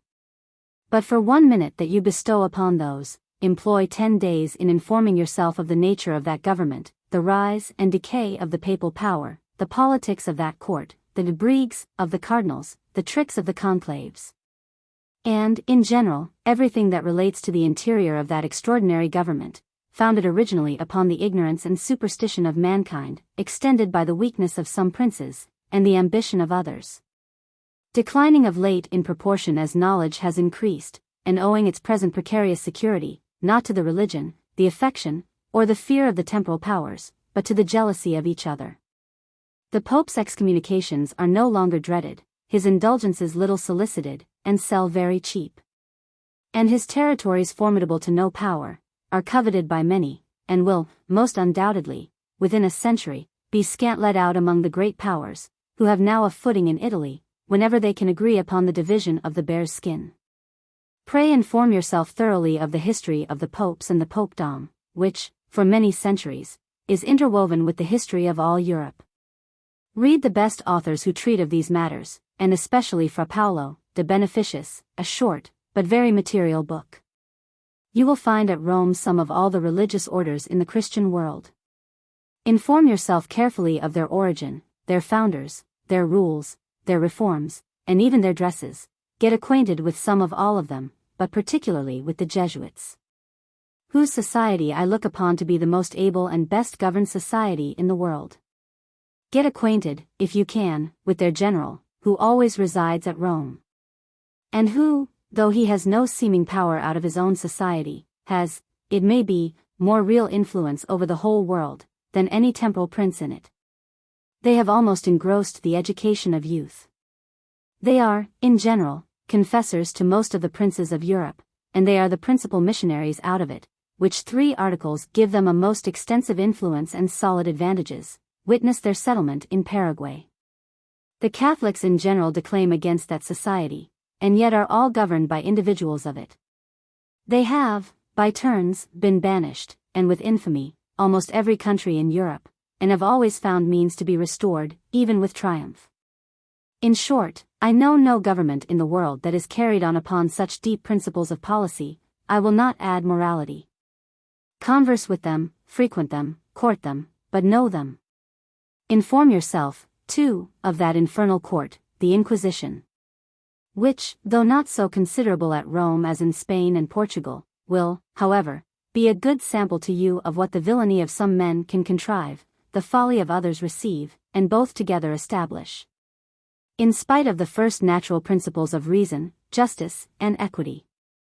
These are the proper and useful objects of the attention of a man of sense, when he travels, and these are the objects for which I have sent you abroad, and I hope you will return thoroughly informed of them.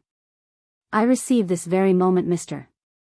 Hart's letter of the October 1st, N.S., but I never received his former, to which he refers in this, and you refer in your last, in which he gave me the reasons for your leaving Verona so soon. Nor have I ever received that letter in which your case was stated by your physicians. Letters to and from me have worse luck than other people's. For you have written to me, and I to you, for these last 3 months, by way of Germany, with as little success as before.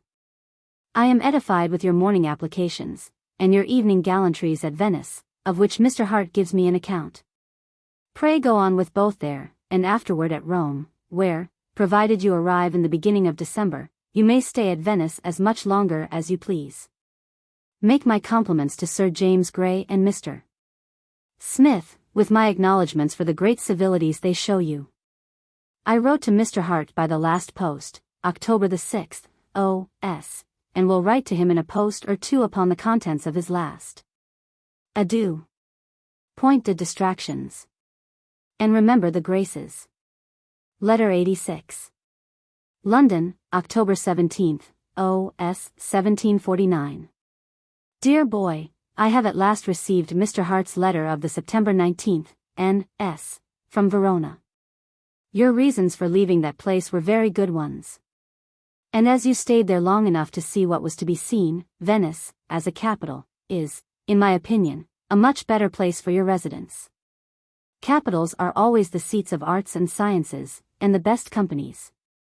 I have stuck to them all my lifetime, and I advise you to do so too.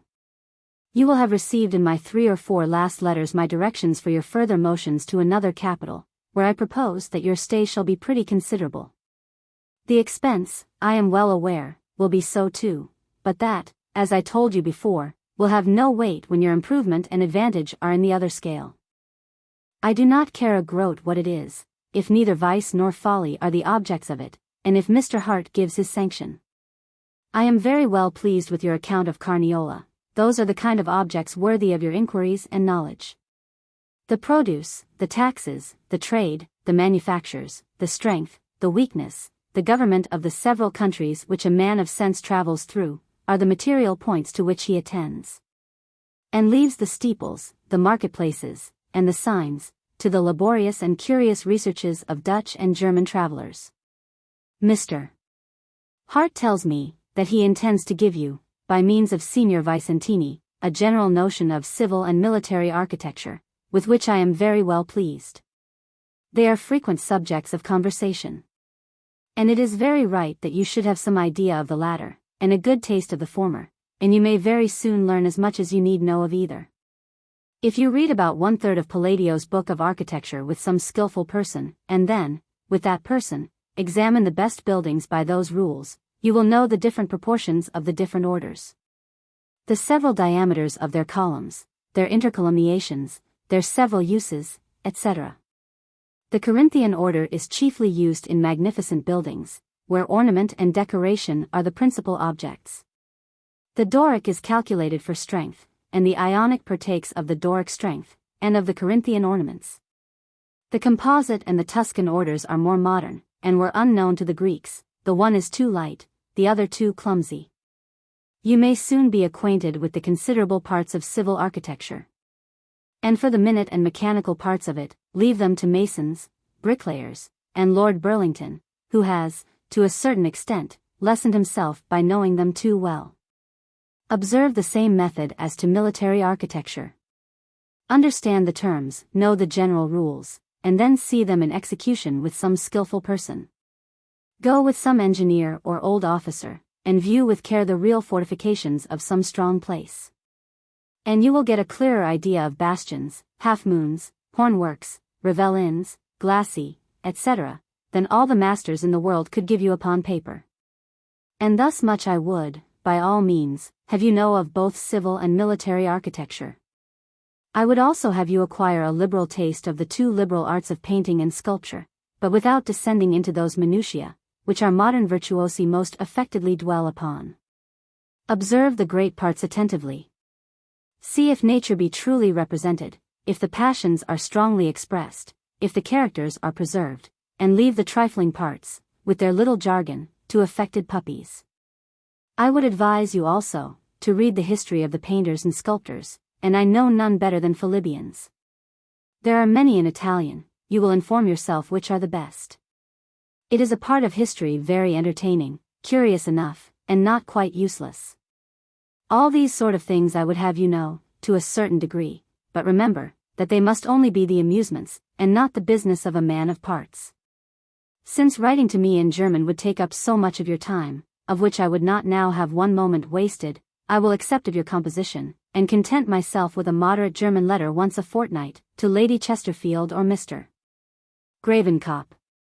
My meaning was only that you should not forget what you had already learned of the German language and character, but, on the contrary, that by frequent use it should grow more easy and familiar. Provided you take care of that, I do not care by what means, but I do desire that you will every day of your life speak German to somebody or other, for you will meet with Germans enough. And write a line or two of it every day to keep your hand in. Why should you not, for instance, write your little memorandums and accounts in that language and character? By which, too, you would have this advantage into the bargain, that, if mislaid, few but yourself could read them. I am extremely glad to hear that you like the assemblies at Venice well enough to sacrifice some suppers to them, for I hear that you do not dislike your suppers neither. It is therefore plain, that there is somebody or something at those assemblies, which you like better than your meat. And as I know that there is none but good company at those assemblies, I am very glad to find that you like good company so well. I already imagine that you are a little smoothed by it, and that you have either reasoned yourself, or that they have laughed you out of your absences and distractions, for I cannot suppose that you go there to insult them. I likewise imagine, that you wish to be welcome where you wish to go, and consequently, that you both present and behave yourself there, and gallant Oedipine bourgeois. If you have vowed to anybody there one of those eternal passions which I have sometimes known, by great accident, last 3 months, I can tell you that without great attention, infinite politeness, and engaging air and manners, the omens will be sinister, and the goddess unpropitious. Pray tell me what are the amusements of those assemblies? Are they little commercial play? Are they music? Are they la belle conversation? Or are they all three? Why file-t-on le parfait amour? Why debite-t-on les beaux sentiments? Osce y parle epigram? And pray which is your department? Tudis depone in oribus. Whichever it is, endeavor to shine and excel in it. Aim at least at the perfection of everything that is worth doing at all. And you will come nearer it than you would imagine, but those always crawl infinitely short of it whose aim is only mediocrity. Adieu. P.S.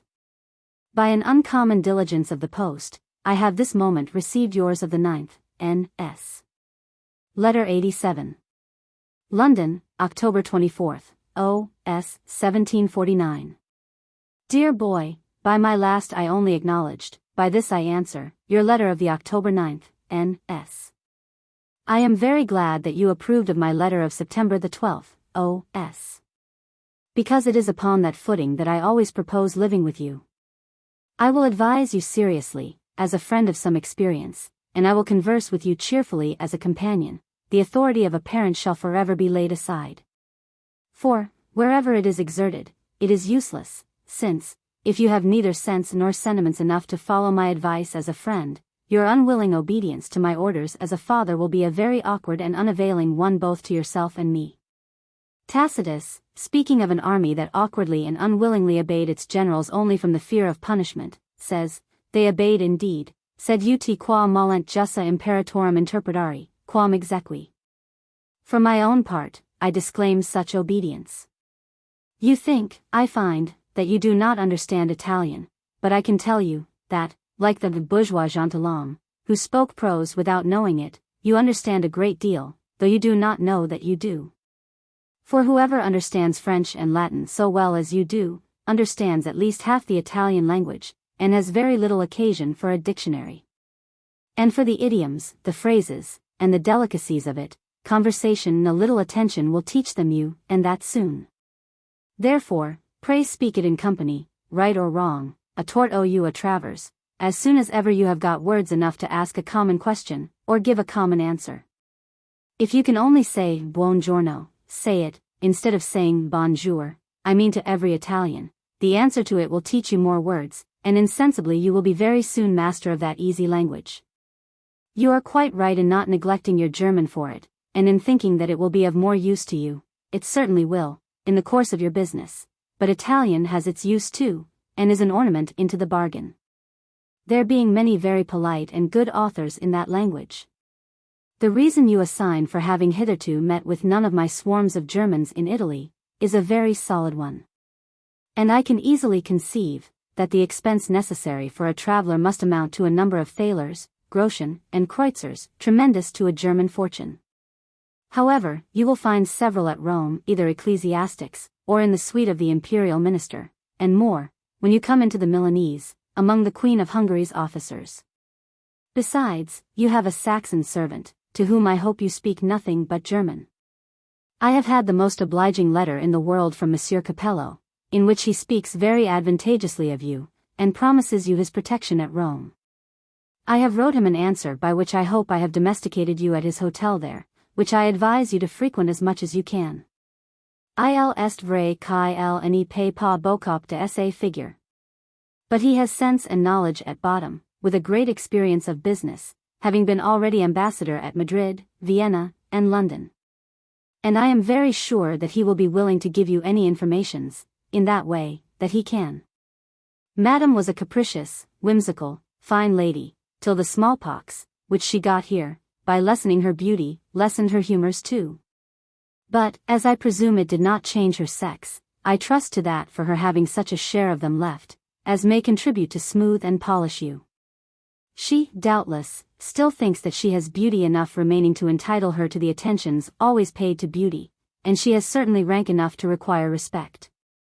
Those are the sort of women who polish a young man the most, and who give him that habit of complaisance, and that flexibility and versatility of manners which prove of great use to him with men, and in the course of business. You must always expect to hear, more or less, from me, upon that important subject of manners, graces, address, and that undefinable je ne sais quoi that ever pleases. I have reason to believe that you want nothing else. But I have reason to fear too, that you want those, and that want will keep you poor in the midst of all the plenty of knowledge which you may have treasured up. Adieu. Letter 88. London, November 3rd, O.S. 1749. Dear boy, from the time that you have had life, it has been the principal and favorite object of mine, to make you as perfect as the imperfections of human nature will allow. In this view, I have grudged no pains nor expense in your education. Convinced that education, more than nature, is the cause of that great difference which you see in the characters of men. While you were a child, I endeavored to form your heart habitually to virtue and honor, before your understanding was capable of showing you their beauty and utility. Those principles, which you then got, like your grammar rules, only by rote, are now, I am persuaded, fixed and confirmed by reason. And indeed they are so plain and clear, that they require but a very moderate degree of understanding, either to comprehend or practice them. Lord Shaftesbury says, very prettily, that he would be virtuous for his own sake, though nobody were to know it, as he would be clean for his own sake, though nobody were to see him. I have therefore, since you have had the use of your reason, never written to you upon those subjects. They speak best for themselves. And I should now just as soon think of warning you gravely not to fall into the dirt or the fire, as into dishonor or vice. This view of mine, I consider as fully attained. My next object was sound and useful learning. My own care first, Mr. Hearts afterward, and of late, I will own it to your praise, your own application, have more than answered my expectations in that particular, and, I have reason to believe, will answer even my wishes. All that remains for me then to wish, to recommend, to inculcate, to order, and to insist upon, is good breeding, without which all your other qualifications will be lame, unadorned, and to a certain degree unavailing. And here I fear, and have too much reason to believe, that you are greatly deficient. The remainder of this letter, therefore, shall be, and it will not be the last by a great many, upon that subject. A friend of yours and mine has very justly defined good breeding to be, the result of much good sense, some good nature, and a little self-denial for the sake of others, and with a view to obtain the same indulgence from them. Taking this for granted, as I think it cannot be disputed, it is astonishing to me that anybody who has good sense and good nature, and I believe you have both, can essentially fail in good breeding. As to the modes of it, indeed, they vary according to persons, and places, and circumstances, and are only to be acquired by observation and experience, but the substance of it is everywhere and eternally the same. Good manners are, to particular societies, what good morals are to society in general, their cement and their security. And, as laws are enacted to enforce good morals, or at least to prevent the ill effects of bad ones, so there are certain rules of civility, universally implied and received, to enforce good manners and punish bad ones. And, indeed, there seems to me to be less difference, both between the crimes and between the punishments than at first one would imagine. The immoral man, who invades another man's property, is justly hanged for it. And the ill-bred man, who, by his ill manners, invades and disturbs the quiet and comforts of private life, is by common consent as justly banished society. Mutual complaisances, attentions, and sacrifices of little conveniences, are as natural an implied compact between civilized people, as protection and obedience are between kings and subjects. Whoever, in either case, violates that compact, justly forfeits all advantages arising from it. For my own part, I really think, that next to the consciousness of doing a good action, that of doing a civil one is the most pleasing. And the epithet which I should covet the most, next to that of Aristides, would be that of well-bred. Thus much for good breeding in general. I will now consider some of the various modes and degrees of it. Very few, scarcely any, are wanting in the respect which they should show to those whom they acknowledge to be infinitely their superiors, such as crowned heads, princes, and public persons of distinguished and eminent posts. It is the manner of showing that respect which is different. The man of fashion and of the world expresses it in its fullest extent, but naturally, easily, and without concern, whereas a man, who is not used to keep good company, expresses it awkwardly. One sees that he is not used to it, and that it costs him a great deal, but I never saw the worst-bred man living guilty of lolling, whistling, scratching his head, and such like indecencies, in company that he respected. In such companies, therefore, the only point to be attended to is to show that respect, which everybody means to show, in an easy, unembarrassed, and graceful manner. This is what observation and experience must teach you.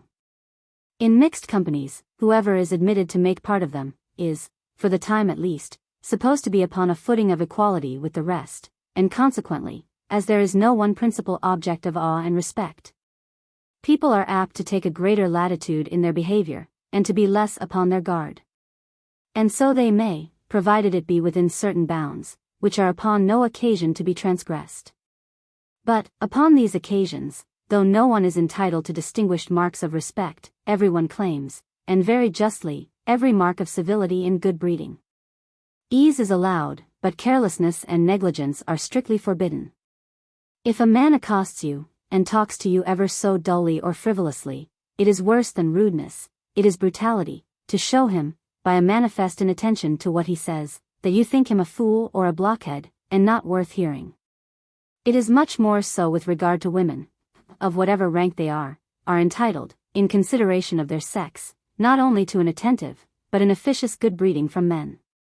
Their little wants, likings, dislikes, preferences, antipathies, fancies, whims, and even impertinencies, must be officiously attended to, flattered, and, if possible, guessed at and anticipated by a well-bred man.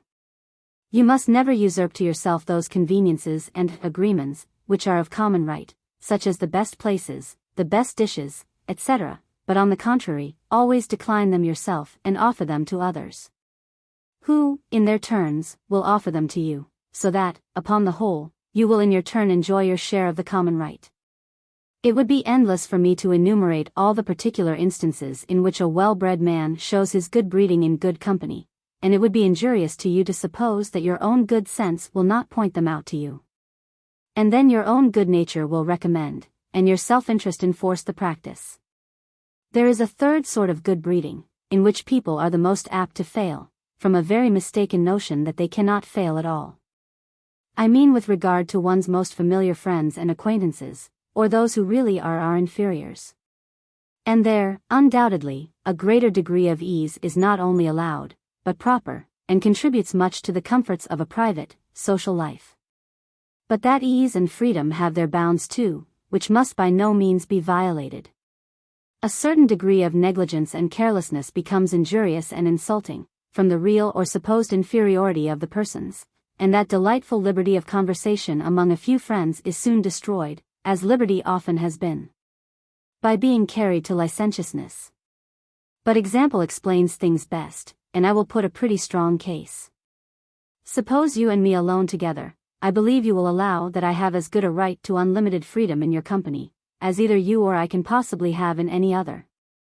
And I am apt to believe too, that you would indulge me in that freedom as far as anybody would.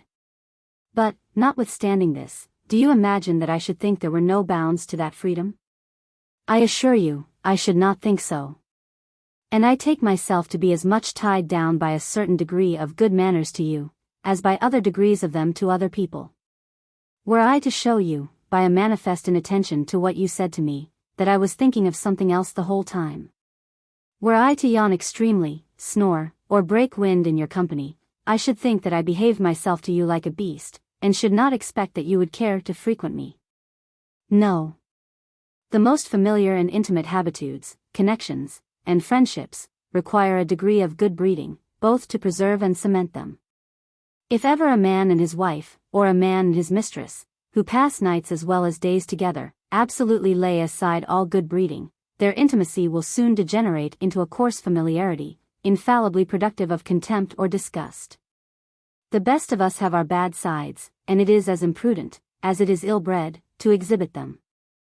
I shall certainly not use ceremony with you. It would be misplaced between us, but I shall certainly observe that degree of good breeding with you, which is, in the first place, decent, and which I am sure is absolutely necessary to make us like one another's company long. I will say no more, now, upon this important subject of good breeding, upon which I have already dwelt too long, it may be, for one letter, and upon which I shall frequently refresh your memory hereafter. But I will conclude with these axioms. That the deepest learning, without good breeding, is unwelcome and tiresome pedantry, and of use nowhere but in a man's own closet, and consequently of little or no use at all. That a man, who is not perfectly well-bred, is unfit for good company and unwelcome in it, will consequently dislike it soon, afterward renounce it, and be reduced to solitude, or, what is worse, low and bad company. That a man who is not well-bred, is full as unfit for business as for company.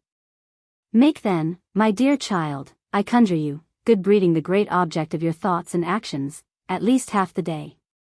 Observe carefully the behavior and manners of those who are distinguished by their good breeding, imitate, nay, endeavor to excel, that you may at least reach them.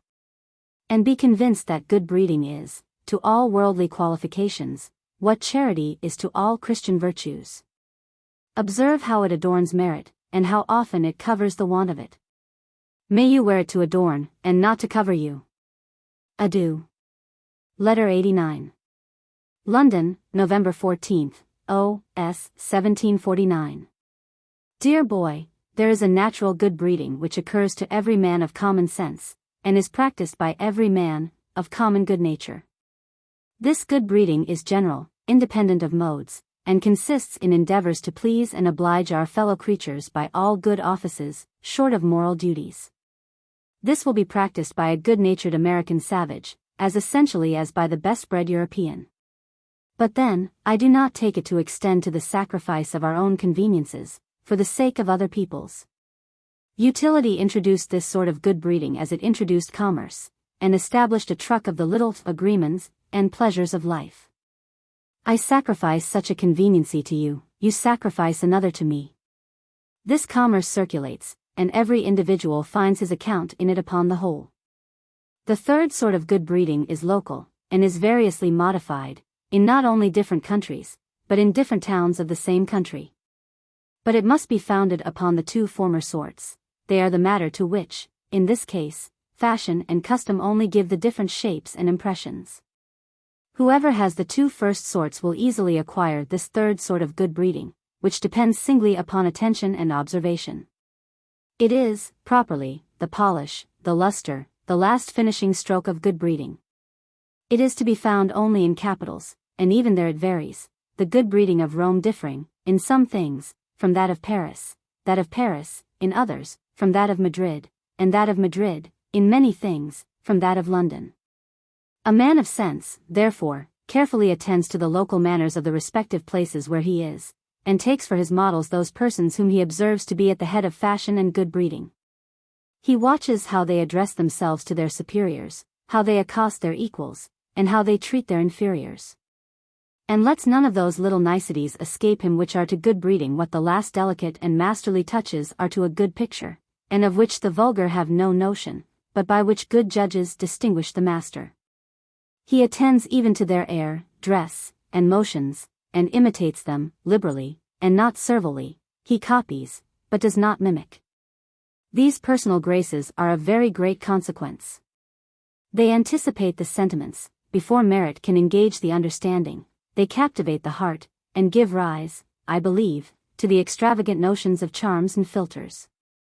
Their effects were so surprising, that they were reckoned supernatural.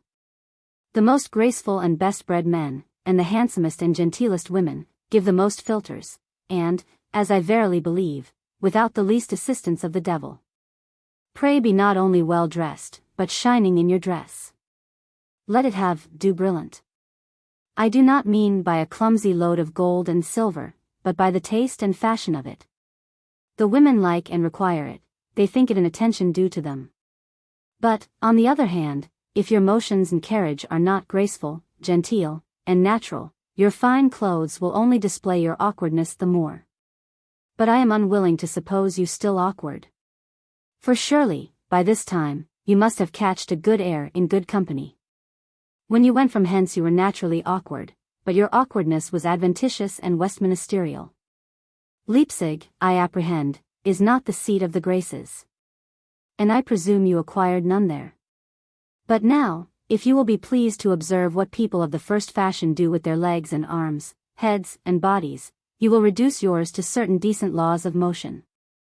You danced pretty well here, and ought to dance very well before you come home, for what one is obliged to do sometimes, one ought to be able to do well.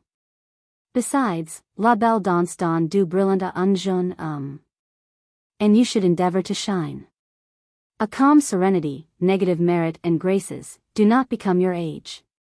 You should be alert, adroit, be wanted, talked of, impatiently expected, and unwillingly parted with in company. I should be glad to hear half a dozen women of fashion say, "Oh, est donc le petit Stanhope? D'où vient-il? Il faut avouer qu'il est aimable." All this I do not mean singly with regard to women as the principal object, but, with regard to men, and with a view of your making yourself considerable. For with very small variations, the same things that please women please men. And a man whose manners are softened and polished by women of fashion, and who is formed by them to an habitual attention and complaisance, will please, engage, and connect men, much easier and more than he would otherwise. You must be sensible that you cannot rise in the world, without forming connections, and engaging different characters to conspire in your point. You must make them your dependents without their knowing it, and dictate to them while you seem to be directed by them. Those necessary connections can never be formed, or preserved, but by an uninterrupted series of complaisance, attentions, politeness, and some constraint. You must engage their hearts, if you would have their support.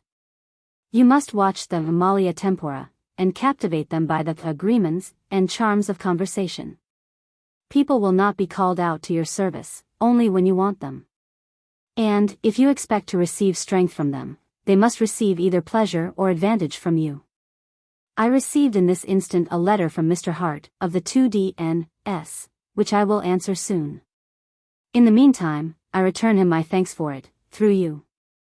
The constant good accounts which he gives me of you, will make me suspect him of partiality, and think him le médecin tant mieux. Consider, therefore, what weight any future deposition of his against you must necessarily have with me. As, in that case, he will be a very unwilling, he must consequently be a very important witness. Adieu. Letter XC. Dear boy, my last was upon the subject of good breeding, but I think it rather set before you the unfitness and disadvantages of ill breeding, than the utility and necessity of good. It was rather negative than positive. This, therefore, should go further, and explain to you the necessity, which you, of all people living, lie under, not only of being positively and actively well-bred, but of shining and distinguishing yourself by your good breeding. Consider your own situation in every particular, and judge whether it is not essentially your interest, by your own good breeding to others, to secure theirs to you, and that, let me assure you, is the only way of doing it. For people will repay, and with interest too, inattention with inattention, neglect with neglect, and ill manners with worse, which may engage you in very disagreeable affairs. In the next place, your profession requires, more than any other, the nicest and most distinguished good breeding. You will negotiate with very little success, if you do not previously, by your manners, conciliate and engage the affections of those with whom you are to negotiate. Can you ever get into the confidence and the secrets of the courts where you may happen to reside, if you have not those pleasing, insinuating manners, which alone can procure them? Upon my word, I do not say too much, when I say that superior good breeding, insinuating manners, and genteel address, are half your business. Your knowledge will have but very little influence upon the mind, if your manners prejudice the heart against you, but, on the other hand, how easily will you dupe the understanding, where you have first engaged the heart. And hearts are by no means to be gained by that mere common civility which everybody practices. Bowing again to those who bow to you, answering dryly those who speak to you, and saying nothing offensive to anybody, is such negative good breeding that it is only not being a brute. As it would be but a very poor commendation of any man's cleanliness to say that he did not stink. It is an active, cheerful, officious, seducing, good breeding that must gain you the goodwill and first sentiments of men, and the affections of the women. You must carefully watch and attend to their passions, their tastes, their little humors and weaknesses, and à leur au devant. You must do it at the same time with alacrity and empressement, and not as if you graciously condescended to humor their weaknesses. For instance, suppose you invited anybody to dine or sup with you, you ought to recollect if you had observed that they had any favorite dish, and take care to provide it for them. And when it came you should say, you seemed to me, at such and such a place, to give this dish a preference, and therefore I ordered it.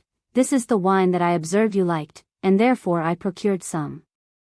The more trifling these things are, the more they prove your attention for the person, and are consequently the more engaging. Consult your own breast, and recollect how these little attentions, when shown you by others, flatter that degree of self-love and vanity from which no man living is free. Reflect how they incline and attract you to that person, and how you are propitiated afterward to all which that person says or does. The same causes will have the same effects in your favor. Women, in a great degree, establish or destroy every man's reputation of good breeding. You must, therefore, in a manner, overwhelm them with these attentions. They are used to them, they expect them, and, to do them justice, they commonly requite them. You must be sedulous, and rather over-officious than under, in procuring them their coaches, their chairs, their conveniences in public places, not see what you should not see, and rather assist, where you cannot help seeing. Opportunities of showing these attentions present themselves perpetually, but if they do not, make them. As Ovid advises his lover, when he sits in the circus near his mistress, to wipe the dust off her neck, even if there be none, si nullus, tamen excut nullum. Your conversation with women should always be respectful. But, at the same time, injue, and always addressed to their vanity. Everything you say or do should convince them of the regard you have, whether you have it or not, for their beauty, their wit, or their merit. Men have possibly as much vanity as women, though of another kind, and both art and good breeding require, that, instead of mortifying, you should please and flatter it, by words and looks of approbation. Suppose, which is by no means improbable, that, at your return to England, I should place you near the person of some one of the royal family. In that situation, good breeding, engaging address, adorned with all the graces that dwell at courts, would very probably make you a favorite, and, from a favorite, a minister. But all the knowledge and learning in the world, without them, never would. The penetration of princes seldom goes deeper than the surface. It is the exterior that always engages their hearts. And I would never advise you to give yourself much trouble about their understanding. Princes in general, I mean those porphyrogenites, who are born and bred in purple, are about the pitch of women. Bred up like them, and are to be addressed and gained in the same manner. They always see, they seldom weigh. Your luster, not your solidity, must take them, your inside will afterward support and secure what your outside has acquired. With weak people, and they undoubtedly are 3 parts in 4 of mankind, good breeding, address, and manners are everything, they can go no deeper, but let me assure you that they are a great deal even with people of the best understandings. Where the eyes are not pleased, and the heart is not flattered, the mind will be apt to stand out. Be this right or wrong, I confess I am so made myself. Awkwardness and ill-breeding shock me to that degree, that where I meet with them, I cannot find in my heart to inquire into the intrinsic merit of that person, I hastily decide in myself that he can have none. And am not sure that I should not even be sorry to know that he had any.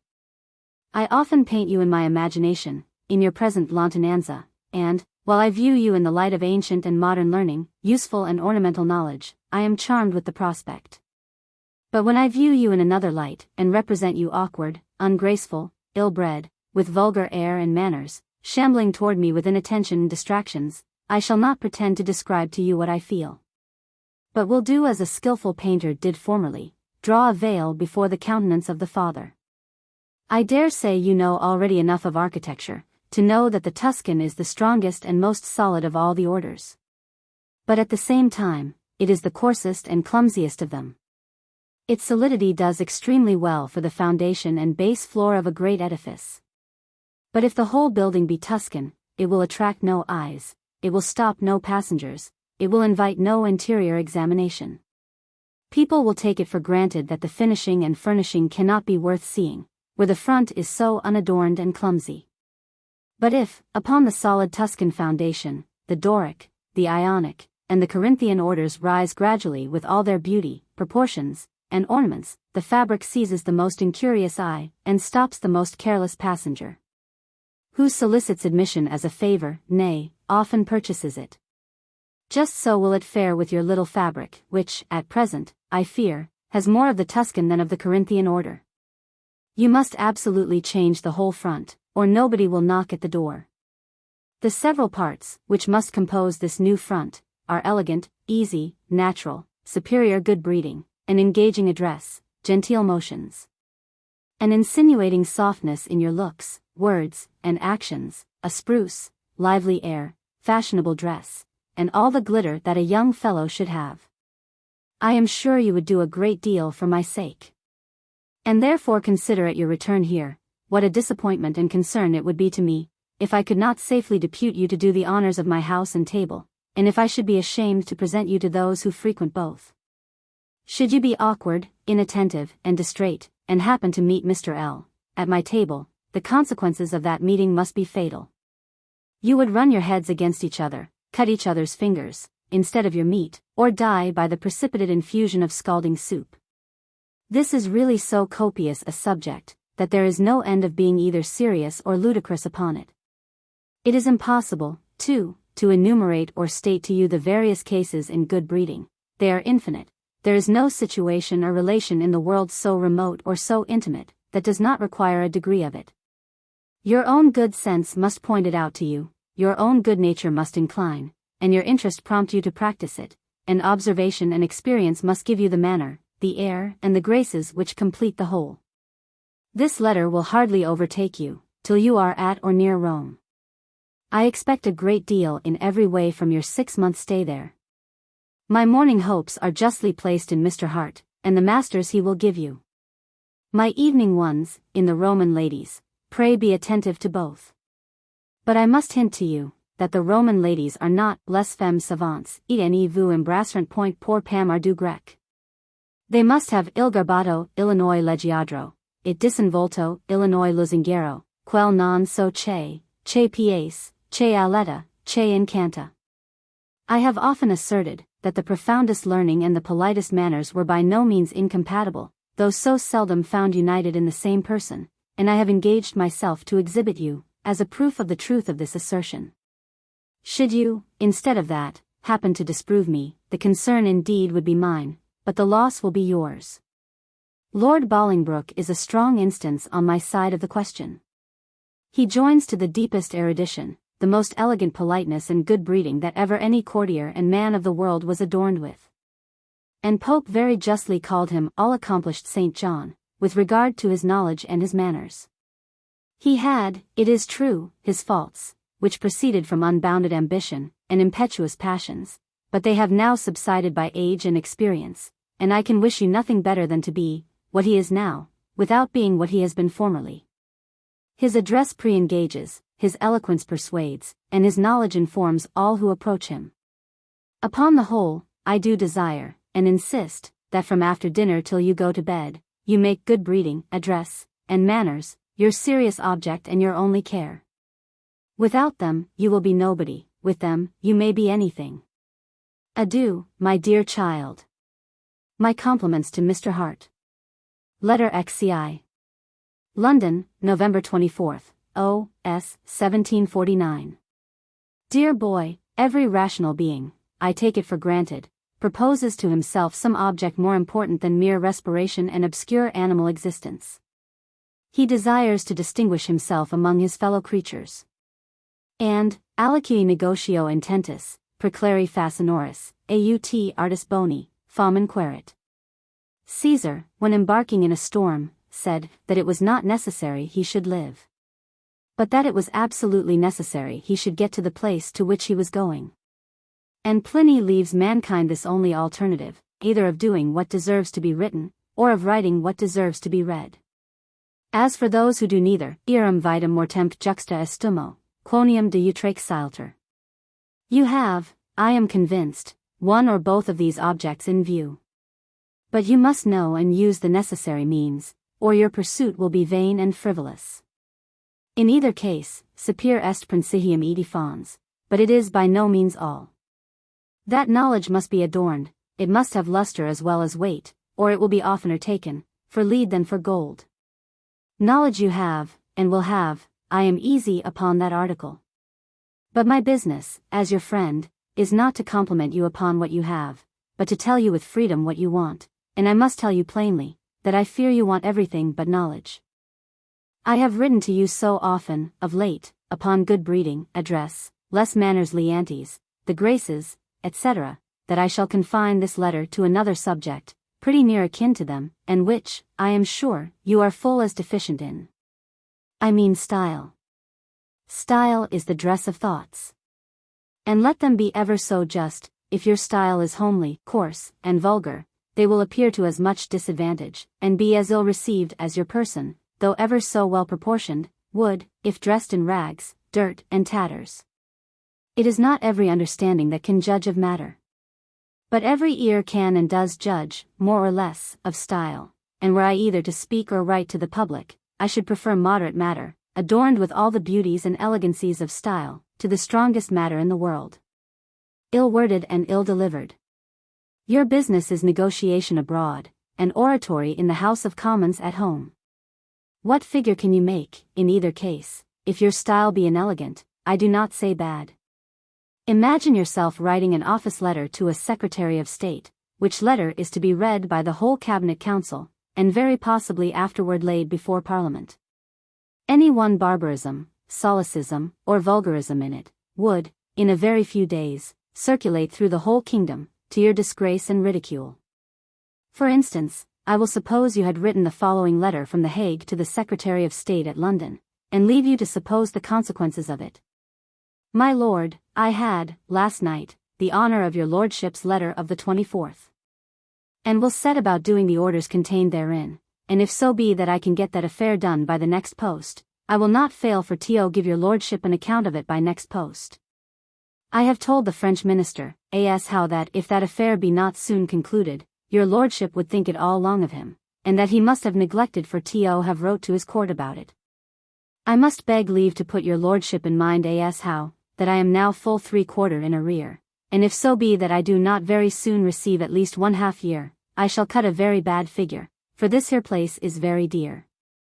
I shall be vastly beholden to your lordship for that there mark of your favour, and so I rest or remain, your, etc. You will tell me, possibly, that this is a caricatura of an illiberal and inelegant style. I will admit it. But assure you, at the same time, that a dispatch with less than half these faults would blow you up forever. It is by no means sufficient to be free from faults, in speaking and writing, but you must do both correctly and elegantly.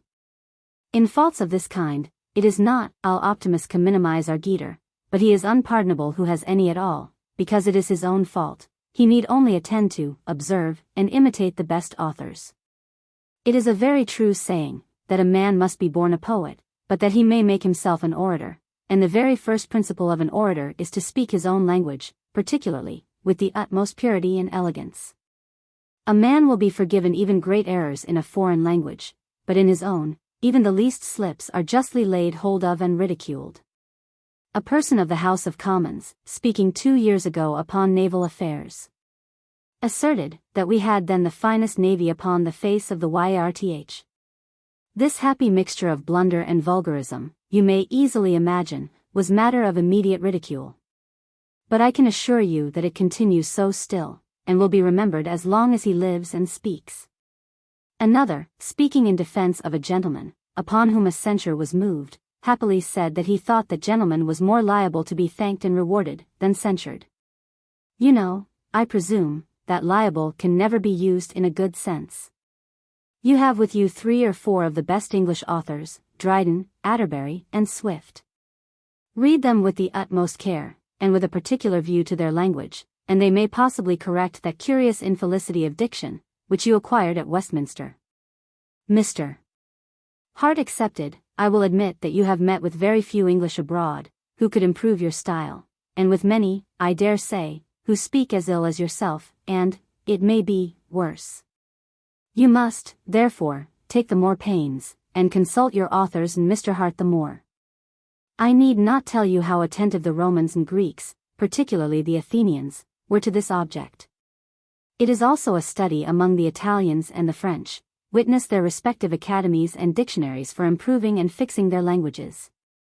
To our shame be it spoken, it is less attended to here than in any polite country. But that is no reason why you should not attend to it, on the contrary, it will distinguish you the more. Cicero says, very truly, that it is glorious to excel other men in that very article, in which men excel brutes, speech.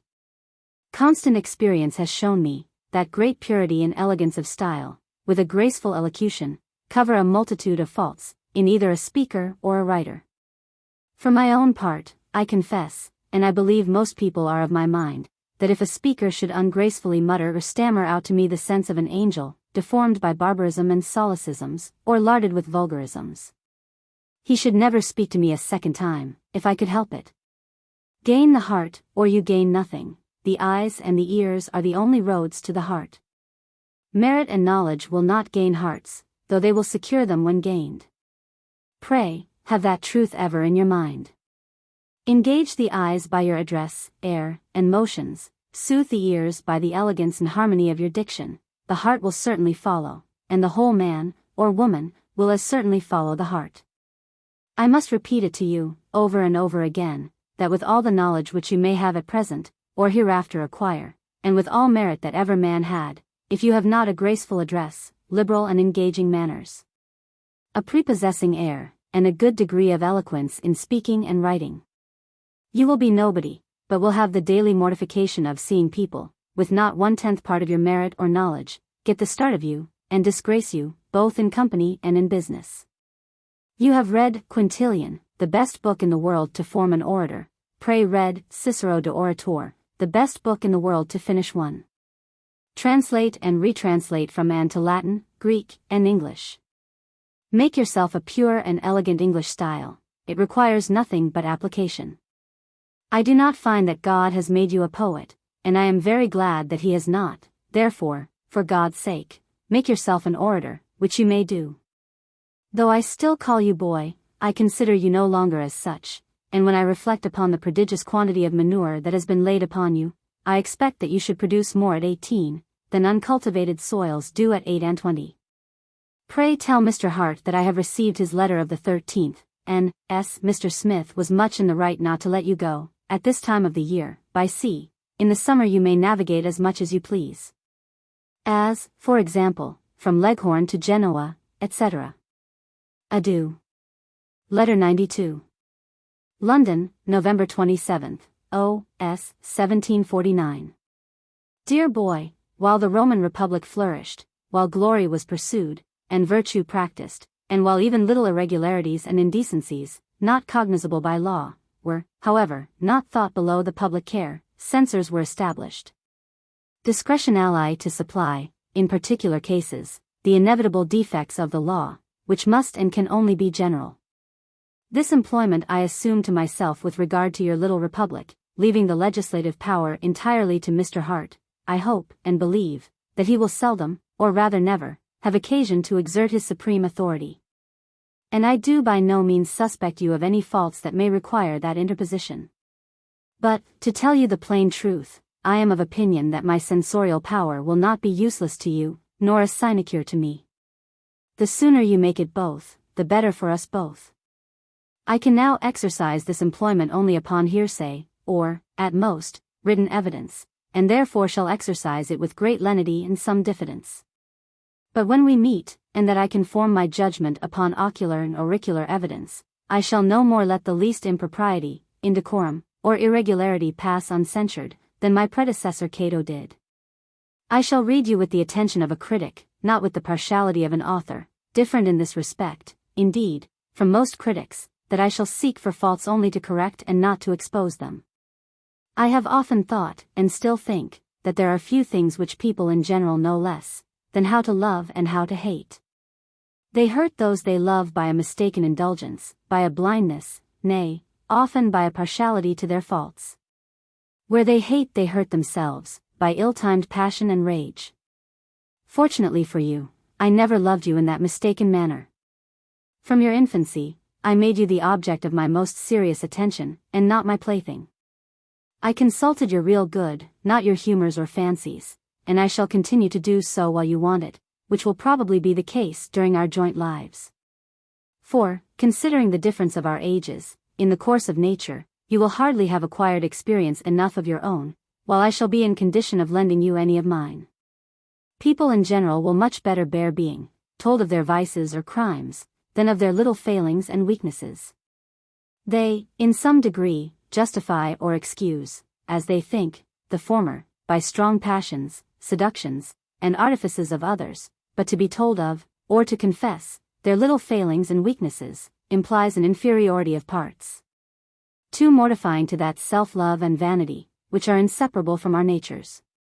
I have been intimate enough with several people to tell them that they had said or done a very criminal thing, but I never was intimate enough with any man to tell him, very seriously, that he had said or done a very foolish one. Nothing less than the relation between you and me can possibly authorize that freedom, but fortunately for you, my parental rights, joined to my censorial powers, give it me in its fullest extent, and my concern for you will make me exert it. Rejoice, therefore, that there is one person in the world who can and will tell you what will be very useful to you to know, and yet what no other man living could or would tell you. Whatever I shall tell you of this kind, you are very sure, can have no other motive than your interest. I can neither be jealous nor envious of your reputation or fortune, which I must be both desirous and proud to establish and promote. I cannot be your rival either in love or in business. On the contrary, I want the rays of your rising to reflect new luster upon my setting light. In order to this, I shall analyze you minutely, and censure you freely, that you may not, if possible, have one single spot, when in your meridian. There is nothing that a young fellow, at his first appearance in the world, has more reason to dread, and consequently should take more pains to avoid, than having any ridicule fixed upon him. It degrades him with the most reasonable part of mankind, but it ruins him with the rest. And I have known many a man undone by acquiring a ridiculous nickname. I would not, for all the riches in the world, that you should acquire one when you return to England. Vices and crimes excite hatred and reproach. Failings, weaknesses, and awkwardnesses excite ridicule. They are laid hold of by mimics, who, though very contemptible wretches themselves, often, by their buffoonery, fix ridicule upon their betters. The little defects in manners, elocution, address, and air, and even of figure, though very unjustly, are the objects of ridicule, and the causes of nicknames. You cannot imagine the grief it would give me, and the prejudice it would do you, if, by way of distinguishing you from others of your name, you should happen to be called muttering Stanhope, absent Stanhope, ill-bred Stanhope, or awkward, left-legged Stanhope. Therefore, take great care to put it out of the power of ridicule itself to give you any of these ridiculous epithets. For, if you get one, it will stick to you, like the envenomed shirt. The very first day that I see you, I shall be able to tell you, and certainly shall tell you, what degree of danger you are in. And I hope that my admonitions, as censor, may prevent the censures of the public. Admonitions are always useful, is this one or not? You are the best judge. It is your own picture which I send you, drawn, at my request, by a lady at Venice. Pray let me know how far, in your conscience, you think it like, for there are some parts of it which I wish may, and others, which I should be sorry were. I send you, literally, the copy of that part of her letter, to her friend here, which relates to you. In compliance to your orders, I have examined young Stanhope carefully, and think I have penetrated into his character. This is his portrait, which I take to be a faithful one. His face is pleasing, his countenance sensible, and his look clever. His figure is at present rather too square. But if he shoots up, which he has matter and years for, he will then be of a good size. He has, undoubtedly, a great fund of acquired knowledge. I am assured that he is master of the learned languages.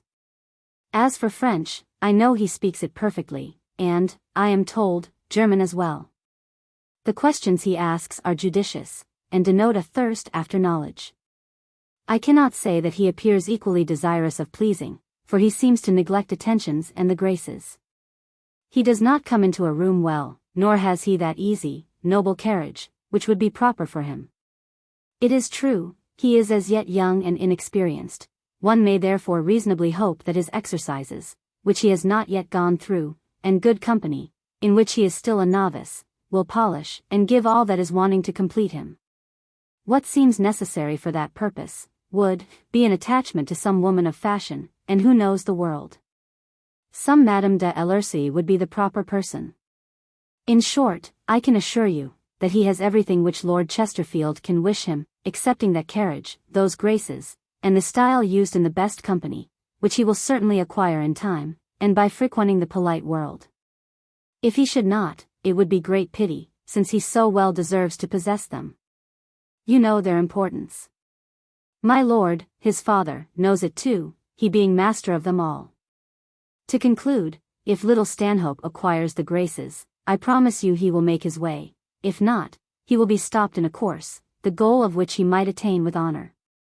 Tell Mr. Hart that I have this moment received his letter of the 22d N.S., and that I approve extremely of the long stay you have made at Venice. I love long residences at capitals. Running post through different places is a most unprofitable way of traveling, and admits of no application. Adieu. You see, by this extract, of what consequence other people think these things. Therefore, I hope you will no longer look upon them as trifles. It is the character of an able man to despise little things in great business, but then he knows what things are little, and what not. He does not suppose things are little, because they are commonly called so, but by the consequences that may or may not attend them. If gaining people's affections, and interesting their hearts in your favor, be of consequence, as it undoubtedly is, he knows very well that a happy concurrence of all those, commonly called little things, manners, air, address, graces, etc., is of the utmost consequence, and will never be at rest till he has acquired them. The world is taken by the outside of things, and we must take the world as it is. You nor I cannot set it right. I know, at this time, a man of great quality and station, who has not the parts of a porter, but raised himself to the station he is in, singly by having a graceful figure, polite manners, and an engaging address. Which, by the way, he only acquired by habit, for he had not sense enough to get them by reflection. Parts and habit should conspire to complete you. You will have the habit of good company, and you have reflection in your power. Letter 93. London, December 5, O.S. 1749. Dear boy, those who suppose that men in general act rationally, because they are called rational creatures, know very little of the world, and if they act themselves upon that supposition, will 9 times in 10 find themselves grossly mistaken. That man is, animal bipes, implum, risible, I entirely agree, but for the rationale, I can only allow it him, in actu primo, to talk logic, and seldom in actu secundo. Thus, the speculative, cloistered pedant, in his solitary cell, forms systems of things as they should be, not as they are, and writes as decisively and absurdly upon war, politics, manners, and characters, as that pedant talked, who was so kind as to instruct Hannibal in the art of war. Such closet politicians never fail to assign the deepest motives for the most trifling actions, instead of often ascribing the greatest actions to the most trifling causes, in which they would be much seldomer mistaken. They read and write of kings, heroes, and statesmen, as never doing anything but upon the deepest principles of sound policy. But those who see and observe kings, heroes, and statesmen, discover that they have headaches, indigestions, humors, and passions, just like other people, every one of which, in their turns, determine their wills, in defiance of their reason. Had we only read in the Life of Alexander, that he burned Persepolis, it would doubtless have been accounted for from deep policy. We should have been told, that his new conquest could not have been secured without the destruction of that capital, which would have been the constant seat of cabals, conspiracies, and revolts. But, luckily, we are informed at the same time, that this hero, this demigod, this son and heir of Jupiter Ammon, happened to get extremely drunk with his W.E., and, by way of frolic, destroyed one of the finest cities in the world. Read men, therefore, yourself, not in books but in nature. Adopt no systems, but study them yourself. Observe their weaknesses, their passions, their humors, of all which their understandings are, 9 times in 10, the dupes. You will then know that they are to be gained, influenced, or led, much oftener by little things than by great ones, and, consequently, you will no longer think those things little, which tend to such great purposes. Let us apply this now to the particular object of this letter, I mean, speaking in, and influencing public assemblies. The nature of our Constitution makes eloquence more useful, and more necessary, in this country than in any other in Europe. A certain degree of good sense and knowledge is requisite for that, as well as for everything else. But beyond that, the purity of diction, the elegance of style, the harmony of periods, a pleasing elocution, and a graceful action, are the things which a public speaker should attend to the most. Because his audience certainly does, and understands them the best, or rather indeed understands little else. The late Lord Chancellor Cooper's strength as an orator lay by no means in his reasonings, for he often hazarded very weak ones. But such was the purity and elegance of his style, such the propriety and charms of his elocution, and such the gracefulness of his action, that he never spoke without universal applause. The ears and the eyes gave him up the hearts and the understandings of the audience. On the contrary, the late Lord Townshend always spoke materially, with argument and knowledge, but never pleased. Why? His diction was not only inelegant, but frequently ungrammatical, always vulgar, his cadences false, his voice unharmonious, and his action ungraceful. Nobody heard him with patience. And the young fellows used to joke upon him, and repeat his inaccuracies. The late Duke of Argyll, though the weakest reasoner, was the most pleasing speaker I ever knew in my life. He charmed, he warmed, he forcibly ravished the audience. Not by his matter certainly, but by his manner of delivering it. A most genteel figure, a graceful, noble air, an harmonious voice, an elegance of style, and a strength of emphasis, conspired to make him the most affecting, persuasive, and applauded speaker I ever saw. I was captivated like others. But when I came home, and coolly considered what he had said, stripped of all those ornaments in which he had dressed it, I often found the matter flimsy, the arguments weak.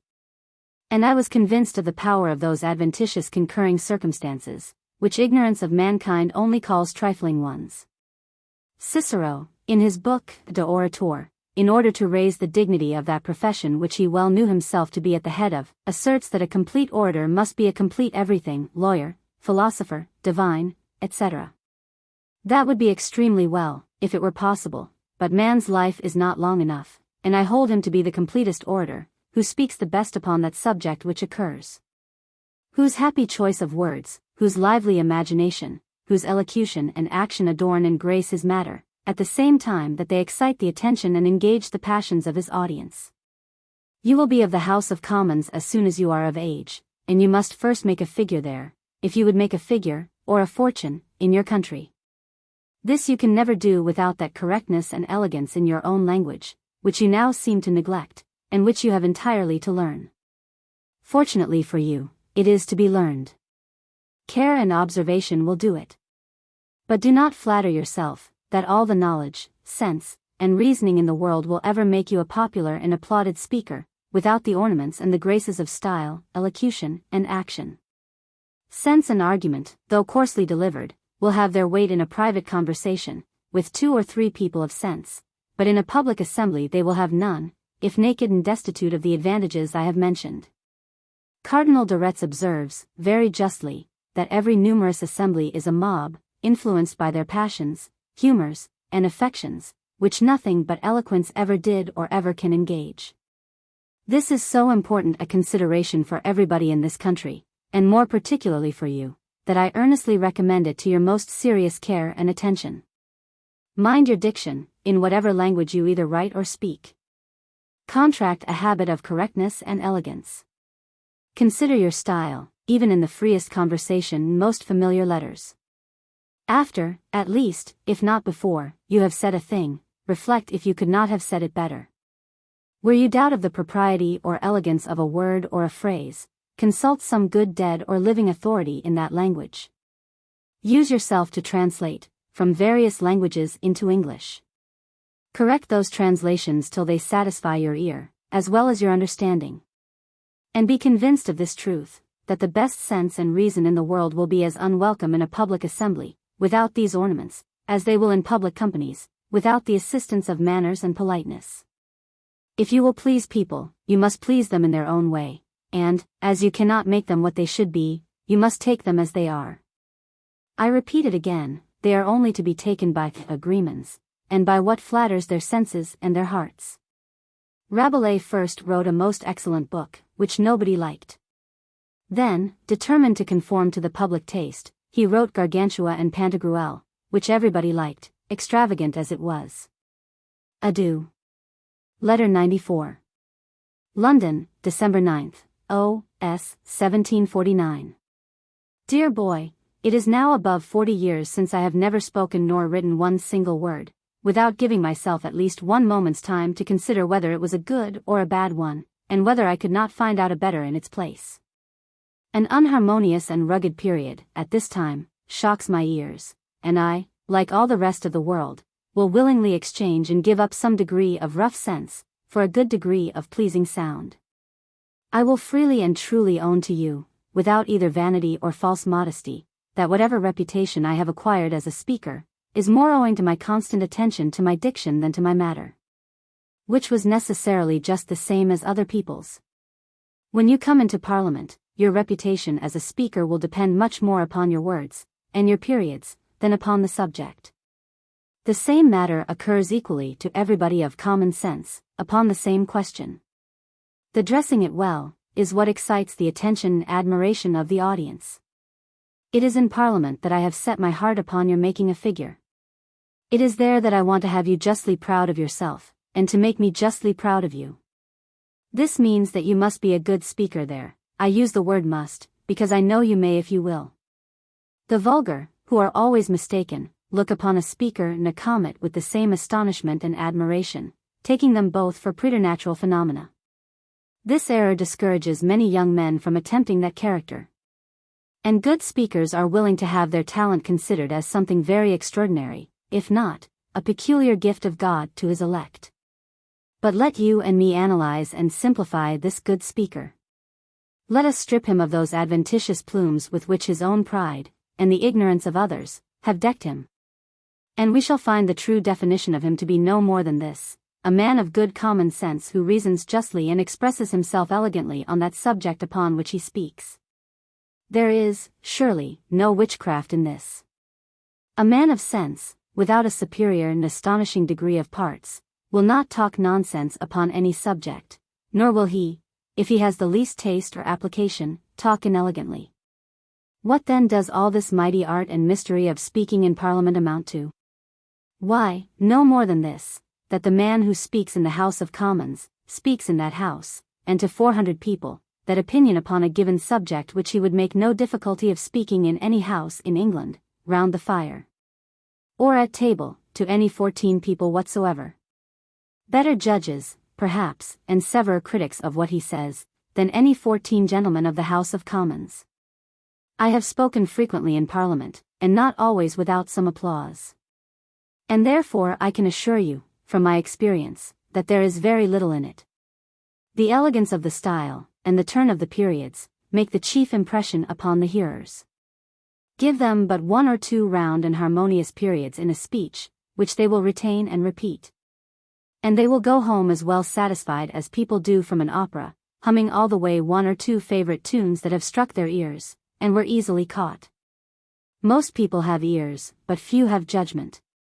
Tickle those ears, and depend upon it, you will catch their judgments, such as they are. Cicero, conscious that he was at the top of his profession, for in his time eloquence was a profession, in order to set himself off, defines in his treatise De Orator, an orator to be such a man as never was, nor never will be. And, by his fallacious argument, says that he must know every art and science whatsoever, or how shall he speak upon them? But, with submission to so great an authority, my definition of an orator is extremely different from, and I believe much truer than his. I call that man an orator, who reasons justly, and expresses himself elegantly, upon whatever subject he treats. Problems in geometry, equations in algebra, processes in chemistry, and experiments in anatomy, are never, that I have heard of, the object of eloquence. And therefore I humbly conceive, that a man may be a very fine speaker, and yet know nothing of geometry, algebra, chemistry, or anatomy. The subjects of all parliamentary debates are subjects of common sense singly.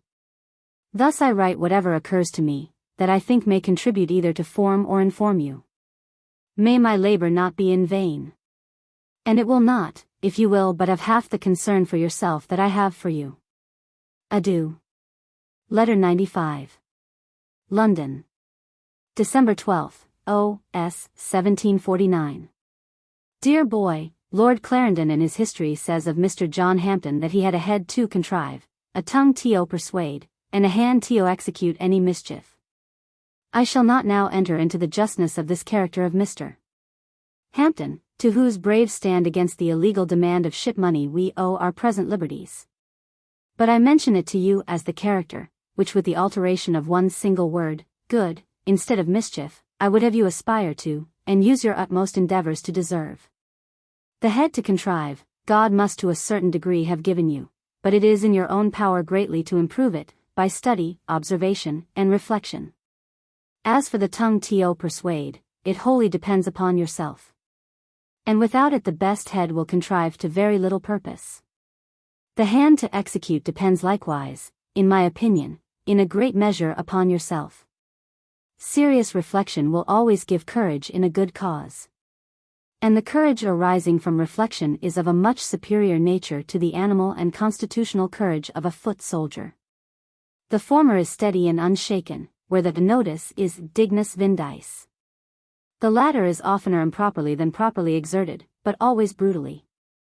The second member of my text, to speak ecclesiastically, shall be the subject of my following discourse.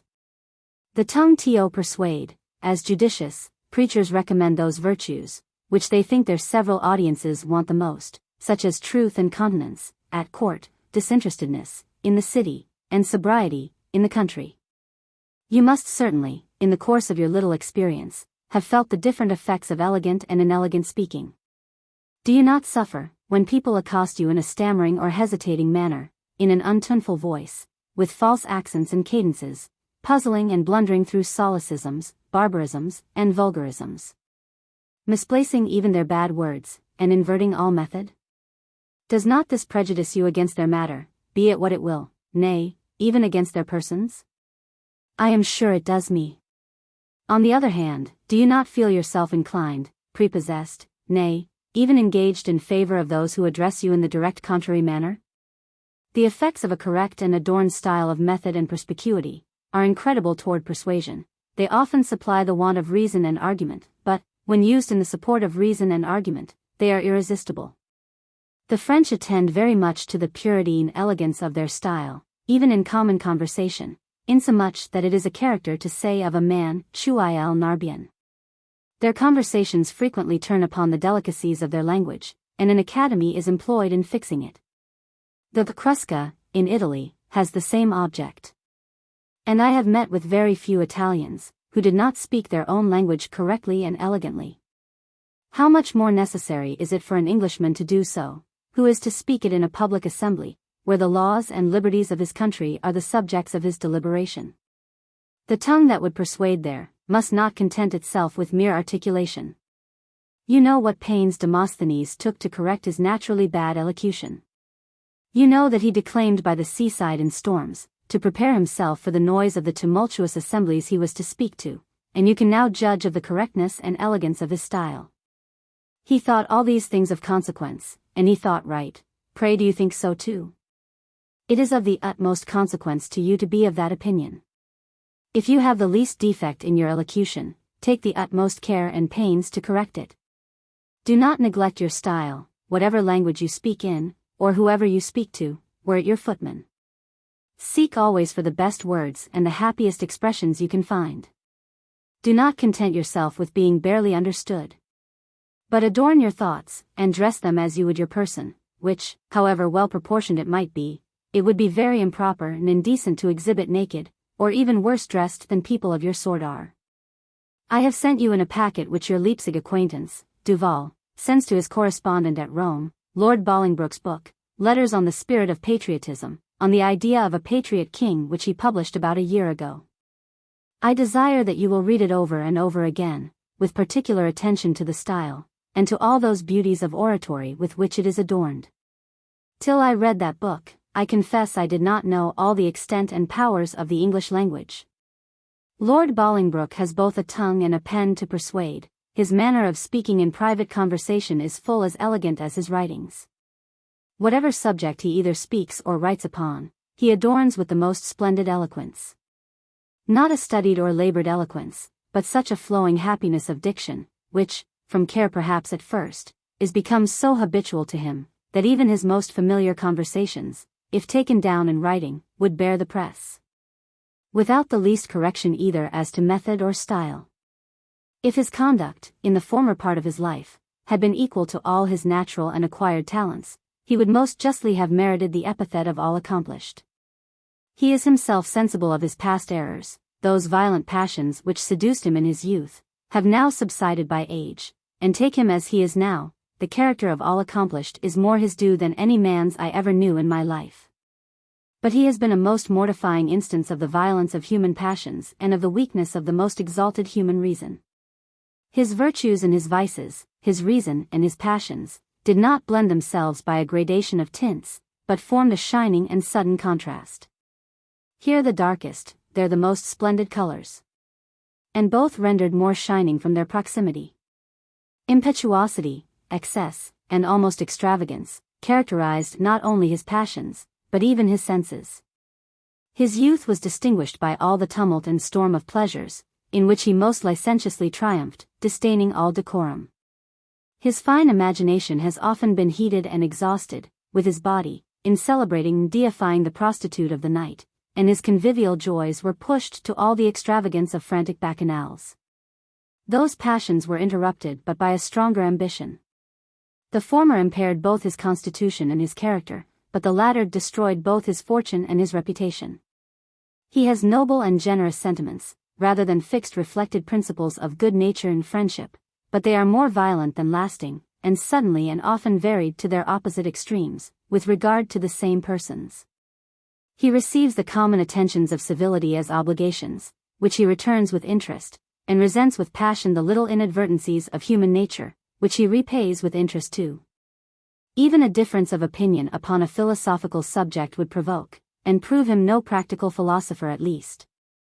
Notwithstanding the dissipation of his youth, and the tumultuous agitation of his middle age, he has an infinite fund of various and almost universal knowledge, which, from the clearest and quickest conception, and happiest memory, that ever man was blessed with, he always carries about him. It is his pocket money, and he never has occasion to draw upon a book for any sum. He excels more particularly in history, as his historical works plainly prove. The relative political and commercial interests of every country in Europe, particularly of his own, are better known to him, than perhaps to any man in it. But how steadily he has pursued the latter, in his public conduct, his enemies, of all parties and denominations, tell with joy. He engaged young, and distinguished himself in business, and his penetration was almost intuition. I am old enough to have heard him speak in Parliament. And I remember that, though prejudiced against him by party, I felt all the force and charms of his eloquence.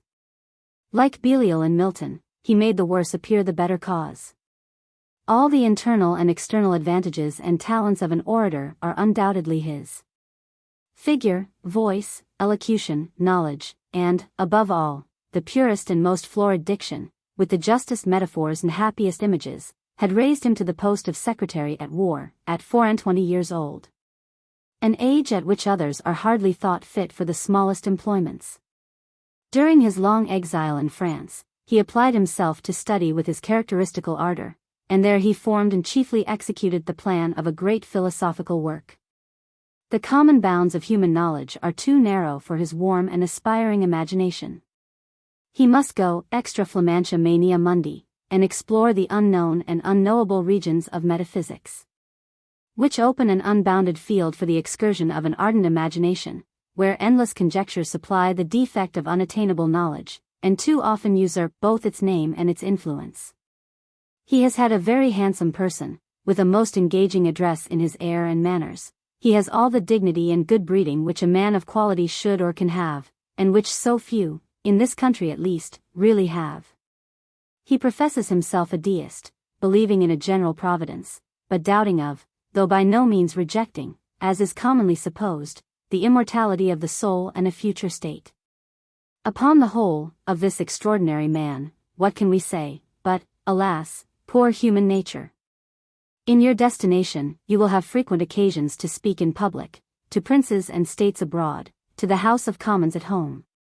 Judge, then, whether eloquence is necessary for you or not only common eloquence, which is rather free from faults than adorned by beauties, but the highest, the most shining degree of eloquence.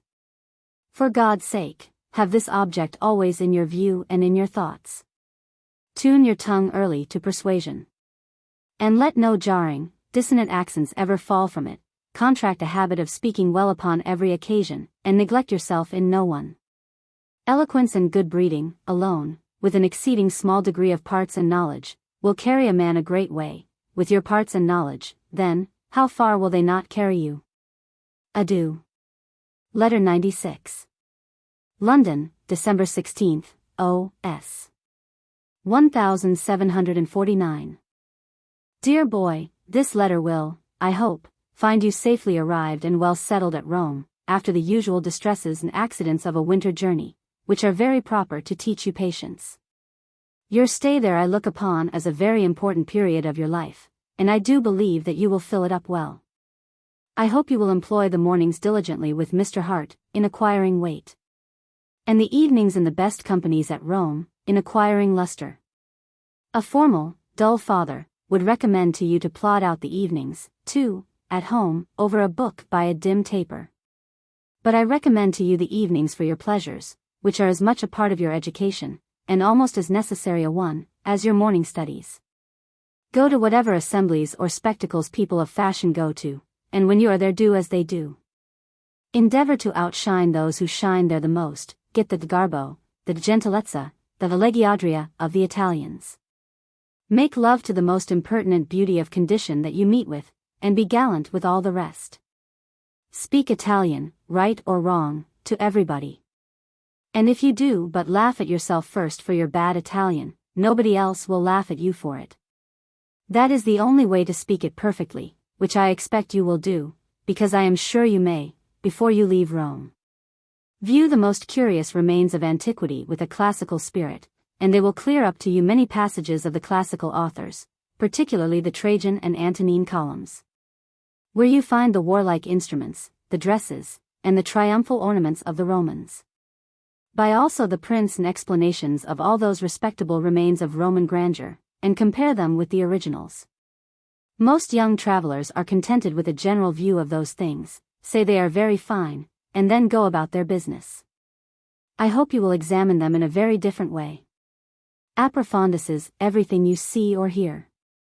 And learn, if you can, the why and the wherefore. Inquire into the meaning and the objects of the innumerable processions, which you will see at Rome at this time. Assist at all the ceremonies, and know the reason, or at least the pretenses of them, and however absurd they may be, see and speak of them with great decency. Of all things, I beg of you not to herd with your own countrymen, but to be always either with the Romans, or with the foreign ministers residing at Rome. You are sent abroad to see the manners and characters, and learn the languages of foreign countries, and not to converse with English, in English, which would defeat all those ends. Among your graver company, I recommend, as I have done before, the Jesuits to you, whose learning and address will both please and improve you. Inform yourself, as much as you can, of the history, policy, and practice of that society, from the time of its founder, Ignatius of Loyola, who was himself a madman. If you would know their morality, you will find it fully and admirably stated in Les Lettres d'un Provincial, by the famous Monsieur Pascal, and it is a book very well worth your reading. Few people see what they see, or hear what they hear. That is, they see and hear so inattentively and superficially, that they are very little the better for what they do see and hear. This, I dare say, neither is, nor will be your case. You will understand, reflect upon, and consequently retain, what you see and hear. You have still 2 years good, but no more, to form your character in the world decisively. For, within 2 months after your arrival in England, it will be finally and irrevocably determined, one way or another, in the opinion of the public. Devote, therefore, these 2 years to the pursuit of perfection, which ought to be everybody's object, though in some particulars unattainable. Those who strive and labor the most, will come the nearest to it. But, above all things, aim at it in the 2 important arts of speaking and pleasing. Without them all your other talents are maimed and crippled. They are the wings upon which you must soar above other people, without them you will only crawl with the dull mass of mankind. Prepossess by your air, address, and manners.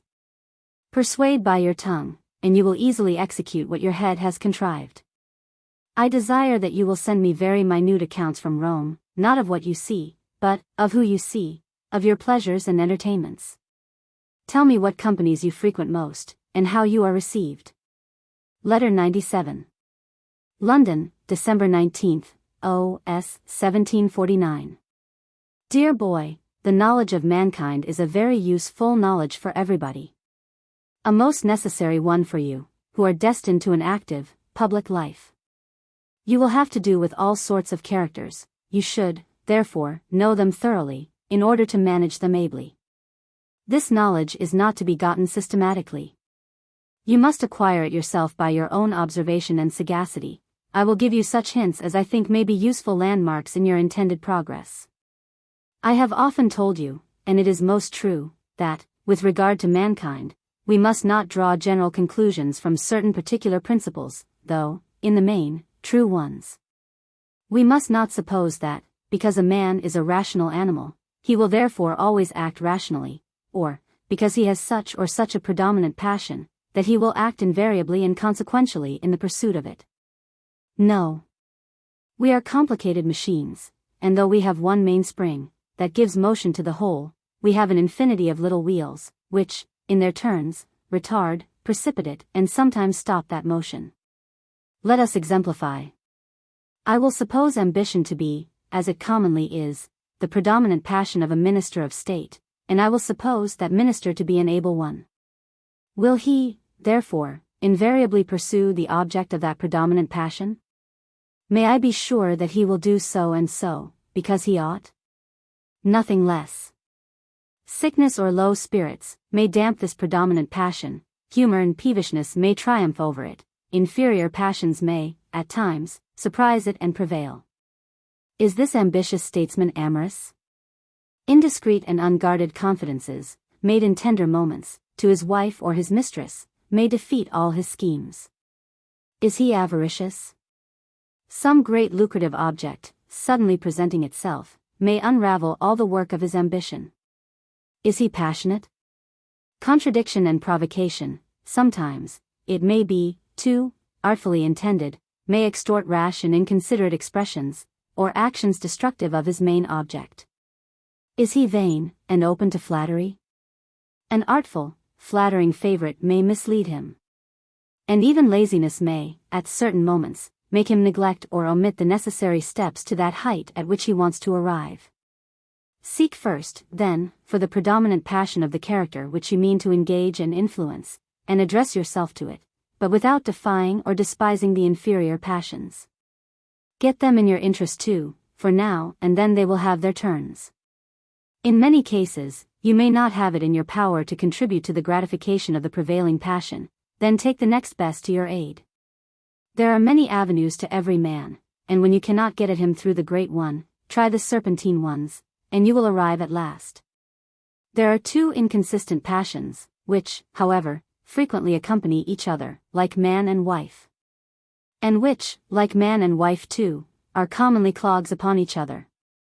I mean ambition and avarice. The latter is often the true cause of the former, and then is the predominant passion. It seems to have been so in Cardinal Mazarin, who did anything, submitted to anything, and forgave anything, for the sake of plunder. He loved and courted power, like a usurer, because it carried profit along with it. Whoever should have formed his opinion, or taken his measures, singly, from the ambitious part of Cardinal Mazarin's character, would have found himself often mistaken. Some who had found this out, made their fortunes by letting him cheat them at play. On the contrary, Cardinal Richelieu's prevailing passion seems to have been ambition, and his immense riches only the natural consequences of that ambition gratified. And yet, I make no doubt, but that ambition had now and then its turn with the former, and avarice with the latter. Richelieu, by the way, is so strong a proof of the inconsistency of human nature, that I cannot help observing to you, that while he absolutely governed both his king and his country, and was, in a great degree, the arbiter of the fate of all Europe, he was more jealous of the great reputation of Corneille than of the power of Spain. And more flattered with being thought, what he was not, the best poet, than with being thought, what he certainly was, the greatest statesman in Europe, and affairs stood still while he was concerting the criticism upon the Cid. Could one think this possible, if one did not know it to be true? Though men are all of one composition, the several ingredients are so differently proportioned in each individual, that no two are exactly alike, and no one at all times like himself. The ablest man will sometimes do weak things, the proudest man, mean things, the honestest man, ill things, and the wickedest man, good ones. Study individuals then, and if you take, as you ought to do, their outlines from their prevailing passion, suspend your last finishing strokes till you have attended to, and discovered the operations of their inferior passions, appetites, and humors. A man's general character may be that of the honestest man of the world, do not dispute it, you might be thought envious or ill-natured. But, at the same time, do not take this probity upon trust to such a degree as to put your life, fortune, or reputation in his power. This honest man may happen to be your rival in power, in interest, or in love. Three passions that often put honesty to most severe trials, in which it is too often cast. But first analyze this honest man yourself, and then only you will be able to judge how far you may, or may not, with safety trust him. Women are much more like each other than men. They have, in truth, but two passions, vanity and love. These are their universal characteristics. An Agrippina may sacrifice them to ambition, or a Messalina to lust, but those instances are rare. And, in general, all they say, and all they do, tends to the gratification of their vanity or their love. He who flatters them most, pleases them best, and they are the most in love with him, who they think is the most in love with them. No adulation is too strong for them, no assiduity too great, no simulation of passion too gross, as, on the other hand, the least word or action that can possibly be construed into a slight or contempt, is unpardonable, and never forgotten. Men are in this respect tender too, and will sooner forgive an injury than an insult. Some men are more captious than others, some are always wrong-headed. But every man living has such a share of vanity, as to be hurt by marks of slight and contempt. Every man does not pretend to be a poet, a mathematician, or a statesman, and considered as such. But every man pretends to common sense, and to fill his place in the world with common decency. And, consequently, does not easily forgive those negligences, inattentions and slights which seem to call in question, or utterly deny him both these pretensions. Suspect, in general, those who remarkably affect any one virtue, who raise it above all others, and who, in a manner, intimate that they possess it exclusively. I say suspect them, for they are commonly impostors, but do not be sure that they are always so. For I have sometimes known saints really religious, blusterers really brave, reformers of manners really honest, and prudes really chaste. Pry into the recesses of their hearts yourself, as far as you are able, and never implicitly adopt a character upon common fame, which, though generally right as to the great outlines of characters, is always wrong in some particulars. Be upon your guard against those who upon very slight acquaintance, obtrude their unasked and unmerited friendship and confidence upon you, for they probably cram you with them only for their own eating. But, at the same time, do not roughly reject them upon that general supposition. Examine further, and see whether those unexpected offers flow from a warm heart and a silly head, or from a designing head and a cold heart. For knavery and folly have often the same symptoms. In the first case, there is no danger in accepting them, valiant quantum valere passant. In the latter case, it may be useful to seem to accept them, and artfully to turn the battery upon him who raised it. There is an incontinency of friendship among young fellows, who are associated by their mutual pleasures only, which has, very frequently, bad consequences. A parcel of warm hearts and inexperienced heads, heated by convivial mirth, and possibly a little too much wine, vow, and really mean at the time, eternal friendships to each other, and indiscreetly pour out their whole souls in common, and without the least reserve. These confidences are as indiscreetly repealed as they were made, for new pleasures and new places soon dissolve this ill-cemented connection, and then very ill uses are made of these rash confidences. Bear your part, however, in young companies. Nay, excel, if you can, in all the social and convivial joy and festivity that become youth. Trust them with your love tales, if you please, but keep your serious views secret. Trust those only to some tried friend, more experienced than yourself, and who, being in a different walk of life from you, is not likely to become your rival. For I would not advise you to depend so much upon the heroic virtue of mankind, as to hope or believe that your competitor will ever be your friend, as to the object of that competition. These are reserves and cautions very necessary to have, but very imprudent to show, the volto sciolto should accompany them.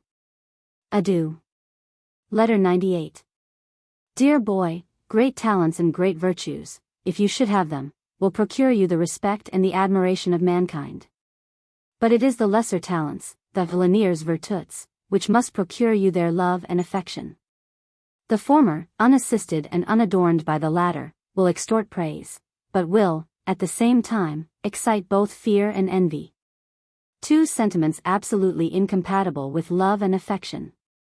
Caesar had all the great vices, and Cato all the great virtues, that men could have. But Caesar had the vileniers virtuts which Cato wanted, and which made him beloved, even by his enemies, and gained him the hearts of mankind, in spite of their reason, while Cato was not even beloved by his friends. Notwithstanding the esteem and respect which they could not refuse to his virtues. And I am apt to think, that if Caesar had wanted, and Cato possessed, those Linears virtues, the former would not have attempted, at least with success, and the latter could have protected, the liberties of Rome. Mr. Addison, in his Cato, says of Caesar, and I believe with truth. Curse on his virtues, they've undone his country. By which he means those lesser, but engaging virtues of gentleness, affability, complaisance, and good humor. The knowledge of a scholar, the courage of a hero, and the virtue of a Stoic, will be admired, but if the knowledge be accompanied with arrogance, the courage with ferocity, and the virtue with inflexible severity, the man will never be loved. The heroism of Charles XII. Of Sweden, if his brutal courage deserves that name, was universally admired, but the man nowhere beloved. Whereas Henry IV.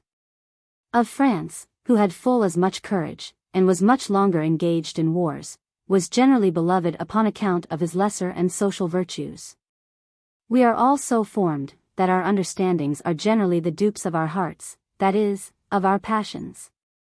And the surest way to the former is through the latter, which must be engaged by the Linears virtues alone, and the manner of exerting them. The insolent civility of a proud man is, for example, if possible, more shocking than his rudeness could be, because he shows you by his manner that he thinks it mere condescension in him. And that his goodness alone bestows upon you what you have no pretense to claim. He intimates his protection, instead of his friendship, by a gracious nod, instead of a usual bow. And rather signifies his consent that you may, than his invitation that you should sit, walk, eat, or drink with him. The costive liberality of a purse-proud man insults the distresses it sometimes relieves. He takes care to make you feel your own misfortunes, and the difference between your situation and his, both which he insinuates to be justly merited, yours, by your folly, his, by his wisdom. The arrogant pedant does not communicate, but promulgates his knowledge. He does not give it you, but he inflicts it upon you, and is, if possible, more desirous to show you your own ignorance than his own learning. Such manners as these, not only in the particular instances which I have mentioned, but likewise in all others, shock and revolt that little pride and vanity which every man has in his heart, and obliterate in us the obligation for the favor conferred, by reminding us of the motive which produced, and the manner which accompanied it. These faults point out their opposite perfections, and your own good sense will naturally suggest them to you. But besides these lesser virtues, there are what may be called the lesser talents, or accomplishments, which are of great use to adorn and recommend all the greater, and the more so, as all people are judges of the one, and but few are of the other. Everybody feels the impression, which an engaging address, an agreeable manner of speaking, and an easy politeness, makes upon them, and they prepare the way for the favorable reception of their betters. Adieu. Letter 99. London, December 26, O.S. 1749. My dear friend, the new year is the season in which custom seems more particularly to authorize civil and harmless lies, under the name of compliments. People reciprocally profess wishes which they seldom form, and concern, which they seldom feel. This is not the case between you and me, where truth leaves no room for compliments. Di tibi dent annos, de te nam citera sums, was said formerly to one by a man who certainly did not think it. With the variation of one word only, I will with great truth say it to you. I will make the first part conditional by changing, in the second, the anam into si. May you live as long as you are fit to live, but no longer. Or may you rather die before you cease to be fit to live, than after. My true tenderness for you makes me think more of the manner than of the length of your life, and forbids me to wish it prolonged, by a single day, that should bring guilt, reproach, and shame upon you. I have not malice enough in my nature, to wish that to my greatest enemy. You are the principal object of all my cares, the only object of all my hopes. I have now reason to believe, that you will reward the former, and answer the latter. In that case, may you live long, for you must live happy, de te nam citera sums. Conscious virtue is the only solid foundation of all happiness. For riches, power, rank, or whatever, in the common acceptation of the word, is supposed to constitute happiness, will never quiet, much less cure, the inward pangs of guilt. To that main wish, I will add those of the good old nurse of Horace, in his epistle to Tibullus, Sapere, you have it in a good degree already. E fari ut possit quae sentit. Have you that? More, much more is meant by it, than common speech or mere articulation. I fear that still remains to be wished for, and I earnestly wish it to you. Grazia and fama will inevitably accompany the above-mentioned qualifications. The valetudо is the only one that is not in your own power, heaven alone can grant it you, and may it do so abundantly. As for the mundus victus, non-deficient crumina, do you deserve, and I will provide them. It is with the greatest pleasure that I consider the fair prospect which you have before you. You have seen, read, and learned more, at your age, than most young fellows have done at 2 or 23. Your destination is a shining one, and leads to rank, fortune, and distinction. Your education has been calculated for it, and, to do you justice, that education has not been thrown away upon you. You want but two things, which do not want conjuration, but only care, to acquire eloquence and manners, that is, the graces of speech, and the graces of behavior. You may have them, they are as much in your power as powdering your hair is. And will you let the want of them obscure, as it certainly will do, that shining prospect which presents itself to you? I am sure you will not. They are the sharp end, the point of the nail that you are driving, which must make way first for the larger and more solid parts to enter. Supposing your moral character as pure, and your knowledge as sound, as I really believe them both to be, you want nothing for that perfection, which I have so constantly wished you, and taken so much pains to give you, but eloquence and politeness. A man who is not born with a poetical genius, can never be a poet, or at best an extremely bad one.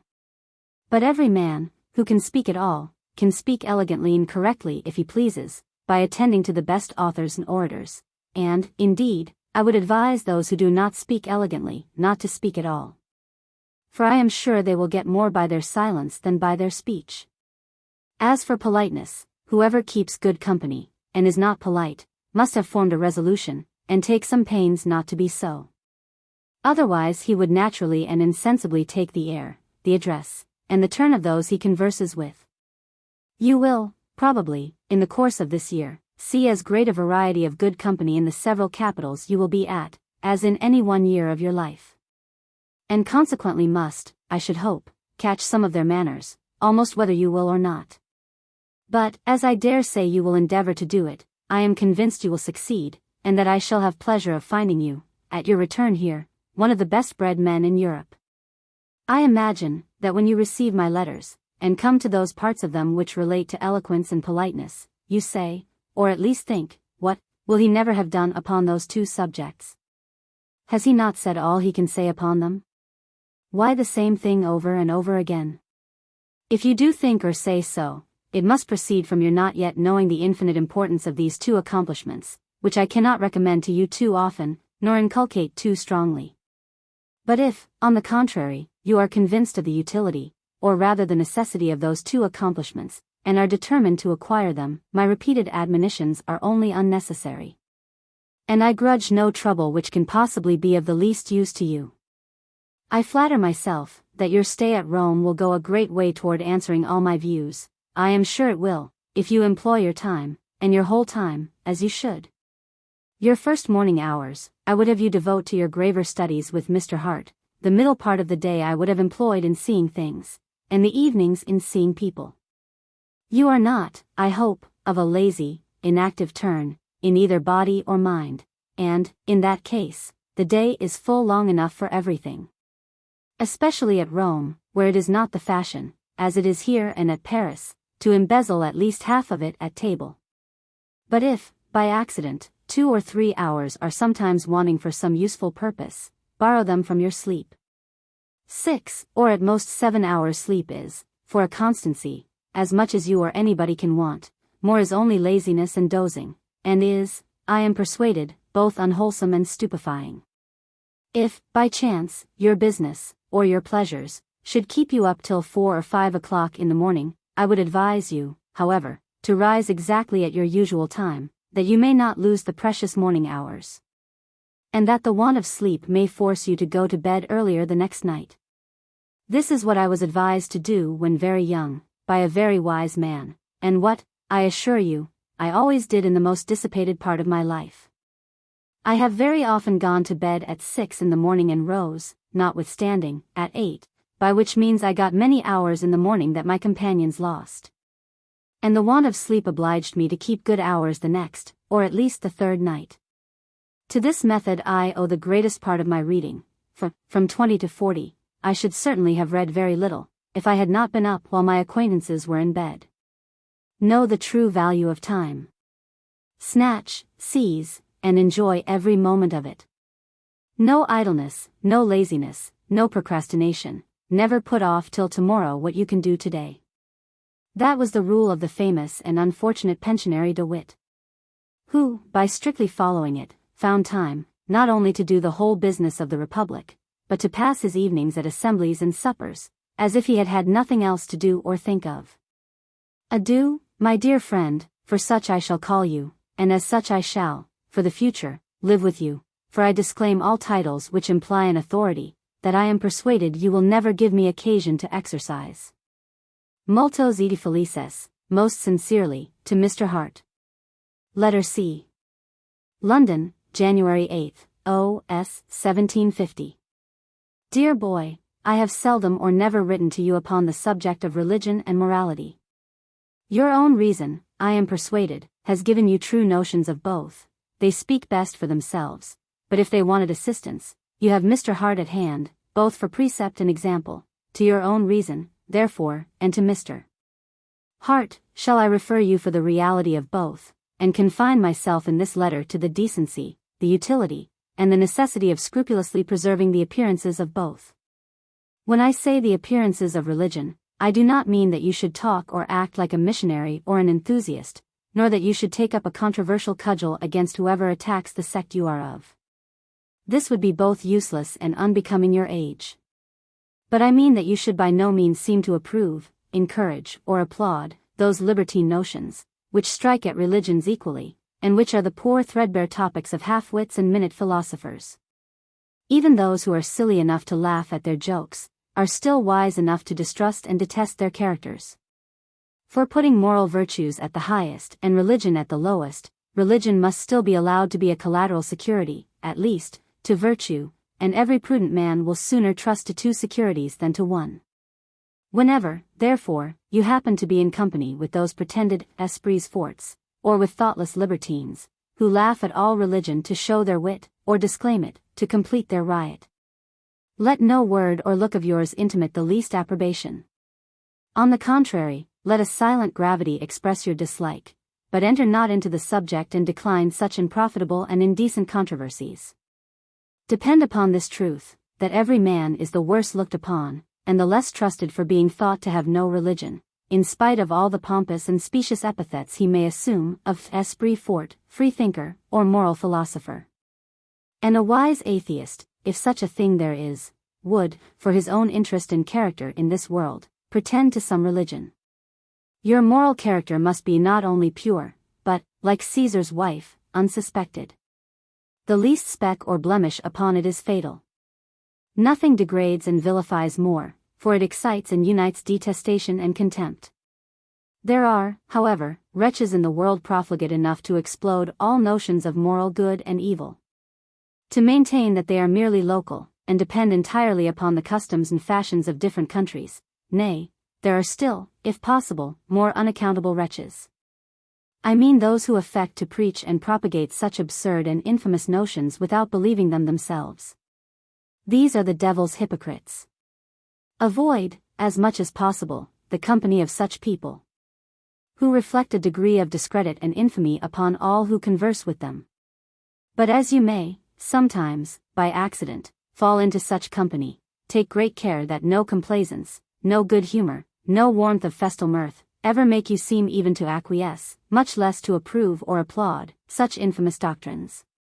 On the other hand, do not debate nor enter into serious argument upon a subject so much below it, but content yourself with telling these apostles that you know they are not serious. That you have a much better opinion of them than they would have you have, and that, you are very sure, they would not practice the doctrine they preach. But put your private mark upon them, and shun them forever afterward. There is nothing so delicate as your moral character, and nothing which it is your interest so much to preserve pure. Should you be suspected of injustice, malignity, perfidy, lying, etc., all the parts and knowledge in the world will never procure you esteem, friendship, or respect.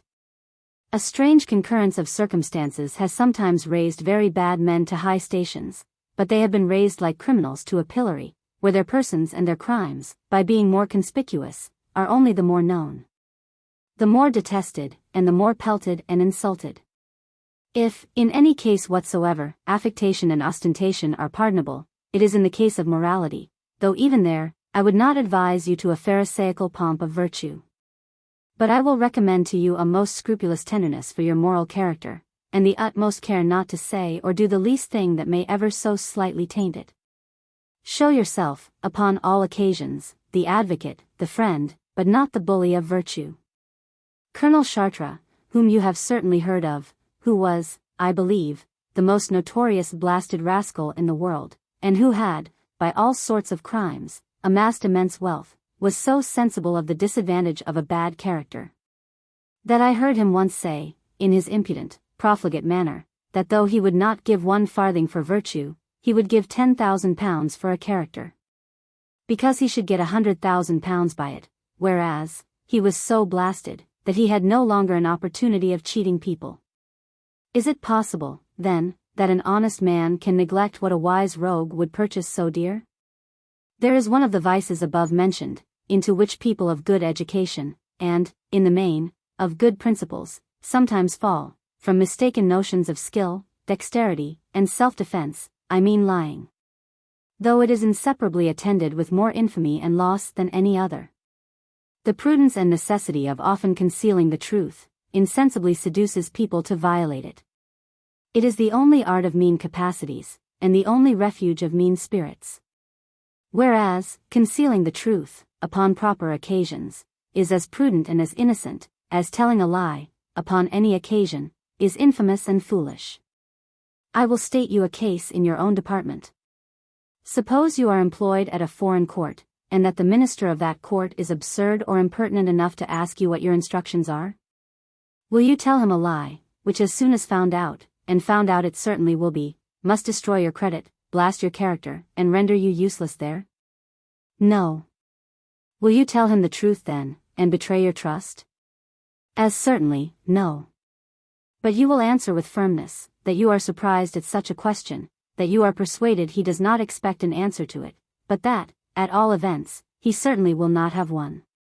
Such an answer will give him confidence in you. He will conceive an opinion of your veracity, of which opinion you may afterward make very honest and fair advantages. But if, in negotiations, you are looked upon as a liar and a trickster, no confidence will be placed in you, nothing will be communicated to you, and you will be in the situation of a man who has been burned in the cheek. And who, from that mark, cannot afterward get an honest livelihood if he would, but must continue a thief. Lord Bacon, very justly, makes a distinction between simulation and dissimulation, and allows the latter rather than the former. But still observes, that they are the weaker sort of politicians who have recourse to either. A man who has strength of mind and strength of parts, wants neither of them.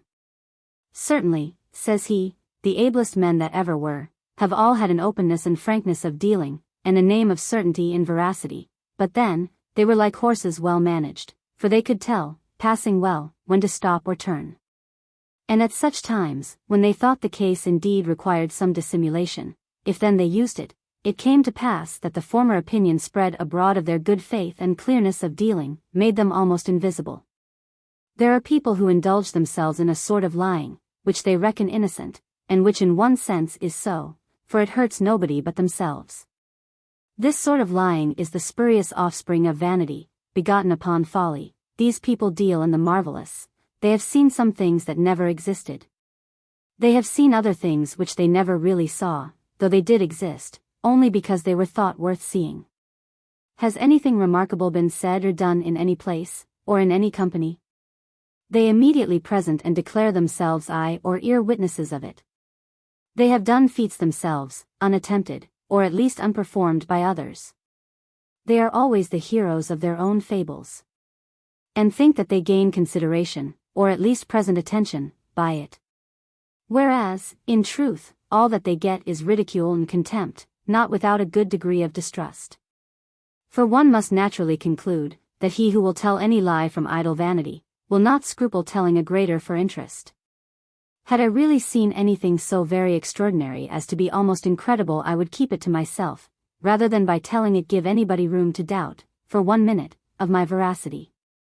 It is most certain, that the reputation of chastity is not so necessary for a woman, as that of veracity is for a man, and with reason. For it is possible for a woman to be virtuous, though not strictly chaste, but it is not possible for a man to be virtuous without strict veracity. The slips of the poor women are sometimes mere bodily frailties. But a lie in a man is a vice of the mind and of the heart. For God's sake, be scrupulously jealous of the purity of your moral character, keep it immaculate, unblemished, unsullied, and it will be unsuspected. Defamation and calumny never attack, where there is no weak place; they magnify, but they do not create. There is a very great difference between the purity of character, which I so earnestly recommend to you, and the stoical gravity and austerity of character, which I do by no means recommend to you. At your age, I would no more wish you to be a Cato than a Clodius. Be, and be reckoned, a man of pleasure as well as a man of business. Enjoy this happy and giddy time of your life. Shine in the pleasures, and in the company of people of your own age. This is all to be done, and indeed only can be done, without the least taint to the purity of your moral character. For those mistaken young fellows, who think to shine by an impious or immoral licentiousness, shine only from their stinking, like corrupted flesh, in the dark. Without this purity, you can have no dignity of character. And without dignity of character it is impossible to rise in the world. You must be respectable, if you will be respected. I have known people slattern away their character, without really polluting it. The consequence of which has been, that they have become innocently contemptible, their merit has been dimmed, their pretensions unregarded, and all their views defeated. Character must be kept bright, as well as clean. Content yourself with mediocrity in nothing. In purity of character and in politeness of manners labor to excel all, if you wish to equal many. Adieu. Letter C.I. London, January 11th, O.S. 1750. My dear friend, yesterday I received a letter from Mr. Hart, of the December 31st, N.S., which I will answer soon, and for which I desire you to return him my thanks now. He tells me 2 things that give me great satisfaction. One is that there are very few English at Rome, the other is, that you frequent the best foreign companies. This last is a very good symptom. For a man of sense is never desirous to frequent those companies, where he is not desirous to please, or where he finds that he displeases. It will not be expected in those companies, that, at your age, you should have the garbo, the disinvoltura, and the allegiadria of a man of 25, who has been long used to keep the best companies. And therefore do not be discouraged, and think yourself either slighted or laughed at, because you see others, older and more used to the world, easier, more familiar, and consequently rather better received in those companies than yourself. In time your turn will come. And if you do but show an inclination, a desire to please, though you should be embarrassed or even err in the means, which must necessarily happen to you at first, yet the will, to use a vulgar expression, will be taken for the deed. And people, instead of laughing at you, will be glad to instruct you. Good sense can only give you the great outlines of good breeding, but observation and usage can alone give you the delicate touches, and the fine coloring. You will naturally endeavor to show the utmost respect to people of certain ranks and characters, and consequently you will show it, but the proper, the delicate manner of showing that respect, nothing but observation and time can give. I remember that when, with all the awkwardness and rust of Cambridge about me, I was first introduced into good company, I was frightened out of my wits. I was determined to be, what I thought, civil. I made fine low bows, and placed myself below everybody, but when I was spoken to, or attempted to speak myself, obstupui, steterunt comi, edivox faucibus hacet. If I saw people whisper, I was sure it was at me. And I thought myself the sole object of either the ridicule or the censure of the whole company, who, God knows, did not trouble their heads about me. In this way I suffered, for some time, like a criminal at the bar. And should certainly have renounced all polite company forever, if I had not been so convinced of the absolute necessity of forming my manners upon those of the best companies, that I determined to persevere and suffer anything, or everything, rather than not compass that point. Insensibly it grew easier to me. And I began not to bow so ridiculously low, and to answer questions without great hesitation or stammering, if, now and then, some charitable people, seeing my embarrassment, and being desoeuvre themselves, came and spoke to me.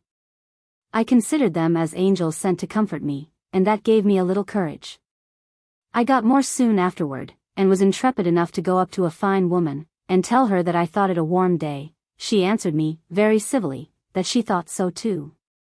Upon which the conversation ceased, on my part, for some time, till she, good-naturedly resuming it, spoke to me thus: I see your embarrassment, and I am sure that the few words you said to me cost you a great deal.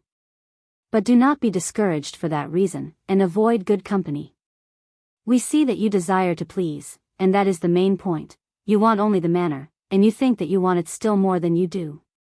You must go through your novitiate before you can profess good breeding, and, if you will be my novice, I will present you my acquaintance as such. You will easily imagine how much this speech pleased me, and how awkwardly I answered it.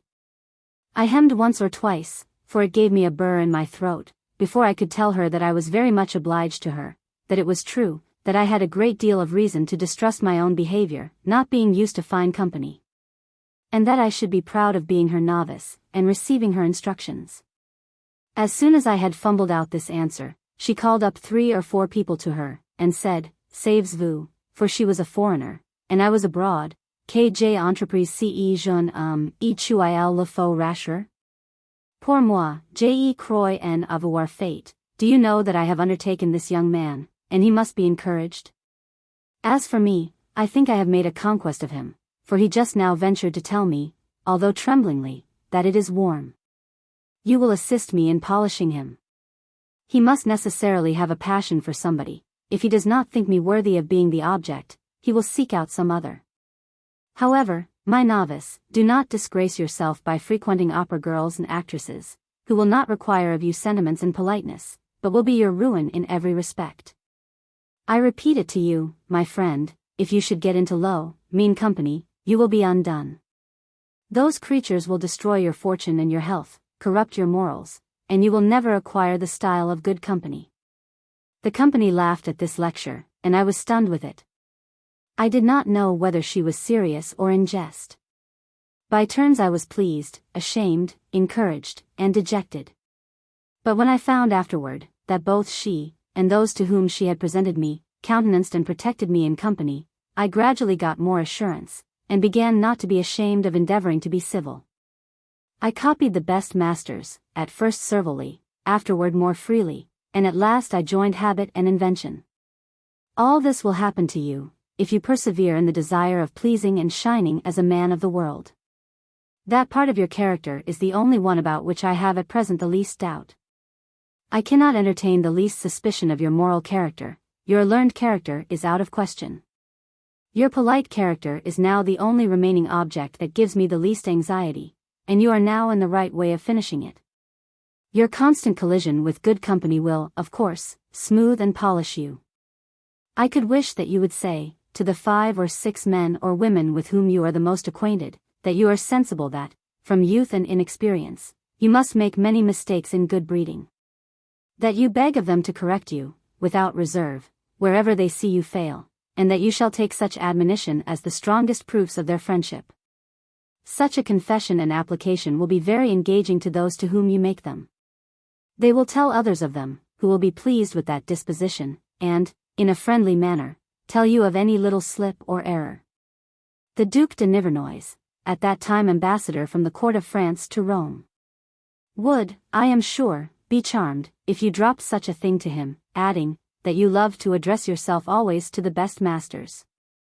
Observe also the different modes of good breeding of several nations, and conform yourself to them respectively. Use an easy civility with the French, more ceremony with the Italians, and still more with the Germans. But let it be without embarrassment and with ease. Bring it by use to be habitual to you, for, if it seems unwilling and forced, it will never please. Omnis aristipum decute color, edi res. Acquire an easiness and versatility of manners, as well as of mind, and, like the chameleon, take the hue of the company you are with. There is a sort of veteran women of condition, who having lived always in the grande monde, and having possibly had some gallantries, together with the experience of 25 or 30 years, form a young fellow better than all the rules that can be given him. These women, being past their bloom, are extremely flattered by the least attention from a young fellow. And they will point out to him those manners and attentions that pleased and engaged them, when they were in the pride of their youth and beauty. Wherever you go, make some of those women your friends, which a very little matter will do. Ask their advice, tell them your doubts or difficulties as to your behavior, but take great care not to drop one word of their experience, for experience implies age, and the suspicion of age, no woman, let her be ever so old, ever forgives. I long for your picture, which Mr. Hart tells me is now drawing. I want to see your countenance, your air, and even your dress. The better they all three are, the better I am not wise enough to despise any one of them.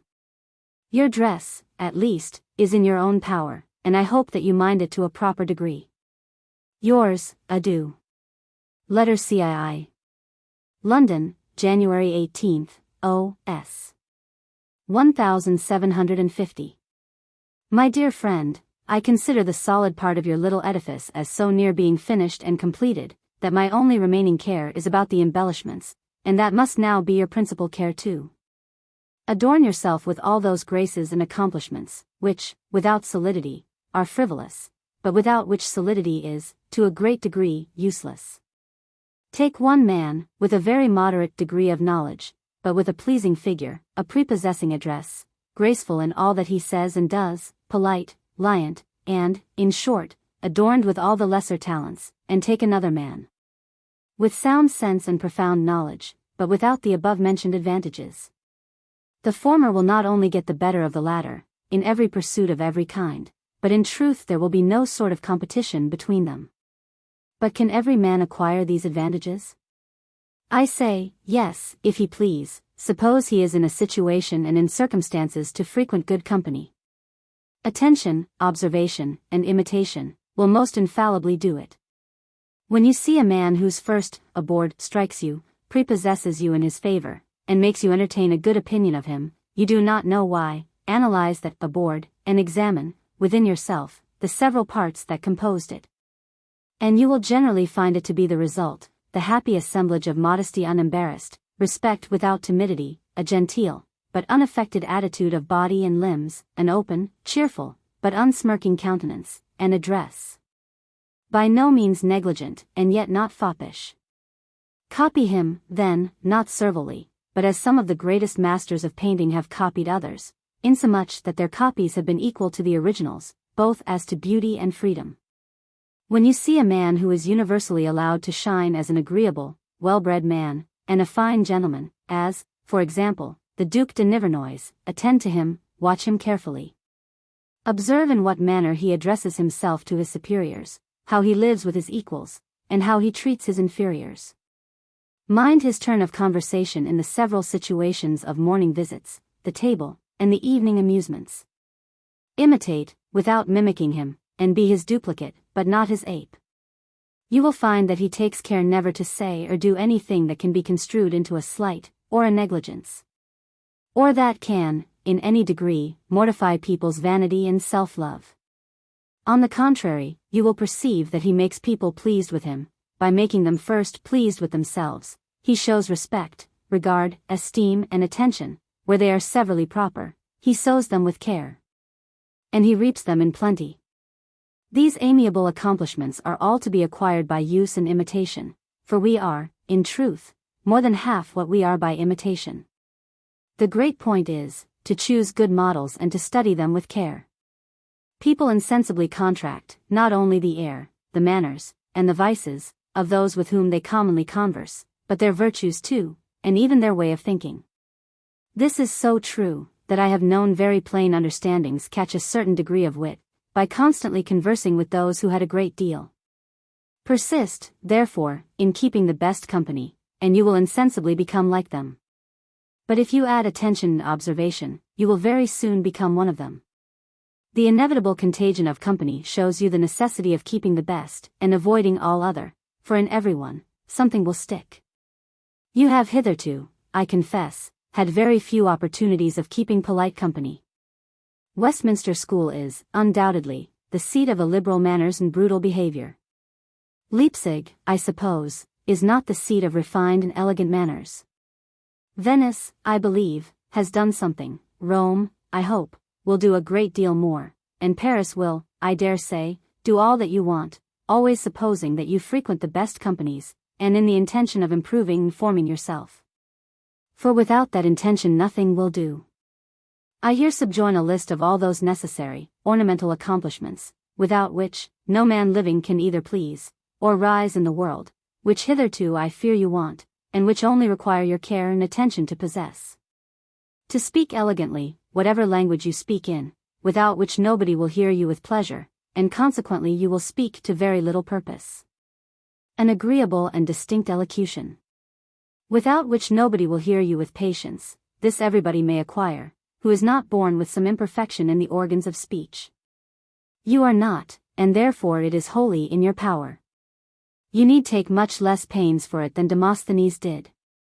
A distinguished politeness of manners and address, which common sense, observation, good company, and imitation, will infallibly give you if you will accept it. A genteel carriage and graceful motions, with the air of a man of fashion, a good dancing master, with some care on your part and some imitation of those who excel, will soon bring this about. To be extremely clean in your person, and perfectly well dressed, according to the fashion, be that what it will, your negligence of your dress while you were a schoolboy was pardonable, but would not be so now. Upon the whole, take it for granted, that without these accomplishments, all you know, and all you can do, will avail you very little. Adieu. Letter C.I. London, January 25th, O.S. 1750. My dear friend, it is so long since I have heard from you, that I suppose Rome engrosses every moment of your time, and if it engrosses it in the manner I could wish, I willingly give up my share of it. I would rather perdes quam conspici. Put out your time, but to good interest, and I do not desire to borrow much of it. Your studies, the respectable remains of antiquity, and your evening amusements cannot, and indeed ought not, to leave you much time to write. You will, probably, never see Rome again, and therefore you ought to see it well now. By seeing it well, I do not mean only the buildings, statues, and paintings, though they undoubtedly deserve your attention, but I mean seeing into the constitution and government of it. But these things certainly occur to your own common sense. How go your pleasures at Rome? Are you in fashion there? That is, do you live with the people who are, the only way of being so yourself, in time? Are you domestic enough in any considerable house to be called le petit Stanhope? Has any woman of fashion and good breeding taken the trouble of abusing and laughing at you amicably to your face? Have you found a good Decratius? For those are the steps by which you must rise to politeness. I do not presume to ask if you have any attachment, because I believe you will not make me your confidant. But this I will say, eventually, that if you have one, il faut bien payer des attentions et de petits soins, if you would have your sacrifice propitiously received. Women are not so much taken by beauty as men are, but prefer those men who show them the most attention. Would you engage the lovely fair? With gentlest manners treat her. With tender looks and graceful air. In softest accents greet her. Verse were but vain, the muses fail. Without the graces' aid, the god of verse could not prevail to stop the flying maid. Attention by attentions gain, and merit care by cares. So shall the nymph reward your pain, and Venus crown your prayers. Probatum est. A man's address and manner weigh much more with them than his beauty, and, without them, the abbati and monsignori will get the better of you. This address and manner should be exceedingly respectful, but at the same time easy and unembarrassed. Your chit-chat or regent with them neither can, nor ought to be very solid. But you should take care to turn and dress up your trifles prettily, and make them every now and then convey indirectly some little piece of flattery.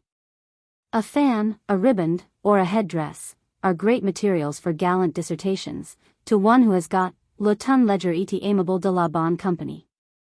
At all events, a man had better talk too much to women, than too little.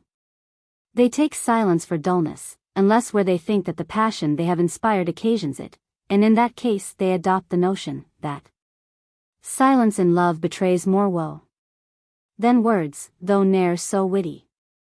The beggar that is dumb, we know, deserves a double pity. Apropos of this subject, what progress do you make in that language, in which Charles V said that he would choose to speak to his mistress?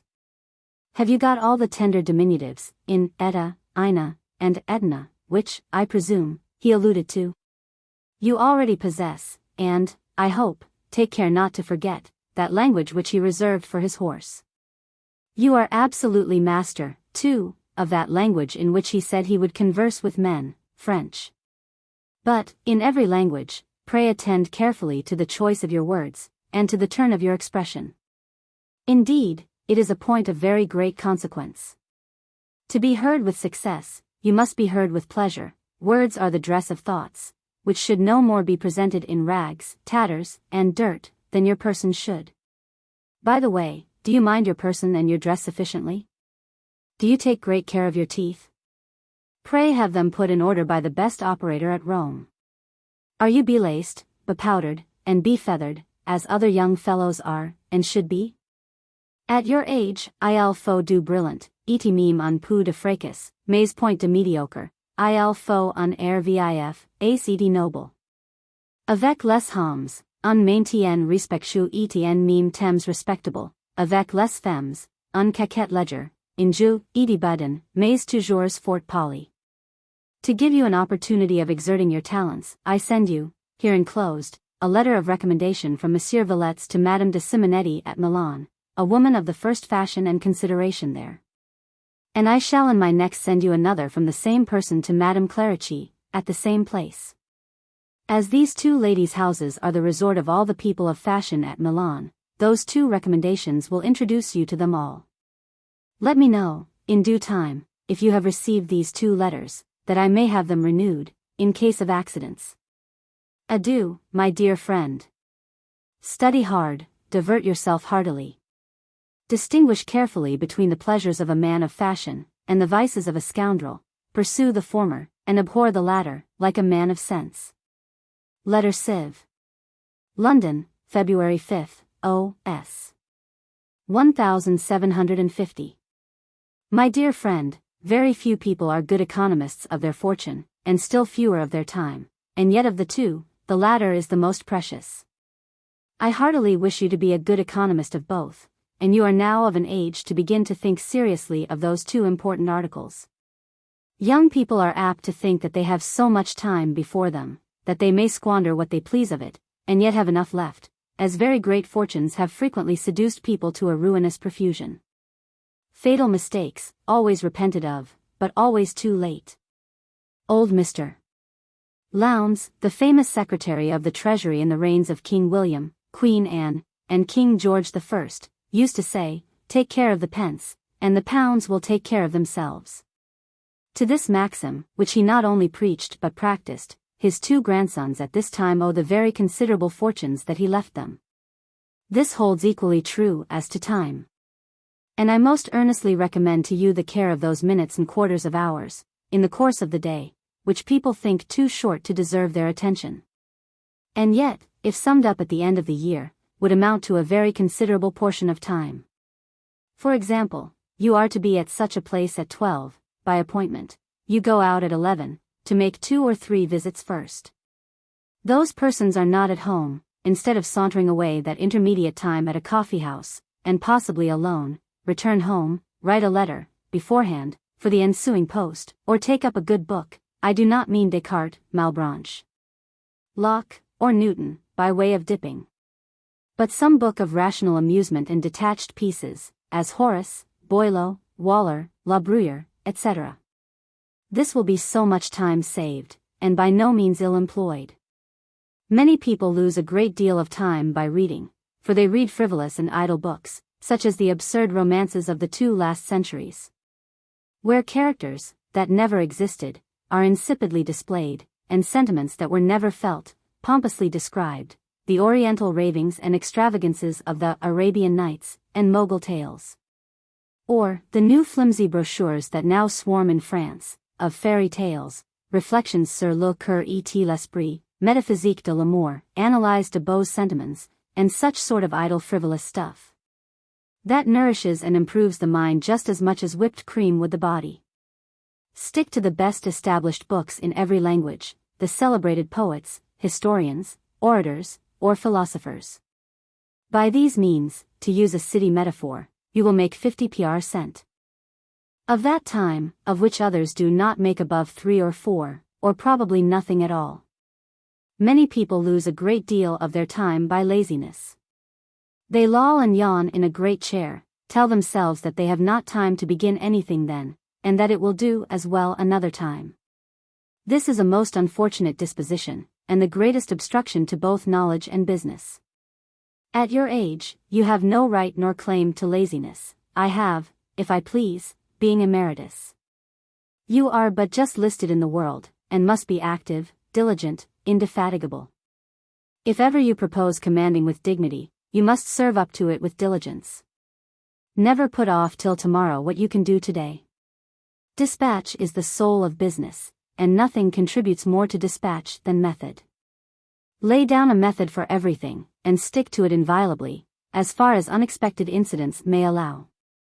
Fix one certain hour and day in the week for your accounts, and keep them together in their proper order. By which means they will require very little time, and you can never be much cheated. Whatever letters and papers you keep, docket and tie them up in their respective classes, so that you may instantly have recourse to any one. Lay down a method also for your reading, for which you allot a certain share of your mornings. Let it be in a consistent and consecutive course, and not in that desultory and unmethodical manner, in which many people read scraps of different authors, upon different subjects. Keep a useful and short commonplace book of what you read, to help your memory only, and not for pedantic quotations. Never read history without having maps and a chronological book, or tables, lying by you, and constantly recurred to.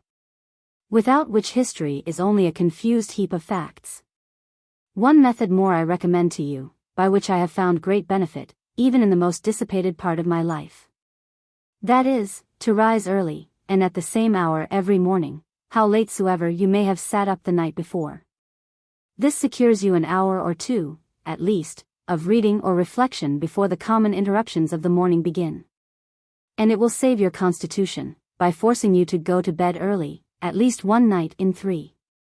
You will say, it may be, as many young people would, that all this order and method is very troublesome, only fit for dull people, and a disagreeable restraint upon the noble spirit and fire of youth. I deny it, and assert, on the contrary, that it will procure you both more time and more taste for your pleasures, and, so far from being troublesome to you, that after you have pursued it a month, it would be troublesome to you to lay it aside. Business whets the appetite, and gives a taste to pleasure, as exercise does to food, and business can never be done without method. It raises the spirits for pleasures. And a spectacle, a ball, an assembly, will much more sensibly affect a man who has employed, than a man who has lost, the preceding part of the day. Nay, I will venture to say, that a fine lady will seem to have more charms to a man of study or business, than to a saunterer. The same listlessness runs through his whole conduct, and he is as insipid in his pleasures, as inefficient in everything else. I hope you earn your pleasures, and consequently taste them. For, by the way, I know a great many men, who call themselves men of pleasure, but who, in truth, have none. They adopt other people's indiscriminately, but without any taste of their own. I have known them often inflict excesses upon themselves because they thought them genteel, though they sat as awkwardly upon them as other people's clothes would have done. Have no pleasures but your own, and then you will shine in them. What are yours? Give me a short history of them. Tenez-vous votre coin à table, et dans les bonnes compagnies? Why brillez-vous du côté de la politesse, de d'engagement, du badinage? Êtes-vous galant? Filez-vous le parfait amour? Est-elle question de fletcher par vos soins et par vos attentions les regards de quelque fière princesse? You may safely trust me. For though I am a severe censor of vice and folly, I am a friend and advocate for pleasures, and will contribute all in my power to yours. There is a certain dignity to be kept up in pleasures, as well as in business. In love, a man may lose his heart with dignity, but if he loses his nose, he loses his character into the bargain. At table, a man may with decency have a distinguishing palate, but indiscriminate voraciousness degrades him to a glutton. A man may play with decency, but if he games, he is disgraced. Vivacity and wit make a man shine in company, but trite jokes and loud laughter reduce him to a buffoon. See Mark Twain's identical advice in his Speeches, D.W. Every virtue, they say, has its kindred vice, every pleasure, I am sure, has its neighboring disgrace. Mark carefully, therefore, the line that separates them, and rather stop a yard short, than step an inch beyond it. I wish to God that you had as much pleasure in following my advice, as I have in giving it you. And you may the more easily have it, as I give you none that is inconsistent with your pleasure. In all that I say to you, it is your interest alone that I consider, trust to my experience, you know you may to my affection. Adieu. I have received no letter yet from you or Mr. Hart. Letter C.V. London, February 8th, O.S. 1750. My dear friend, you have, by this time, I hope and believe, made such a progress in the Italian language, that you can read it with ease, I mean, the easy books in it. And indeed, in that, as well as in every other language, the easiest books are generally the best, for, whatever author is obscure and difficult in his own language, certainly does not think clearly. This is, in my opinion, the case of a celebrated Italian author, to whom the Italians, from the admiration they have of him, have given the epithet of Il Divino, I mean Dante. Though I formerly knew Italian extremely well, I could never understand him, for which reason I had done with him, fully convinced that he was not worth the pains necessary to understand him. The good Italian authors are, in my mind, but few. I mean, authors of invention, for there are, undoubtedly, very good historians and excellent translators. The two poets worth your reading, and, I was going to say, the only two, are Tasso and Ariosto. Tasso's Jerusalem Liberata is altogether unquestionably a fine poem, though it has some low, and many false thoughts in it, and Boileau very justly makes it the mark of a bad taste, to compare Le Clinquant Tas al, or de Virgil. The image, with which he adorns the introduction of his epic poem, is low and disgusting. It is that of a froward, sick, puking child, who is deceived into a dose of necessary physic by du bonbon. These verses are these. Così allegro fanciul porgiamo aspersi. Di soavi liquor gli orli del vaso. Succi amari ingannato intanto I beve. E dal inganno sua vita riceve. However, the poem, with all its faults about it, may justly be called a fine one. If fancy, imagination, invention, description, etc., constitute a poet, Ariosto is, unquestionably, a great one.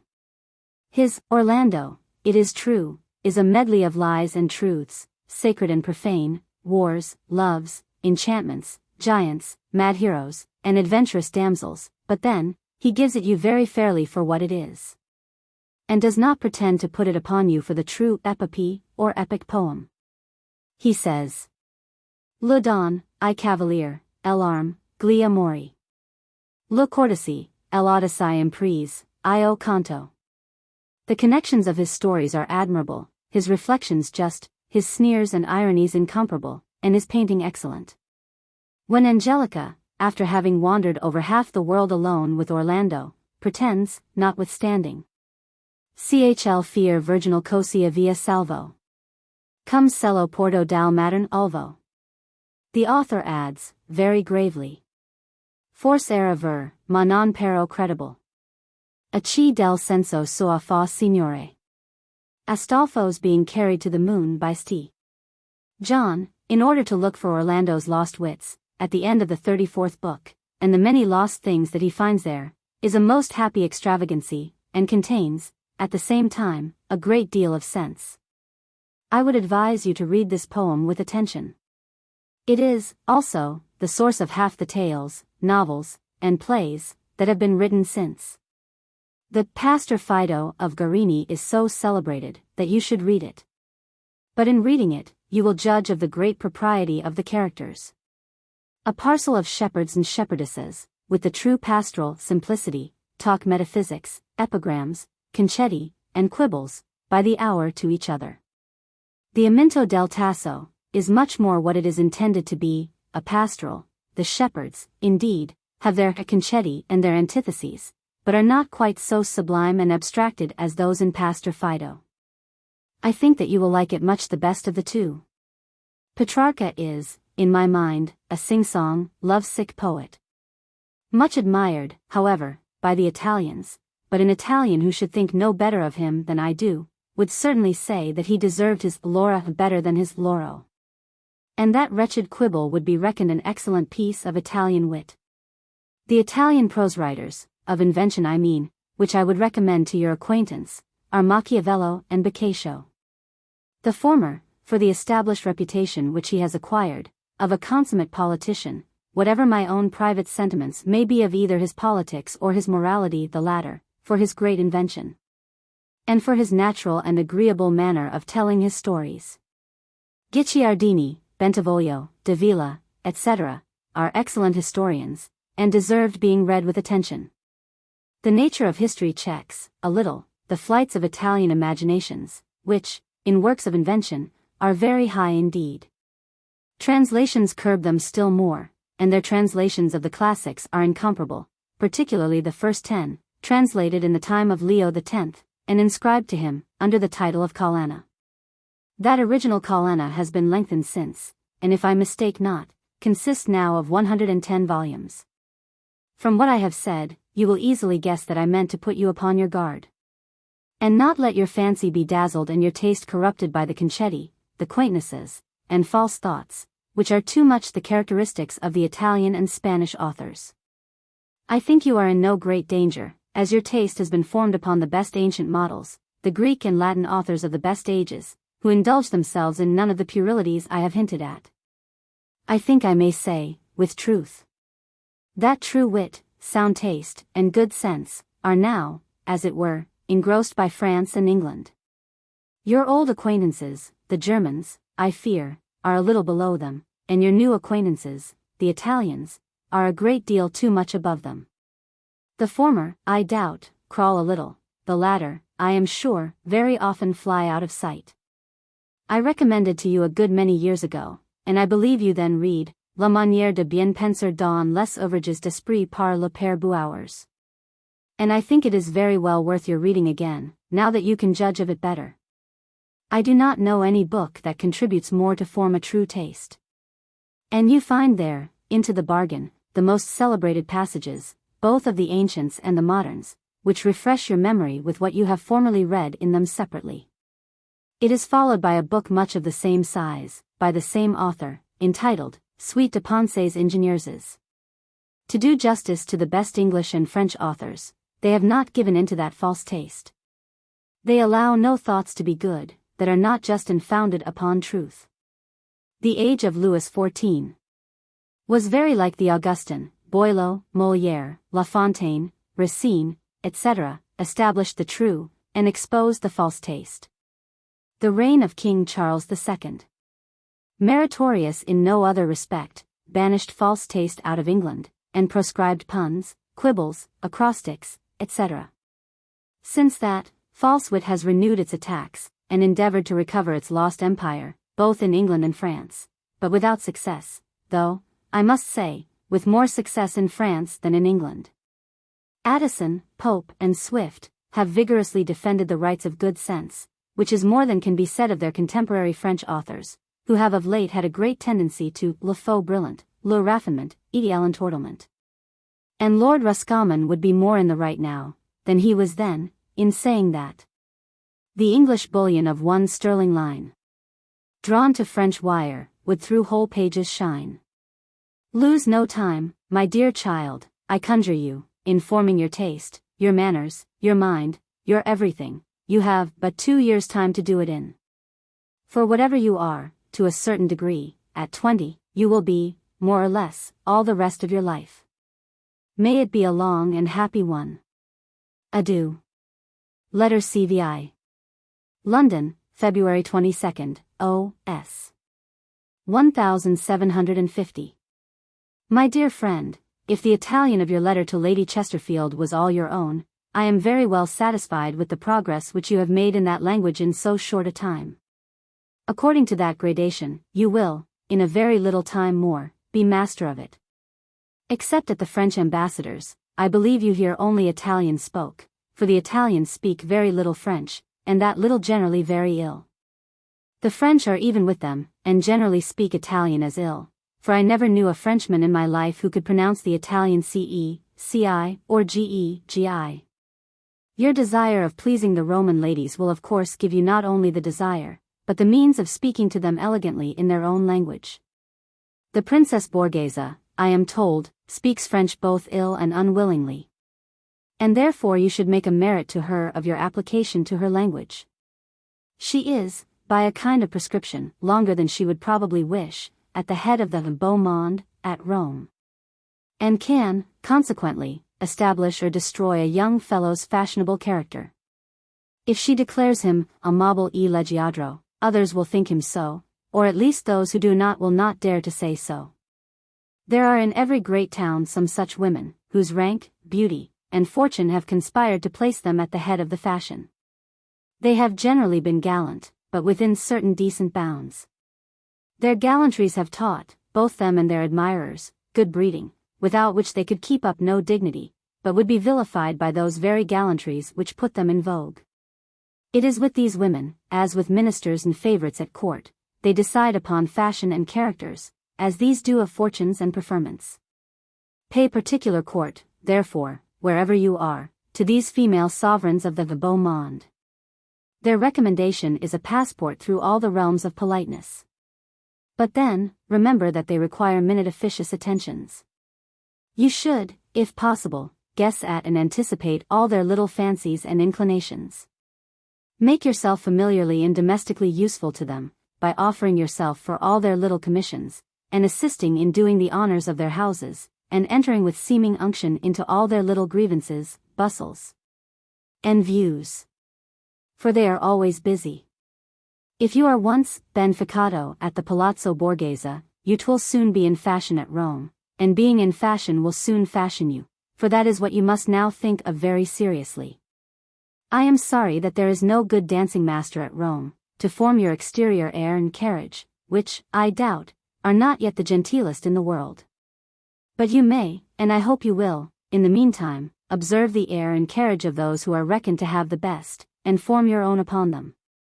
Ease, gracefulness, and dignity, compose the air and address of a man of fashion, which is as unlike the affected attitudes and motions of a petit maître, as it is to the awkward, negligent, clumsy, and slouching manner of a booby. I am extremely pleased with the account Mr. Hart has given me of the allotment of your time at Rome. Those 5 hours every morning, which you employ in serious studies with Mr. Hart, are laid out with great interest, and will make you rich all the rest of your life. I do not look upon the subsequent morning hours, which you pass with your cicerone, to be ill disposed of. There is a kind of connection between them, and your evening diversions in good company are, in their way, as useful and necessary. This is the way for you to have both weight and luster in the world, and this is the object which I always had in view in your education. Adieu, my friend. Go on and prosper. Mr. Grevenkop has just received Mr. Hart's letter of the 19th N.S. Letter CVI. London, March 8, O.S. 1750. Young as you are, I hope you are in haste to live. By living, I mean living with luster and honor to yourself, with utility to society. Doing what may deserve to be written, or writing what may deserve to be read, I should wish both. Those who consider life in that light, will not idly lavish one moment. The present moments are the only ones we are sure of, and as such the most valuable, but yours are doubly so at your age. For the credit, the dignity, the comfort, and the pleasure of all your future moments, depend upon the use you make of your present ones. I am extremely satisfied with your present manner of employing your time. But will you always employ it as well? I am far from meaning always in the same way, but I mean as well in proportion, in the variation of age and circumstances. You now study 5 hours every morning. I neither suppose that you will, nor desire that you should do so for the rest of your life. Both business and pleasure will justly and equally break in upon those hours. But then, will you always employ the leisure they leave you in useful studies? If you have but an hour, will you improve that hour, instead of idling it away? While you have such a friend and monitor with you as Mr. Hart, I am sure you will. But suppose that business and situations should, in 6 or 7 months, call Mr. Hart away from you. Tell me truly, what may I expect and depend upon from you, when left to yourself? May I be sure that you will employ some part of every day, in adding something to that stock of knowledge which he will have left you? May I hope that you will allot 1 hour in the week to the care of your own affairs, to keep them in that order and method which every prudent man does? But, above all, may I be convinced that your pleasures, whatever they may be, will be confined within the circle of good company, and people of fashion? Those pleasures I recommend to you, I will promote them, I will pay for them. But I will neither pay for, nor suffer, the unbecoming, disgraceful, and degrading pleasures. They should not be called pleasures, of low and profligate company. I confess the pleasures of high life are not always strictly philosophical. And I believe a Stoic would blame my indulgence, but I am yet no Stoic, though turned of 5 and 50, and I am apt to think that you are rather less so, at 18. The pleasures of the table, among people of the first fashion, may indeed sometimes, by accident, run into excesses, but they will never sink into a continued course of gluttony and drunkenness. The gallantry of high life, though not strictly justifiable, carries, at least, no external marks of infamy about it. Neither the heart nor the constitution is corrupted by it, neither nose nor character lost by it, manners, possibly, improved. Play, in good company, is only play, and not gaming, not deep, and consequently not dangerous nor dishonorable. It is only the interacts of other amusements. This, I am sure, is not talking to you like an old man, though it is talking to you like an old friend. These are not hard conditions to ask of you. I am certain you have sense enough to know how reasonable they are on my part, how advantageous they are on yours, but have you resolution enough to perform them? Can you withstand the examples, and the invitations, of the profligate, and their infamous missionaries? For I have known many a young fellow seduced by a mauvaise honte, that made him ashamed to refuse. These are resolutions which you must form, and steadily execute for yourself, whenever you lose the friendly care and assistance of your mentor. In the meantime, make a greedy use of him, exhaust him, if you can, of all his knowledge. And get the prophet's mantle from him, before he is taken away himself. You seem to like Rome. How do you go on there? Are you got into the inside of that extraordinary government? Has your Abate Fogini discovered many of those mysteries to you? Have you made an acquaintance with some eminent Jesuits? I know no people in the world more instructive. You would do very well to take 1 or 2 such sort of people home with you to dinner every day. It would be only a little minestrone and macaroni, the more, and a 3 or 4 hours conversation de suite produces 1,000 useful informations, which short meetings and snatches at third places do not admit of. And many of those gentlemen are by no means unwilling to dine gratis. Whenever you meet with a man eminent in any way, feed him, and feed upon him at the same time. It will not only improve you, but give you a reputation of knowledge and of loving it in others. I have been lately informed of an Italian book, which I believe may be of use to you, and which, I dare say, you may get at Rome, written by one Alberti, about 80 or 100 years ago, a thick quarto. It is a classical description of Italy. From whence, I am assured, that Mr. Addison, to save himself trouble, has taken most of his remarks and classical references. I am told that it is an excellent book for a traveler in Italy. What Italian books have you read, or are you reading? Ariosto, I hope, is one of them. Pray apply yourself diligently to Italian. It is so easy a language, that speaking it constantly, and reading it often, must, in 6 months more, make you perfect master of it, in which case you will never forget it. For we only forget those things of which we know but little. But, above all things, to all that you learn, to all that you say, and to all that you do, remember to join the graces. All is imperfect without them. With them everything is at least tolerable. Nothing could hurt me more than to find you unattended by them. How cruelly should I be shocked, if, at our first meeting, you should present yourself to me without them. Invoke them, and sacrifice to them every moment. They are always kind, where they are assiduously courted.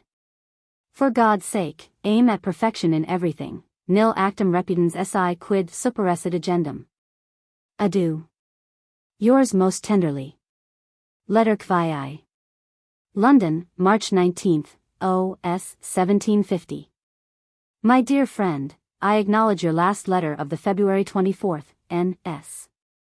In return for your earthquake, I can tell you that we have had here more than our share of earthquakes. For we had 2 very strong ones in 28 days. They really do too much honor to our cold climate. In your warm one, they are compensated by favors from the sun, which we do not enjoy. I did not think that the present Pope was a sort of man to build 7 modern little chapels at the expense of so respectable a piece of antiquity as the Colosseum. However, let His Holiness's taste of virtue be ever so bad, pray get somebody to present you to him before you leave Rome, and without hesitation kiss his slipper, or whatever else the etiquette of that court requires. I would have you see all those ceremonies, and I presume that you are, by this time, ready enough at Italian to understand and answer Il Santo Padre, in that language. I hope, too, that you have acquired address and usage enough of the world to be presented to anybody, without embarrassment or disapprobation. If that is not yet quite perfect, as I cannot suppose it is entirely, custom will improve it daily, and habit at last complete it. I have for some time told you, that the great difficulties are pretty well conquered. You have acquired knowledge, which is the principium edifans, but you have now a variety of lesser things to attend to, which collectively make one great and important object. You easily guess that I mean the graces, the air, address, politeness, and, in short, the whole tournure and agreements of a man of fashion. So many little things conspire to form that tournure, that though separately they seem too insignificant to mention, yet aggregately they are too material for me, who think for you down to the very lowest things, to omit. For instance, do you use yourself to carve, eat and drink genteelly, and with ease? Do you take care to walk, sit, stand, and present yourself gracefully? Are you sufficiently upon your guard against awkward attitudes, and illiberal, ill-bred, and disgusting habits, such as scratching yourself, putting your fingers in your mouth, nose, and ears? Tricks always acquired at schools, often too much neglected afterward, but, however, extremely ill-bred and nauseous. For I do not conceive that any man has a right to exhibit, in company, any one excrement more than another. Do you dress well, and think a little of the brilliant in your person? That, too, is necessary, because it is prevenient. Do you aim at easy, engaging, but, at the same time, civil or respectful manners, according to the company you are in? These, and 1,000 other things, which you will observe in people of fashion better than I can describe them, are absolutely necessary for every man, but still more for you, than for almost any man living. The showish, the shining, the engaging parts of the character of a fine gentleman, should, considering your destination, be the principal objects of your present attention. When you return here, I am apt to think that you will find something better to do than to run to Mr. Osborne's at Gray's Inn, to pick up scarce books. Buy good books and read them. The best books are the commonest, and the last editions are always the best, if the editors are not blockheads, for they may profit of the former. But take care not to understand editions and title pages too well. It always smells of pedantry, and not always of learning. What curious books I have, they are indeed but few, shall be at your service. I have some of the old Collana, and the Machiavel of 1550. Beware of the bibliomanie. In the midst of either your studies or your pleasures, pray never lose view of the object of your destination, I mean the political affairs of Europe. Follow them politically, chronologically, and geographically, through the newspapers, and trace up the facts which you meet with there to their sources, as, for example, consult the treaties Neustadt and ABO, with regard to the disputes which you read of every day in the public papers, between Russia and Sweden. For the affairs of Italy, which are reported to be the objects of present negotiations, recur to the Quadruple Alliance of the year 1718, and follow them down through their several variations to the Treaty of Aix-la-Chapelle, 1748. In which, by the by, you will find the very different tenures by which the infant Don Philip, your namesake, holds Parma and Placentia. Consult, also, the Emperor Charles VI's Act of Cession of the Kingdoms of Naples and Sicily, being a point which, upon the death of the present King of Spain, is likely to occasion some disputes. Do not lose the thread of these matters, which is carried on with great ease, but if once broken, is resumed with difficulty. Pray tell Mr. Hart that I have sent his packet to Baron Firmian by Count Einsiedlen, who is gone from hence this day for Germany, and passes through Vienna in his way to Italy, where he is in hopes of crossing upon you somewhere or other. Adieu, my friend. Letter CX. London, March 29th, O.S. 1750.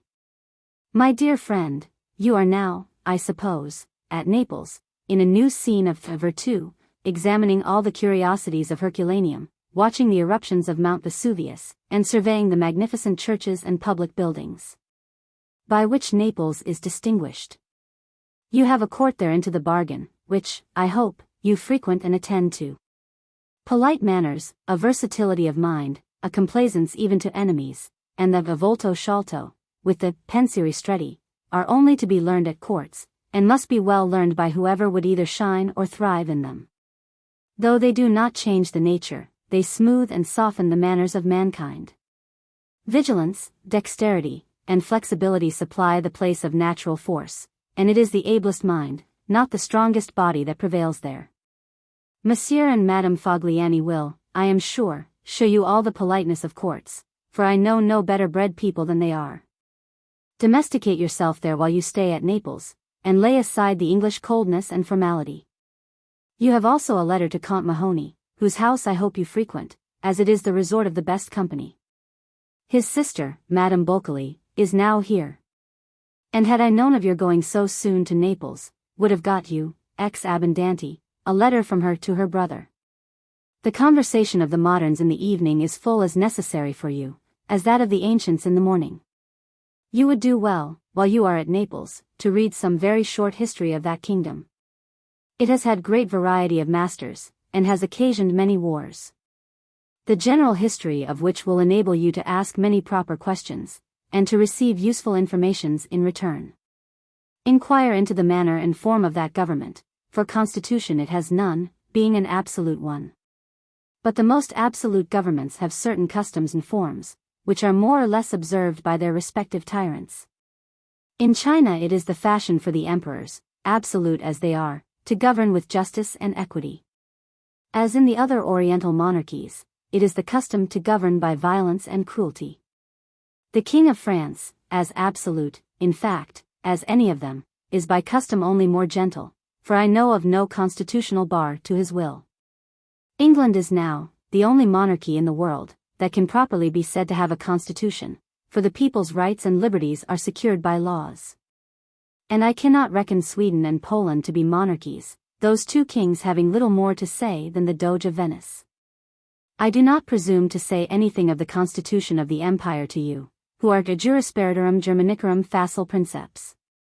When you write to me, which, by the way, you do pretty seldom, tell me rather whom you see, than what you see.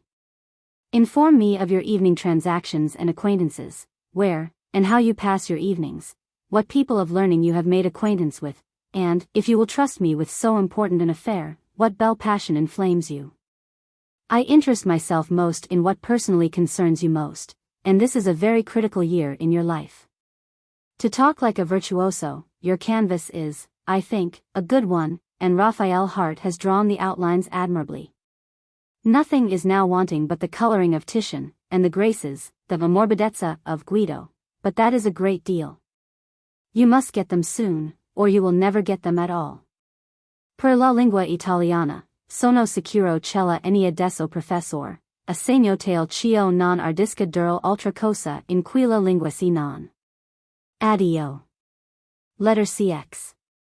London, April 26, O.S. 1756. My dear friend, as your journey to Paris approaches, and as that period will, one way or another, be of infinite consequence to you, my letters will henceforward be principally calculated for that meridian. You will be left there to your own discretion, instead of Mr. Hart's, and you will allow me, I am sure, to distrust a little the discretion of 18. You will find in the Academy a number of young fellows much less discreet than yourself.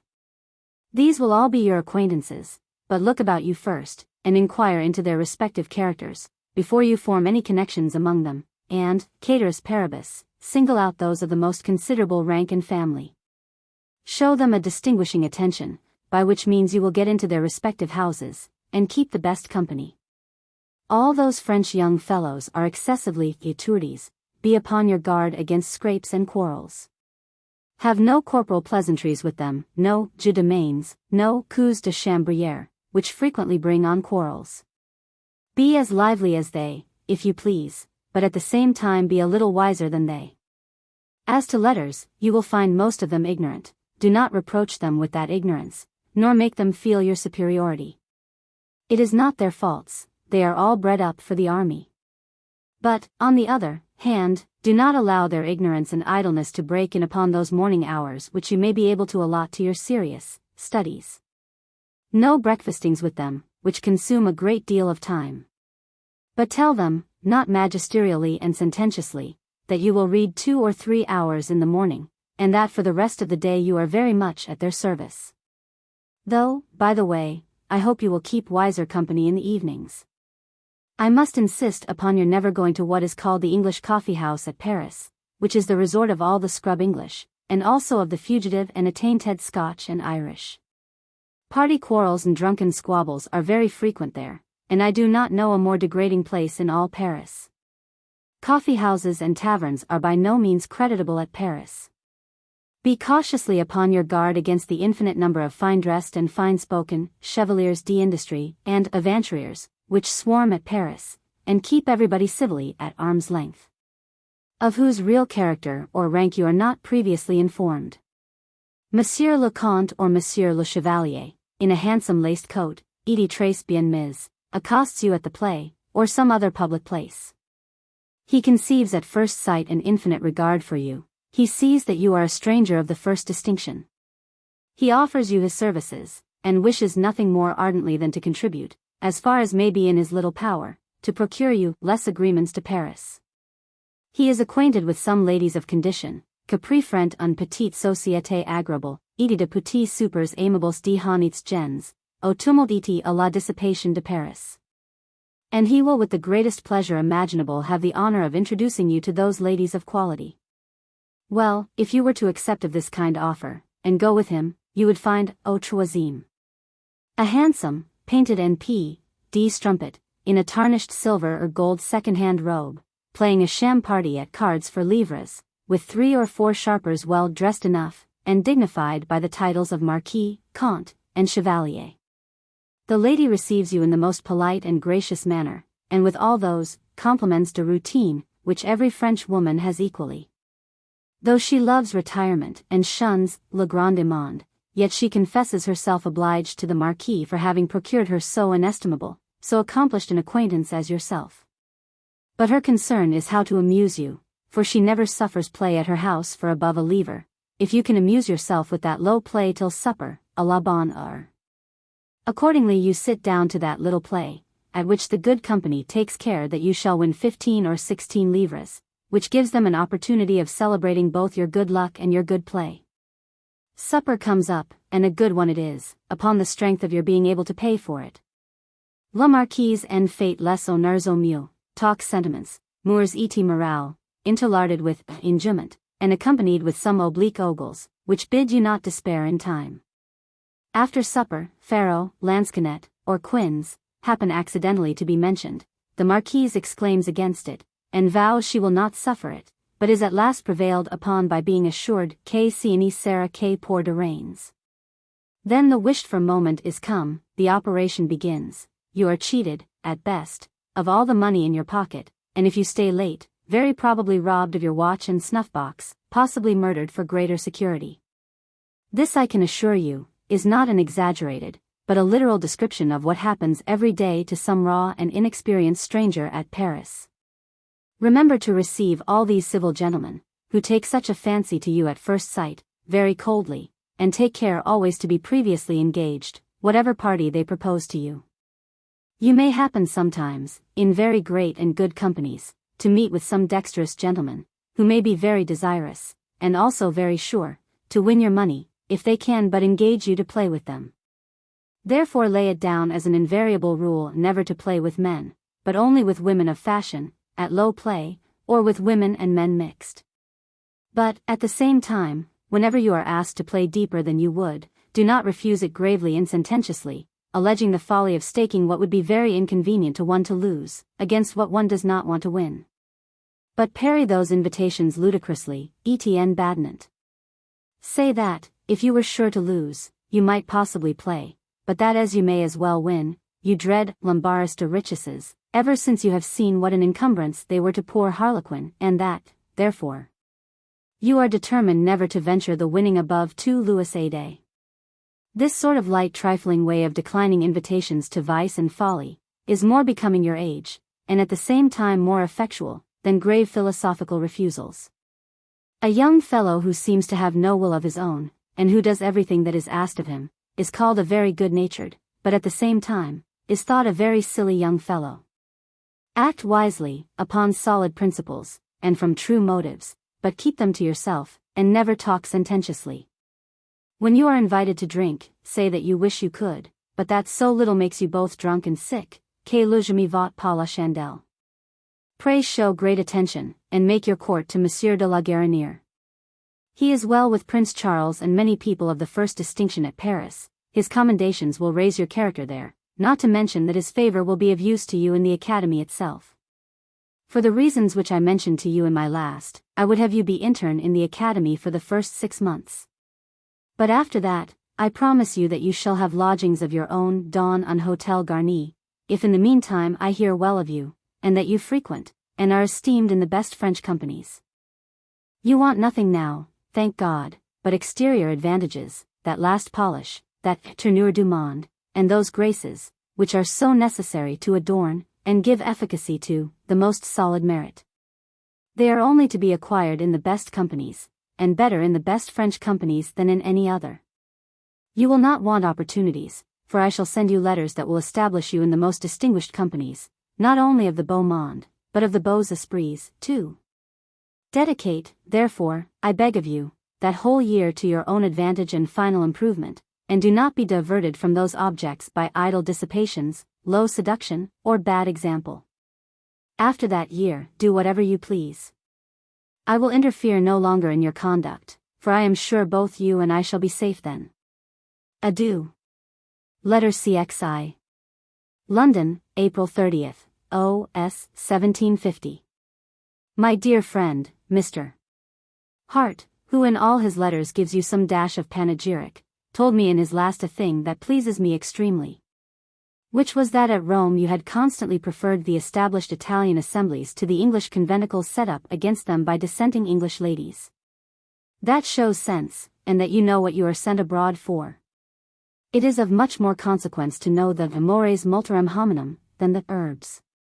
Pray continue this judicious conduct wherever you go, especially at Paris, where, instead of 30, you will find above 300 English, herding together and conversing with no one French body. The life of les milords anglois is regularly, or, if you will, irregularly, this. As soon as they rise, which is very late, they breakfast together, to the utter loss of 2 good morning hours. Then they go by coachfuls to the Palais, the Invalides, and Notre Dame, from thence to the English coffee-house, where they make up their tavern party for dinner. From dinner, where they drink quick, they adjourn in clusters to the play, where they crowd up the stage, dressed up in very fine clothes, very ill-made by a Scotch or Irish tailor. From the play to the tavern again, where they get very drunk, and where they either quarrel among themselves, or sally forth, commit some riot in the streets, and are taken up by the watch. Those who do not speak French before they go, are sure to learn none there. Their tender vows are addressed to their Irish laundress, unless by chance some itinerant Englishwoman, eloped from her husband, or her creditors, defrauds her of them. Thus they return home, more petulant, but not more informed, than when they left it, and show, as they think, their improvement by affectedly both speaking and dressing in broken French. Hunc to Romaine que vito. Connect yourself, while you are in France, entirely with the French, improve yourself with the old, divert yourself with the young, conform cheerfully to their customs, even to their little follies, but not to their vices. Do not, however, remonstrate or preach against them, for remonstrances do not suit with your age. In French companies in general you will not find much learning, therefore take care not to brandish yours in their faces. People hate those who make them feel their own inferiority. Conceal all your learning carefully, and reserve it for the company of les gens d'église, or les gens de robe. And even then let them rather extort it from you, than find you over-willing to draw it. You are then thought, from that seeming unwillingness, to have still more knowledge than it may be you really have, and with the additional merit of modesty into the bargain. A man who talks of, or even hints at, his the bon's fortunes, is seldom believed, or, if believed, much blamed, whereas a man who conceals with care is often supposed to have more than he has, and his reputation of discretion gets him others. It is just so with a man of learning. If he affects to show it, it is questioned, and he is reckoned only superficial, but if afterward it appears that he really has it, he is pronounced a pedant. Real merit of any kind, ubi est non potest geo salari, it will be discovered, and nothing can depreciate it but a man's exhibiting it himself. It may not always be rewarded as it ought, but it will always be known. You will in general find the women of the beau monde at Paris more instructed than the men, who are bred up singly for the army, and thrown into it at 12 or 13 years old. But then that sort of education, which makes them ignorant of books, gives them a great knowledge of the world, an easy address, and polite manners. Fashion is more tyrannical at Paris than in any other place in the world. It governs even more absolutely than their king, which is saying a great deal. The least revolt against it is punished by proscription. You must observe and conform to all the minutiae of it, if you will be in fashion there yourself. And if you are not in fashion, you are nobody. Get, therefore, at all events, into the company of those men and women que donnent le ton. And though at first you should be admitted upon that shining theatre only as a persona muta, persist, persevere, and you will soon have a part given you. Take great care never to tell in one company what you see or hear in another, much less to divert the present company at the expense of the last, but let discretion and secrecy be known parts of your character. They will carry you much further, and much safer than more shining talents. Be upon your guard against quarrels at Paris. Honor is extremely nice there, though the asserting of it is exceedingly penal. Therefore, point de mauvaises plaisanteries, point de jeu de main, et point de raillerie piquante. Paris is the place in the world where, if you please, you may the best unite the utile and the dulce. Even your pleasures will be your improvements, if you take them with the people of the place, and in high life. From what you have hitherto done everywhere else, I have just reason to believe, that you will do everything that you ought at Paris. Remember that it is your decisive moment. Whatever you do there will be known to thousands here, and your character there, whatever it is, will get before you here. You will meet with it at London.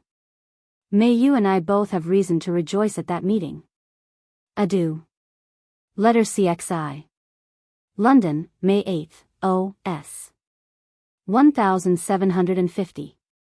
My dear friend, at your age the love of pleasures is extremely natural, and the enjoyment of them not unbecoming, but the danger, at your age, is mistaking the object, and setting out wrong in the pursuit.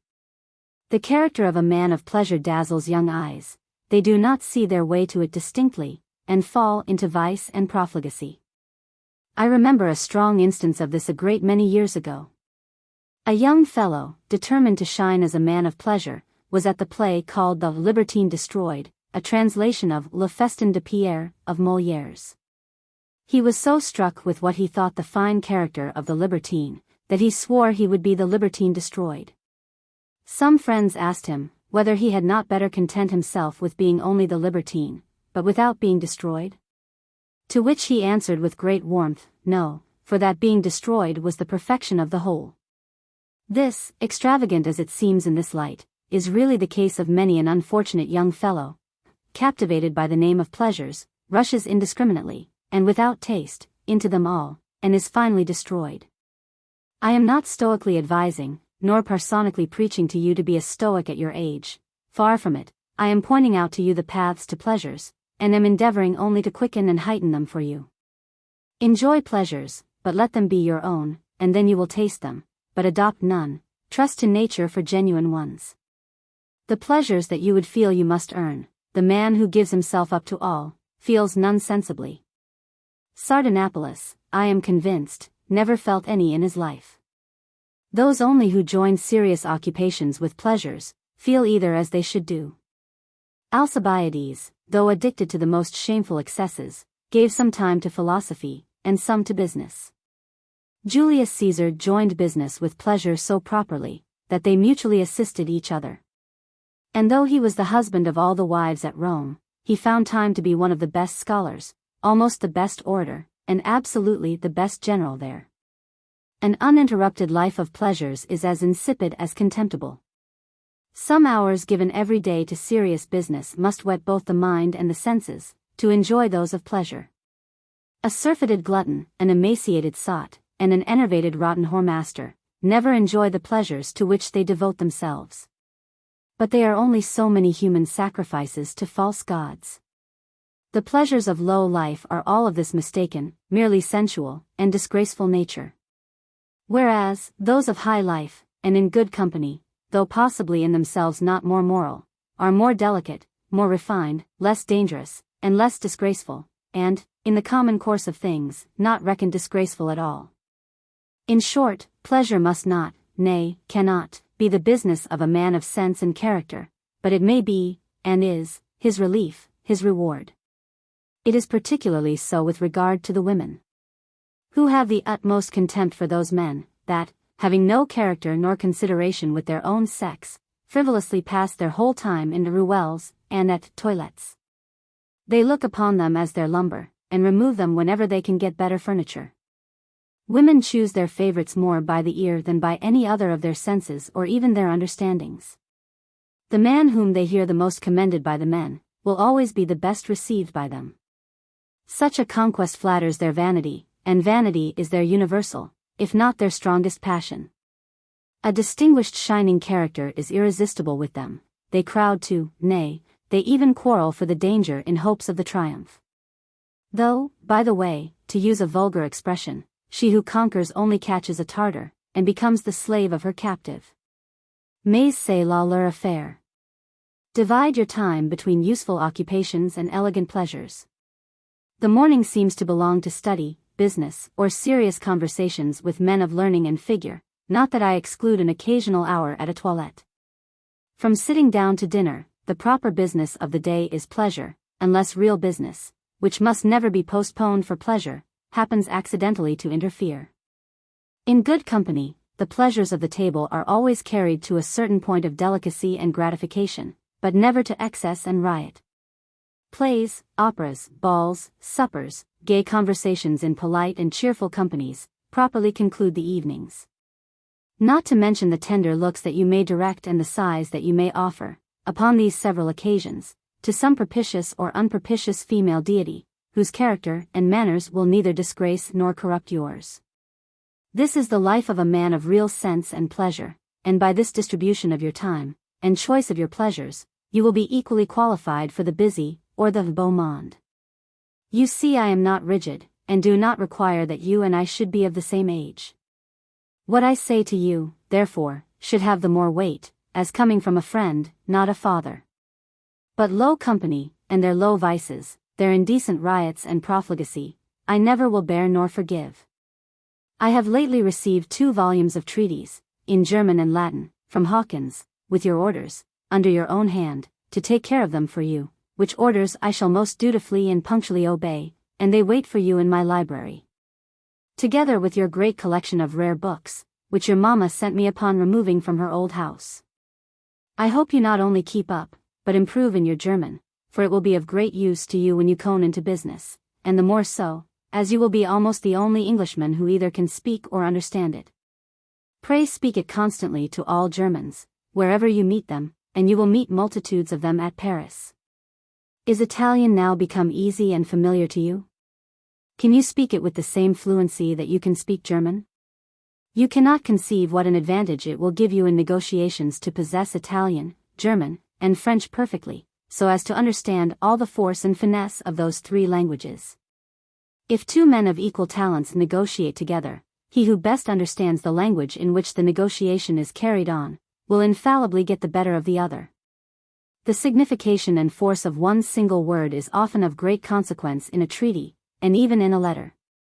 Remember the graces, for without them ogni fatica e vana. Adieu. Letter XI. London, May 17th, O.S. 1750. My dear friend, your apprenticeship is near out, and you are soon to set up for yourself. That approaching moment is a critical one for you, and an anxious one for me. A tradesman who would succeed in his way, must begin by establishing a character of integrity and good manners. Without the former, nobody will go to his shop at all. Without the latter, nobody will go there twice. This rule does not exclude the fair arts of trade. He may sell his goods at the best price he can, within certain bounds. He may avail himself of the humor, the whims, and the fantastical tastes of his customers. But what he warrants to be good must be really so, what he seriously asserts must be true, or his first fraudulent profits will soon end in a bankruptcy. It is the same in higher life, and in the great business of the world. A man who does not solidly establish, and really deserve, a character of truth, probity, good manners, and good morals, at his first setting out in the world, may impose, and shine like a meteor for a very short time, but will very soon vanish, and be extinguished with contempt. People easily pardon, in young men, the common irregularities of the senses, but they do not forgive the least vice of the heart. The heart never grows better by age, I fear rather worse, always harder. A young liar will be an old one. And a young knave will only be a greater knave as he grows older. But should a bad young heart, accompanied with a good head, which, by the way, very seldom is the case, really reform in a more advanced age, from a consciousness of its folly, as well as of its guilt, such a conversion would only be thought prudential and political, but never sincere. I hope in God, and I verily believe, that you want no moral virtue. But the possession of all the moral virtues, in actu primo, as the logicians call it, is not sufficient. You must have them in actu secundo, too, nay, that is not sufficient neither, you must have the reputation of them also. Your character in the world must be built upon that solid foundation, or it will soon fall, and upon your own head. You cannot, therefore, be too careful, too nice, too scrupulous, in establishing this character at first, upon which your whole depends. Let no conversation, no example, no fashion, no bon mot, no silly desire of seeming to be above, what most knaves, and many fools, call prejudices, ever tempt you to avow, excuse, extenuate, or laugh at the least breach of morality. But show upon all occasions, and take all occasions to show, a detestation and abhorrence of it. There, though young, you ought to be strict, and there only, while young, it becomes you to be strict and severe. But there, too, spare the persons while you lash the crimes. All this relates, as you easily judge, to the vices of the heart, such as lying, fraud, envy, malice, detraction, etc. And I do not extend it to the little frailties of youth, flowing from high spirits and warm blood. It would ill become you, at your age, to declaim against them, and sententiously censure a gallantry, an accidental excess of the table, a frolic, an inadvertency. No, keep as free from them yourself as you can, but say nothing against them in others. They certainly mend by time, often by reason, and a man's worldly character is not affected by them, provided it be pure in all other respects. To come now to a point of much less, but yet of very great consequence at your first setting out. Be extremely upon your guard against vanity, the common failing of inexperienced youth. But particularly against that kind of vanity that dubs a man a coxcomb, a character which, once acquired, is more indelible than that of the priesthood. It is not to be imagined by how many different ways vanity defeats its own purposes. One man decides peremptorily upon every subject, betrays his ignorance upon many, and shows a disgusting presumption upon the rest. Another desires to appear successful among the women. He hints at the encouragement he has received from those of the most distinguished rank and beauty, and intimates a particular connection with someone. If it is true, it is ungenerous. If false, it is infamous, but in either case he destroys the reputation he wants to get. Some flatter their vanity by little extraneous objects, which have not the least relation to themselves. Such as being descended from, related to, or acquainted with, people of distinguished merit and eminent characters. They talk perpetually of their grandfather such a one, their uncle such a one, and their intimate friend Mr. such a one, with whom, possibly, they are hardly acquainted. But admitting it all to be as they would have it, what then? Have they the more merit for those accidents? Certainly not. On the contrary, their taking up adventitious proves their want of intrinsic merit. A rich man never borrows. Take this rule for granted, as a never-failing one, that you must never seem to affect the character in which you have a mind to shine. Modesty is the only sure bait when you angle for praise. The affectation of courage will make even a brave man pass only for a bully, as the affectation of wit will make a man of parts pass for a coxcomb. By this modesty I do not mean timidity and awkward bashfulness. On the contrary, be inwardly firm and steady, know your own value whatever it may be, and act upon that principle. But take great care to let nobody discover that you do know your own value. Whatever real merit you have, other people will discover, and people always magnify their own discoveries, as they lessen those of others. For God's sake, revolve all these things seriously in your thoughts, before you launch out alone into the ocean of Paris. Recollect the observations that you have yourself made upon mankind, compare and connect them with my instructions, and then act systematically and consequentially from them, not au jour la journée. Lay your little plan now, which you will hereafter extend and improve by your own observations, and by the advice of those who can never mean to mislead you, I mean Mr. Hart and myself. Letter CXIV. London, May 24th, O.S. 1750. My dear friend, I received yesterday your letter of the 7th, N.S., from Naples, to which place I find you have travelled, classically, critically, and de virtuoso. You did right, for whatever is worth seeing at all, is worth seeing well, and better than most people see it. It is a poor and frivolous excuse, when anything curious is talked of that one has seen, to say, I saw it, but really I did not much mind it. Why did they go to see it, if they would not mind it? Or why not mind it when they saw it? Now that you are at Naples, you pass part of your time there, en honit de garbato cavalier, in the court and the best companies. I am told that strangers are received with the utmost hospitality at Prince S. K. Louis il fait bon cher, e que Madame la Princesse don cher entire, mais que sa chair est plus que hazardi ou mortifie meme. Which in plain English means, that she is not only tender, but rotten. If this be true, as I am pretty sure it is, one may say to her in a little sense, juvenumque prodis, publix cura. Mr. Hart informs me that you are clothed in sumptuous apparel. A young fellow should be so, especially abroad, where fine clothes are so generally the fashion. Next to their being fine, they should be well made, and worn easily, for a man is only the less genteel for a fine coat, if, in wearing it, he shows a regard for it, and is not as easy in it as if it were a plain one. I thank you for your drawing, which I am impatient to see, and which I shall hang up in a new gallery that I am building at Blackheath, and very fond of. But I am still more impatient for another copy, which I wonder I have not yet received, I mean the copy of your countenance.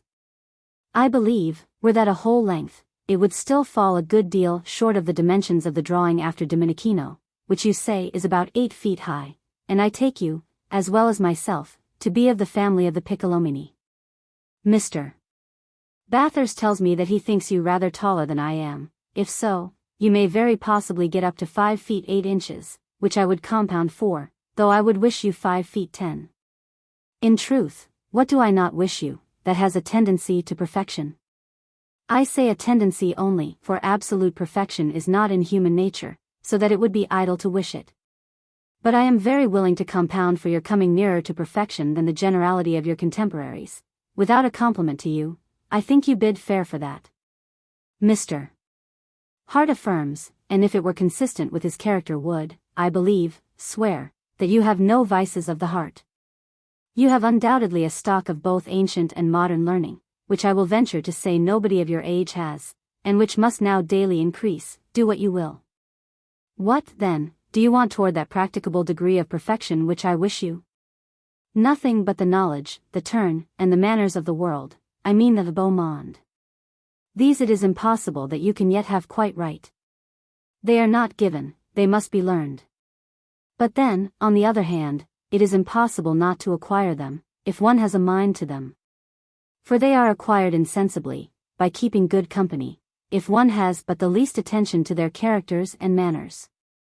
Every man becomes, to a certain degree, what the people he generally converses with are. He catches their air, their manners, and even their way of thinking. If he observes with attention, he will catch them soon, but if he does not, he will at long run contract them insensibly. I know nothing in the world but poetry that is not to be acquired by application and care.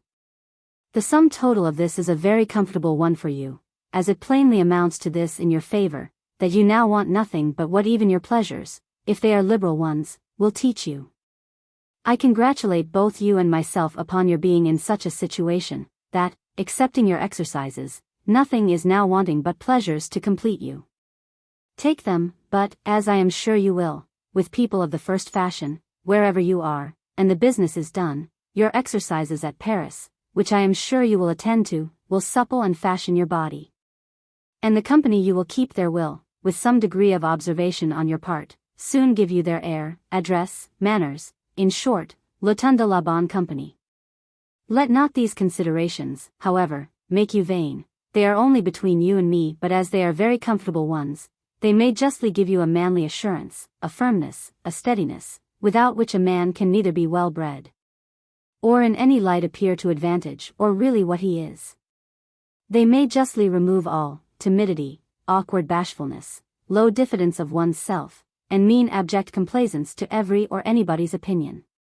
La Bruyere says, very truly, on any vot dans ce monde, qu'elle en veut valoir. It is a right principle to proceed upon in the world, taking care only to guard against the appearances and outward symptoms of vanity. Your whole then, you see, turns upon the company you keep for the future. I have laid you in variety of the best at Paris, where, at your arrival you will find a cargo of letters to very different sorts of people, as the beaux esprits, savants, belles dames. These, if you will frequent them, will form you, not only by their examples, advice, and admonitions in private, as I have desired them to do, and consequently add to what you have the only one thing now needful. Pray tell me what Italian books you have read, and whether that language is now become familiar to you. Read Ariosto and Tasso through, and then you will have read all the Italian poets who in my opinion are worth reading. In all events, when you get to Paris, take a good Italian master to read Italian with you 3 times a week, not only to keep what you have already, which you would otherwise forget, but also to perfect you in the rest. It is a great pleasure, as well as a great advantage, to be able to speak to people of all nations, and well, in their own language. Aim at perfection in everything, though in most things it is unattainable. However, they who aim at it, and persevere, will come much nearer it, than those whose laziness and despondency make them give it up as unattainable. Magnis tamen excidit ossus is a degree of praise which will always attend a noble and shining temerity, and a much better sign in a young fellow, than serper humi, tutus nimium timidus percelli. For men as well as women. Born to be controlled. Stoop to the forward and the bold. A man who sets out in the world with real timidity and diffidence has not an equal chance for it. He will be discouraged, put by, or trampled upon. But to succeed, a man, especially a young one, should have inward firmness, steadiness, and intrepidity, with exterior modesty and seeming diffidence. He must modestly, but resolutely, assert his own rights and privileges. Suaviter in modo, but fortiter in re. He should have an apparent frankness and openness, but with inward caution and closeness. All these things will come to you by frequenting and observing good company. And by good company, I mean that sort of company which is called good company by everybody of that place. When all this is over, we shall meet. And then we will talk over, tête-à-tête, the various little finishing strokes which conversation and acquaintance occasionally suggest, and which cannot be methodically written. Tell Mr. Hart that I have received his 2 letters of the 2d and 8th N.S., which, as soon as I have received a 3rd, I will answer. Adieu, my dear. I find you will do. Letter CXV. London, June 5th, O.S. 1750. My dear friend, I have received your picture, which I have long waited for with impatience. I wanted to see your countenance, from whence I am very apt, as I believe most people are, to form some general opinion of the mind.